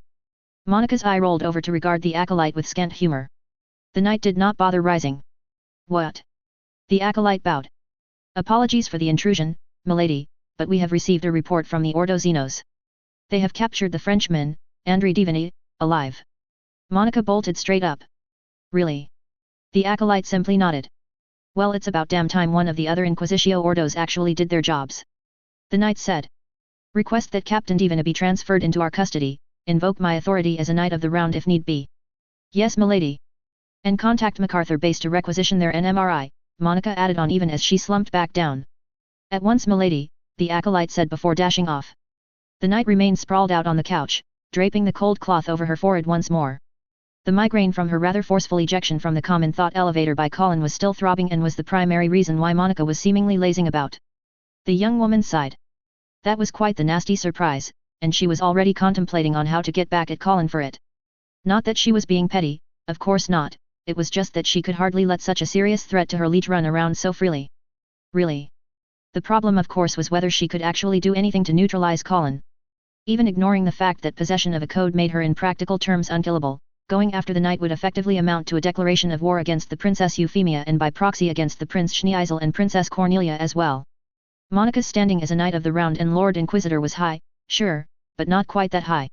And she doubted the Emperor himself would be terribly happy with her pissing off the effective heads of both the government and armed forces. Even more irritatingly, she did not actually know what Colin's Geass was, nor the Princess Euphemia's for that matter. One would have thought that a code bearer would know just what kind of boon was being granted to their contractors, but no, that was not the way it worked, and all Monica had to work with were the vague and utterly unhelpful remarks by Vivi about how Euphemia always seemed to have numbers in her head whenever her Geass activated. Of course, now that that link was severed, there would be no future hints either. All this left Monica with painfully few options. She could just give up and return to Pendragon to hunt for Lelich. The renegade prince was almost certainly back in the homelands by this point, and he certainly a threat almost as significant as Colin and Cece. Leaving the other two women unsupervised, however, was looking even less like an option than before. Was there a way to neutralize, or at least stall them? That was indeed the question. As Monica mulled over the issue, the acolyte returned and bowed. When the knight looked over, she noticed a seemingly apologetic expression on his face. What? Monica said flatly. Your pardon, milady, but it appears that Her Highness the Viceroy has reserved usage of the NMRI. It is not presently at MacArthur, and the medical staff do not know when it will be returned. Monica frowned, rising once more. There was literally no way that the princess could have learned about Andri's capture quickly enough for her to already have taken the NMRI. The only other reason Monica could think of, however, gave her no great comfort either. All right, arrange a secure line to Her Highness and inform that I wish to speak with her on a matter of some urgency. Yes, milady. The image on the display shifted to show Cornelia seated in her office at Pendragon. Euphemia smiled in greeting. Sister, the young woman said. Euphy. It's good to see you well. I'm sorry I have not called until now. It is all right, Euphemia assured her older sister. With all that has been going on, both of us have been occupied. Indeed, Cornelia said with a wiry smile. And then her expression turned solemn. I just returned from the commissioning ceremony. Workup should take another few months, but the Prince Clovis is effectively complete. Euphemia nodded. I see. And made no further remark on the topic. Even on a secure channel like this, there was no reason to take undue risks. And besides, the entire point was for the Prince Clovis and its siblings to be as big a surprise as possible. Mary Bell asked after you. Cornelia likewise moved the conversation along. She had been hoping to visit Area 11 before recent events, and she asked that I pass on her love. That elicited a genuinely touched smile from Euphemia. Considering the number of wives and concubines her father had, it could actually be genuinely difficult to keep track of all her official siblings, never mind those that might well be related but were simply not acknowledged as imperial scions. As a woman herself, Euphemia felt more than a tad irritated at that particular aspect of the imperial family, even if she refrained from openly expressing that annoyance. Every family had its idiosyncrasies, its various factions and groupings between those members that actually liked each other while merely tolerating others outside it. With a family as large as hers, such unions and divisions were accentuated, and Euphemia herself was no exception. There were half-siblings that she considered joys to be around and others that she did not even feign any courtesy toward. If there was one distinction that could be used to separate the two categories, it would be in how the extent of their distaste for the costs inflicted upon their family by the jockeying for power at court. And Mary Belle Mel Britannia, whose mother and sister were slain in an assassination bid many considered inspired by the death of the Empress Marianne, held those costs to be abhorrent indeed. She is doing well then? Euphemia asked. Quite, Cornelia said with a slight smile of her own. You know how she often is, so absorbed in her work that she barely sets aside any time for herself. The smile took on an amused air. Much like another little sister of mine. Well, we had some excellent examples to follow, Euphemia quipped back. Cornelia chuckled, acknowledging the point. All of the more accomplished imperial scions were workaholics, from Schneeisel on down. Even Odysseus and Guinevere could not be regarded as idle, seeing all the official functions they were obliged to attend as the eldest of the emperor's children. Like Euphemia herself, however, Mary Belle had elected to pursue more practical ventures than simply attending social events. Whereas Euphemia entered the civil service, Mary Belle took an interest in law enforcement and had emerged as a patron of sorts for the Britannian gendarmerie. Despite her officially being very low in the order of succession, Mary Belle was still an imperial princess, and her support was one of the reasons the gendarmerie had begun reasserting itself against those that wanted it employed in more direct policing actions against the empire's conquered subjects. It was a fine balance between protecting the people of the empire and preventing them from doing harm to their fellow subjects, one that Mary Belle seemed to have a good handle on, while also making sure those that disagreed with her were not tempted to do something about said disagreement. A pain thought crossed Euphemia's mind. Would there be yet more names for those ships yet unfinished to serve as namesakes for before the war was over? She prayed not. Oh, incidentally, Euphemia said. Could you please pass on some good news to Schneeisel? The project at Tokyo University has achieved its first milestone. Cornelia's expression sharpened for the briefest of moments as the older woman grasped the subtext of Euphemia's statement. Is that so? I will be sure to do so. Cornelia took a deep breath. That is a remarkable achievement, Euphy. I will admit, I too was surprised at the speed of the development. The technical challenges of the project proved easier to resolve than expected, however, according to the principles involved. I see. Cornelia cracked a slight smile. I will admit to a certain ambivalence to the news, but better that the empire be the one that achieves this first than our enemies. That did sum up the state of the world, sadly enough. Perhaps in time something could be done to lessen the tensions that necessitated such a mentality, but that would need to wait until the war raging about them was over. Are matters on other fronts still under control? Euphemia inquired. Cornelia's lips thinned. Olaf is doing what he can, but his proximity to Europe has him at a significant disadvantage. The Europeans seem to finally have gotten their logistical problems sorted out, and they're pressing hard. Even with the reinforcements we've managed to rush him, he's being ground down. Euphemia considered the problem thoughtfully. Is evacuation possible? Not without tying down way more shipping than we can afford to right now, Cornelia said. And not with the Indian Ocean still so heavily contested. I see, Euphemia said slowly. It's not all quite bad news, Cornelia said. Much to my surprise, the contacts that you helped facilitate with the Indian resistance have borne fruit. The young woman straightened. Oh. Our interactions are still tenuous, Cornelia said, and the Indians are expressing reservations due to the actions of the East India Company prior to the fall of the British Isles. That was to a degree fair, considering the East India Company was directly responsible for inciting the Chinese to invade and conquer India. It was a most emphatic demonstration of just how deeply the Chinese despised the opium trade that underpinned much of the company's commercial activity in Asia. And the Britannian Empire certainly was not one to inspire any confidence even in the conquered subjects of other empires. Nevertheless, if we can come to an arrangement, having the Indians on our side would help immensely in securing Olaf's flank and even provide alternate means of supply. Cornelia shrugged. For that, I think the Empire is willing to concede certain provisions. In other words, Britannia was willing to promise not to try and conquer the Indians themselves once the Chinese were ejected. Euphemia allowed herself a measured smile. No point in being too open with her exuberance about the development. Not that she honestly cared that much about India itself, but she had promised Colin that she would try and divert the Empire on the matter. It was important to keep one's word after all. That is indeed promising, Euphemia said instead. Please keep me updated and do not hesitate to contact me if there are matters that I might be of some help expediting. Cornelia snorted lightly. I will keep that in mind, Euphy. Before the two could continue, the phone on Euphemia's desk began ringing. The princess raised an eyebrow.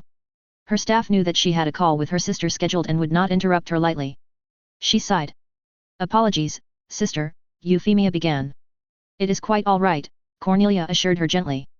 I will try and call again next week, Euphy. Until then, I wish you good fortune. You as well, sister, Euphemia beamed a bright smile. The link closed and the video stream ended. The smile disappeared into a look of slight annoyance as Euphemia picked up the phone. Yes. I am terribly sorry, Your Highness, Rachel began, but Dame Krashevsky is on the line and insists on speaking with you. Euphemia suppressed an exasperated sigh. That woman was truly starting to test her patience. Put her through, Rachel, she said, doing her best to remain civil with her own staff. It was not their fault a knight of the round seemed to lack common courtesies. Yes, Your Highness. After a brief pause, a click sounded, indicating the connect was made. Your Highness, Monica greeted. Dame Krashevsky, there was a matter of urgency you wished to discuss. Euphemia said bluntly. Yes, Your Highness. Has the Inquisitio informed you of the capture of this disagent Andrei Divany? Euphemia's eyes narrowed, not that Monica could see it. Not as yet. Ah. Well, they have, Monica said with equal forthrightness. This is an invaluable opportunity, Your Highness. If we are careful, we might be able to learn about the nature of the compulsion that has been used. You have reason to believe this French agent is also under compulsion? Euphemia asked after a beat. Perhaps not of the nature the others suffered from, but I somehow doubt our mutual quarry would not have put in some sort of failsafe to hide his secrets, much as he did to the gendarmeries. That was actually a good point, as loath as Euphemia was to concede it. And what is it that you require from me, Dame Kraszewski? Priority access to the NMRI that is supposed to be at MacArthur, Monica answered. An eyebrow rose reflexively.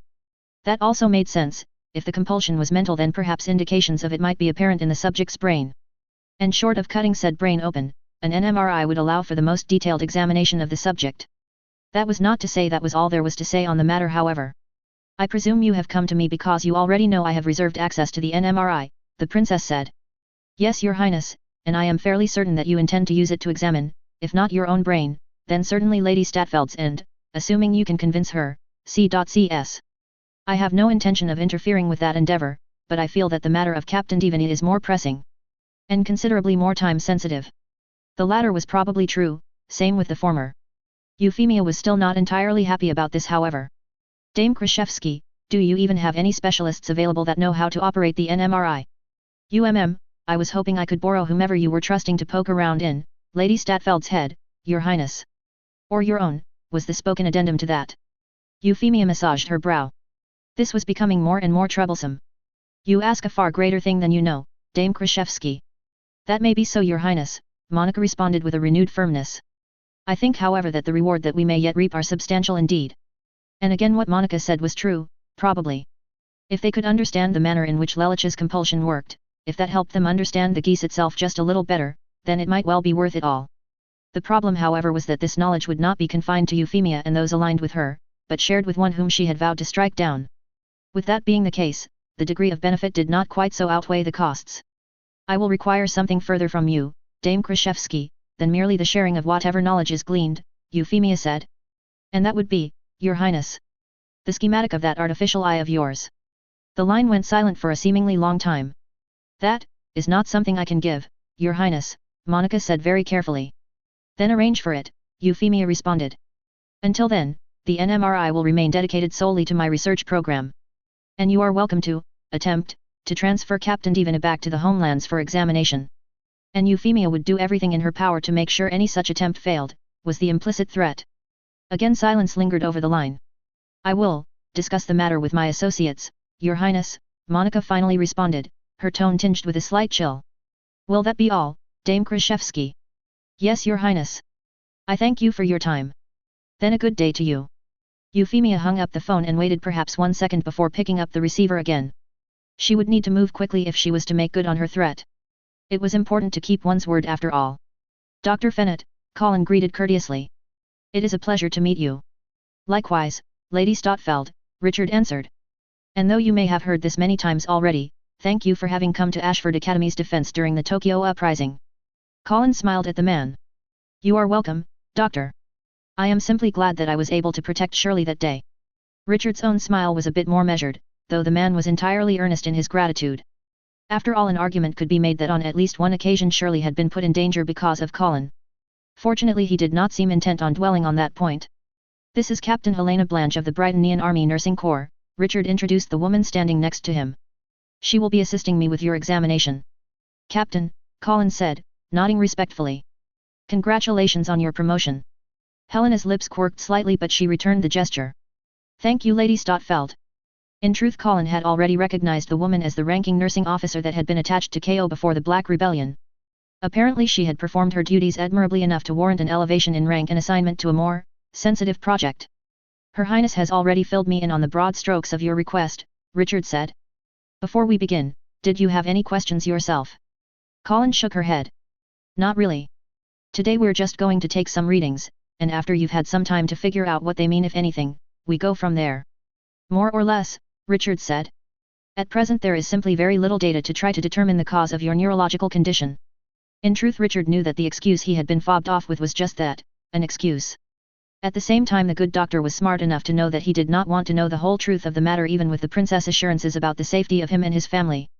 In fact, Colin was pretty sure that given a choice in the matter, Richard would have preferred to remain entirely uninvolved, but seeing as it was too late for that, the man was exercising prudence in trying to at least minimize his exposure. Not that he was likely to have any more luck than any of the other individuals that had signed on with Euphemia. Millie was right, Colin mused. One really could end up enlisting with the princess without even intending to. Well then, if you would get changed, Lady Stotfeld, we can begin, Richard said. Colin nodded and headed to another room.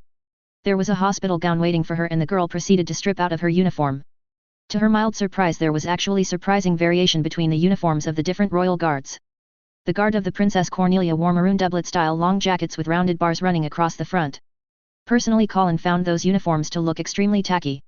While she did not know if Euphemia agreed with her, her own liege had elected a much different design for her own guard. The top was a white-trimmed blue jacket that did not flow down past one's thighs and actually overlapped at an angle up front before folding over. Colin was still not quite sure why the flap did that. The only other really distinguishing feature was the use of aiguillette instead of the epaulettes common on the uniforms of other units in the Britannian military. Rather understated aiguillettes at that, though Colin was still leery about the risk of it getting caught on something at an inopportune time. There was also, to Colin's mild surprise and bemusement, actually a skirt option for the bottom part of the uniform. Not that any of the female members of the Princess Guard actually went with that option, much to the lamentation of at least one of the men. Colin was of course no exception, and as she pulled off her pants she revealed well-toned legs. Next off was the shirt, and with her body down to only her bra and underwear, Colin donned the hospital gown. Tying it along the back proved challenging, and the girl managed to get most of them save for only one. A knock sounded then. Lady Stotfeld, may I enter? A feminine voice called. Please, Colin responded. The door opened and Helena showed herself in. Will you be needing any assistance? The older woman asked. Colin smiled ruefully and turned about. If you would be so kind, Captain. Of course. What timing indeed. The nurse walked over and helped Colin with the last tie. A question if I may, Captain. Of course. Does your promotion mean you will no longer be working at KO? On the contrary, Helena answered. I have been assigned as the chief nurse for KO. Really? Well, though I have already said it once, congratulations again. Your promotion is well deserved. Thank you, milady. Please, Colin. Or Lieutenant. I'm afraid I'm not much of an actual lady. A tug notified Colin that Helena was done with the strangler, as well as having fixed up the other knots. The young woman turned about. There are many marks of a proper lady, Helena said with a gentle smile. Prudence, grace, and resolve. These things will come in the fullness of time, and complement that which you already possess. Colin found her own mouth softening into a smile. The nurses of the Britannian army really were something else. Well, I seem to be ready, she said. Shall we? Right this way, Lieutenant. The captain led Colin into another room that hosted a very large, sophisticated machine, and not much else. On one wall was a window behind which Richard was seated at some terminal. Lady Stotfeld, are you ready? The doctor asked through a microphone. A nod. Yes. Very well. Then a few basic points about the NMRI itself. To take readings it requires you to be absolutely still. Each set of scans will take approximately half an hour to complete, and as per yours and Her Highness' request we will be doing 2 sets. We will take a short break between the sets, let you stretch your legs. That would probably be necessary, Colin mused. Laying still was, not her forte.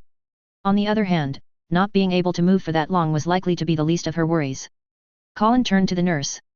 Captain, can we make sure to have a few cold compresses ready for me after the second scan? I will see to it, Helena assured her. Colin nodded in thanks. There were only a few times when she employed her Geass for such long continuous periods, and every time afterward she ended up with a blinding migraine. She would need to be very, very careful about the intensity with which she engaged her Geass. With all the preparations complete, Colin laid on the bed and was moved into the NMRI scanner. After that the young woman let her thoughts wander even as she made sure that her Geass was not active. Thoughts such as how CC would regrettably not have to suffer through all this with her. When approached on participating in the research, the other woman's response had been a terse, concise, and eminently easy to understand, no. Not that Colin could blame her in the least after what she went through with the Prince Clovis.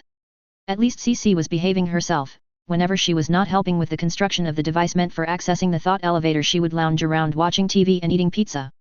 Instead of having the palace's very well-equipped kitchen make proper pizza, however, she insisted on the delivery stuff from Pizza Hut. Just what CC saw in that franchise's interpretation of pizza, Colin did not know.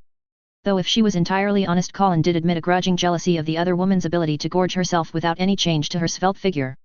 C.C.'s refusal to participate ultimately meant that Colin would be alone in getting her head poked and prodded, for now at least.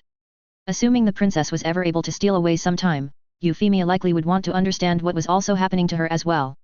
By the time the first scan was finished, the only thing that prevented Colin from trying to take a nap outright was the noise the NMRI generated and the fact that she could not really adjust herself into a more comfortable position. The hospital gown did not really allow for Colin to stretch and flex that much, but the young woman managed the best she could, bending over and side to side to loosen her stiff muscles. At the same time she activated her Geass, exercising her increasing control over it to only focus on this room and the NMRI control room. Which of course meant she could hear the doctor even without the microphone on. This can't be right, Richard muttered to himself as he flipped through the initial set of slides being printed. Is there a problem, doctor? Helena asked. Richard pursed his lips. I honestly don't know. I've never seen this sort of topology before. The doctor shook his head. I'm not sure what the Lady Statfeld's condition could possibly be to produce, well, this. Well, that was hardly encouraging, Colin mused. Though so far the doctor was sounding more befuddled than outright alarmed. That probably counted for something. Hopefully. A few minutes later Richard spoke into the microphone again. Lady Statfeld, we are ready for the second set of scans. All right, Colin said, climbing back into the bed. Her Geass was still on and so restrained there was not even a hint of a migraine yet. Colin somehow doubted that would last the entire 30-minute run, but hopefully it would not be too debilitating. On the other hand, with her senses boosted, the sounds of the machine felt much more audible. Colin made a note to ask for earplugs the next time she did this. A minute or so into the scan, however, the machine stopped. Lady Statfeld. A confused-sounding Richard spoke through the mic. Yes. Colin responded, remaining still. Are you doing something? Colin blinked. Technically, yes. Is this activity necessary for the second set of scans? Yes. Ah. Well, that may prove a slight complication, Lady Statfeld. It would appear that whatever it is you are doing is, jamming, I think, the RF pulses of the NMRI. Colin frowned. I'm not sure I understand. To be perfectly honest, Lady Statfeld, neither do I, Richard admitted. Well, that was quite the kicker. True, this little exercise probably did provide quite a few new nuggets of information, but there was still one question that remained unresolved. What now? End of chapter 58. There, another completely unsexy scene of Colin stripping. Am I doing it intentionally? I guess we'll have to wait and see. I suck at describing clothes. I really do. It's something that I need to work on, but the problem boils down to my vocabulary is actually failing me when I try to describe clothes. For simplicity's sake, let's just assume that Yuffie's guard wears uniforms similar to the FMA military caste. They don't have that waistcoat thing though, and I am mildly perplexed as to why Arakawa-sensei designed them to attach to the pants like they did. In case it is not completely obvious, the person Thompson and Thompson were tracking last chapter was Andre. The good captain's luck has sadly run out and he is now a guest of the Ordo Malus. Whether that is better or worse than being a guest of the Ordo Xenos or Hereticus, I leave to your imaginations. I know officially that it's Mary Belle Mel Britannia, but seeing as that's not actually a conventional spelling of the name, I went with Mary Belle instead.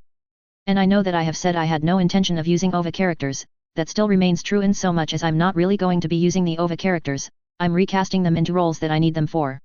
None of the OVA characters are at all usable in their canon form. The level of incoherent lack of common sense that seems prevalent just from a cursory reading of the Code Geass wiki is astonishing.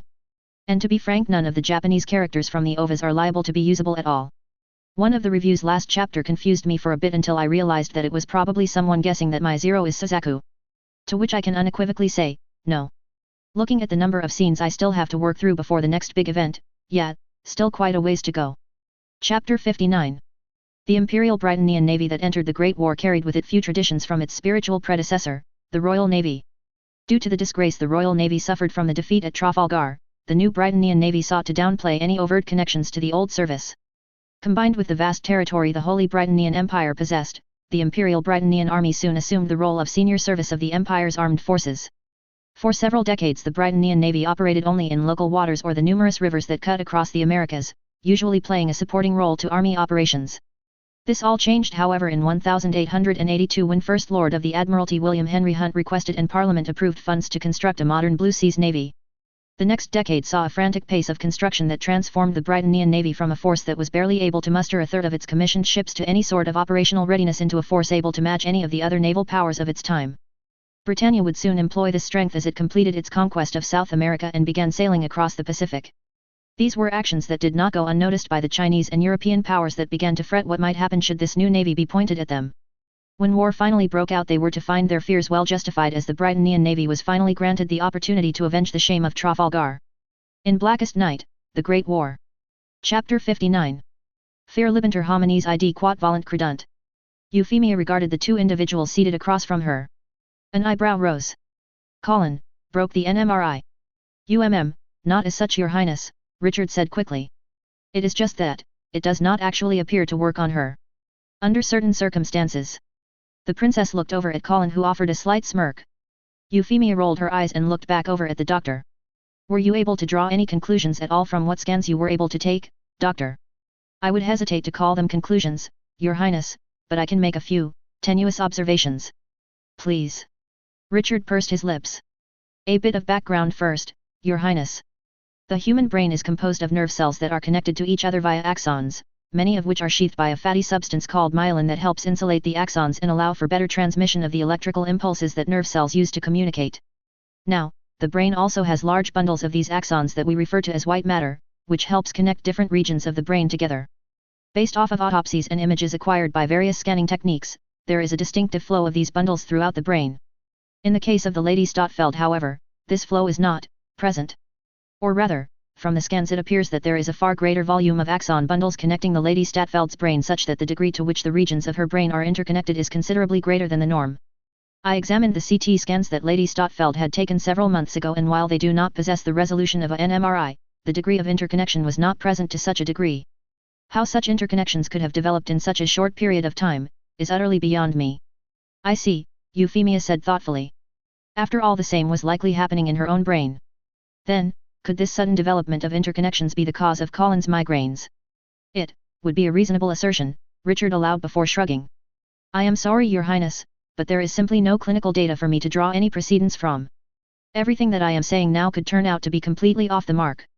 I understand, Doctor, Euphemia assured the man. Nevertheless, as the domain expert, even if you are guessing, your guesses will be far more informed than hers or mine. Richard nodded, acknowledging the point. Now, the question is, how shall we proceed with further examinations? Euphemia asked. There are other scanning techniques we could attempt, Your Highness, Richard answered.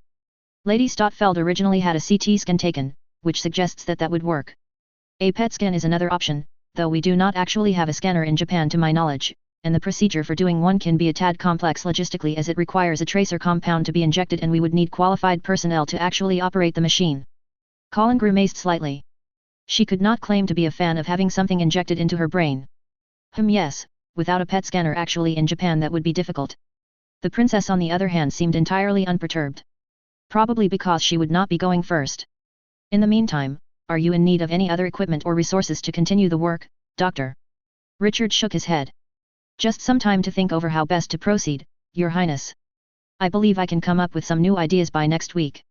Very well, Doctor. Euphemia smiled. Thank you for your efforts this far. You are welcome, Your Highness, Richard said, standing and bowing before taking his leave. Once left alone with Colin, the princess looked back over at the other girl. Curiouser and curiouser. Really makes me wonder what's going on in C.C's head, Colin said. Well, until she agrees to an examination we will have to continue wondering, Euphemia said. Colin nodded. And then a thought occurred to her. Your Highness, how many people know that Dr. Fennett is working on this? Myself, you, Captain Blanche, Brigadier New, and the good doctor, of course. Beyond that, no one, unless one infers it from his absences from his official clinical duties. And how hard would it be to make those inferences? Colin asked. Especially if they have access to the needed records. Euphemia cocked her head aside. You are worried for the doctor and his family. Shirley's a friend, Colin stated firmly.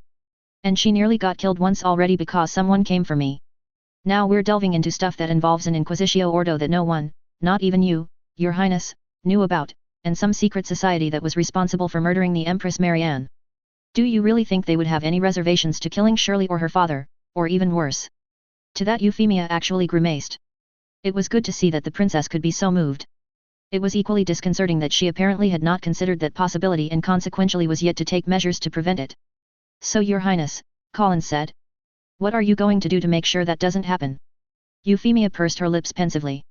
A long silence passed before she could find an answer.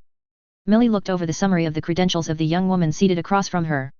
It was thin to say the least, not that surprising considering this Mikasa Ackerman had ended her formal education at the age of 16 before enlisting in the armed forces. Whatever additional qualifications she might have earned since then were decided specialized in her chosen profession. The Brighton girl idly wondered if either Colin or Euphemia had actually considered that point before coming up with this, less than brilliant scheme. So, Mikasa, Millie said. Tell me about yourself. The Japanese girl looked slightly at a loss as she answered. Ackerman, Mikasa. Private, first class. For the past few months I have been assigned to Beta Company of the 100th Infantry Battalion, ma'am. Millie massaged her forehead. I'm not a soldier, Mikasa. Millie will do just fine. A noticeably pained look crossed Mikasa's expression at that. And I can look up your service record if I wanted to know what unit you're with. Tell me something about yourself, something that doesn't have anything to do with said record. If the expression on Mikasa's face could previously be described as pained, it was now verging on outright panic. Why, the young woman said softly, do you want to know about that? Millie clasped her hands together as she regarded intently. Something told her that this was a most sensitive matter for the other woman. She would need to tread carefully, and respectfully. Consider the matter that has been laid before me, Mikasa. Yuffie seems to believe that due to your age you would be able to enter Ashford Academy and pose convincingly as a student while acting to protect not only my family and friends but also provide a degree of protection for the school at large. There are two complications with that idea however, and as yet I cannot say whether in this case Yuffie has tried to be a tad too clever. The first issue is that Ashford however is a preparatory school and all students that enter it are ultimately aiming to complete their A-levels. You however ended your formal education upon enlistment in the military and regardless of your personal intelligence, there simply is a great deal of academic material that you simply do not know because you never encountered it during your time in the army. The second issue is that, your service in the military notwithstanding, whether you are capable of serving as a bodyguard. There is certainly overlap between the skill set of a soldier and a bodyguard, but there are also distinct differences. You are a soldier, Mikasa, and by all indications a superb one if Yuffie is actually considering you for this job in the first place. But your competency as a soldier does not necessarily equate your suitability as a bodyguard. Mikasa stared at Millie intently for several moments. Is that the sum of your concerns, ma'am? The Brightonian girl smiled gently. Millie is just fine. And what other concerns should warrant my attention? Mikasa took a deep breath. To say she was uncomfortable with all this would be an understatement. Nonetheless she could not run away and hide from the issue forever. Ashford Academy, admits 11s. This time it was Millie's turn to stare dumbly at Mikasa. The number of Japanese that Millie had met in her life was not inconsiderable seeing as she had lived most of it in Japan. In fact there were several in her own household, people that her grandfather had hired upon being exiled from the homelands and sheltered in the immediate aftermath of the Empire's invasion. This kindness was repaid in turn by a fierce loyalty by the Ashford family servants, from Sayoko on down. And it was in this environment that Millie was ultimately raised. As a Brightonian it was impossible for her not to know about the Empire's racial policies and as a child she grappled with the complexities and contradictions between what she was supposed to think and what her experience taught her instead. For a time she even referred to the servants as 11s, the memory of which still filled the girl with a great shame. But when she stood before all of them at the age of 14 and delivered an earnest apology, Millie was answered by a warm hug from Sayoko and an assurance that she was already forgiven. Millie did not like crying. She had done a lot of that when Nunnally was brought to her family, her body and heart broken. She never wanted to show such weakness or pain to her little sister ever again, if only so that Nunnally herself would never be given reason to suffer again so. That day however, in Sayoko's arms, Millie had cried, and she did not regret a single tear then, for with those tears came the strongest possible realization that no matter what label or name they were saddled with, people were still people. Now however, seated across from Millie was a young woman who seemed to very much define herself with that label. That was more than a little disconcerting for Millie. A mild irritation flickered through her head as she wondered if either Euphemia or Colin had had any idea about this before suggesting their less than brilliant idea to her. In all likelihood not, especially for Colin, whom seemed to emphatically refuse to accept any label others might attempt to yoke her with. That did not make this situation any less complicated however. Ashford does not have any restrictions on entry based on race, Millie answered. The only conditions for entry are academic ability and payment of student fees. In your case, the latter is being handled by the Viceroy's office. The former, well, will need to be assessed. Mikasa gazed at Millie before uttering softly. You really don't care. On the contrary, I care greatly. The other woman blinked, and regarded Millie with mild confusion. The last student of Japanese descent that attended Ashford was Suzaku Kururugi. This time Mikasa's reaction was to inhale sharply. Before you jump to any conclusions, allow me to finish, Millie said. As far as I am concerned, Suzaku's actions during the Battle of Tokyo has no bearing in my judgment of your person. You and he are entirely different people after all, and what he did is irrelevant to what sort of person you are, regardless of any shared heritage. Mikasa's mouth thinned and she spoke tersely. We don't share anything. Millie frowned slightly. Perception is difficult because each person has their own. And while I personally do not have any problems with seeing you admitted, there will be others that object to it because of a misguided belief that you and he are cut from the same cloth. At that Mikasa's eyes actually flared in anger, but the girl did not say anything outright. I cannot dictate to others what to think, Millie continued, I can only control my own actions. If you accept entry into Ashford, I will help see that you are academically prepared for the coursework and also that you will have the support of the student council once the term formally starts. Beyond that, it will be up to you to weather any difficulties that might arise. While the academy will not brook any proven attempt to harass you, we also cannot be there to constantly, how do you soldiers put it, watch your back. Mikasa took a deep breath and nodded stoically. Understood, Ms. Ashford. Ick, Millie stuck out her tongue. It's Millie. I'm way too young to be a Ms. The other woman simply cocked her head aside quizzically. Millie suppressed a sigh. Dear gods above and below, what had happened to this girl in her childhood? Now that the issue of your admittance is settled, Millie said instead, we should discuss the second matter, specifically your formal qualifications as a bodyguard. Mikasa nodded again. According to Brigadier New, you are still undergoing armsman training, which normally takes about 6 months before a soldier is considered ready for active duty and a year before full qualification. You've only been in the program for about a month. There certainly is not enough time for you to finish even the 6-month program before the new term starts, especially with the remedial lessons you'll need for your academics. At this, Millie flashed a smile, causing Mikasa to blink quizzically. Fortunately, we believe that during your time at Ashford it would be possible for you to continue your armsman training. Now Mikasa really was confused. How was she supposed to continue that training without another armsman instructing her? Was Millie suggesting that the Princess Guard would actually send someone along? Would they actually go to such lengths to make this deployment to Ashford work? The first person that came to mind was Colin, which forced Mikasa to suppress a grimace, but she quickly dismissed that possibility, seeing as Colin was also a trainee at this point. Who else then? And then a presence brushed past Mikasa, causing the girl to reflexively reach for her knife. She just barely stopped from drawing it as a Japanese woman wearing a maid outfit walked about the table to stand at Millie's side. The speed with which she moved, and how close she got before Mikasa sensed her, the soldier somehow doubted she could have drawn her knife in time. Mikasa Ackerman, Millie introduced, meet Sayoko Shinozaki, formerly of the Japanese security police. Mikasa blinked again as she dug through her memories. There was a hazy recollection on briefings about potential remnants of the Japanese state that might cause the Britannian military trouble, one of them being the security police. The briefing was sparse on details, though it made mention on how the SP was tasked with protecting former and current government leaders as well as foreign dignitaries. In other words, a duty very similar to that carried out by the royal guards of the various imperial scions. Mikasa's lips thinned. Perhaps this Sayoko could teach her a thing or two. Even if she was an 11. The sound of gunfire rang through the air. Cole tried, not entirely successfully, to block it out. Maybe one day the army would be able to come up with a helmet could dampen the loud boom while still allow them to hear clearly vocal orders. That day was however not today. The platoon was on the range, practicing their marksmanship. Cole already knew how to shoot due to having hunted in the past, but the M16 rifle had a very different feel than the rifle he used back then. He still put on a good showing however. And truth be told, he actually did enjoy shooting the rifle. At metal pop-up targets. Gods only knew how he would feel the first time he actually shot an actual person, regardless of whether that person was shooting back.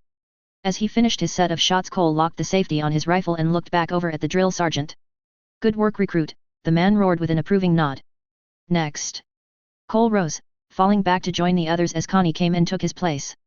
Nice shooting, Aaron said. Thanks. How'd you do? Well, I got the 1,000 feet target on my second try. Cole nodded. It had taken him 3 tries to hit that one. So far no one in their platoon was able to hit that consistently on their first try, though Aaron probably came closest. The young man was at times a bit scary in how hard he threw himself into the training and how eager he seemed to actually be sent to fight. I don't see you having trouble qualifying, Cole said offhandedly. Maybe not, but I'm going to need to get even better if I want to get into Ranger School. Cole raised an eyebrow. Ranger School? Isn't it a bit early to be thinking about that? Technically all of us still need to go into infantry school after basic. Need to plan ahead, Aaron said. There's a lot of options in the army, a lot of paths you can follow. I want to make sure the one I end up on is the one that will lead me to where I want to be. And where do you want to end up? Cole asked. Aaron's expression noticeably hardened. Some place where I'll never be powerless to stop bad things from happening. Cole regarded his fellow trainee. Aaron was always overly serious with his training and Cole could not recall any time where he saw the other man goofing off. That was not to say he did not have a sense of humor, he could laugh at a joke or about the misery inflicted upon others by the drill sergeants like everyone else. Yet the intensity with which he engaged in his training was an order of magnitude greater than anyone else in the platoon, maybe even in the entire training company. Something drove Aaron, a something that Cole was fairly certain was tinted with tragedy. A tragedy that fed an anger that sometimes reared its head when Aaron got especially engaged in the training, whether it be hand-to-hand or marksmanship. Cole wondered if that anger would end up leading Aaron down a path he would ultimately regret. The young man kept his peace however, he was not here to judge or counsel others. Sarge, I think me gun's jammed. And even if he were the words that reached them caused both them and the other platoon members standing by to freeze up. All flinched as the drill sergeant exploded. Recruit Springer. Are those ears on the sides of your head just for show? Or do you not have anything in between them to actually understand the words they hear? This is not a gun. It is a rifle. You have been told this countless times already and I despair of how many more times you must be told this again. Drop and give me 50 now. Bloody hell, does that guy never learn? Another soldier muttered. Cole smiled wryly as he glanced back over at Jean. The other recruit did have a point though, this was like the third time Connie had called his rifle a gun within earshot of a drill sergeant. Not even Potato Girl made that mistake again after she got her chops busted the first time. Probably because the first and only time she made that mistake they had put her on short rations for a day. That was a somewhat unconventional punishment but for Sasha it was a very effective one, probably why the drill sergeants resorted to it when they really wanted to correct something about the girl's behavior. And we've still got the run back to base, Jean said with a sigh. Poor, stupid bastard. The three looked over at Connie as he did his push-ups with his hands grasping his rifle. Well, have fun making sure he keeps up, Cole said. Jean grimaced. As the shortest person in their platoon Connie had just a bit of difficulty matching the pace of the other soldiers. As the tallest person in the platoon Jean often got roped into dragging the other recruit along to try and make him keep pace. It could charitably be termed a massive pain in the ass for both involved. TCH, you and your lack of half an inch, Jean said. Cole cracked a slight smile. Indeed he was very lucky to be the second tallest person in the platoon instead of the tallest. The group then went back to watching Connie be run into the ringer before they themselves were called up to take more shots. After another hour or so they then proceeded to spend yet another hour policing all of their spent casings and lead before running back to the base. When he first received his conscription notice Cole had determined to see this through the end, to serve his country to the best of his ability. Having so vowed he really should not be complaining overly much. And yet as he ran, he concluded that there were definitely days when he probably earned the right to a little complaining. He idly wondered how Colin was doing. Surely her own training was nowhere this mind-numbingly monotonous and draining. Armsman training had to be much more stimulating, right? Colin's body slammed against the wall as the blow from Laura tossed her back. She bounced and tumbled to the ground, struggling to recover her breath. Laura gave her no chance to do so and aimed another solid kick at Colin's stomach. The girl just barely managed to block it, as in block the blow from actually impacting her stomach, not stop it outright from basically lifting her off the ground. The older girl was, in a word, strong. Colin crumbled on the ground, holding up an arm in surrender. She would have verbally signaled it save for the fact that she was still wheezing for breath. Are you all right, Colin? Laura asked as she knelt down. I'll live. Colin managed before coughing. I think. Laura chuckled and offered a hand. Colin accepted and let the other girl pick her back up. You really don't pull any punches, she remarked. But of course. One must push to the limits if one desires to improve. Laura cocked her head aside. Where did you learn hand-to-hand?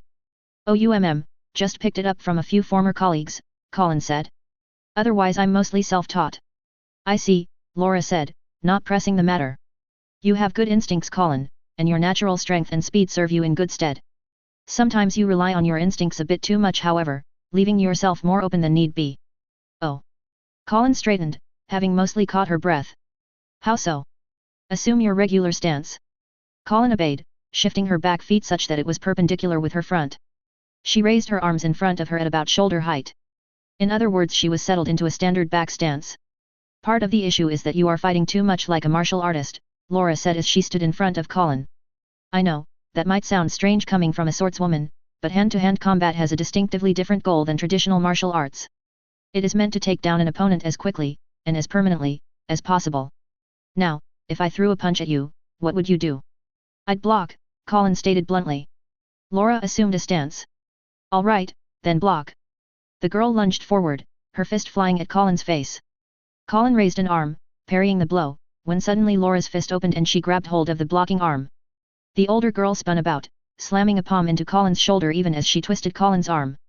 The next moment Colin was leaned over even as her arm was wrenched upward. Painfully. Ow ow ow ow. Laura relaxed her grip and Colin's arm stopped feeling like it was going to be pulled out of its socket. I believe it is now evident that a simple block is not sufficient. Against you definitely not, Colin agreed. Laura smiled slightly.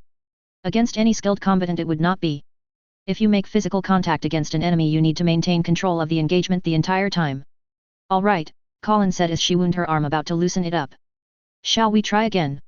By all means, Laura said, assuming a stance of her own. Colin resumed her own stance, keeping her eyes locked on Laura's. Fighting someone who was a fully trained martial artist, even if what she was doing now was not quite the same thing, was an entirely different experience than taking down the usual thugs she used to run into in the ghettos, or even some of the Brighton soldiers that she had roughed up before. Then again Laura was in the process of joining Euphemia's royal guard, so little wonder she was of an entirely different caliber. And then all such thoughts vanished from Colin's mind as Laura charged, throwing another punch aimed at Colin's head. This time the younger girl ducked before her arm shot out to seize Laura's. With her grip secured, Colin tried to wrench Laura's arm upward, to do to the other girl what she had done to Colin previously. What actually happened was a sudden twist in Laura's arm allowed the older girl to turn about to face Colin once more. Face her, and throw a punch at Colin's side. It was probably a very good thing they were wearing padded armor for the training, otherwise Colin was pretty sure she would be suffering from some bruised kidneys as she crumbled, clutching her side. Okay, Colin said in between ragged breaths. That was just mean. Laura chuckled slightly as she came down on a knee. You will learn. That is the point after all. And how many more times am I going to be tossed onto my ass while I do that learning? Colin asked. The burned hand teaches best, was Laura's laconic response. If it's all the same to you, I'd prefer to stay out of the fire and the frying pan if I can. And what happens when you are thrown into either regardless? The two women turned about to see another soldier approaching them. Neither came to attention outright, but they did at least face the man. Lieutenant Darlton, Laura greeted. Lieutenant Arciad, Claudio responded, and then far more warily. Lieutenant Stotfeld. Colin nodded. Lieutenant. Claudio looked back over at Laura. You are teaching the Lady Stotfeld hand to hand. I am. Would you object to my lending a hand? Laura glanced over at Colin, whose gaze was still fixed on the lieutenant. His breathing was even, his heart steady, but his eyes, there was a strange light in them. This was a man that had made a decision. Sure, why not, Colin finally said. Very well then, Laura said as she looked back at Claudio. Remember however, Claudio, this is a training exercise. It seemed one did not need a Geass to pick up on Claudio's mood. I assure you, Laura, I am fully cognizant of that.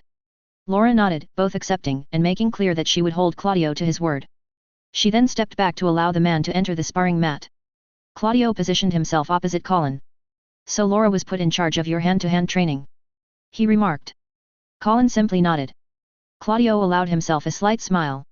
She can be quite merciless in the ring. Many are quite caught off guard by her statuesque grace.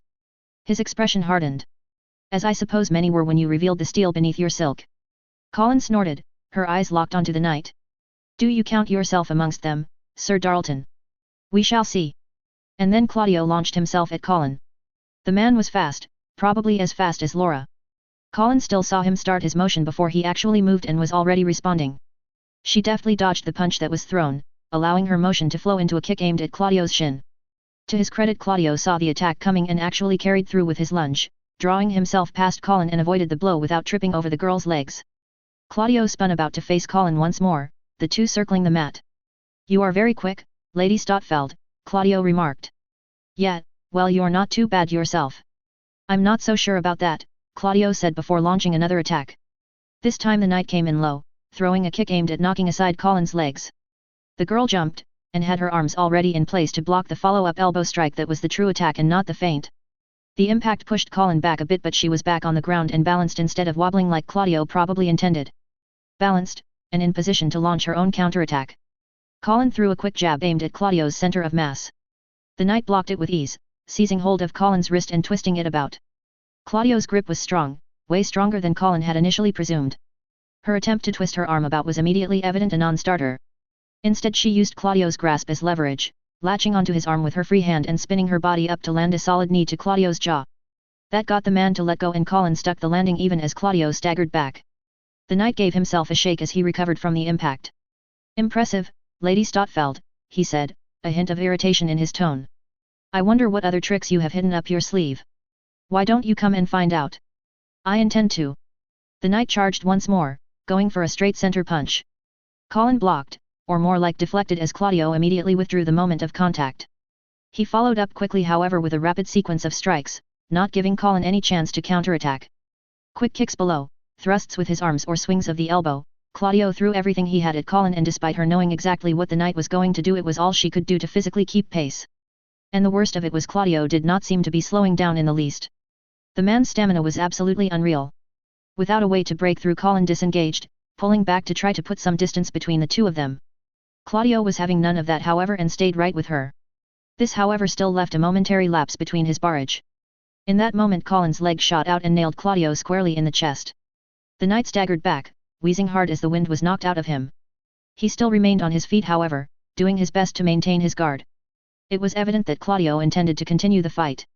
That's enough. His intention however was his own. Laura stepped onto the mat and walked over to Claudio. "Are you all right, Claudio?" "I am, fine," Claudio insisted. It was a rather unconvincing assertion. "I think this will be enough for today," Laura said firmly. Claudio grimaced but did not argue. He straightened, took a deep breath, and regarded Colin once more. "You are a skilled adversary, Lady Stotfeld. I will be mindful of what surprises you might yet produce." Colin grimaced. It was blindingly obvious what Claudio was insinuating, especially considering what happened to him during the Battle of Tokyo. "You are perfectly free to do so, Sir Darlton. I would however expect the courtesy of during your observations you do not interfere with my duties." Claudio tensed ever so slightly but did not rise to the remark. After gazing at Colin for a few moments longer his head turned to regard Laura once more. "I apologize for taking up your time, Laura. I am sure we will bump each other again soon." Laura nodded. "Take care of yourself, Claudio. And of your father as well." Claudio smiled slightly. "I will try." And took his leave with not another word to Colin. In truth that was probably the best she could have hoped for. The knight obviously did not trust her, might not even be able to after what happened with Suzaku. He was not openly lashing out due to his distrust however. For now, that would just have to do. Once Claudio was gone Laura glanced over at Colin. "Claudio is a very skilled hand-to-hand combatant. We generally tend to be well matched whenever we have fought." An eyebrow rose. "Have you been holding back against me?" "Hey? Oh I kind of cheated against Sir Darlton," Colin said, her voice trailing off towards the end. "Really?" Laura said as she assumed position across from Colin again. "Then allow me to bear witness to this, cheating." Colin flinched. Oh, this was going to suck, so very much. "Impressive." Crow smirked at Lelich's remark. "What can I say? We've got some good shit here." The good shit that Crow was so proud of was a large warehouse filled with small arms and light weapons. In most circumstances Lelich would have had some words about having all one's eggs in one basket like this. Then again, seeing as this was an official armory for the Virginia Provincial Guard, of which Crow was a certified armorer for, that was not likely too large a risk. After all, if and when the swords of Michael would need to take enough weapons from the armory to be noticed by the authorities, they would likely not be in a position or have the need to return them afterward. "What of heavier arms?" Lelich asked. The smirk turned into an outright smile. "That's at the factory down the road." Lelich raised an eyebrow. The only factory down the road he was aware of was the one owned by Duke Kn that built the Gloucesters for the Britannian military. The extent of the sword's resources was looking more and more impressive. It was also equally evident they were involved in something much more than petty terrorism. "What does Duke Kn gain from backing the swords?" Lelich asked. "The Coggers related to the imperial family," Crow answered, "but he's so far down the line of succession that he's not even formally listed on it. But if something were to happen to the Emperor and his line, well, as one of the most prominent dukes of the Empire he could credibly make a claim for the throne." "Ah," Lelich remarked dryly. "One of those. Yab. But hey, he's got the dough and the shiny toys. But does he have an actual plan?" Lelich asked. Or was he simply hoping that reliance on amateurs would see him closer to the throne? "Ouch man, you sure don't pull any punches. But you're right, he doesn't seem to have an overarching plan at this point. He has the same problem we do, Pendragon's too tough a nut to crack without a lot better intel and probably more firepower than can be mustered discreetly. It's not like the Virginia Provincial Guard can just march north towards the capital. The moment they crossed into Maryland the rest of the Britannian military would bomb them straight to hell. Assuming the defense net is still online for the military to receive notice of the movement and coordinate such a response, Lelich remarked. Well, sure, but if the defense net was that easy to take down, do you really think we wouldn't have tried already? I would hope you would have refrained until all the other pieces of the operation were ready, Lelich responded. Crow regarded Lelich with a raised eyebrow before shrugging. Well, aren't you the clever little monkey? Alright, so what are the other pieces then? Location information on the various members of the Imperial family of note, intelligence regarding their security screens, opportunities to move substantial forces north to Pendragon, and of course you need those substantial forces available for moving about in the first place. You didn't mention an exit strategy, Crow noted. Lelich snorted. Do you honestly think any of us would emerge alive from an operation like this? Crow tsked. Always have an exit strategy, even if you don't think you'll be able to use it. If nothing else, it'll force you to think about how your opponents will react and try to bug out of the combat zone, which can be pretty useful by itself. Speaking from personal experience here. Lelich said. Hey man, a leader has to be thorough. I mean, sure, you might get some of your guys killed in an OP, but it better damn well not be because you screwed the pooch and got them killed without even achieving your objective. Lelich's face twitched ever so slightly at those words. That described the debacle in Japan a bit too well for his tastes. Then again, at least he was able to admit the operation was a failure, if only to himself and Charlotte. The Pendragon operation, however, he fully intended to be meticulous in the preparation to ensure there was no chance of failure. It will take some time to assemble all the necessary pieces, Lelich said. Especially to gather the relevant intelligence. Still not sure how the blazes you expect to be able to get anything useful, Crow said. Security for the royals is handled by their armsmen, and those people are crazy dedicated. No armsman has ever been turned against their liege, not once. And the protection surrounding the emperor is even tougher. I am an intelligence operative, Lelich remarked. Leave procuring such intelligence to me. Well, ain't you sure of yourself, Crow chuckled. Alright, I'll play it by ear for now. But know this, if we think you're just stringing us along for a fall, well, we have means. Please, Mr. Armbrust. I would like to think we are beyond such garish threats. Crow snorted. Oh, I wouldn't be so sure of that. And here's another one, call me Mr. Armbrust again and I'll sock you a good one. Lelich chuckled and then looked about at the racks and racks of weapons.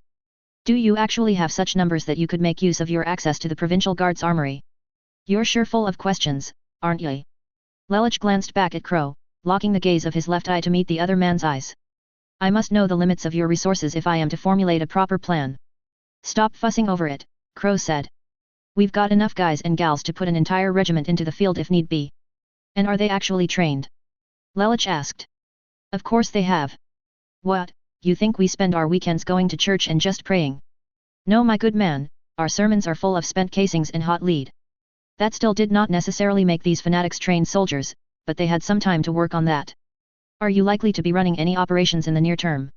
Well, depends on if we can find any targets of opportunity, Crow said, scratching his head.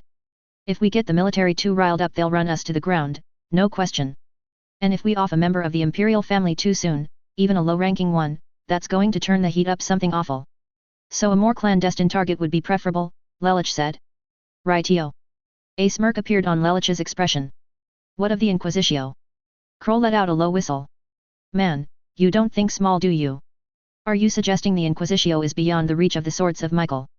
Nah, but like I said, we gotta find an actual target first.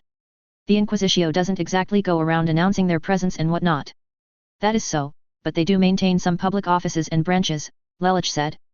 And drawing the Inquisitio out of the shadows should provide leads to more profitable targets. The smirk darkened into something else entirely.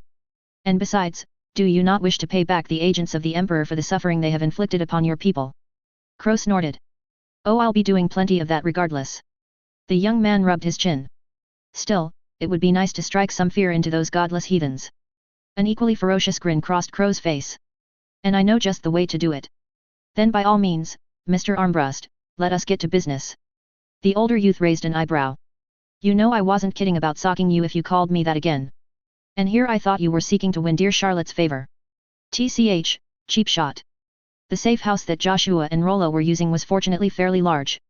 Fortunately, as it was now having to accommodate many more people. The reinforcements that were supposed to be provided before they actually launched any operations were finally here, and it was composed of 3 squads of Ordo Hereticus black teams. Still going up against the security apparatus protecting the princess, that might yet prove insufficient.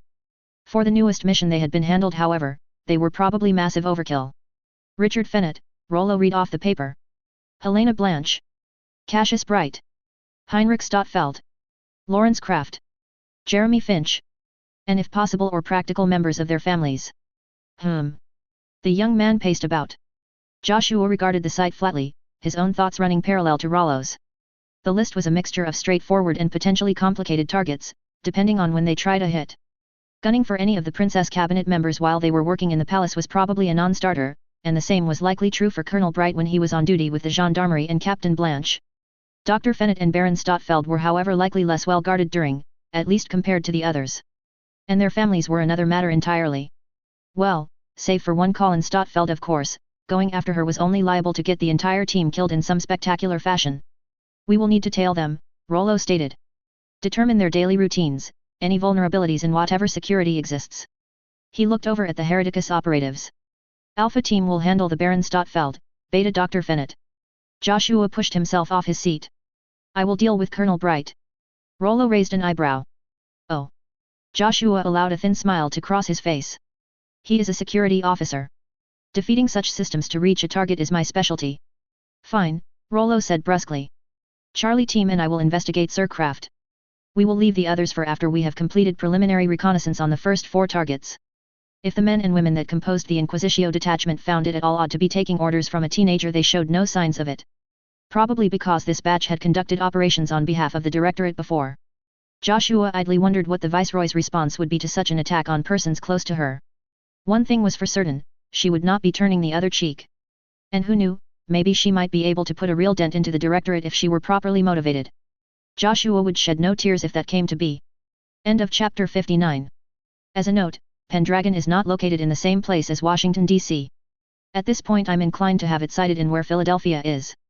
Think of it as a giant foo from the newly established Britannian Empire to the colonial secessionists by turning Philadelphia, the city where the Declaration of Independence was signed, into the heart of the new imperial state.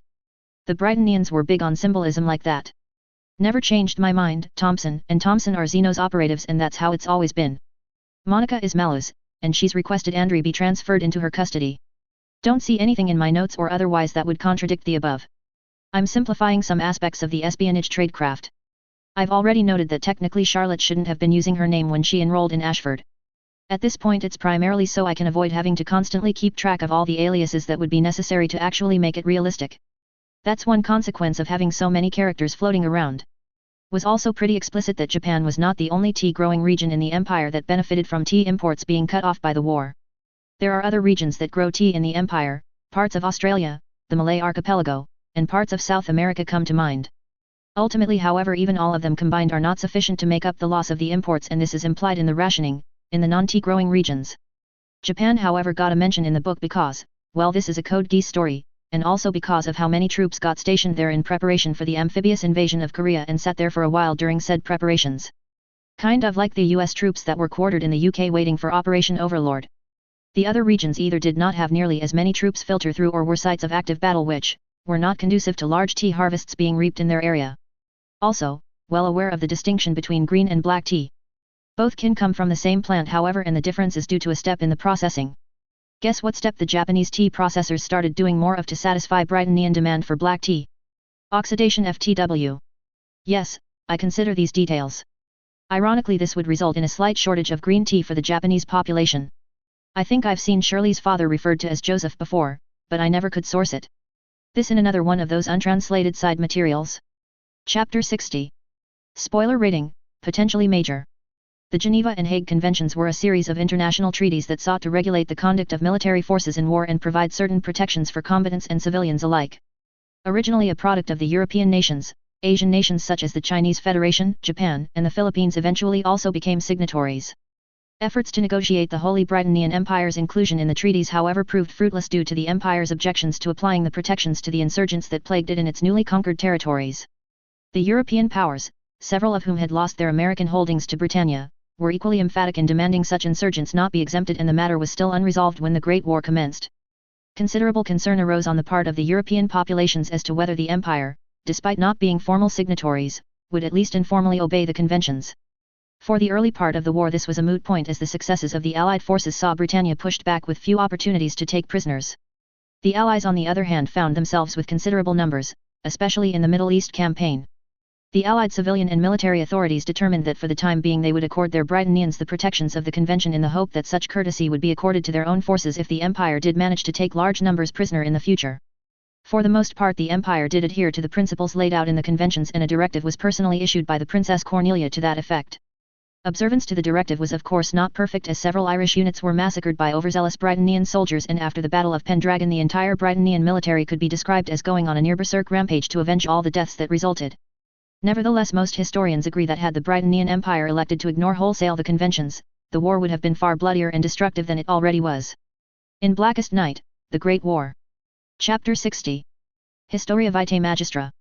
The individuals that assembled for the meeting were all known for their punctuality, and so all arrived at effectively the same time. As the most junior person present, something that was actually quite rare for the Duke Zex van der due to his position as Chief of the General Staff and his high precedence amongst the peerage. Then again his duties did see him come into contact with the other holders of high office in the Empire, two of whom he was currently bowing respectfully to. "Your Highnesses," Zex greeted. "Marshal," Schneeisel responded with a polite nod. The three, plus entourage, entered the conference room and wasted little time settling down, after which Schneeisel nodded once more. No further pleasantries were needed to get the meeting started. With a few taps of his terminal, Zex brought up the situation map on the main projection with practiced ease. "Your Highness, the situation in Area 18 has, I am afraid, degraded significantly," the Marshal reported. "General Craig has been forced to pull all the way back to Doha in an attempt to keep his supply lines short. We still have effectively complete control of the Persian Gulf, but all territory north and west in the Middle East have been taken by the EU." Schneeisel acknowledged the statement with a dip of his head. He had had inkling of how dire things were in the Middle East, and nothing that Zex said now was exactly news. This was only the Marshal's preamble, however, and the Prince did not doubt more unpleasantness would be revealed in due course. "At present we are still able to get supplies and reinforcements to him, but we are now starting to scrape the barrel of our standing reserves. We still have a few divisions that can be transferred overseas, but until the current wave of recruits complete their training our existing commitments prevent us from further redeployment.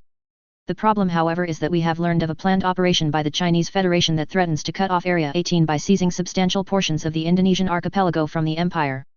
At the beginning of the war the Federation had a large number of forces stationed in the Malaysian peninsula that simply sat there without supporting the Area 12 offensive. We now believe that they did not act because the Chinese were simply not finished with their preparations for an invasion along that route. Indications are, however, in a month's time they will have completed those preparations." Now this was news. Schneeisel pursed his lips thoughtfully. "I presume, Marshal, that those current commitments mean we do not have the forces to shift to defend against this impending invasion." "Not entirely, Your Highness," Zex responded. "I currently have 3 divisions in Australia waiting for deployment to a combat zone.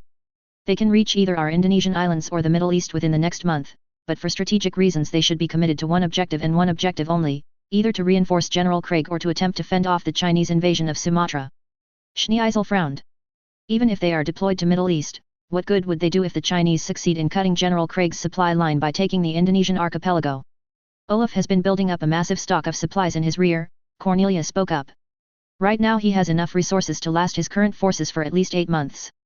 If we send him the 3 divisions, we'll also be cramming as much supplies with them as we can. If he's careful he should be able to keep fighting for at least another 6 months, by which time we should have been able to at the very least route supply convoys through the Tasman Sea to the Indian Ocean if the Chinese do end up taking the Indonesian islands." Schneeisel looked over at his sister. "And so you believe that General Craig should receive priority for these reinforcements?" "I believe that if we don't get Olaf more troops, by the time the first wave of conscripts are ready to deploy he won't have any place left to land them." That elicited a grimace from Schneeisel. The Prince looked back at Zex. "Do you agree with this assessment, Marshal?" "I do, Your Highness," came a noticeably slow answer. An eyebrow rose. "I hear it but unspoken." Zex grunted. "But that might still well be the case even if we send General Craig reinforcements now, Our Highness. The Europeans are pressing him, hard, and it is a minor miracle that he has managed to hold thus far. And if the Chinese decide to use their forces stationed in India to reinforce the Europeans, Olaf simply would not have the numbers, even with the 3 divisions, to hold." Cornelia grimaced, but she did not dispute Zex's assessment. Or even reprimand the man for speaking so frankly and in seeming disagreement with her priorities. That would have defeated the purpose of the General Staff after all, as its members were supposed to provide impartial technical advice to their superiors, not fudge the numbers to accommodate whatever the current policy du jour was. For all Britannia's myriad faults, one sin its senior leadership had managed to avoid was succumbing to the temptation of shooting the messenger. Personal catharsis did not an empire run. "But is there a reason to nonetheless still make the attempt?" Schneeisel asked. "There is, Your Highness, Geass said. The Middle East represents a major strategic position. If we can retain possession of it, we deny the Europeans easy and ready access to the Indian Ocean via the Red Sea, which conversely eliminates the most direct oceanic route between the Chinese and Europeans. In addition, as mentioned in the briefing held when the war commenced, Area 18's proximity to Europe means it can be used as a foothold to launch an invasion directly against the EU. If we lose it, we would have to mount a major amphibious operation to take a new one, or try to fight our way across Asia before we can reach the European nations. To be frank, neither option is especially palatable. In point of fact, those were not the only options available to the Empire, or at least would not be once Britannia actually had enough troops ready to launch a major offensive. The three principals in the room all knew this. Not all of the attendant staff did, however, and so not a word was said of those other options. That is a dilemma, Schneeisel instead agreed. Is there any possibility to attempt to stall or defeat the Chinese invasion of Sumatra without reinforcing them with the three divisions? At this both Cornelia and Geass shook their heads. The problem is that the situation in Area 12 is still fraught, Geass explained. The Chinese are throwing substantial forces at Luzon Island and we need 7th Fleet's assets to remain in the vicinity to maintain pressure on the Federation's supply line and naval assets. While Sumatra is not that far from Luzon, taking 7th Fleet off station for even a day or so would be disastrous if the Chinese took advantage of its absence to significantly reinforce the troops they have already landed. I see, Schneeisel said. And he really did. The Empire was fighting a war on a massive, global scale, whereas their enemies were basically fighting on their front doors. That was all around a mixed blessing for all sides involved, seeing as being forced to fight so close to home meant one's opponents were also within striking distance of your home. The Empire's problems were simply reversed. As secure as the homelands were, having to get all the implements of war to where they were needed was no easy feat. Tell me, General, Schneeisel said. What do you believe is the best course of action to take then, between the two options that you have presented? Geass took a deep breath. I believe we should reinforce General Craig, Your Highness. Schneeisel regarded the man. Why? The Marshal's jaw tightened, but there was a surety in his voice as he answered. Because if we do not, we will be all but abandoning Olaf and his forces to their fate, sir. All eyes were now on Schneeisel, from Cornelia to Geass to the various staffers that were attending the meeting. The prince returned Geass' gaze for several long seconds before he finally nodded. Very well, Marshal, I accede to the General Staff's recommendation. Schneeisel looked out at the entire room. Now, prove to me that you can do it. Smiles cracked all about as the tension bled away from the others present. Their work was just beginning, but one more step had been taken. Now they simply needed to continue on their chosen path. Good morning, Mikasa. The person in question stiffened but fought down the instinct to come to attention. She was after all not on base, and even if she was technically in the field, this field was not exactly a battlefield. Or rather, it was a battlefield of an entirely different sort than she was used to, one she thought she had left behind many years ago. Good morning, Mrs. Bright, Mikasa greeted in response. Lena Bright, the newly hired history instructor at Ashford Academy, smiled kindly at the young woman. Despite herself, Mikasa felt calmed by the older woman's expression. It was a very motherly smile, one that reminded her of a very long time ago. I hope you are well this morning. Yes, ma'am. I am glad to hear it, Lena said. Now then, shall we begin? Mikasa nodded, her textbook already laid out before her. We finished the conquest of the Louisiana Territory last time, and I asked you to take a look at the subsequent developments that occurred afterwards. What would you say were some of the major consequences? A lot of people moved west to settle the new lands, Mikasa said. The government encouraged them to go by passing various laws. As more people went, however, they got into fights with the natives and also the Spaniards. Eventually war broke out, and the Empire conquered the rest of the Americas. Lena nodded. That covers the broad strokes, yes. The conflict between Spain and Britannia did not happen in a vacuum, obviously, and there were many factors behind the war. Now, let us take a closer look at the nature of the empire itself at the time, Lena said. Britannia was still a relatively immature state back then, its formal founding only having occurred some 30 years ago. While many of its institutions were inherited from the British colonial administrations, the loss of the British Isles meant the government needed to be effectively reconstituted after Elizabeth III fled to the New World. That being said, for the most part the government was strong enough that there was little risk of a repeat of Washington's rebellion occurring. The most serious challenge to the central government came in the form of the Quebec Rebellion, which saw subjects of French descent attempt to secede after the Britannian government revoked the Quebec Act of 1774 that allowed those subjects to retain aspects of their heritage in the governance of the province. The rebellion was however quickly put down within a month of its outbreak, and Quebec's provincial government was reorganized along Britannian lines. Ultimately, the government of the time was well confident of its ability to rule over its domain, and its leaders were not actively seeking further expansion, especially with the empire's attention focused on more closely integrating its existing possessions. The government also recognized the relative weakness of the Spanish colonies and did not consider them a threat, and so was content to ignore them for the time being. Most of the government's attention was instead focused on expansion westward into the Louisiana and Columbia territories to solidify Britannia's claim to the lands. This expansion, however, soon put the central government at odds with one faction of the aristocracy, the southern land-holding nobility. The teacher brought up a map of the empire's North American holdings on the projector. Even as early as the 1800s, it was becoming evident that the industrialization happening in the northeastern provinces were generating substantial wealth, which growth was outpacing that of the south. This saw the rise and influence of a middle class and formerly lower-ranking nobles that had invested in such enterprises. Whereas in the past wealth and power came from the holding of land, the newly rich derived their wealth from industry and capital. The map zoomed into the southeastern part of the homelands. On the other hand of the original provinces, it was the southern ones whose economies relied upon plantations worked by large numbers of slaves. Many of these slave owners had been supporters of Washington's rebellion due to the British government's increasing hostility to the system of slavery. After the war, their holdings were seized and redistributed to loyalists, but the plantation system as a whole remained intact, along with its dependency upon slave labor, thanks in part to technical advances that allowed for the profitable mass cultivation and harvest of a few cash crops such as tobacco and cotton. Attitudes towards slavery in the northern provinces, however, remained hostile, and the Britannian government also was ambivalent about its continuation due to the fact that many runaway slaves fought on the loyalist side during the rebellion. Mikasa listened intently. Her reading last night had also mentioned that the incorporation of runaway slaves into British forces set the precedent for allowing peoples lacking the standing of full citizens into the armed forces, and rewarding such service with greater privileges.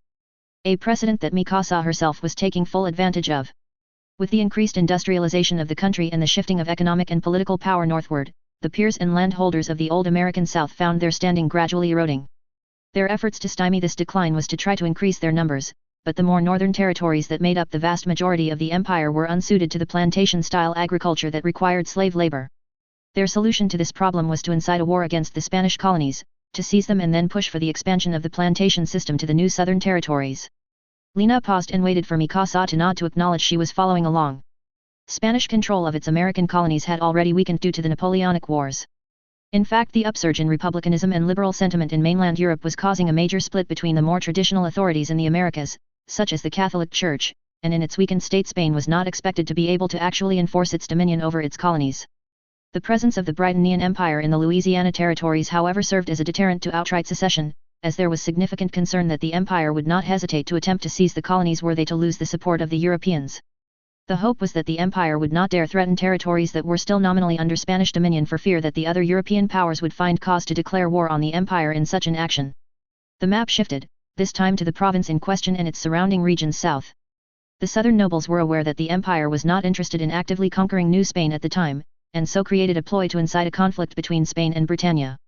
Texas was back then a New Spain province that directly bordered the slave-holding regions of the empire. For many years the southern nobility had attempted to convince the Spanish authorities to allow them to establish plantations in the region, but the Spanish authorities, rightfully suspecting that such efforts were intended as a Trojan to precipitate outright annexation of the territory, steadfastly refused. The nobles were not deterred, however, instead encouraging their fellow Britannians to continually encroach upon the Spanish territory, supplying them with resources and even using their provincial guardsmen in disguise to provide a degree of protection. Soon enough a substantial portion of Texas was effectively occupied by Britannian settlers. The Spanish government protested strongly to the empire, demanding that these settlers either leave or renounce their Britannian citizenship. While the Britannian government was not actively involved with this scheme, it was still interested in acquiring more territory and offered to buy Texas. Spain refused, not wanting to set such a precedent. Lena paused. Any questions this far? Mikasa shook her head. No, ma'am. The teacher smiled gently again. Mrs. Bright is just fine, Mikasa. You're at school here? Yes, Mrs. Bright. Lena nodded and then continued. Tensions between Britannia and Spain remained high, but neither side desired an actual war over the matter.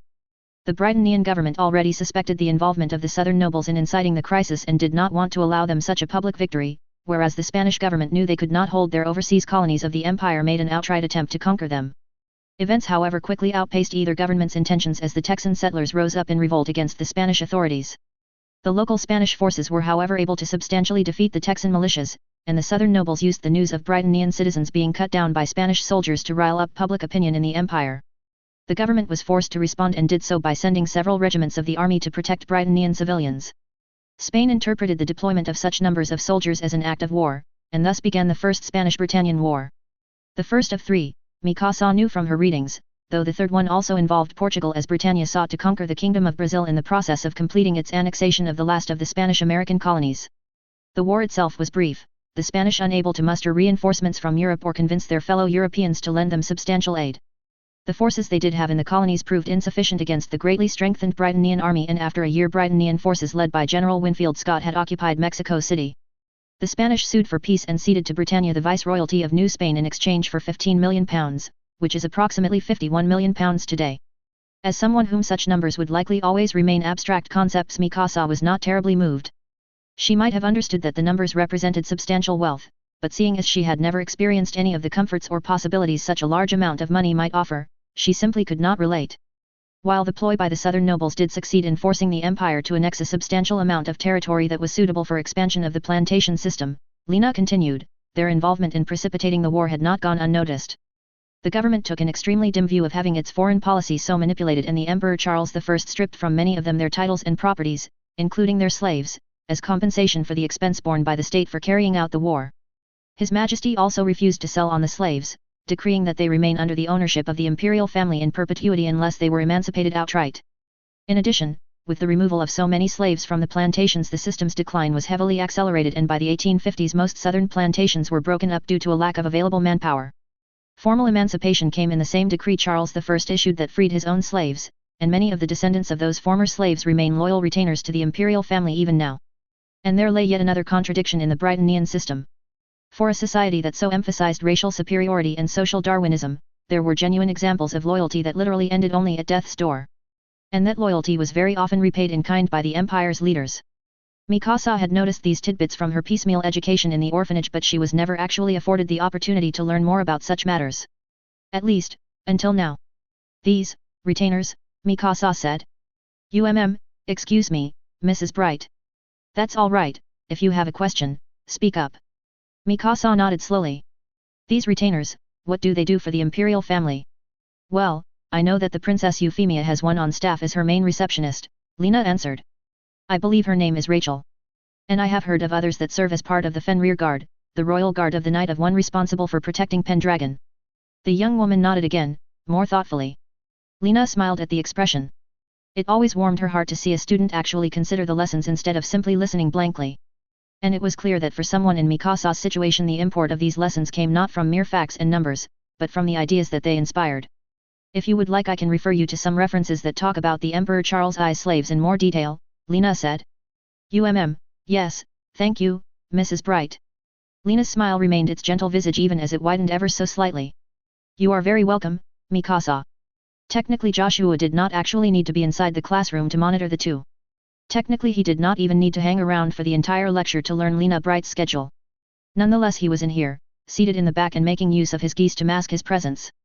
He needed to be careful how long he kept it active, of course, but so long as neither of the other two actually looked in his direction he did not need to turn it on full blast to remain hidden.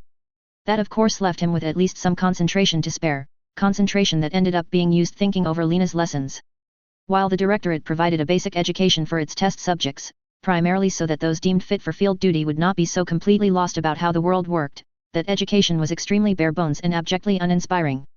The instructors that they had were doing little more than going through the motions of drilling in the basic knowledge, and their evaluation was based on rote memorization. All in all, Joshua could not really claim to have learned much of anything from those lessons. The ones Lena was conducting for Mikasa, however, the instructor was actually able to make the material interesting and engaging. And she even invited Mikasa to indulge her own curiosity. What a novel concept. Still, a part of Joshua knew that such an experience would not last. At the very least eventually the 11 girls' remedial classes would be completed by the start of the term, and in all likelihood the directorate would execute its plan to disappear its targets beforehand, one Lena Bright included. And one Estelle Bright too. The thought elicited a slight throbbing in Joshua's head and the boy nearly let his geass slip. It should not have bothered him that the girl that had randomly bumped into him was now marked for a very dark fate. If she was lucky she would simply be killed to set an example for the directorate's enemies. If not, she might end up like him. Joshua's fist tightened. For some reason that thought really bothered him. Maybe he could do something about it, however. He could see to it that Estelle met a swift, clean end. Their orders did not explicitly state that the secondary targets had to be brought in alive after all, just where it was feasible. Joshua made up his mind. Estelle was a nice girl. There was no reason she should be made into a monster like him. That much he would do, that much was all he could do. The target downrange was a solid block of steel 5 inches thick angled at 65 degrees leaning against the side of a large hill. This made it comparable to the armor of the standard Britannian M60 main battle tank. Penetrating the frontal armor of one was no easy task, something that the Patton's own main gun had difficulty with if at range. One moment the block was simply sitting there, its grey sheen a stark contrast to the grassy background. The next, a smoking crater burned and what was left of the block was smeared across the hillside. "I like this gun." Thus was the succinct assessment of one Colin Statfeld Kaujaki as she leveled the Varus rifle in the Gurren's left arm. "Well, I'm glad you're having fun," Raxhata said dryly. Colin chuckled to herself. "Hey, you agreed to the trade, Doctor. A bit late to be having regrets." "Regrets? Certainly not. I am however not obliged to feign any sort of euphoria at the arrangement." "Well, fair enough." Colin shifted her nightmare. "So, how's the sync with the rifle's telemetry?" "No major errors thus far," the engineer reported. "We're still dropping a few packets that our parser isn't programmed to interpret yet, but according to Cecile most of those are just diagnostic messages that we can ignore for now." Okay, Colin said. An audible sigh sounded over the radio. "Things are fine, the things that don't work don't matter and we'll get them fixed later." "Well, when you put it that way," Colin said, hefting the rifle at another target. "Ready." A brief pause followed while the technicians and engineers prepared for the second shot. "You may fire when ready, Lady Stotfeld," Cecile herself granted Colin permission. The personnel attending to the weapons test were a mix of Colin's support staff and members of Camelot.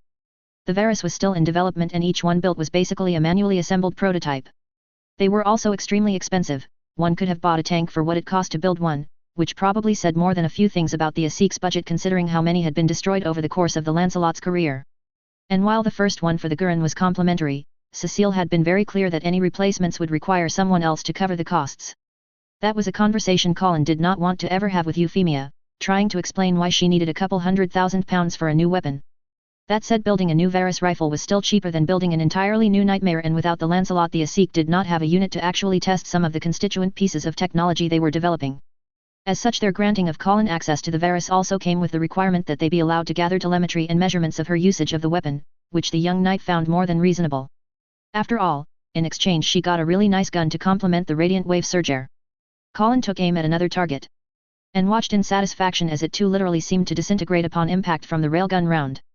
Yes, this weapon was a good complement for the Gurren indeed. An hour or so later the initial test run was complete and Colin climbed out of the Nightmare. Or rather, her part of the test was complete. Technicians were already clambering over the Gurren, examining the various joints to check for stresses. Powerful the Varus might be, it also had a significant recoil that could put severe strain on the Nightmare firing it. Time would tell if the Gurren would require any upgrades to proper support the weapon. Once on the ground, Colin was met by Cecile and Raxhata. "I trust you are satisfied with the Varus?" the Britannian captain asked levelly. "Eminently," Colin responded. "It is a most impressive weapon." Cecile accepted the praise with a simple nod. There was still a degree of tension between the two of them, probably accentuated by the fact that the older woman was likely making no headway in her quest to discover the truth of the matter regarding Suzaku. Or rather, she had yet to demonstrate herself to be of such use to Euphemia that the princess would be obliged to take her into such confidence. That must have been frustrating for the captain, but Cecile was not one to whine. She simply doggedly pressed onward as best she could. "How long will you need to analyze the data from today's test?" Colin asked Raxhata. "A couple of days at least," the engineer said. "I don't foresee the need for any additional tests for at least the next 2 weeks." "All right," Colin said, a hint of disappointment leaking into her voice. "Well, that should work out fine. Getting permission to take time off from my training isn't exactly the easiest thing in the world either." Raxhata chuckled and turned to supervise the work on the Gurren while Cecile moved over to do likewise on the Varus rifle. With her own role concluded for the day, Colin hung about, observing the engineers and technicians as they hurried about. A Nightmare really was an exceedingly complex machine, requiring significant resources to support its deployment in the field. Little wonder that despite its tactical superiority over most any other ground combatant, the Empire still relied on infantry and tanks for the bulk of its army. Still, there was certainly a mystique associated with them that made Nightmares something of a symbol of Britannia's might.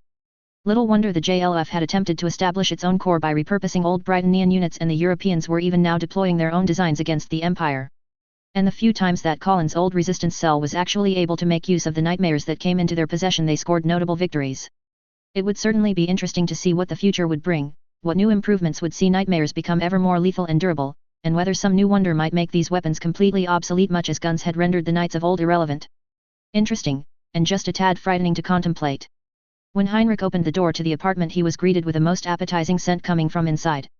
A smile cracked on the Baron's face as he entered, tossing his suit onto one of the couches in the living room on his way to the kitchen. The trays were already filled with a variety of food and Koton was diligently minding one last pan in the kitchen. When she heard Heinrich approach, she looked over with a smile. "Okari, Anata," she said. "I'm back," Heinrich responded in English. Even back when they lived together before the war, Heinrich very rarely actually used Japanese while at home despite speaking it fluently. It was one of those marks of laziness that only those truly close to the Baron would be shown. And Koton Kaujiki, the love of his life and bearer of his children, was witness to many more. Heinrich placed his arms around his wife and gave her a peck on the back of her neck. "Not now," Koton chided. "I'm not done cooking yet." Heinrich murmured as he reluctantly released her. "What is one less dish when you have already prepared a feast?" "Oh, then you are fine with foregoing the yakiniku." No, please, by all means, take however much time you need." Koton giggled at her former husband's antics. Heinrich wandered back over to the trays and noted the selection for this evening's meal. There was a healthy portion of vegetables, mercifully no fish, he never did develop much of a taste for it, and tempura. One tray in particular had noticeably more pieces of the fried shrimp and vegetables. Heinrich snorted. "You spoil Colin a bit too much." "Maybe so, but that is a mother's prerogative," Koton said as she picked out the slices of grilled meat and apportioned them. "And it is not just Colin that I spoil." A few extra pieces were added to another tray, presumably Heinrich seeing as it was the only one with Western utensils instead of chopsticks. Heinrich smiled and gave Koton another peck on the cheek. That was all he had time for before the sound of the door opening could be heard. "Tadema," a voice called out. "Welcome back," Heinrich greeted his daughter. Officially this apartment was now Colin's, and Koton's, formal residence, so the girl was entirely correct in announcing that she was home. On the other hand, most of the time she resided in the Viceroy's palace due to her duties and generally only stopped in once or twice a week. At least once a week, however, the three of them tried to have dinner together, as a family. "How was your day?" Heinrich asked. Colin yawned, eliciting a chuckle from her father. "That bad, hey?" "We were out doing some field tests today," Colin said, being intentionally vague on the specifics. "There was a lot of traveling involved." "Ah," Heinrich said, refraining from pressing. "Well, have a seat and take a load off. Your mother has decided that for all your hard work you should be rewarded with a bounty of tempura." Colin noticeably perked up at that and her gaze followed the trays Heinrich and Koton carried out. And then a smirk appeared on her face as she noted the portions on her father's tray. "And what is mother rewarding you for, father?" she teased. "Why, for being the handsome rogue that I always am, of course." Colin snorted, eliciting a playful smirk from her father. This all still felt a bit strange, seeing her parents again at the same dinner table, but it was far better than the alternative wherein her mother stood off to the side in a maid outfit. The apartment did not actually have any servants here, Koton having elected to try to keep it up herself. Colin and her father were both slowly prodding her to hire at least one other person to help, if only out of concern for what might happen should she relapse suddenly. Her mother was slowly coming around to it, but Colin was finding that her stubbornness did not in fact come from her father. She got her temper from that side instead. "Your father works very hard in his advisory role to the Viceroy's administration," Koton admonished her daughter gently. "You should be proud of the good he's doing." Colin looked over at her father with a quizzical look. "That reminds me, you now own a large portion of the Sumeragi Group." Heinrich shrugged. "An investment?" Since Edward was recruited by Her Highness, the Sakuradite market has seen a degree of instability. The brokers that have tried to fill in the gap have not shown the degree of foresight necessary to keep the market healthy, so it seemed an opportune moment to step in and try to sort things out myself. That seemed a mite of an understatement, though then again the level at which her father operated at did seem to treat transactions numbering in the billions of pounds as routine. Colin recalled the earfuls she got from Euphemia about how Heinrich had threatened to tank Japan's economy to keep the government off her back. She would not have thought it possible for a single person to so influence an entire country. She still did not understand how her father could have achieved this even after Euphemia's explanation. Some things, however, Colin was learning she needed to take on faith. Like the current arrangement of her family. Officially Heinrich and Koton were still divorced. In fact, Heinrich was now a bachelor once more, having also divorced Catherine shortly after the Battle of Tokyo. And despite the relative prominence of his ex-wife's noble family, Heinrich was unlikely to face too many repercussions. The Baron's own wealth easily eclipsed that of the Walker family, and there was the not-so-minor fact that people seemed to be under the impression Heinrich was now under the patronage of one Euphemia Lee Britannia. While Colin was not inclined to any sympathy for the former Baroness Stotfeld that had so abused her mother, she also did not take any particular satisfaction in the casting aside of her stepmother. That woman certainly deserved it, but wishing misery upon others was something that Colin was learning did not come without some cost to her conscience. After all, it was from a dark, dark place that sprung her burning desire to see Lelich 6 Britannia dead. Colin took a deep breath. Gentle thoughts. Calming thoughts. Like how her mother and father really could get together again if they wanted to. They had not yet, but that would probably change soon enough. Like when her mom stopped beating herself up over separating the family in the first place. Yeah, stubbornness really did run in the women of the family. I hear you will be re-entering Ashford for the new term, Heinrich said. Hey? Oh, yes. Colin made a slight face. Her Highness insisted. And so she should. An education is very important, young lady, and I expect you to do your name proud. Colin gave her father an unamused look. I do have more pressing responsibilities, father. But that does not mean you should ignore the slightly less pressing ones, was Heinrich's retort. After all, one day you will be Baroness Stottfeld, and you will need the education and skills to properly manage the estate. And then the current Baron adopted a thoughtful expression that Colin had seen all too many times before. The girl's geese activated reflexively. You know, it would be nice to have some grandkids running around while I still wear the title. Colin did not slam her head against the table. She did not, because right in front of her was the tray full of delicious food her mother had put such effort into preparing, including a very large helping of her favorite tempura. That, and only that, was the only thing that kept said table from meeting her forehead this night. Then again, the night was yet young and she was sure her father would have no difficulty embarrassing her further. Parents were like that. The Holy Inquisitio was not a very public organization. Its existence was well known and widely acknowledged, of course. Keeping such a large and powerful organ of the state a secret was impossible in this day and age and even counterproductive to its purpose. Its activities, on the other hand, were kept as opaque and out of the public eye as possible. All of its records were officially sealed, the only persons authorized to scrutinize its activities being the Emperor himself and any specially designated agents. This made tracking the Inquisitio an extremely difficult, but not impossible task. And sometimes Inquisitio assets could be caught in the crossfire completely by accident. Whether the bombing of a seemingly nondescript office building in Manhattan was an instance of the former or the latter was the responsibility of Captain Claire Revelt, interrogator of the Ordo Hereticus. From what we can tell, the bomb was set in an office right under ours, an acolyte reported. That one is actually used by the Exchequer, it's one of their audit offices, so it could have been just a case of some kind of deranged protest against taxes. Could have, but how likely is that to be the case? Claire said with raised eyebrow. Not very, ma'am, the acolyte admitted. Especially considering the placement of the bomb. Whoever planned this OP either got improbably lucky or knew exactly where, and when, they needed to plant the bomb to assassinate their target. It was an analysis that Claire agreed with completely. What was more, that this specific Hereticus office was targeted might provide further clues as to whom was responsible. The province of New England to the northeast of New York had one of the largest concentrations of Christians of English heritage, mostly descended from Brownist English dissenters and so-called Puritans that fled Great Britain over 3 centuries ago. Many had been supporters of Washington's rebellion, and consequentially were punished severely after said rebellion failed. Even to this day there was an instinctive suspicion on the part of many Brightonian authorities with respect to their Christian subjects, and the Manhattan Hereticus office that had been destroyed, with its assigned inquisitor assassinated, had been responsible for the monitoring of potential seditious acts by that population. And yet so far no group has claimed responsibility for the bombing, Claire remarked. No ma'am, the acolyte said, which is strange. Most terrorists like to make it known they were the ones behind a particular attack as a means of bolstering their profile. A shrug. Stupid of them, since it just gets our attention all the faster. Stupid it might be, but that did not change the fact that people tended to already have died before the Inquisitio was alerted. For all its powers and resources, the Ordo Hereticus could not be everywhere and stop every attack before it happened. And has forensics been able to tell us anything about the bomb? Nothing too special about it, though indications are it was on a timer instead of remote detonation. All right. Pull whatever surveillance records that are still intact and have our analysts run through them.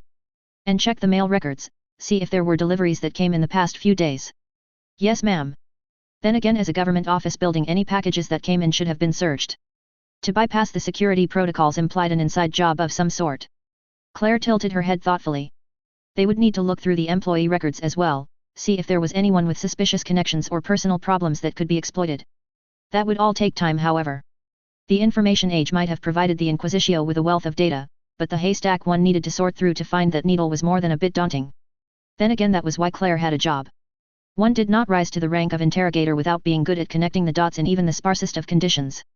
And when she found the culprits, the captain vowed to make them pay for shedding the blood of her comrades. End of chapter 60. The inflation numbers for the £15 million are for 1960 times. If we were to look at how much money that would be today, it'd be about $410 million. And I'm assuming the Brightonian pound is more akin to the US dollar than the British pound at this point. I might enjoy these infodumps a bit too much. The little history lesson by Lena took up a good chunk of the chapter. It was also significantly restructured midway through writing it to be more coherent. And even then, it was much easier to write than anything in the last chapter. I know that some of you will reflexively think it out of character for a Britannian emperor to have freed slaves. Or for the Britannian government to have been at all interested in abolitionism in general. That reflexive reaction is however indicative of the shallow stupid evil caricature that was Britannian society, especially its upper crust, as portrayed in the anime. A system of governance cannot hold if it is so decrepit and rotten that the norm for the behavior of its leaders is chaotic evil. It's not believable or realistic, and an empire that has lasted as long as Britannia must have certain institutions that are well run and able to cut through the crap, as it were. And besides, it's not as if the emperor freed those slaves purely out of the goodness of his heart, he did it partially, if not predominantly, to break the power of the southern landowning nobles. Dark is not necessarily evil, nor is evil necessarily always bad. It's one of those shades of grey that make the real world interesting, and which makes the incongruent nature of black and white depictions of the world in fiction all the harder to ignore. Kotone's words translate to basically, "Welcome back, dear." That's not the direct translation, but it's the actual meaning. And yakiniku is somehow already in the English dictionary in MS Word. I'm trying to move the story along, chronologically. We're well towards the end of July and going to be in the middle of August by the start of next chapter. This consequentially means that I'm basically skipping scenes that I could have written but which needed to take place in the July time frame. And believe me, there were quite a few scenes that I could have padded this story with. Millie's birthday by itself could have easily taken up an entire chapter. Ultimately, however, I need to move the story on, and to do that I need to move the time along. I also expect attention to shift more to Lelich's activities as we build up again. There's still about a year before the next big event, however, so we're still a ways yet. I feel like a lot of the interest in seeing more of Lelich is some hope that he will emerge some sort of redeemed hero or something, or to offer comfort for people who did not want him to die at the end of the anime. This isn't that sort of story, so don't say you weren't warned. Chapter 61. To say that the Sanctus Inquisitio possessed a reputation would be a vast understatement.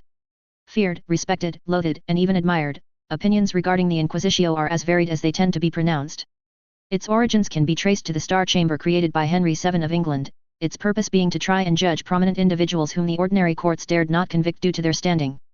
The chamber soon gained a reputation for arbitrary and even capricious rulings and was formally disbanded in 1641 CE. The institutions that had built up around it, however, survived and were reorganized into the Inquisitio and would play a pivotal role in the defeat of the parliamentary side in the English Civil War. Officially, the Inquisitio possessed two major ordos, the Ordo Hereticus responsible for dealing with crimes of sedition and treason, and the Ordo Xenos responsible for intelligence gathering and other espionage in foreign lands. In fact, for much of its existence the Ordo Xenos was Britannia's only foreign intelligence agency. Even the Britannian military did not possess an in-house intelligence organ, all of its personnel serving in that role in actuality Xenos operatives on effectively detached assignment. Because any Xenos operative embedded in a military assignment were required to meet the standards expected of soldiers and officers, and combined with the fact that Xenos was quite open to recruiting talented individuals already in the military that desired a career in intelligence, Ordo Xenos was regarded with considerably less suspicion and misgivings by the larger population than its sister Ordo, and had far fewer unsavory rumors associated with it, domestically at least. Of Blood and Iron, The Reign of Euphemia I. Chapter 61. Ubi amor, ibi dolor. Were it not so cliché, Colin would have described the room as deathly silent. It would still have been accurate, however, seeing as no sound was made by the two women staring intently at each other. It was quite the sight, Her Royal Highness the Princess Euphemia Lee Britannia and Knight of 12 Dame Monica Kraszewski holding each other's gaze without flinching in the least. Neither showed any indication of backing down, but this little battle of wills was already moot, seeing as the true struggle had already been decided by the piece of paper before Euphemia on her desk. It was the first time Colin had actually seen an imperial writ, and not surprisingly the paper on which it was printed was made out to be grandiose indeed. The border was lined with a gold trim and the letters were some fancy cursive font that was near impossible to actually read. Then there was the giant signature at the bottom, an actual honest-to-God signature if Colin's eyes were not deceiving her, along with a large seal in red wax that bore the crest of the Emperor himself. She was also pretty sure the paper itself was of some ridiculous quality. It certainly looked thick and solid enough to hit someone over the head with. When His Majesty wanted to make a statement, he did not stop at half measures. As to the content of the writ, it was basically a direct order from the Emperor Charles to Euphemia to cooperate fully and unconditionally with Monica's investigation of Lelich. Meaning, no more stalling and attempting to strong-arm from the Knight of the Round more information about her artificial eye. Or rather, this time it was Monica that was doing the strong-arming by presenting the princess with an order she could not disobey without losing everything. It was abundantly clear that Euphemia was extremely displeased with this turn of events. It was equally clear that there was not really anything she could do about it.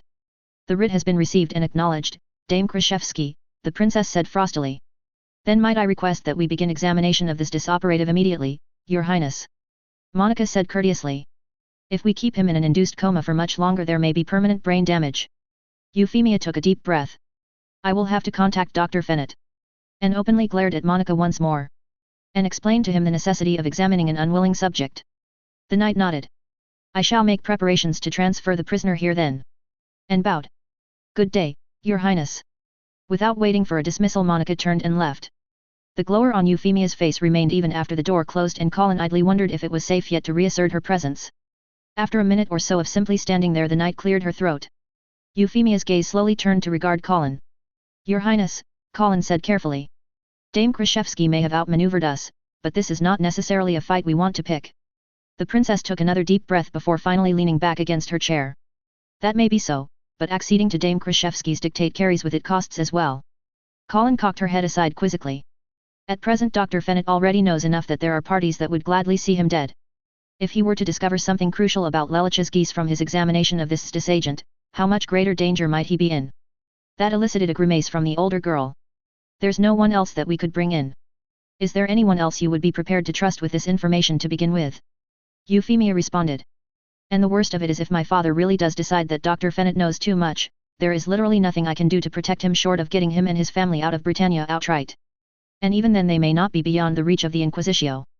The grimace turned into an outright scowl. You aren't seriously going to let something happen to Shirley and her family? Colin, there are genuine limits to what I can do, Euphemia said unhappily. This is not even about my personal desires, this is about the very finite limit of my powers and authority. I cannot countermand my father and there are organs of the state that I cannot bluff or threaten or even stall. So what, you're just going to give up? Colin demanded. Euphemia clasped her hands together before resting her chin in them. Far from it. But I may need to take a different approach. The princess looked back over at Colin. What does Shirley's mother do for a living? Hey? Colin searched her memory. I think she's an accountant. And then raised an eyebrow. Are you suggesting you'll hire her? It would be far easier to protect Mrs. Fennett if she were to spend her workday here in the palace, Euphemia said. And once the term starts up once more, does Shirley stay in the dorms? Only during the week, Colin said. She goes home for the weekend like a lot of other students. Then in theory she can also fall under the same umbrella as protects Nunnally, Euphemia said before sighing. This will have to do now until a more permanent solution can be found. That Colin was not entirely satisfied but the girl was realistic. We should tell Shirley as soon as possible. Agreed. Would you be able to bring her here today? Colin nodded. I'll get on it right away. Tired doctor. Richard stifled his yawn. Excuse me Captain. And, just a tad. Helena offered a comforting smile even as she kept her attention on the road ahead. The two were in a military Humvee headed for the Viceroy's palace having been summoned rather suddenly. The past few weeks had seen Richard's schedule quite packed, which meant he was spending less time than he really should with his family. Shirley especially, considering she was on break. Then again these days she often seemed to be out with a boy. As a father Richard felt just a slight hesitancy at seeing his little girl blossom into a young woman, but as he had said to her so many years ago if she found someone that could genuinely make her happy he would support her all the way. And if this young man did anything to hurt her, well, Richard was also a firm believer in the traditional duties of a father. Well, you seem to be making considerable progress in the research, Doctor, Helena said. I'm sure Her Highness and Lady Stotfeld would be perfectly willing to allow you a short recess. Richard smiled wearily. In all likelihood Her Highness would. She has been quite considerate. Yet very determined. Helena nodded in agreement. Determined was a very accurate summation of the princess. If there was something Euphemia wanted achieved, she would work doggedly at it until it was done. There were both upsides and downsides to that determination of course, but so far the princess' actions were proving more of the former than the latter. Did Her Highness say anything at all about why I was so urgently summoned? I am afraid not, Helena answered. She did say however that she would personally explain when you arrived, so I can only presume the matter is of some importance. I see, Richard said thoughtfully. The Humvee came to a stop at an intersection and Helena spared a quick glance at her passenger. Is something bothering you, Doctor? Well, just a nagging feeling, the man responded.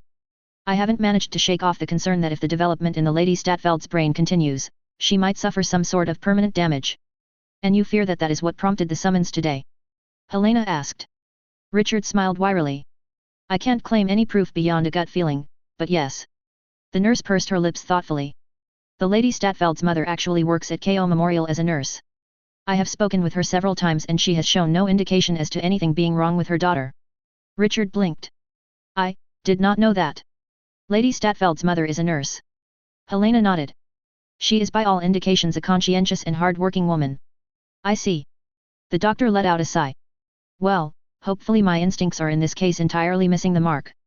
I suppose it is just the fact that the Lady Statfeld's condition is so without precedent that I find myself grasping for any potential insight. The nurse smiled slightly as she started the car rolling once more. Nevertheless, you are making progress. A van passed them before changing lanes and settling in front of the Humvee. I am sure you will solve this enigma in due. Its doors swung open and Helena had a single moment to recognize the large caliber machine gun pointed out its back. The next a hail of rounds smashed into the right side of the Humvee as Helena some miraculously managed to swerve the vehicle about, putting herself between the doctor. As originally conceived, Humvees were not armored to withstand intense small arms fire, much less machine guns. This flaw was very quickly recognized by the Britannian military, and so all Humvees in service now were an up-armored variant with an updated chassis to support the increased weight. Even so, there was a finite limit to how much the basic design could be improved, and even with the increased protection, enough firepower could overwhelm the Humvee's armor. Nevertheless, the Humvee the two were in might have held out long enough for them to break contact and flee, except that the machine gun had primarily been to disorient and distract.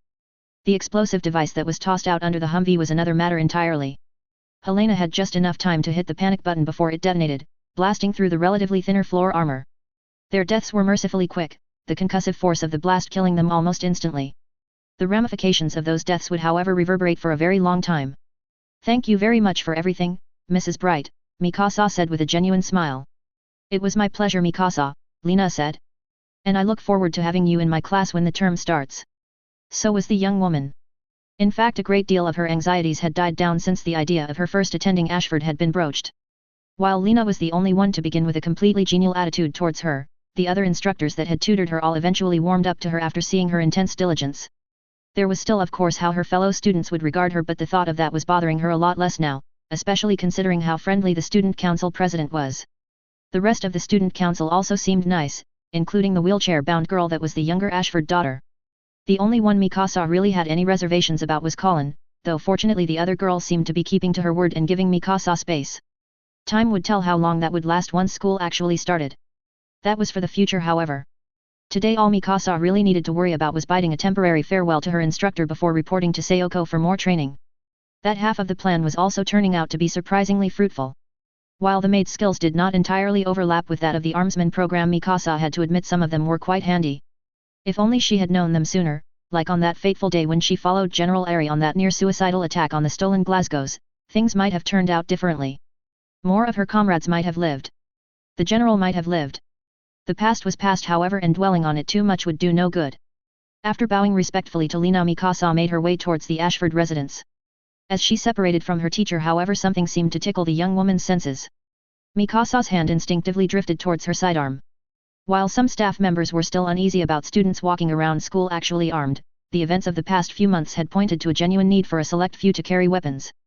Mikasa positioned herself in a somewhat obscured location and glanced about. The only other people around were two men dressed in workman outfits. They did not actually seem to be doing much work, however, instead seemingly chatting about on some sort of break. Then the conversation ended and they began walking, in the same direction as Lena. The soldier frowned. Now why would they be doing that? She plugged in her earphone and turned on her radio pickup. This is Ackerman, Miss Shinozaki, please respond. This is Shinozaki, came the very prompt response. Was there work scheduled for today by outside contractors? No, Sayoko answered immediately. Where is your location? Main building, front entrance. Moving to follow, subjects are outside heading west. Understood, I will be there to back you up shortly. Mikasa was already on the move, her sidearm now drawn even as she angled it behind her to obfuscate it. She made sure to stay out of sight of the two workers as well, or rather the two men pretending to be workers. By this point she was certain they were anything but, the way they carried themselves was too certain, too intent. They were trained killers, just like her. But until they did something, Mikasa did not intend to reveal her hand. The two were definitely following Lena, though why Mikasa could not tell. Her teacher had reached where a bunch of other children were, where another teacher was looking after them. Mikasa could not make out what the two were saying, but she immediately noticed the older woman stiffening. Lena began looking about, a nervous energy running through her. The other teacher likewise seemed to grow more and more concerned. And then Lena hurried off, pulling out a cell phone as she did so. As if that were some sort of signal, the two men began moving faster. Off to the side, Mikasa caught sight of Sayoko appearing, no longer wearing her maid outfit and instead in a loose-fitting uniform. The older woman flashed a series of hand signals that Mikasa acknowledged with a nod. They still did not know what these men were doing here, and it would be prudent to find out more. At least, so long as they did not present a direct threat to anyone else. Mikasa's eyes narrowed. They were closing in on Lena. Mikasa shot a quick look at Sayoko. She received a short set of instructions via hand signal. That was all she needed as Mikasa bowled out, gun raised. Halt! The two men were obviously practiced operatives, and perhaps more importantly had considered possibility that they might be compromised. One spun about, already drawing his weapon. The other was doing likewise, but kept his sight set on Lena. The teacher herself was turning about but never would have made it, at least not if she were alone. Mikasa opened fire, dropping her target with cold precision. The other man's gun was halfway up towards Lena, but the only shot he got off went wild as a knife slammed into his arm. He cried out in pain, but the sound died in a gargle as Sayoko landed a solid strike on his throat. The man staggered back a single step before another knife was slammed under his jaw. He was dead before the body finished toppling over. Sayoko turned about and was at Lena's side in an instant. "Mrs. Bright, we need to go now." Lena's eyes widened as they darted between the dead bodies and the other two women. What is going on?" "Those two men were following you, ma'am," Mikasa said, slipping into her usual speech. "They looked suspicious, so I trailed them." "Now Mrs. Bright," Sayoko said, taking hold of the other woman's arm and starting to pull her along. "Wait, my daughter," Lena said. "Estelle's not with the other children." Mikasa startled at that. She looked about the area but there was no one in sight. "Ackerman, contact Her Highness Guard," Sayoko ordered. "Report this incident and Miss Estelle's disappearance." Mikasa immediately began working her radio. Time was of the essence. The ringing of a cell phone sounded and Shirley gave Rivalts an apologetic look as she reached into her purse. After a quick glance at the incoming number she answered. "Hello. Shirley, this is Colin. Do you have some time right now?" Kind of. Is this urgent?" "Sort of. Do you think you could drop by the Viceroy's palace? Or should I come pick you up?" "Oh, we're actually at Ginza," Shirley said. A brief pause. "Oh, Rivalts is with me," the girl said. "Ah. Well, this shouldn't be urgent but..." Silence suddenly cut in, but it was not from the call disconnecting. After waiting a second, Shirley tried testing it. "Colin? Are you still there?" "Shirley, where exactly are you in Ginza?" Colin asked, her tone suddenly taking on a far firmer note. We're standing in front of a department store on Harumi Avenue." "All right, stay there and wait for me and only me, I'm coming to get you now. And whatever you do, stay where there are a lot of people, all right?" "What? Colin, what's going on?" "I'll explain when I get there, but stay right there, can you do that, Shirley?" Yes. "All right, I'll see you soon." A click indicated the end of the call and Shirley looked at her cell phone quizzically. "Something wrong?" Rivalts asked. "I'm not sure," Shirley said with a frown. "Colin told me to stay here and wait for her to get here. And, to stay out in public." Rivalts blinked a few times blankly. And then his expression darkened as he glanced about. There were lots of people around, people going about their business. It did not look like there was anyone whose attention was on them. "All right, let's do what she says. Stay right here and make sure we're in plain sight by everyone." Rivalts kept glancing about. Even better, in a crowd. Shirley's own face began paling. "Rivalts, do you really, no, not again, no. Breathe, Shirley, breathe," the young man said, taking hold of his girlfriend's shoulders. "Focus on me, all right? I'm right here with you." The eyes that met Rivalts had a panicked, frightened light in them. They seemed to firm, however, as he held his gaze. "It'll be all right, okay? You're right here with me." Rivalts pulled Shirley into an embrace. "It'll be all right." The shaking in the girl's body slowly subsided. "Miss Fennett," and returned with a vengeance as Shirley heard her name called. Rivalts turned about to see two police officers standing before them. "Is something the matter, officers?" he asked. One of the officers raised an eyebrow. When he answered, he was directly addressing Shirley. "Miss Fennett, we are with the Tokyo Police Force. Your father has been involved in a serious accident. Her Highness has requested that we bring you to the hospital immediately." Shirley clasped her hands over her mouth. Rivalts grabbed hold of her as the girl's knees buckled. "Miss, here, let me help," and pulled her back out of the reach of the police officers. The two men frowned. "Young man, what are you doing?" Rivalts regarded the two suspiciously. "We've already been notified. And we're told to wait for a specific person here." You two aren't her. It was for a brief moment, but rivals caught sight of it. The two supposed police officers tensed up. It was gone the next instant, but he was sure they had reacted. We're out here in public, rivals continued. Are you really going to try something out here? That did not. The two men dropped all pretenses of actually being police officers. Young man, we are uniformed officers, one said. Do you really think anyone would come to your defense if you resisted arrest? Rivals placed himself between Shirley and the two men. He could feel her futzing about, but with his back to her could not know exactly what she was doing. Well, I don't know about that, Rivals said with a dark sneer. The gendarmerie did shoot up Ashford Academy. Who knows if the regular cops are also full of crooks? Their displeased expressions made clear they were treating Rivals' threat seriously. And by treating him seriously, the gloves were coming off. One lunged, seizing hold of Rivals and slamming a knee against the boy's chest. Or at least that was the intent as Rivals swung an arm down, blocking the blow. It was not enough, however, as the larger man instead shoved Rivals aside. Only to suddenly stagger as Shirley stabbed him with a fully charged stun gun. The fake policeman jerked, his body twisting unnaturally from the shock. What did you do to my father? Shirley screamed. The other man seemed taken aback by the sudden turn of events. His response was to resort to a most permanent solution. His gun was in his hands in an instant and he took aim, seemingly not caring that his partner was paralyzed and in the way. Like hell. Memories of a day not so long ago flashed through Rivals' head. A time when the world seemed so much simpler, when he thought there would be nothing special about his life. And how that illusion had been shattered when he attempted a bout of heroism and nearly met his maker in his foolhardiness. Not this time, however. Not this time. Rivals landed a solid kick against the paralyzed officer, sending him careening towards the other man. He then added to the momentum, slamming his shoulder into the man. Run! Rivals screamed. Shirley toppled back, trying to scramble away. Shots sounded.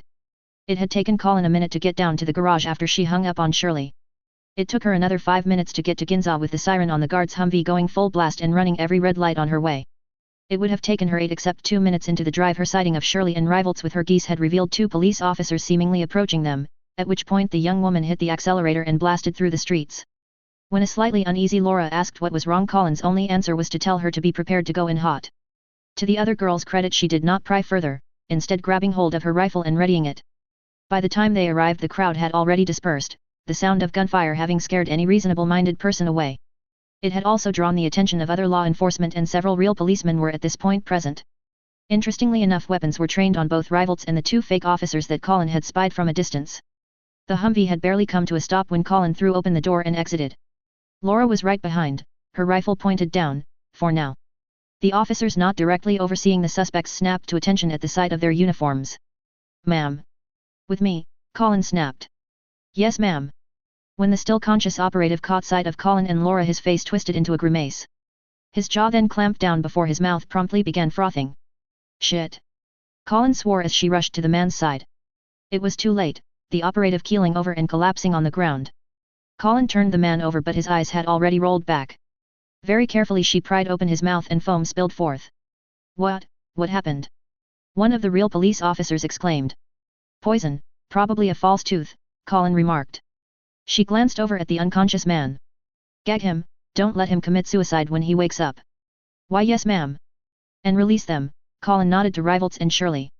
Not that the other girl was actually being held under guard, if anything the police officer standing by her was hovering almost protectively over her. Rivals picked himself up and nodded to Colin. Thanks. And immediately was at his girlfriend's side. Colin was not far behind. Shirley, everything's okay, now, Colin's her, Rivals said. Shirley shook her head. Shirley, Rivals' right, everything is all right, Colin tried, smiling gently at her friend. The girl looked up, hints of tears in her eyes. My father.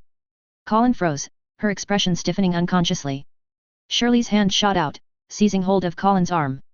Where's my father, Colin? Those men said he was in an accident. That was a lie, right? He's okay, right? Every word drove a dull blade into Colin's heart. The report of the attack on Richard Fennett had just reached Colin when she was in the midst of the call with Shirley. In the time it took her to reach Ginza, the police and soldiers on site had already been able to pronounce the doctor deceased, along with his escort, the nurse Helena Blanche. And these bastards had the gall to use that information to try to trick Shirley. The twisting pain turned into burning rage. Colin took hold of Shirley's hand. I'm sorry. Shirley's face went rigid, and then crumbled as tears erupted from her eyes. She collapsed into Rivalt's arms and buried her face in his chest, muffling the sound of her sobs. Colin heard them loud and clear however. Heard them, along with the thundering rage with which her own heart beat. The Euphemia Lee Britannia that thundered into the palace wing that Monica and her subordinates were using cut an imposing stride. In fact, quite a few of the members of Loki Regiment quailed at her passage. There was only one way to describe the expression on her face, it was one out for blood. Without knocking, one of her armsmen opened the door to Monica's office for the princess and she strode in without announcement or further courtesy. The knight turned about and regarded the princess, a sinking feeling welling up in her chest. Dame Krashevsky. Euphemia's voice was frigid and hard. What the hell is the meaning of this? I assure you, your highness, Monica began, I would like to know as much as you. As much as I. The princess cut her off. Dr. Fennet and Captain Blanche are dead, Dame Krashevsky. Killed, murdered in what was obviously a targeted assassination attempt.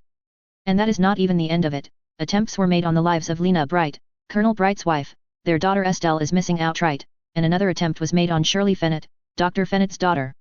And all you have to say is you would like to know as much as I. Monica pursed her lips. The princess was obviously beyond furious, and rightly so.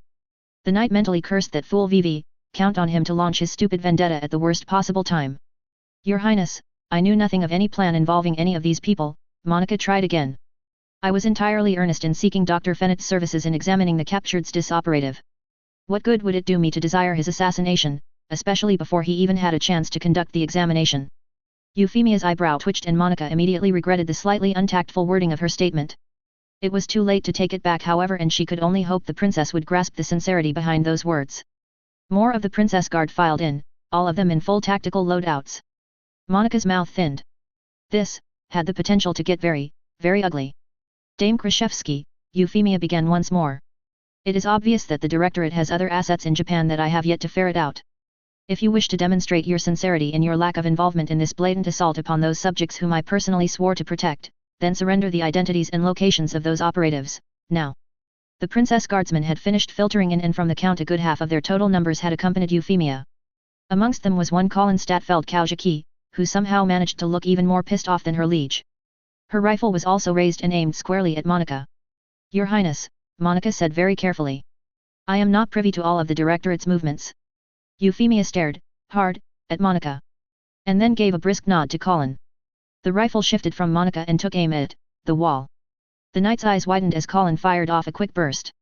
Cries sounded from the room behind them and Monica did not even need to look to confirm what had happened. Somehow Colin had known exactly where Andrei Divina had been restrained, and shot him. It had to have been due to her Geass, that would have been absolutely impossible for anyone else. Stand down, Monica said very quickly into her own radio. I repeat, stand down. The last thing she needed was for her soldiers to get into a firefight with the Princess Guard. Not that her Highness' actions this day could go without consequence. Monica glared at Euphemia. That was utterly unnecessary and even borders on seditious, Your Highness, the knight said coldly. Regardless of your personal feelings towards those subjects that have been harmed, Agent Divina was our only lead to Lelich Lamperouge. Killing him significantly hinders our investigation, and does not in any way entice me to be more cooperative in dealing with the current situation, especially when at present I simply do not know where the Directorate operatives are or whom they might be.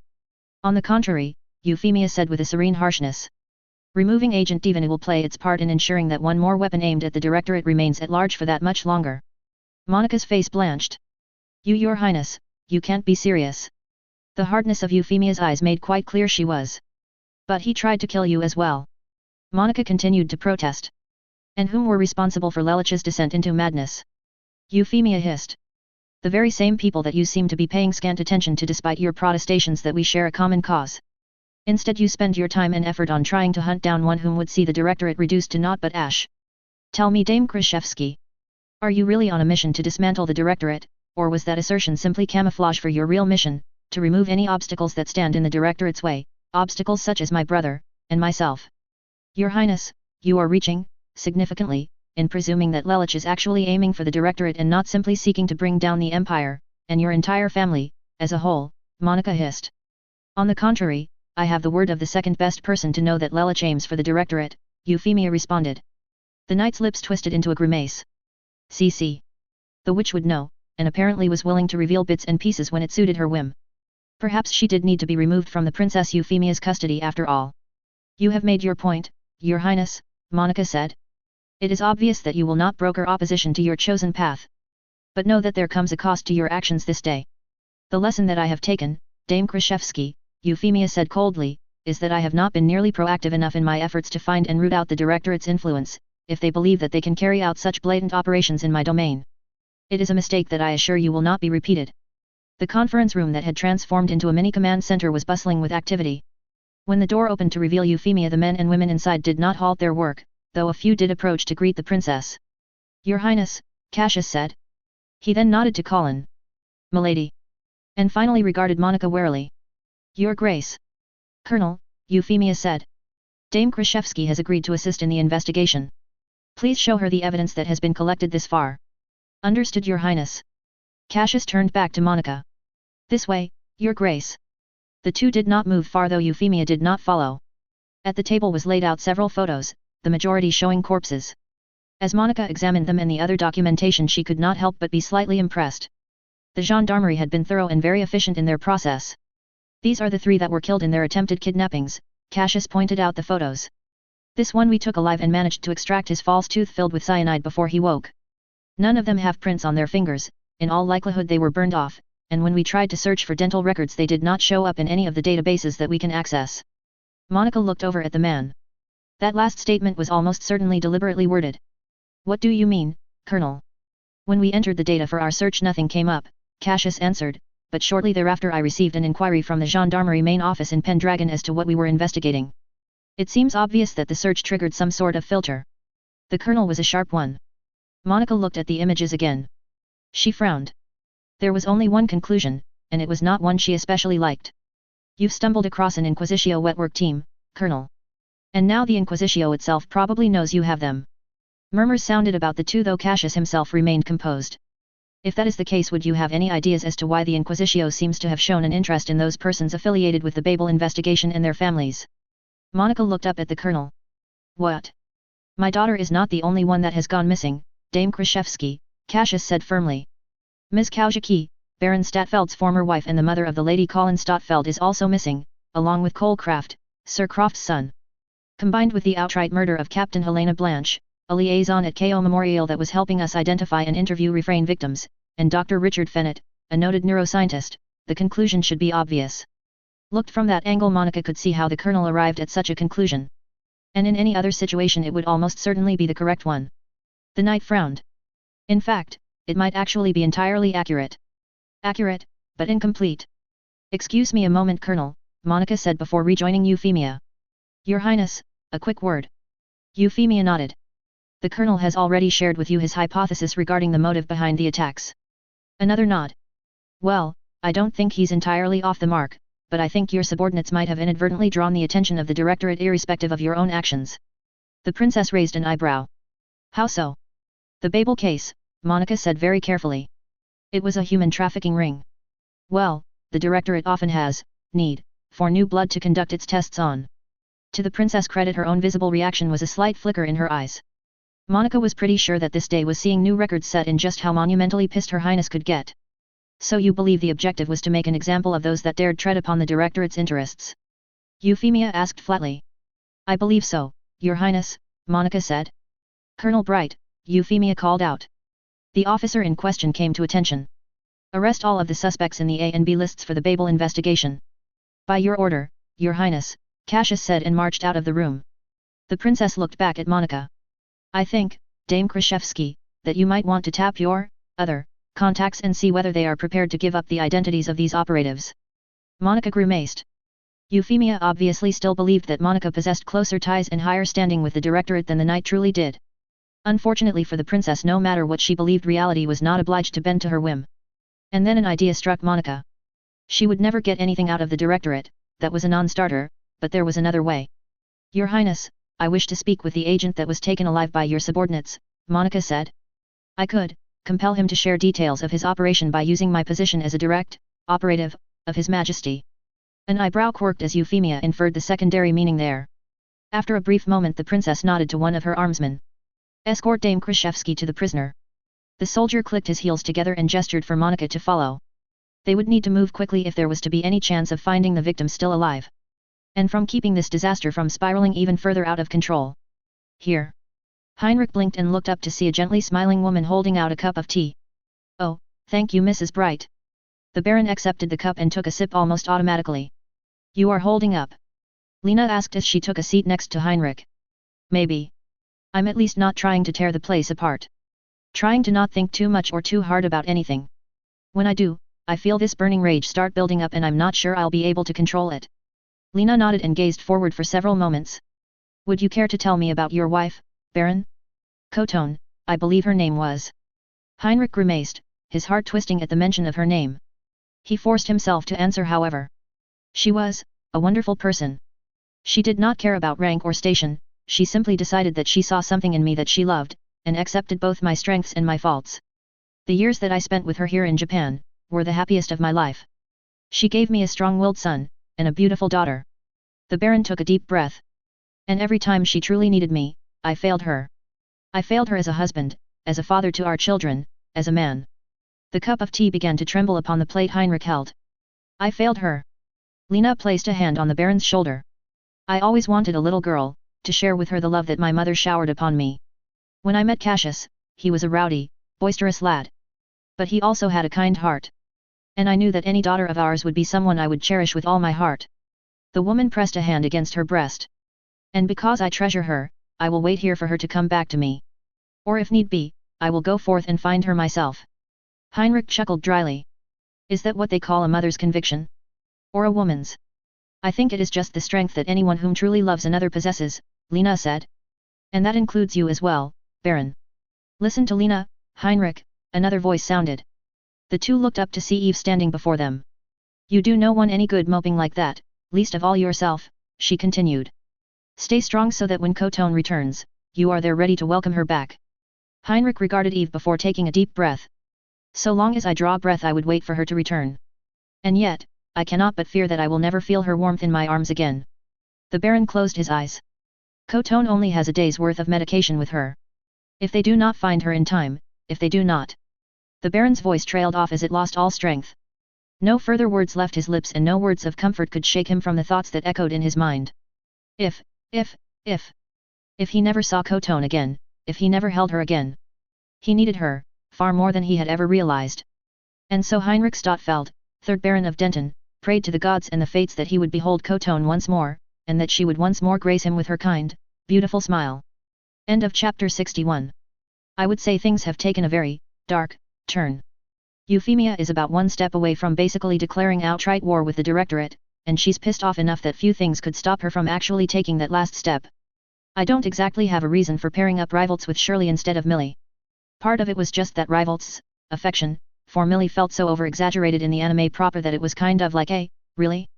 Sort of thing. And so I decided to see if I could craft a more realistic relationship in its place. Shirley's stun gun was one of the measures that was added to try and offer Richard's family some increased measure of security. One of.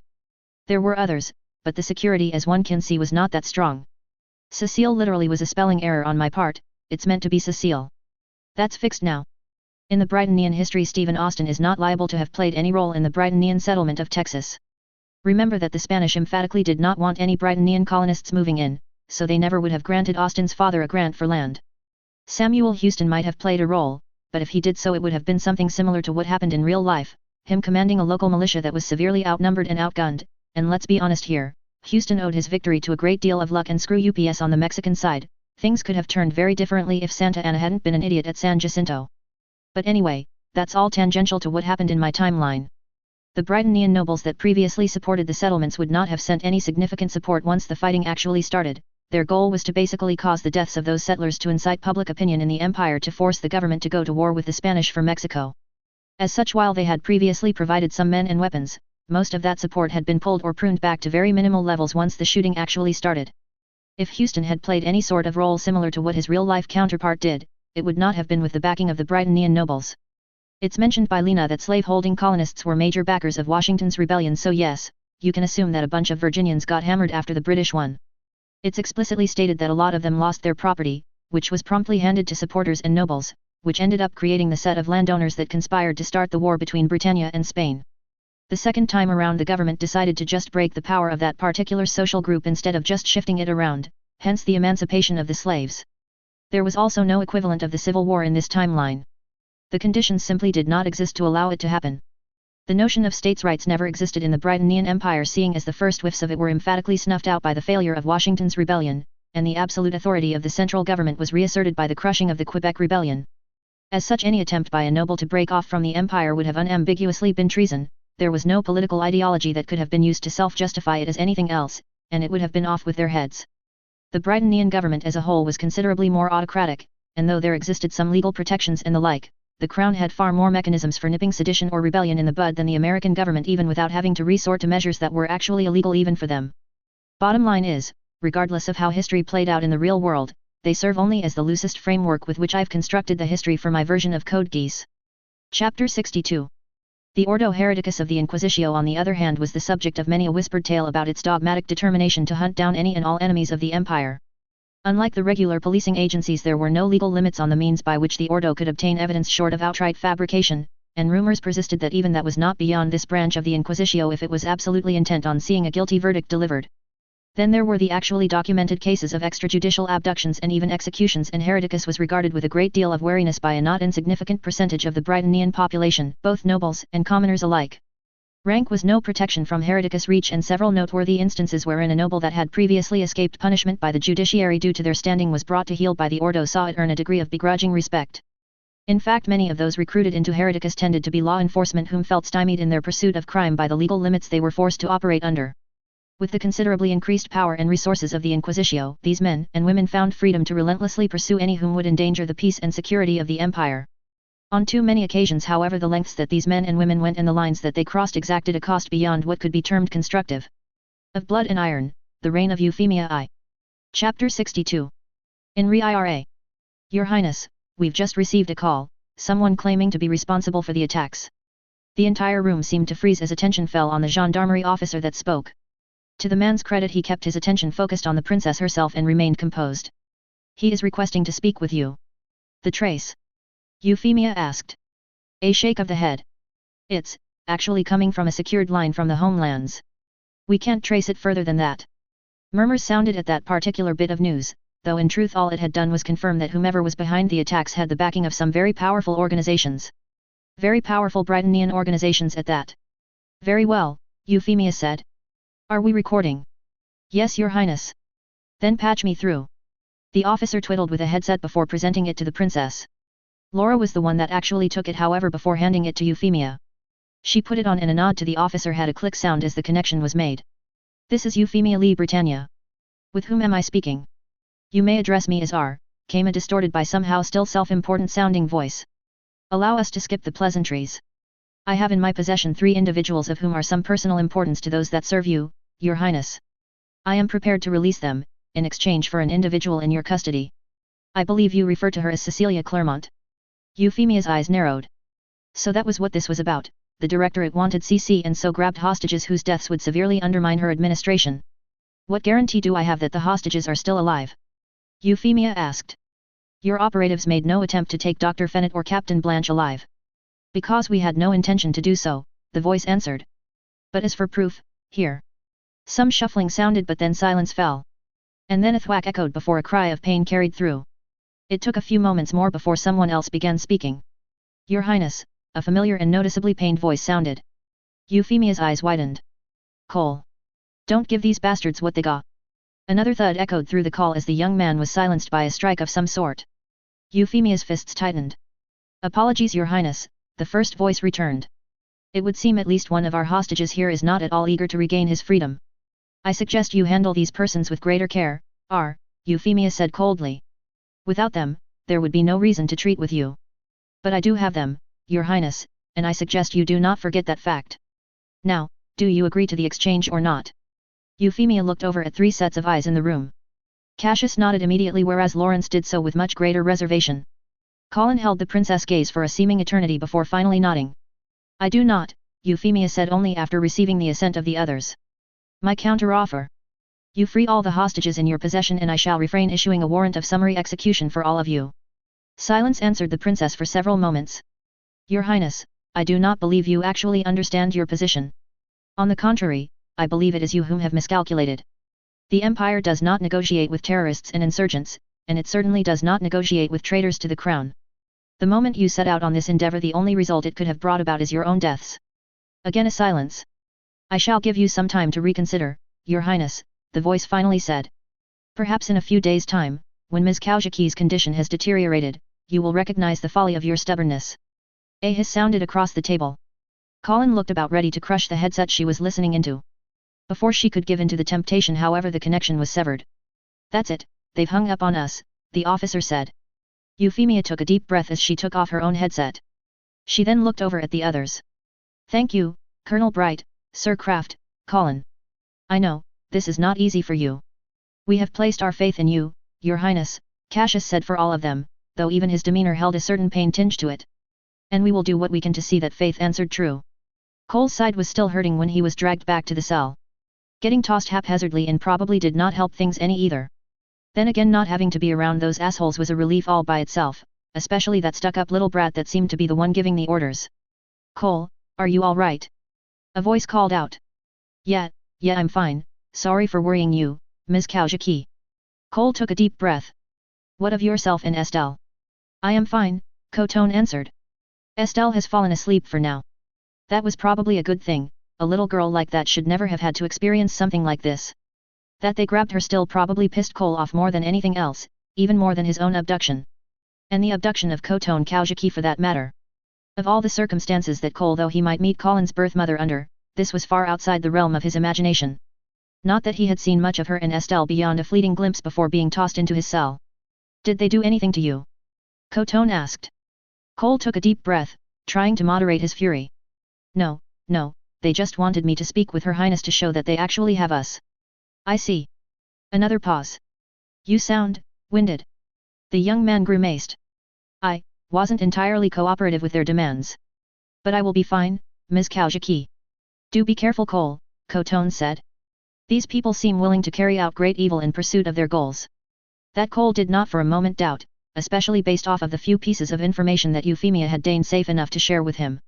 He supposed he should not have been surprised that he would be targeted due to his increasing closeness to Her Highness, though in this case it was looking more like he came to their attention due to his father. That certainly had to be the case for Estelle at least. Cole, Koton spoke up again. Yes. The young man immediately responded. Could you tell me a bit about Colin?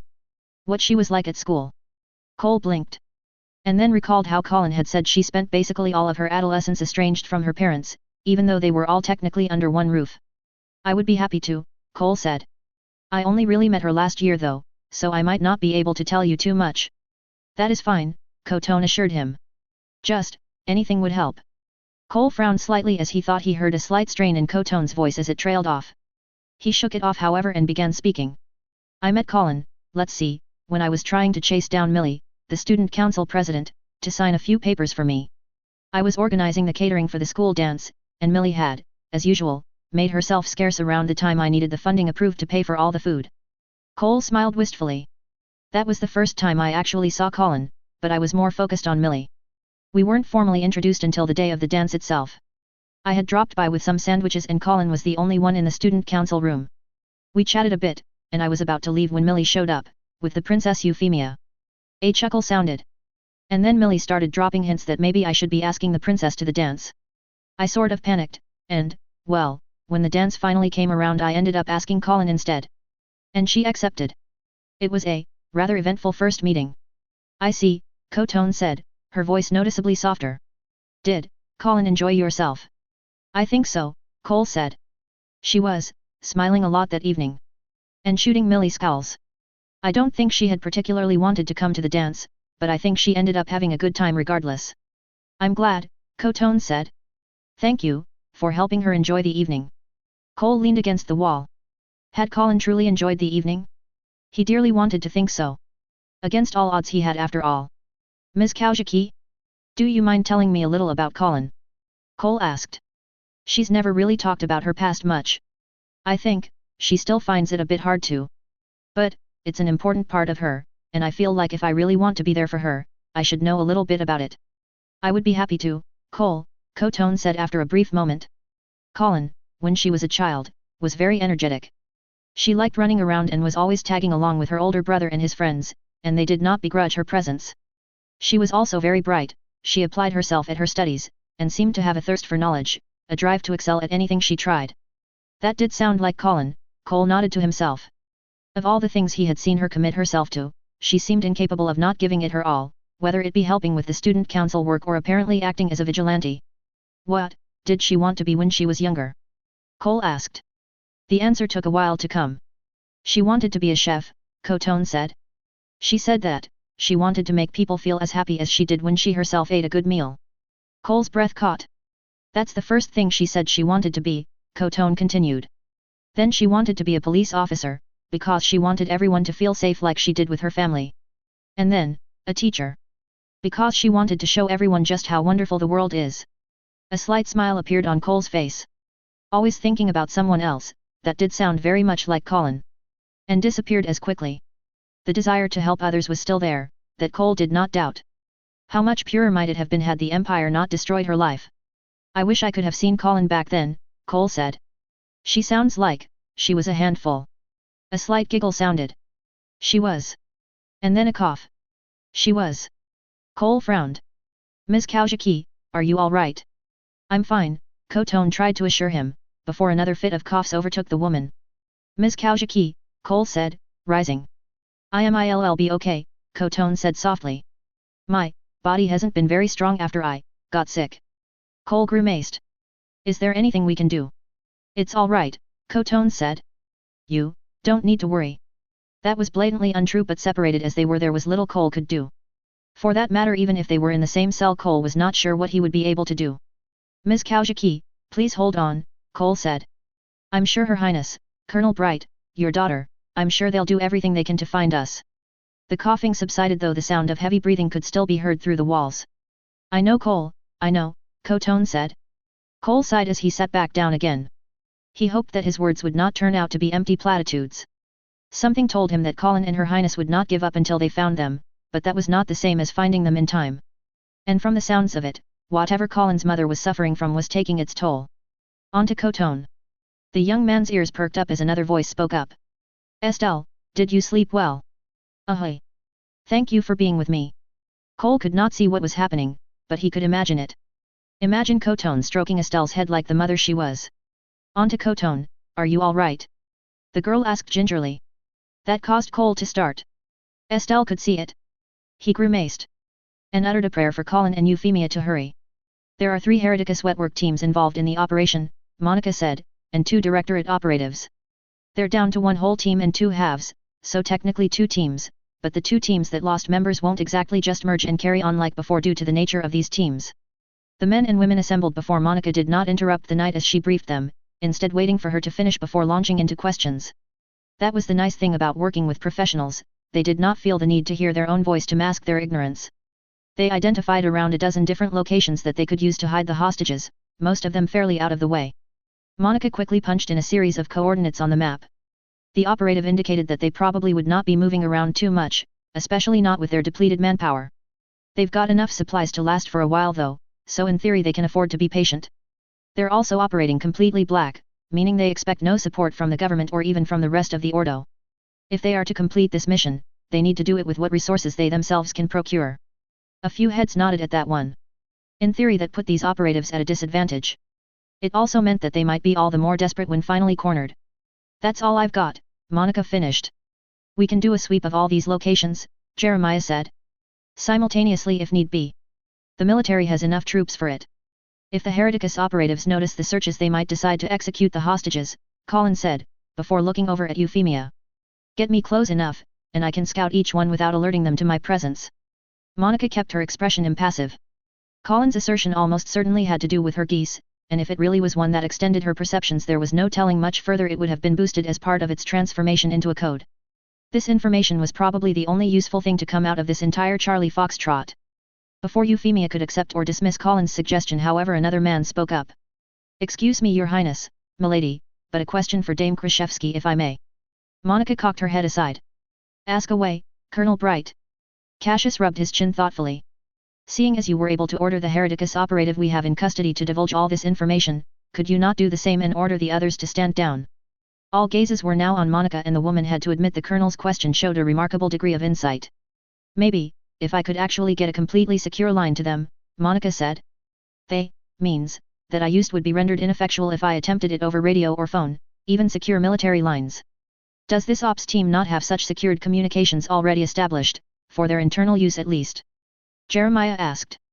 They do, Monica said, but that even I can't pry out of our prisoner. One thing that a wetwork team will not compromise, not even on a direct order from His Majesty the Emperor, is her team's communications net. Colin snorted. Bloody lovely. She looked over at the princess again. Then our only option would be to try and find them directly. Agreed. Euphemia in turn looked over at Jeremiah. General Gottwald, can you arrange for transport for Colin and the gendarmerie strike teams? Jeremiah blinked. Yes, Your Highness. And glanced over at Cassius. But, you intend to employ the gendarmerie for the actual strike as well? No offense intended, Colonel. Cassius smiled thinly and at a nod from the princess answered himself.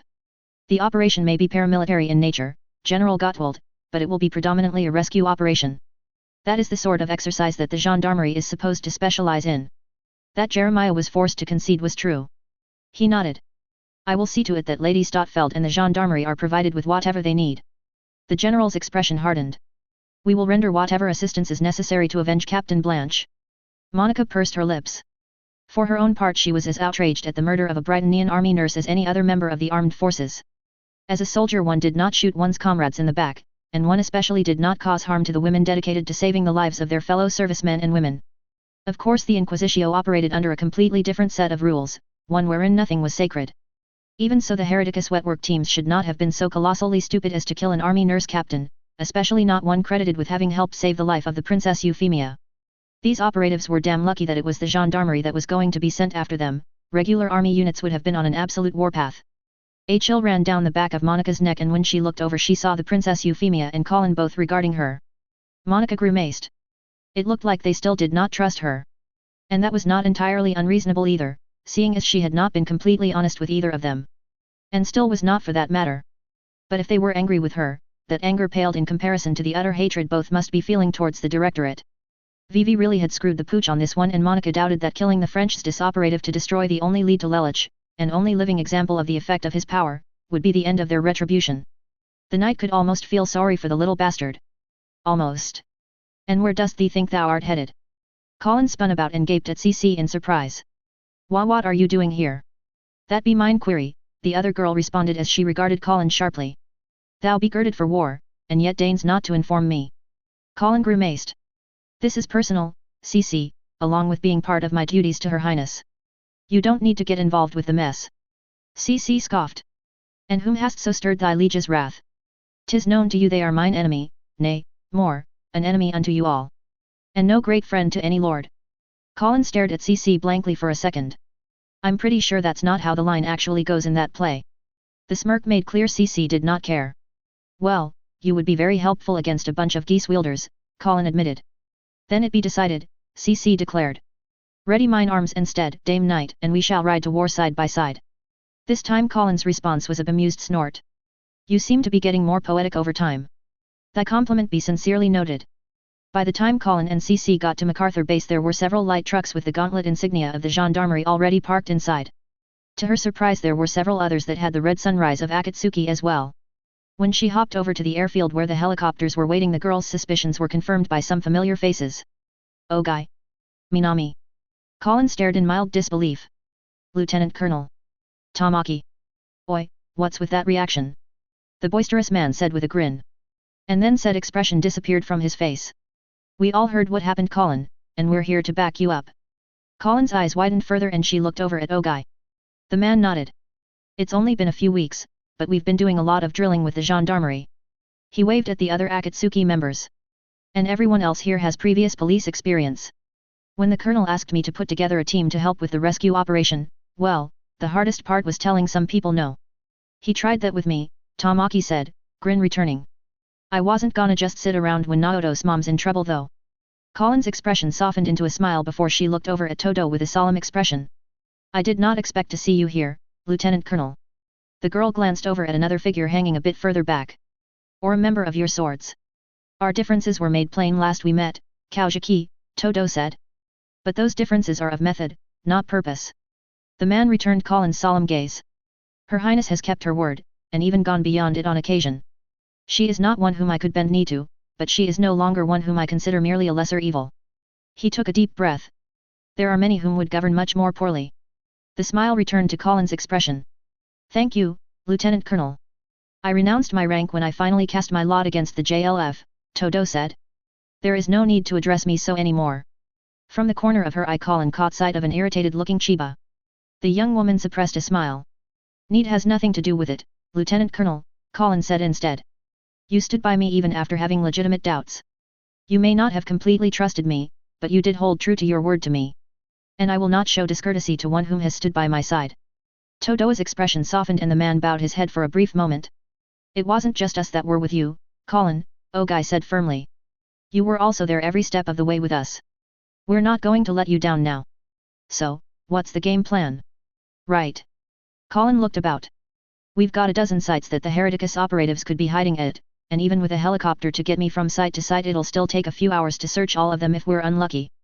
And if we're really unlucky, they might have gone to a location that the guy we caught doesn't know about, but we're hoping that the fates are feeling at least somewhat merciful today. After I find where they're holding the hostages, I call the cavalry in and we storm the site to rescue them. The girl's expression hardened. And we kill the bastards that tried to pull this shit. Ogai frowned. Is that an actual order from Her Highness? Colin nodded. What's happening? It's actually a lot more serious than you might think, Ogai. Her Highness has grown powerful enough that whomever kicked off this OP could not do so with the Empire's official organs of state, they had to resort to a completely black Wetworks team. In all likelihood even if the Emperor himself did not order this OP, he's aware of it and is watching. If we fail to bring these bastards to heel and they get away, how do you think that will make the princess look? Most people would regard Ogai as a generally very kind man. That did not mean he could not think in ruthless terms. But if we do get them, it would serve as a warning, maybe even a deterrent, that going after the princess and her interests might be more trouble than it is worth, Ogai said. Exactly, Colin said with a nod. And yet I can't quite help but think that revenge is also playing its part in Her Highness' order, Ogai remarked.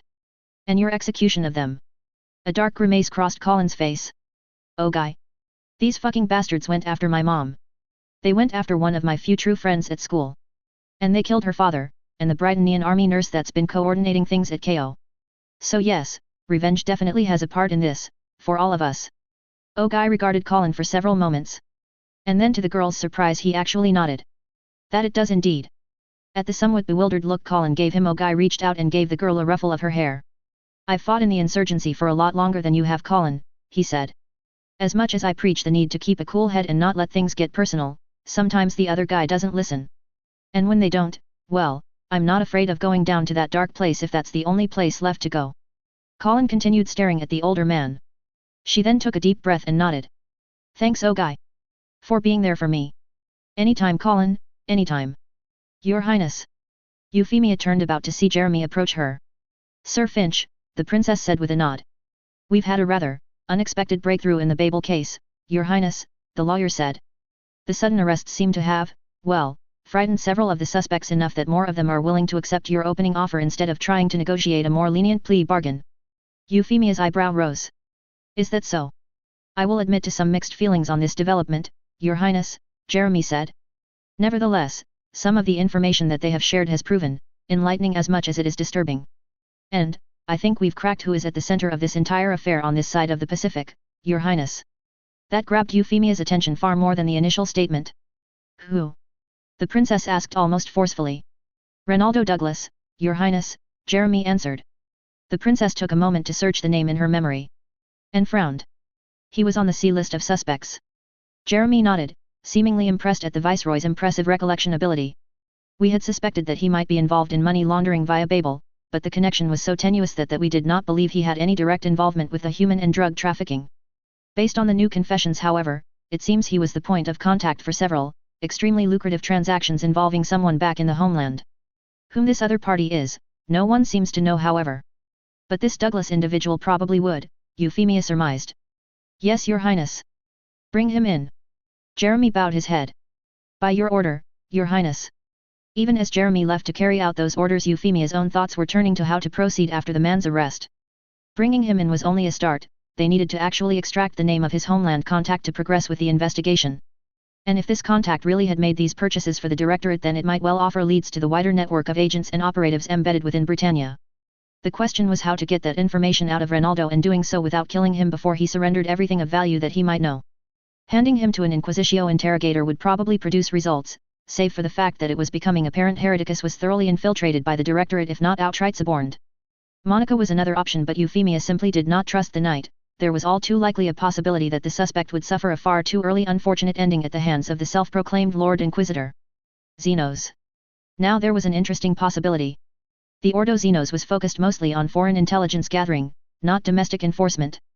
And many of its members were also active-duty military personnel, likely to be as furious with Captain Blanche's murder as any of their non-Inquisitio comrades. Euphemia determined to see if that might be the solution to her little problem. And if she played her cards right, the man would be blabbing his secrets even before the blade of the interrogator was unsheathed. Cole had not slept well. It would have been bad enough just with Cotone's condition deteriorating, but trying to calm down a frantic Estelle while not being in the same cell as them had not been easy. The woman had first begun to suffer the shakes before her body seemingly started to cramp up. Estelle predictably panicked, yet for a 10-year-old she had held up remarkably well, actually taking the initiative to wash down Cotone with some of the water they had and trying to get the woman to drink a little to keep hydrated. When Cole asked her how she knew to do these things, for a moment Estelle's demeanor had brightened as she exclaimed that her papa had taught her these things. Colonel Bright could be justifiably proud of his daughter. Eventually Cotone had fallen unconscious and Cole had stayed up to talk to Estelle, to keep the girl's mind occupied. To his surprise her mother was apparently the new history teacher at Ashford. And that Estelle herself was enrolled to start the new term there. Cole even found himself smiling at the obvious petulance with which the girl informed him of that fact. It was obvious Estelle was more the type to want to run around outside playing than sitting diligently in class. Cole's jaw tightened. To be free, not rotting away in this cell. The sound of footsteps stirred him and Cole rose. His cell opened and standing at the doorway was a boy about Estelle's age. Someone that the little girl actually seemed to know. Joshua, Cole said coldly. The boy cocked his head aside, and held out a tray of food. Cole took a deep breath. It was ever so tempting to try to attack the boy, to toss him aside and make a break for it. Yet something told him it would not be nearly so easy. While being led back to his cell the previous day he had seen Joshua perched on a ledge with perfect balance. And then there was the boy's eyes. They were a dull almost macabre yellow, but their gaze did not flinch or waver. They were the eyes of someone who knew how to draw blood and would not hesitate to do so. Breakfast, Joshua said simply. Cole looked at the tray. He barely restrained a sigh. MREs, he noted dryly. Joshua shrugged. We aren't eating any better. Cole took the tray. And then regarded the boy quizzically. Is there a reason you are keeping me separated from Estelle and Ms. Kaujaki? Another shrug. Not that I know of. Just that you're a guy. Then do you mind if I moved into their cell with them? Cole asked. Ms. Kaujaki isn't doing very well and Estelle's too young to be looking out for her. To Cole's surprise Joshua's gaze did waver, if only for a brief moment. After another moment the boy actually nodded. That should be fine. He backed out of the room and cocked his head aside. Move. Cole obeyed, still carrying his tray of food. Not surprisingly Joshua continued watching him even as he opened the other cell. The young man entered, setting down his tray before accepting the other two meant for Estelle and Cotone. Both were still asleep, Estelle having cuddled up with the woman. As Joshua closed the cell behind Cole however the girl began stirring. MRMM. Cole bent over and stroked the girl's head. She looked up at him drowsily. Hey? Who are you? Cole could not help but smile slightly. Good morning Estelle. Estelle slowly rose, looking about lazily, and then her eyes went wide as she caught sight of the boy turning away from the cell door. Joshua. Half falling out of the bed Estelle scrambled towards the door. Joshua. Wait. The boy hesitated, but did not turn back and started walking away again. Joshua. Please. Let me help you. Cole's eyes widened. And at the same time Joshua froze in his tracks. He slowly turned about to regard Estelle with a slightly stunned expression. Don't be like that Joshua, Estelle said. You should be smiling. Soakman, let me help. For a long moment Joshua remained rooted to his spot. In truth even Cole found himself somewhat bewildered by the girl. Here she was, not begging for herself or the other prisoners, but asking their captor to let her help him instead.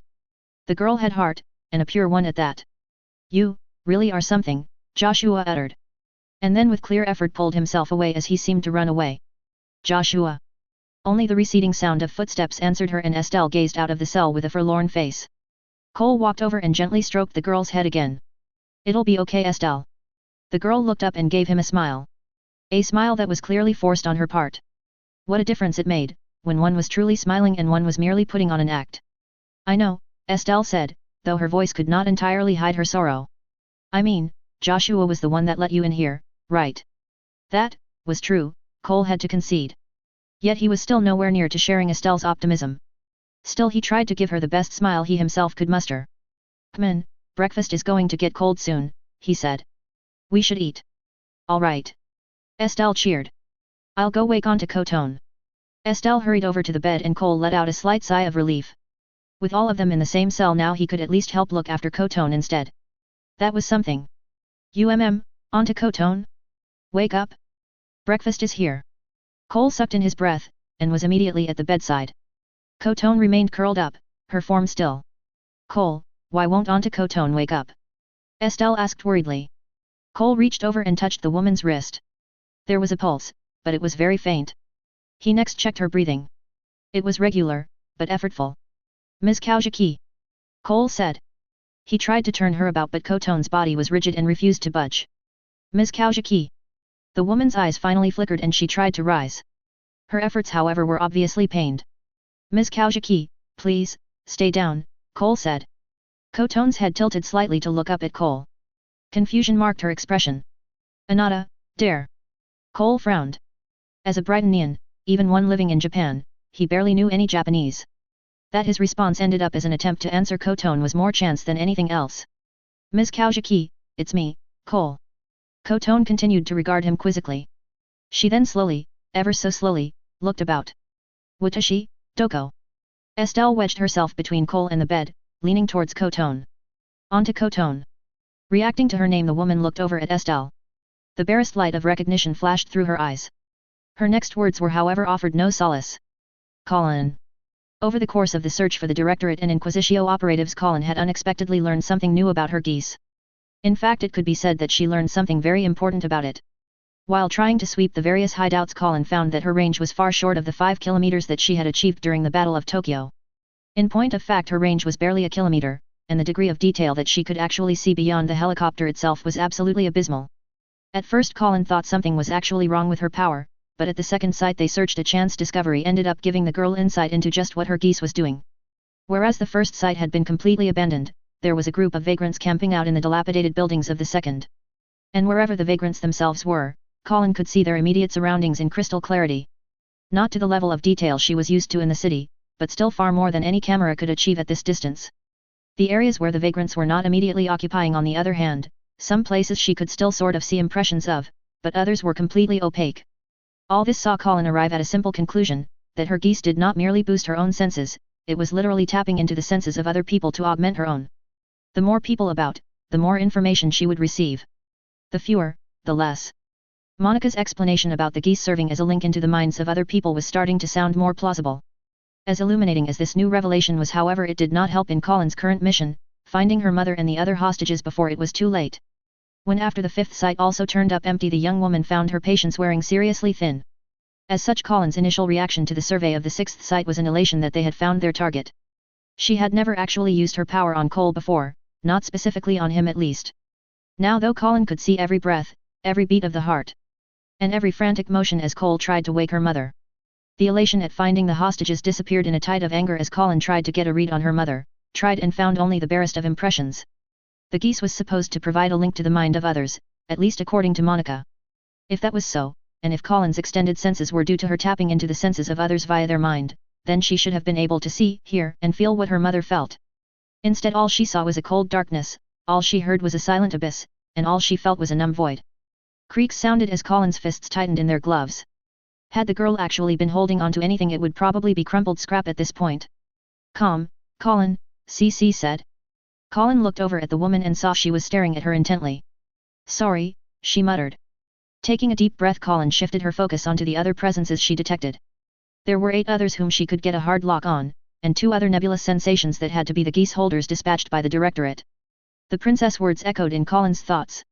Priority is of course in rescuing the hostages alive, but the Directorate's agents must not be allowed to escape from Japan alive, Colin. You and CC are the only ones that stand a chance against them, so it will be your responsibility to see that they fall. I trust there are no objections." No, Colin had no objections with that particular order. In fact she could barely restrain herself from ordering the helicopter down now. With her Geass even an Inquisitio wetwork squad would be little more than poor lambs waiting for the slaughter. But the young woman fought to restrain her rage as she spoke into the radio. "Targets located, I repeat, targets located. Roll in the cavalry. Back at MacArthur Base, a surge of bodies swarmed towards the waiting helicopters. Mere minutes were all they needed to board and strap themselves in, and one by one they received clearance to take off. Aboard the first one in the air, Colonel Cassius Bright glanced at his antique pocket watch, an heirloom passed down from his wife's side of the family and given to him after they married. In it was a photo of him and Lena with Estelle shortly after she was born. By now the photo was looking somewhat faded. Whether out of sentiment or nostalgia, Cassius had kept putting off changing the photo for a newer one. Well, no more of that. Cassius closed the watch. After his daughter was returned, they would take another photo, one that celebrated the wholeness of their family. And one day he would give this watch to Estelle, for her to put a photo of her own loved ones into. This he swore. End of chapter 62. Bloody hell, I really am writing myself into a corner with some of the characters. This is going to make a few future developments much harder. The code in Geass works a bit differently in my version than in the canon anime. That Monica believes that Colin possesses a code and also can use a Geass is indicative of that. Rivals is 17, not yet 18. He'll get conscripted next year basically, but only after he graduates Ashford, since having completed A-levels would mark him as potential specialist or NCO material. Or rather, he's already pre-registered that way like Cole was. Assuming his father does not die. If Rivalt's father dies in military service, the Brightonian military would grant him a waiver from the current wave of mobilization, but would still conscript him if the war drags on and they need more troops. One reason he's spending so much time with Shirley is in the expectation that he will have to leave her and go fight.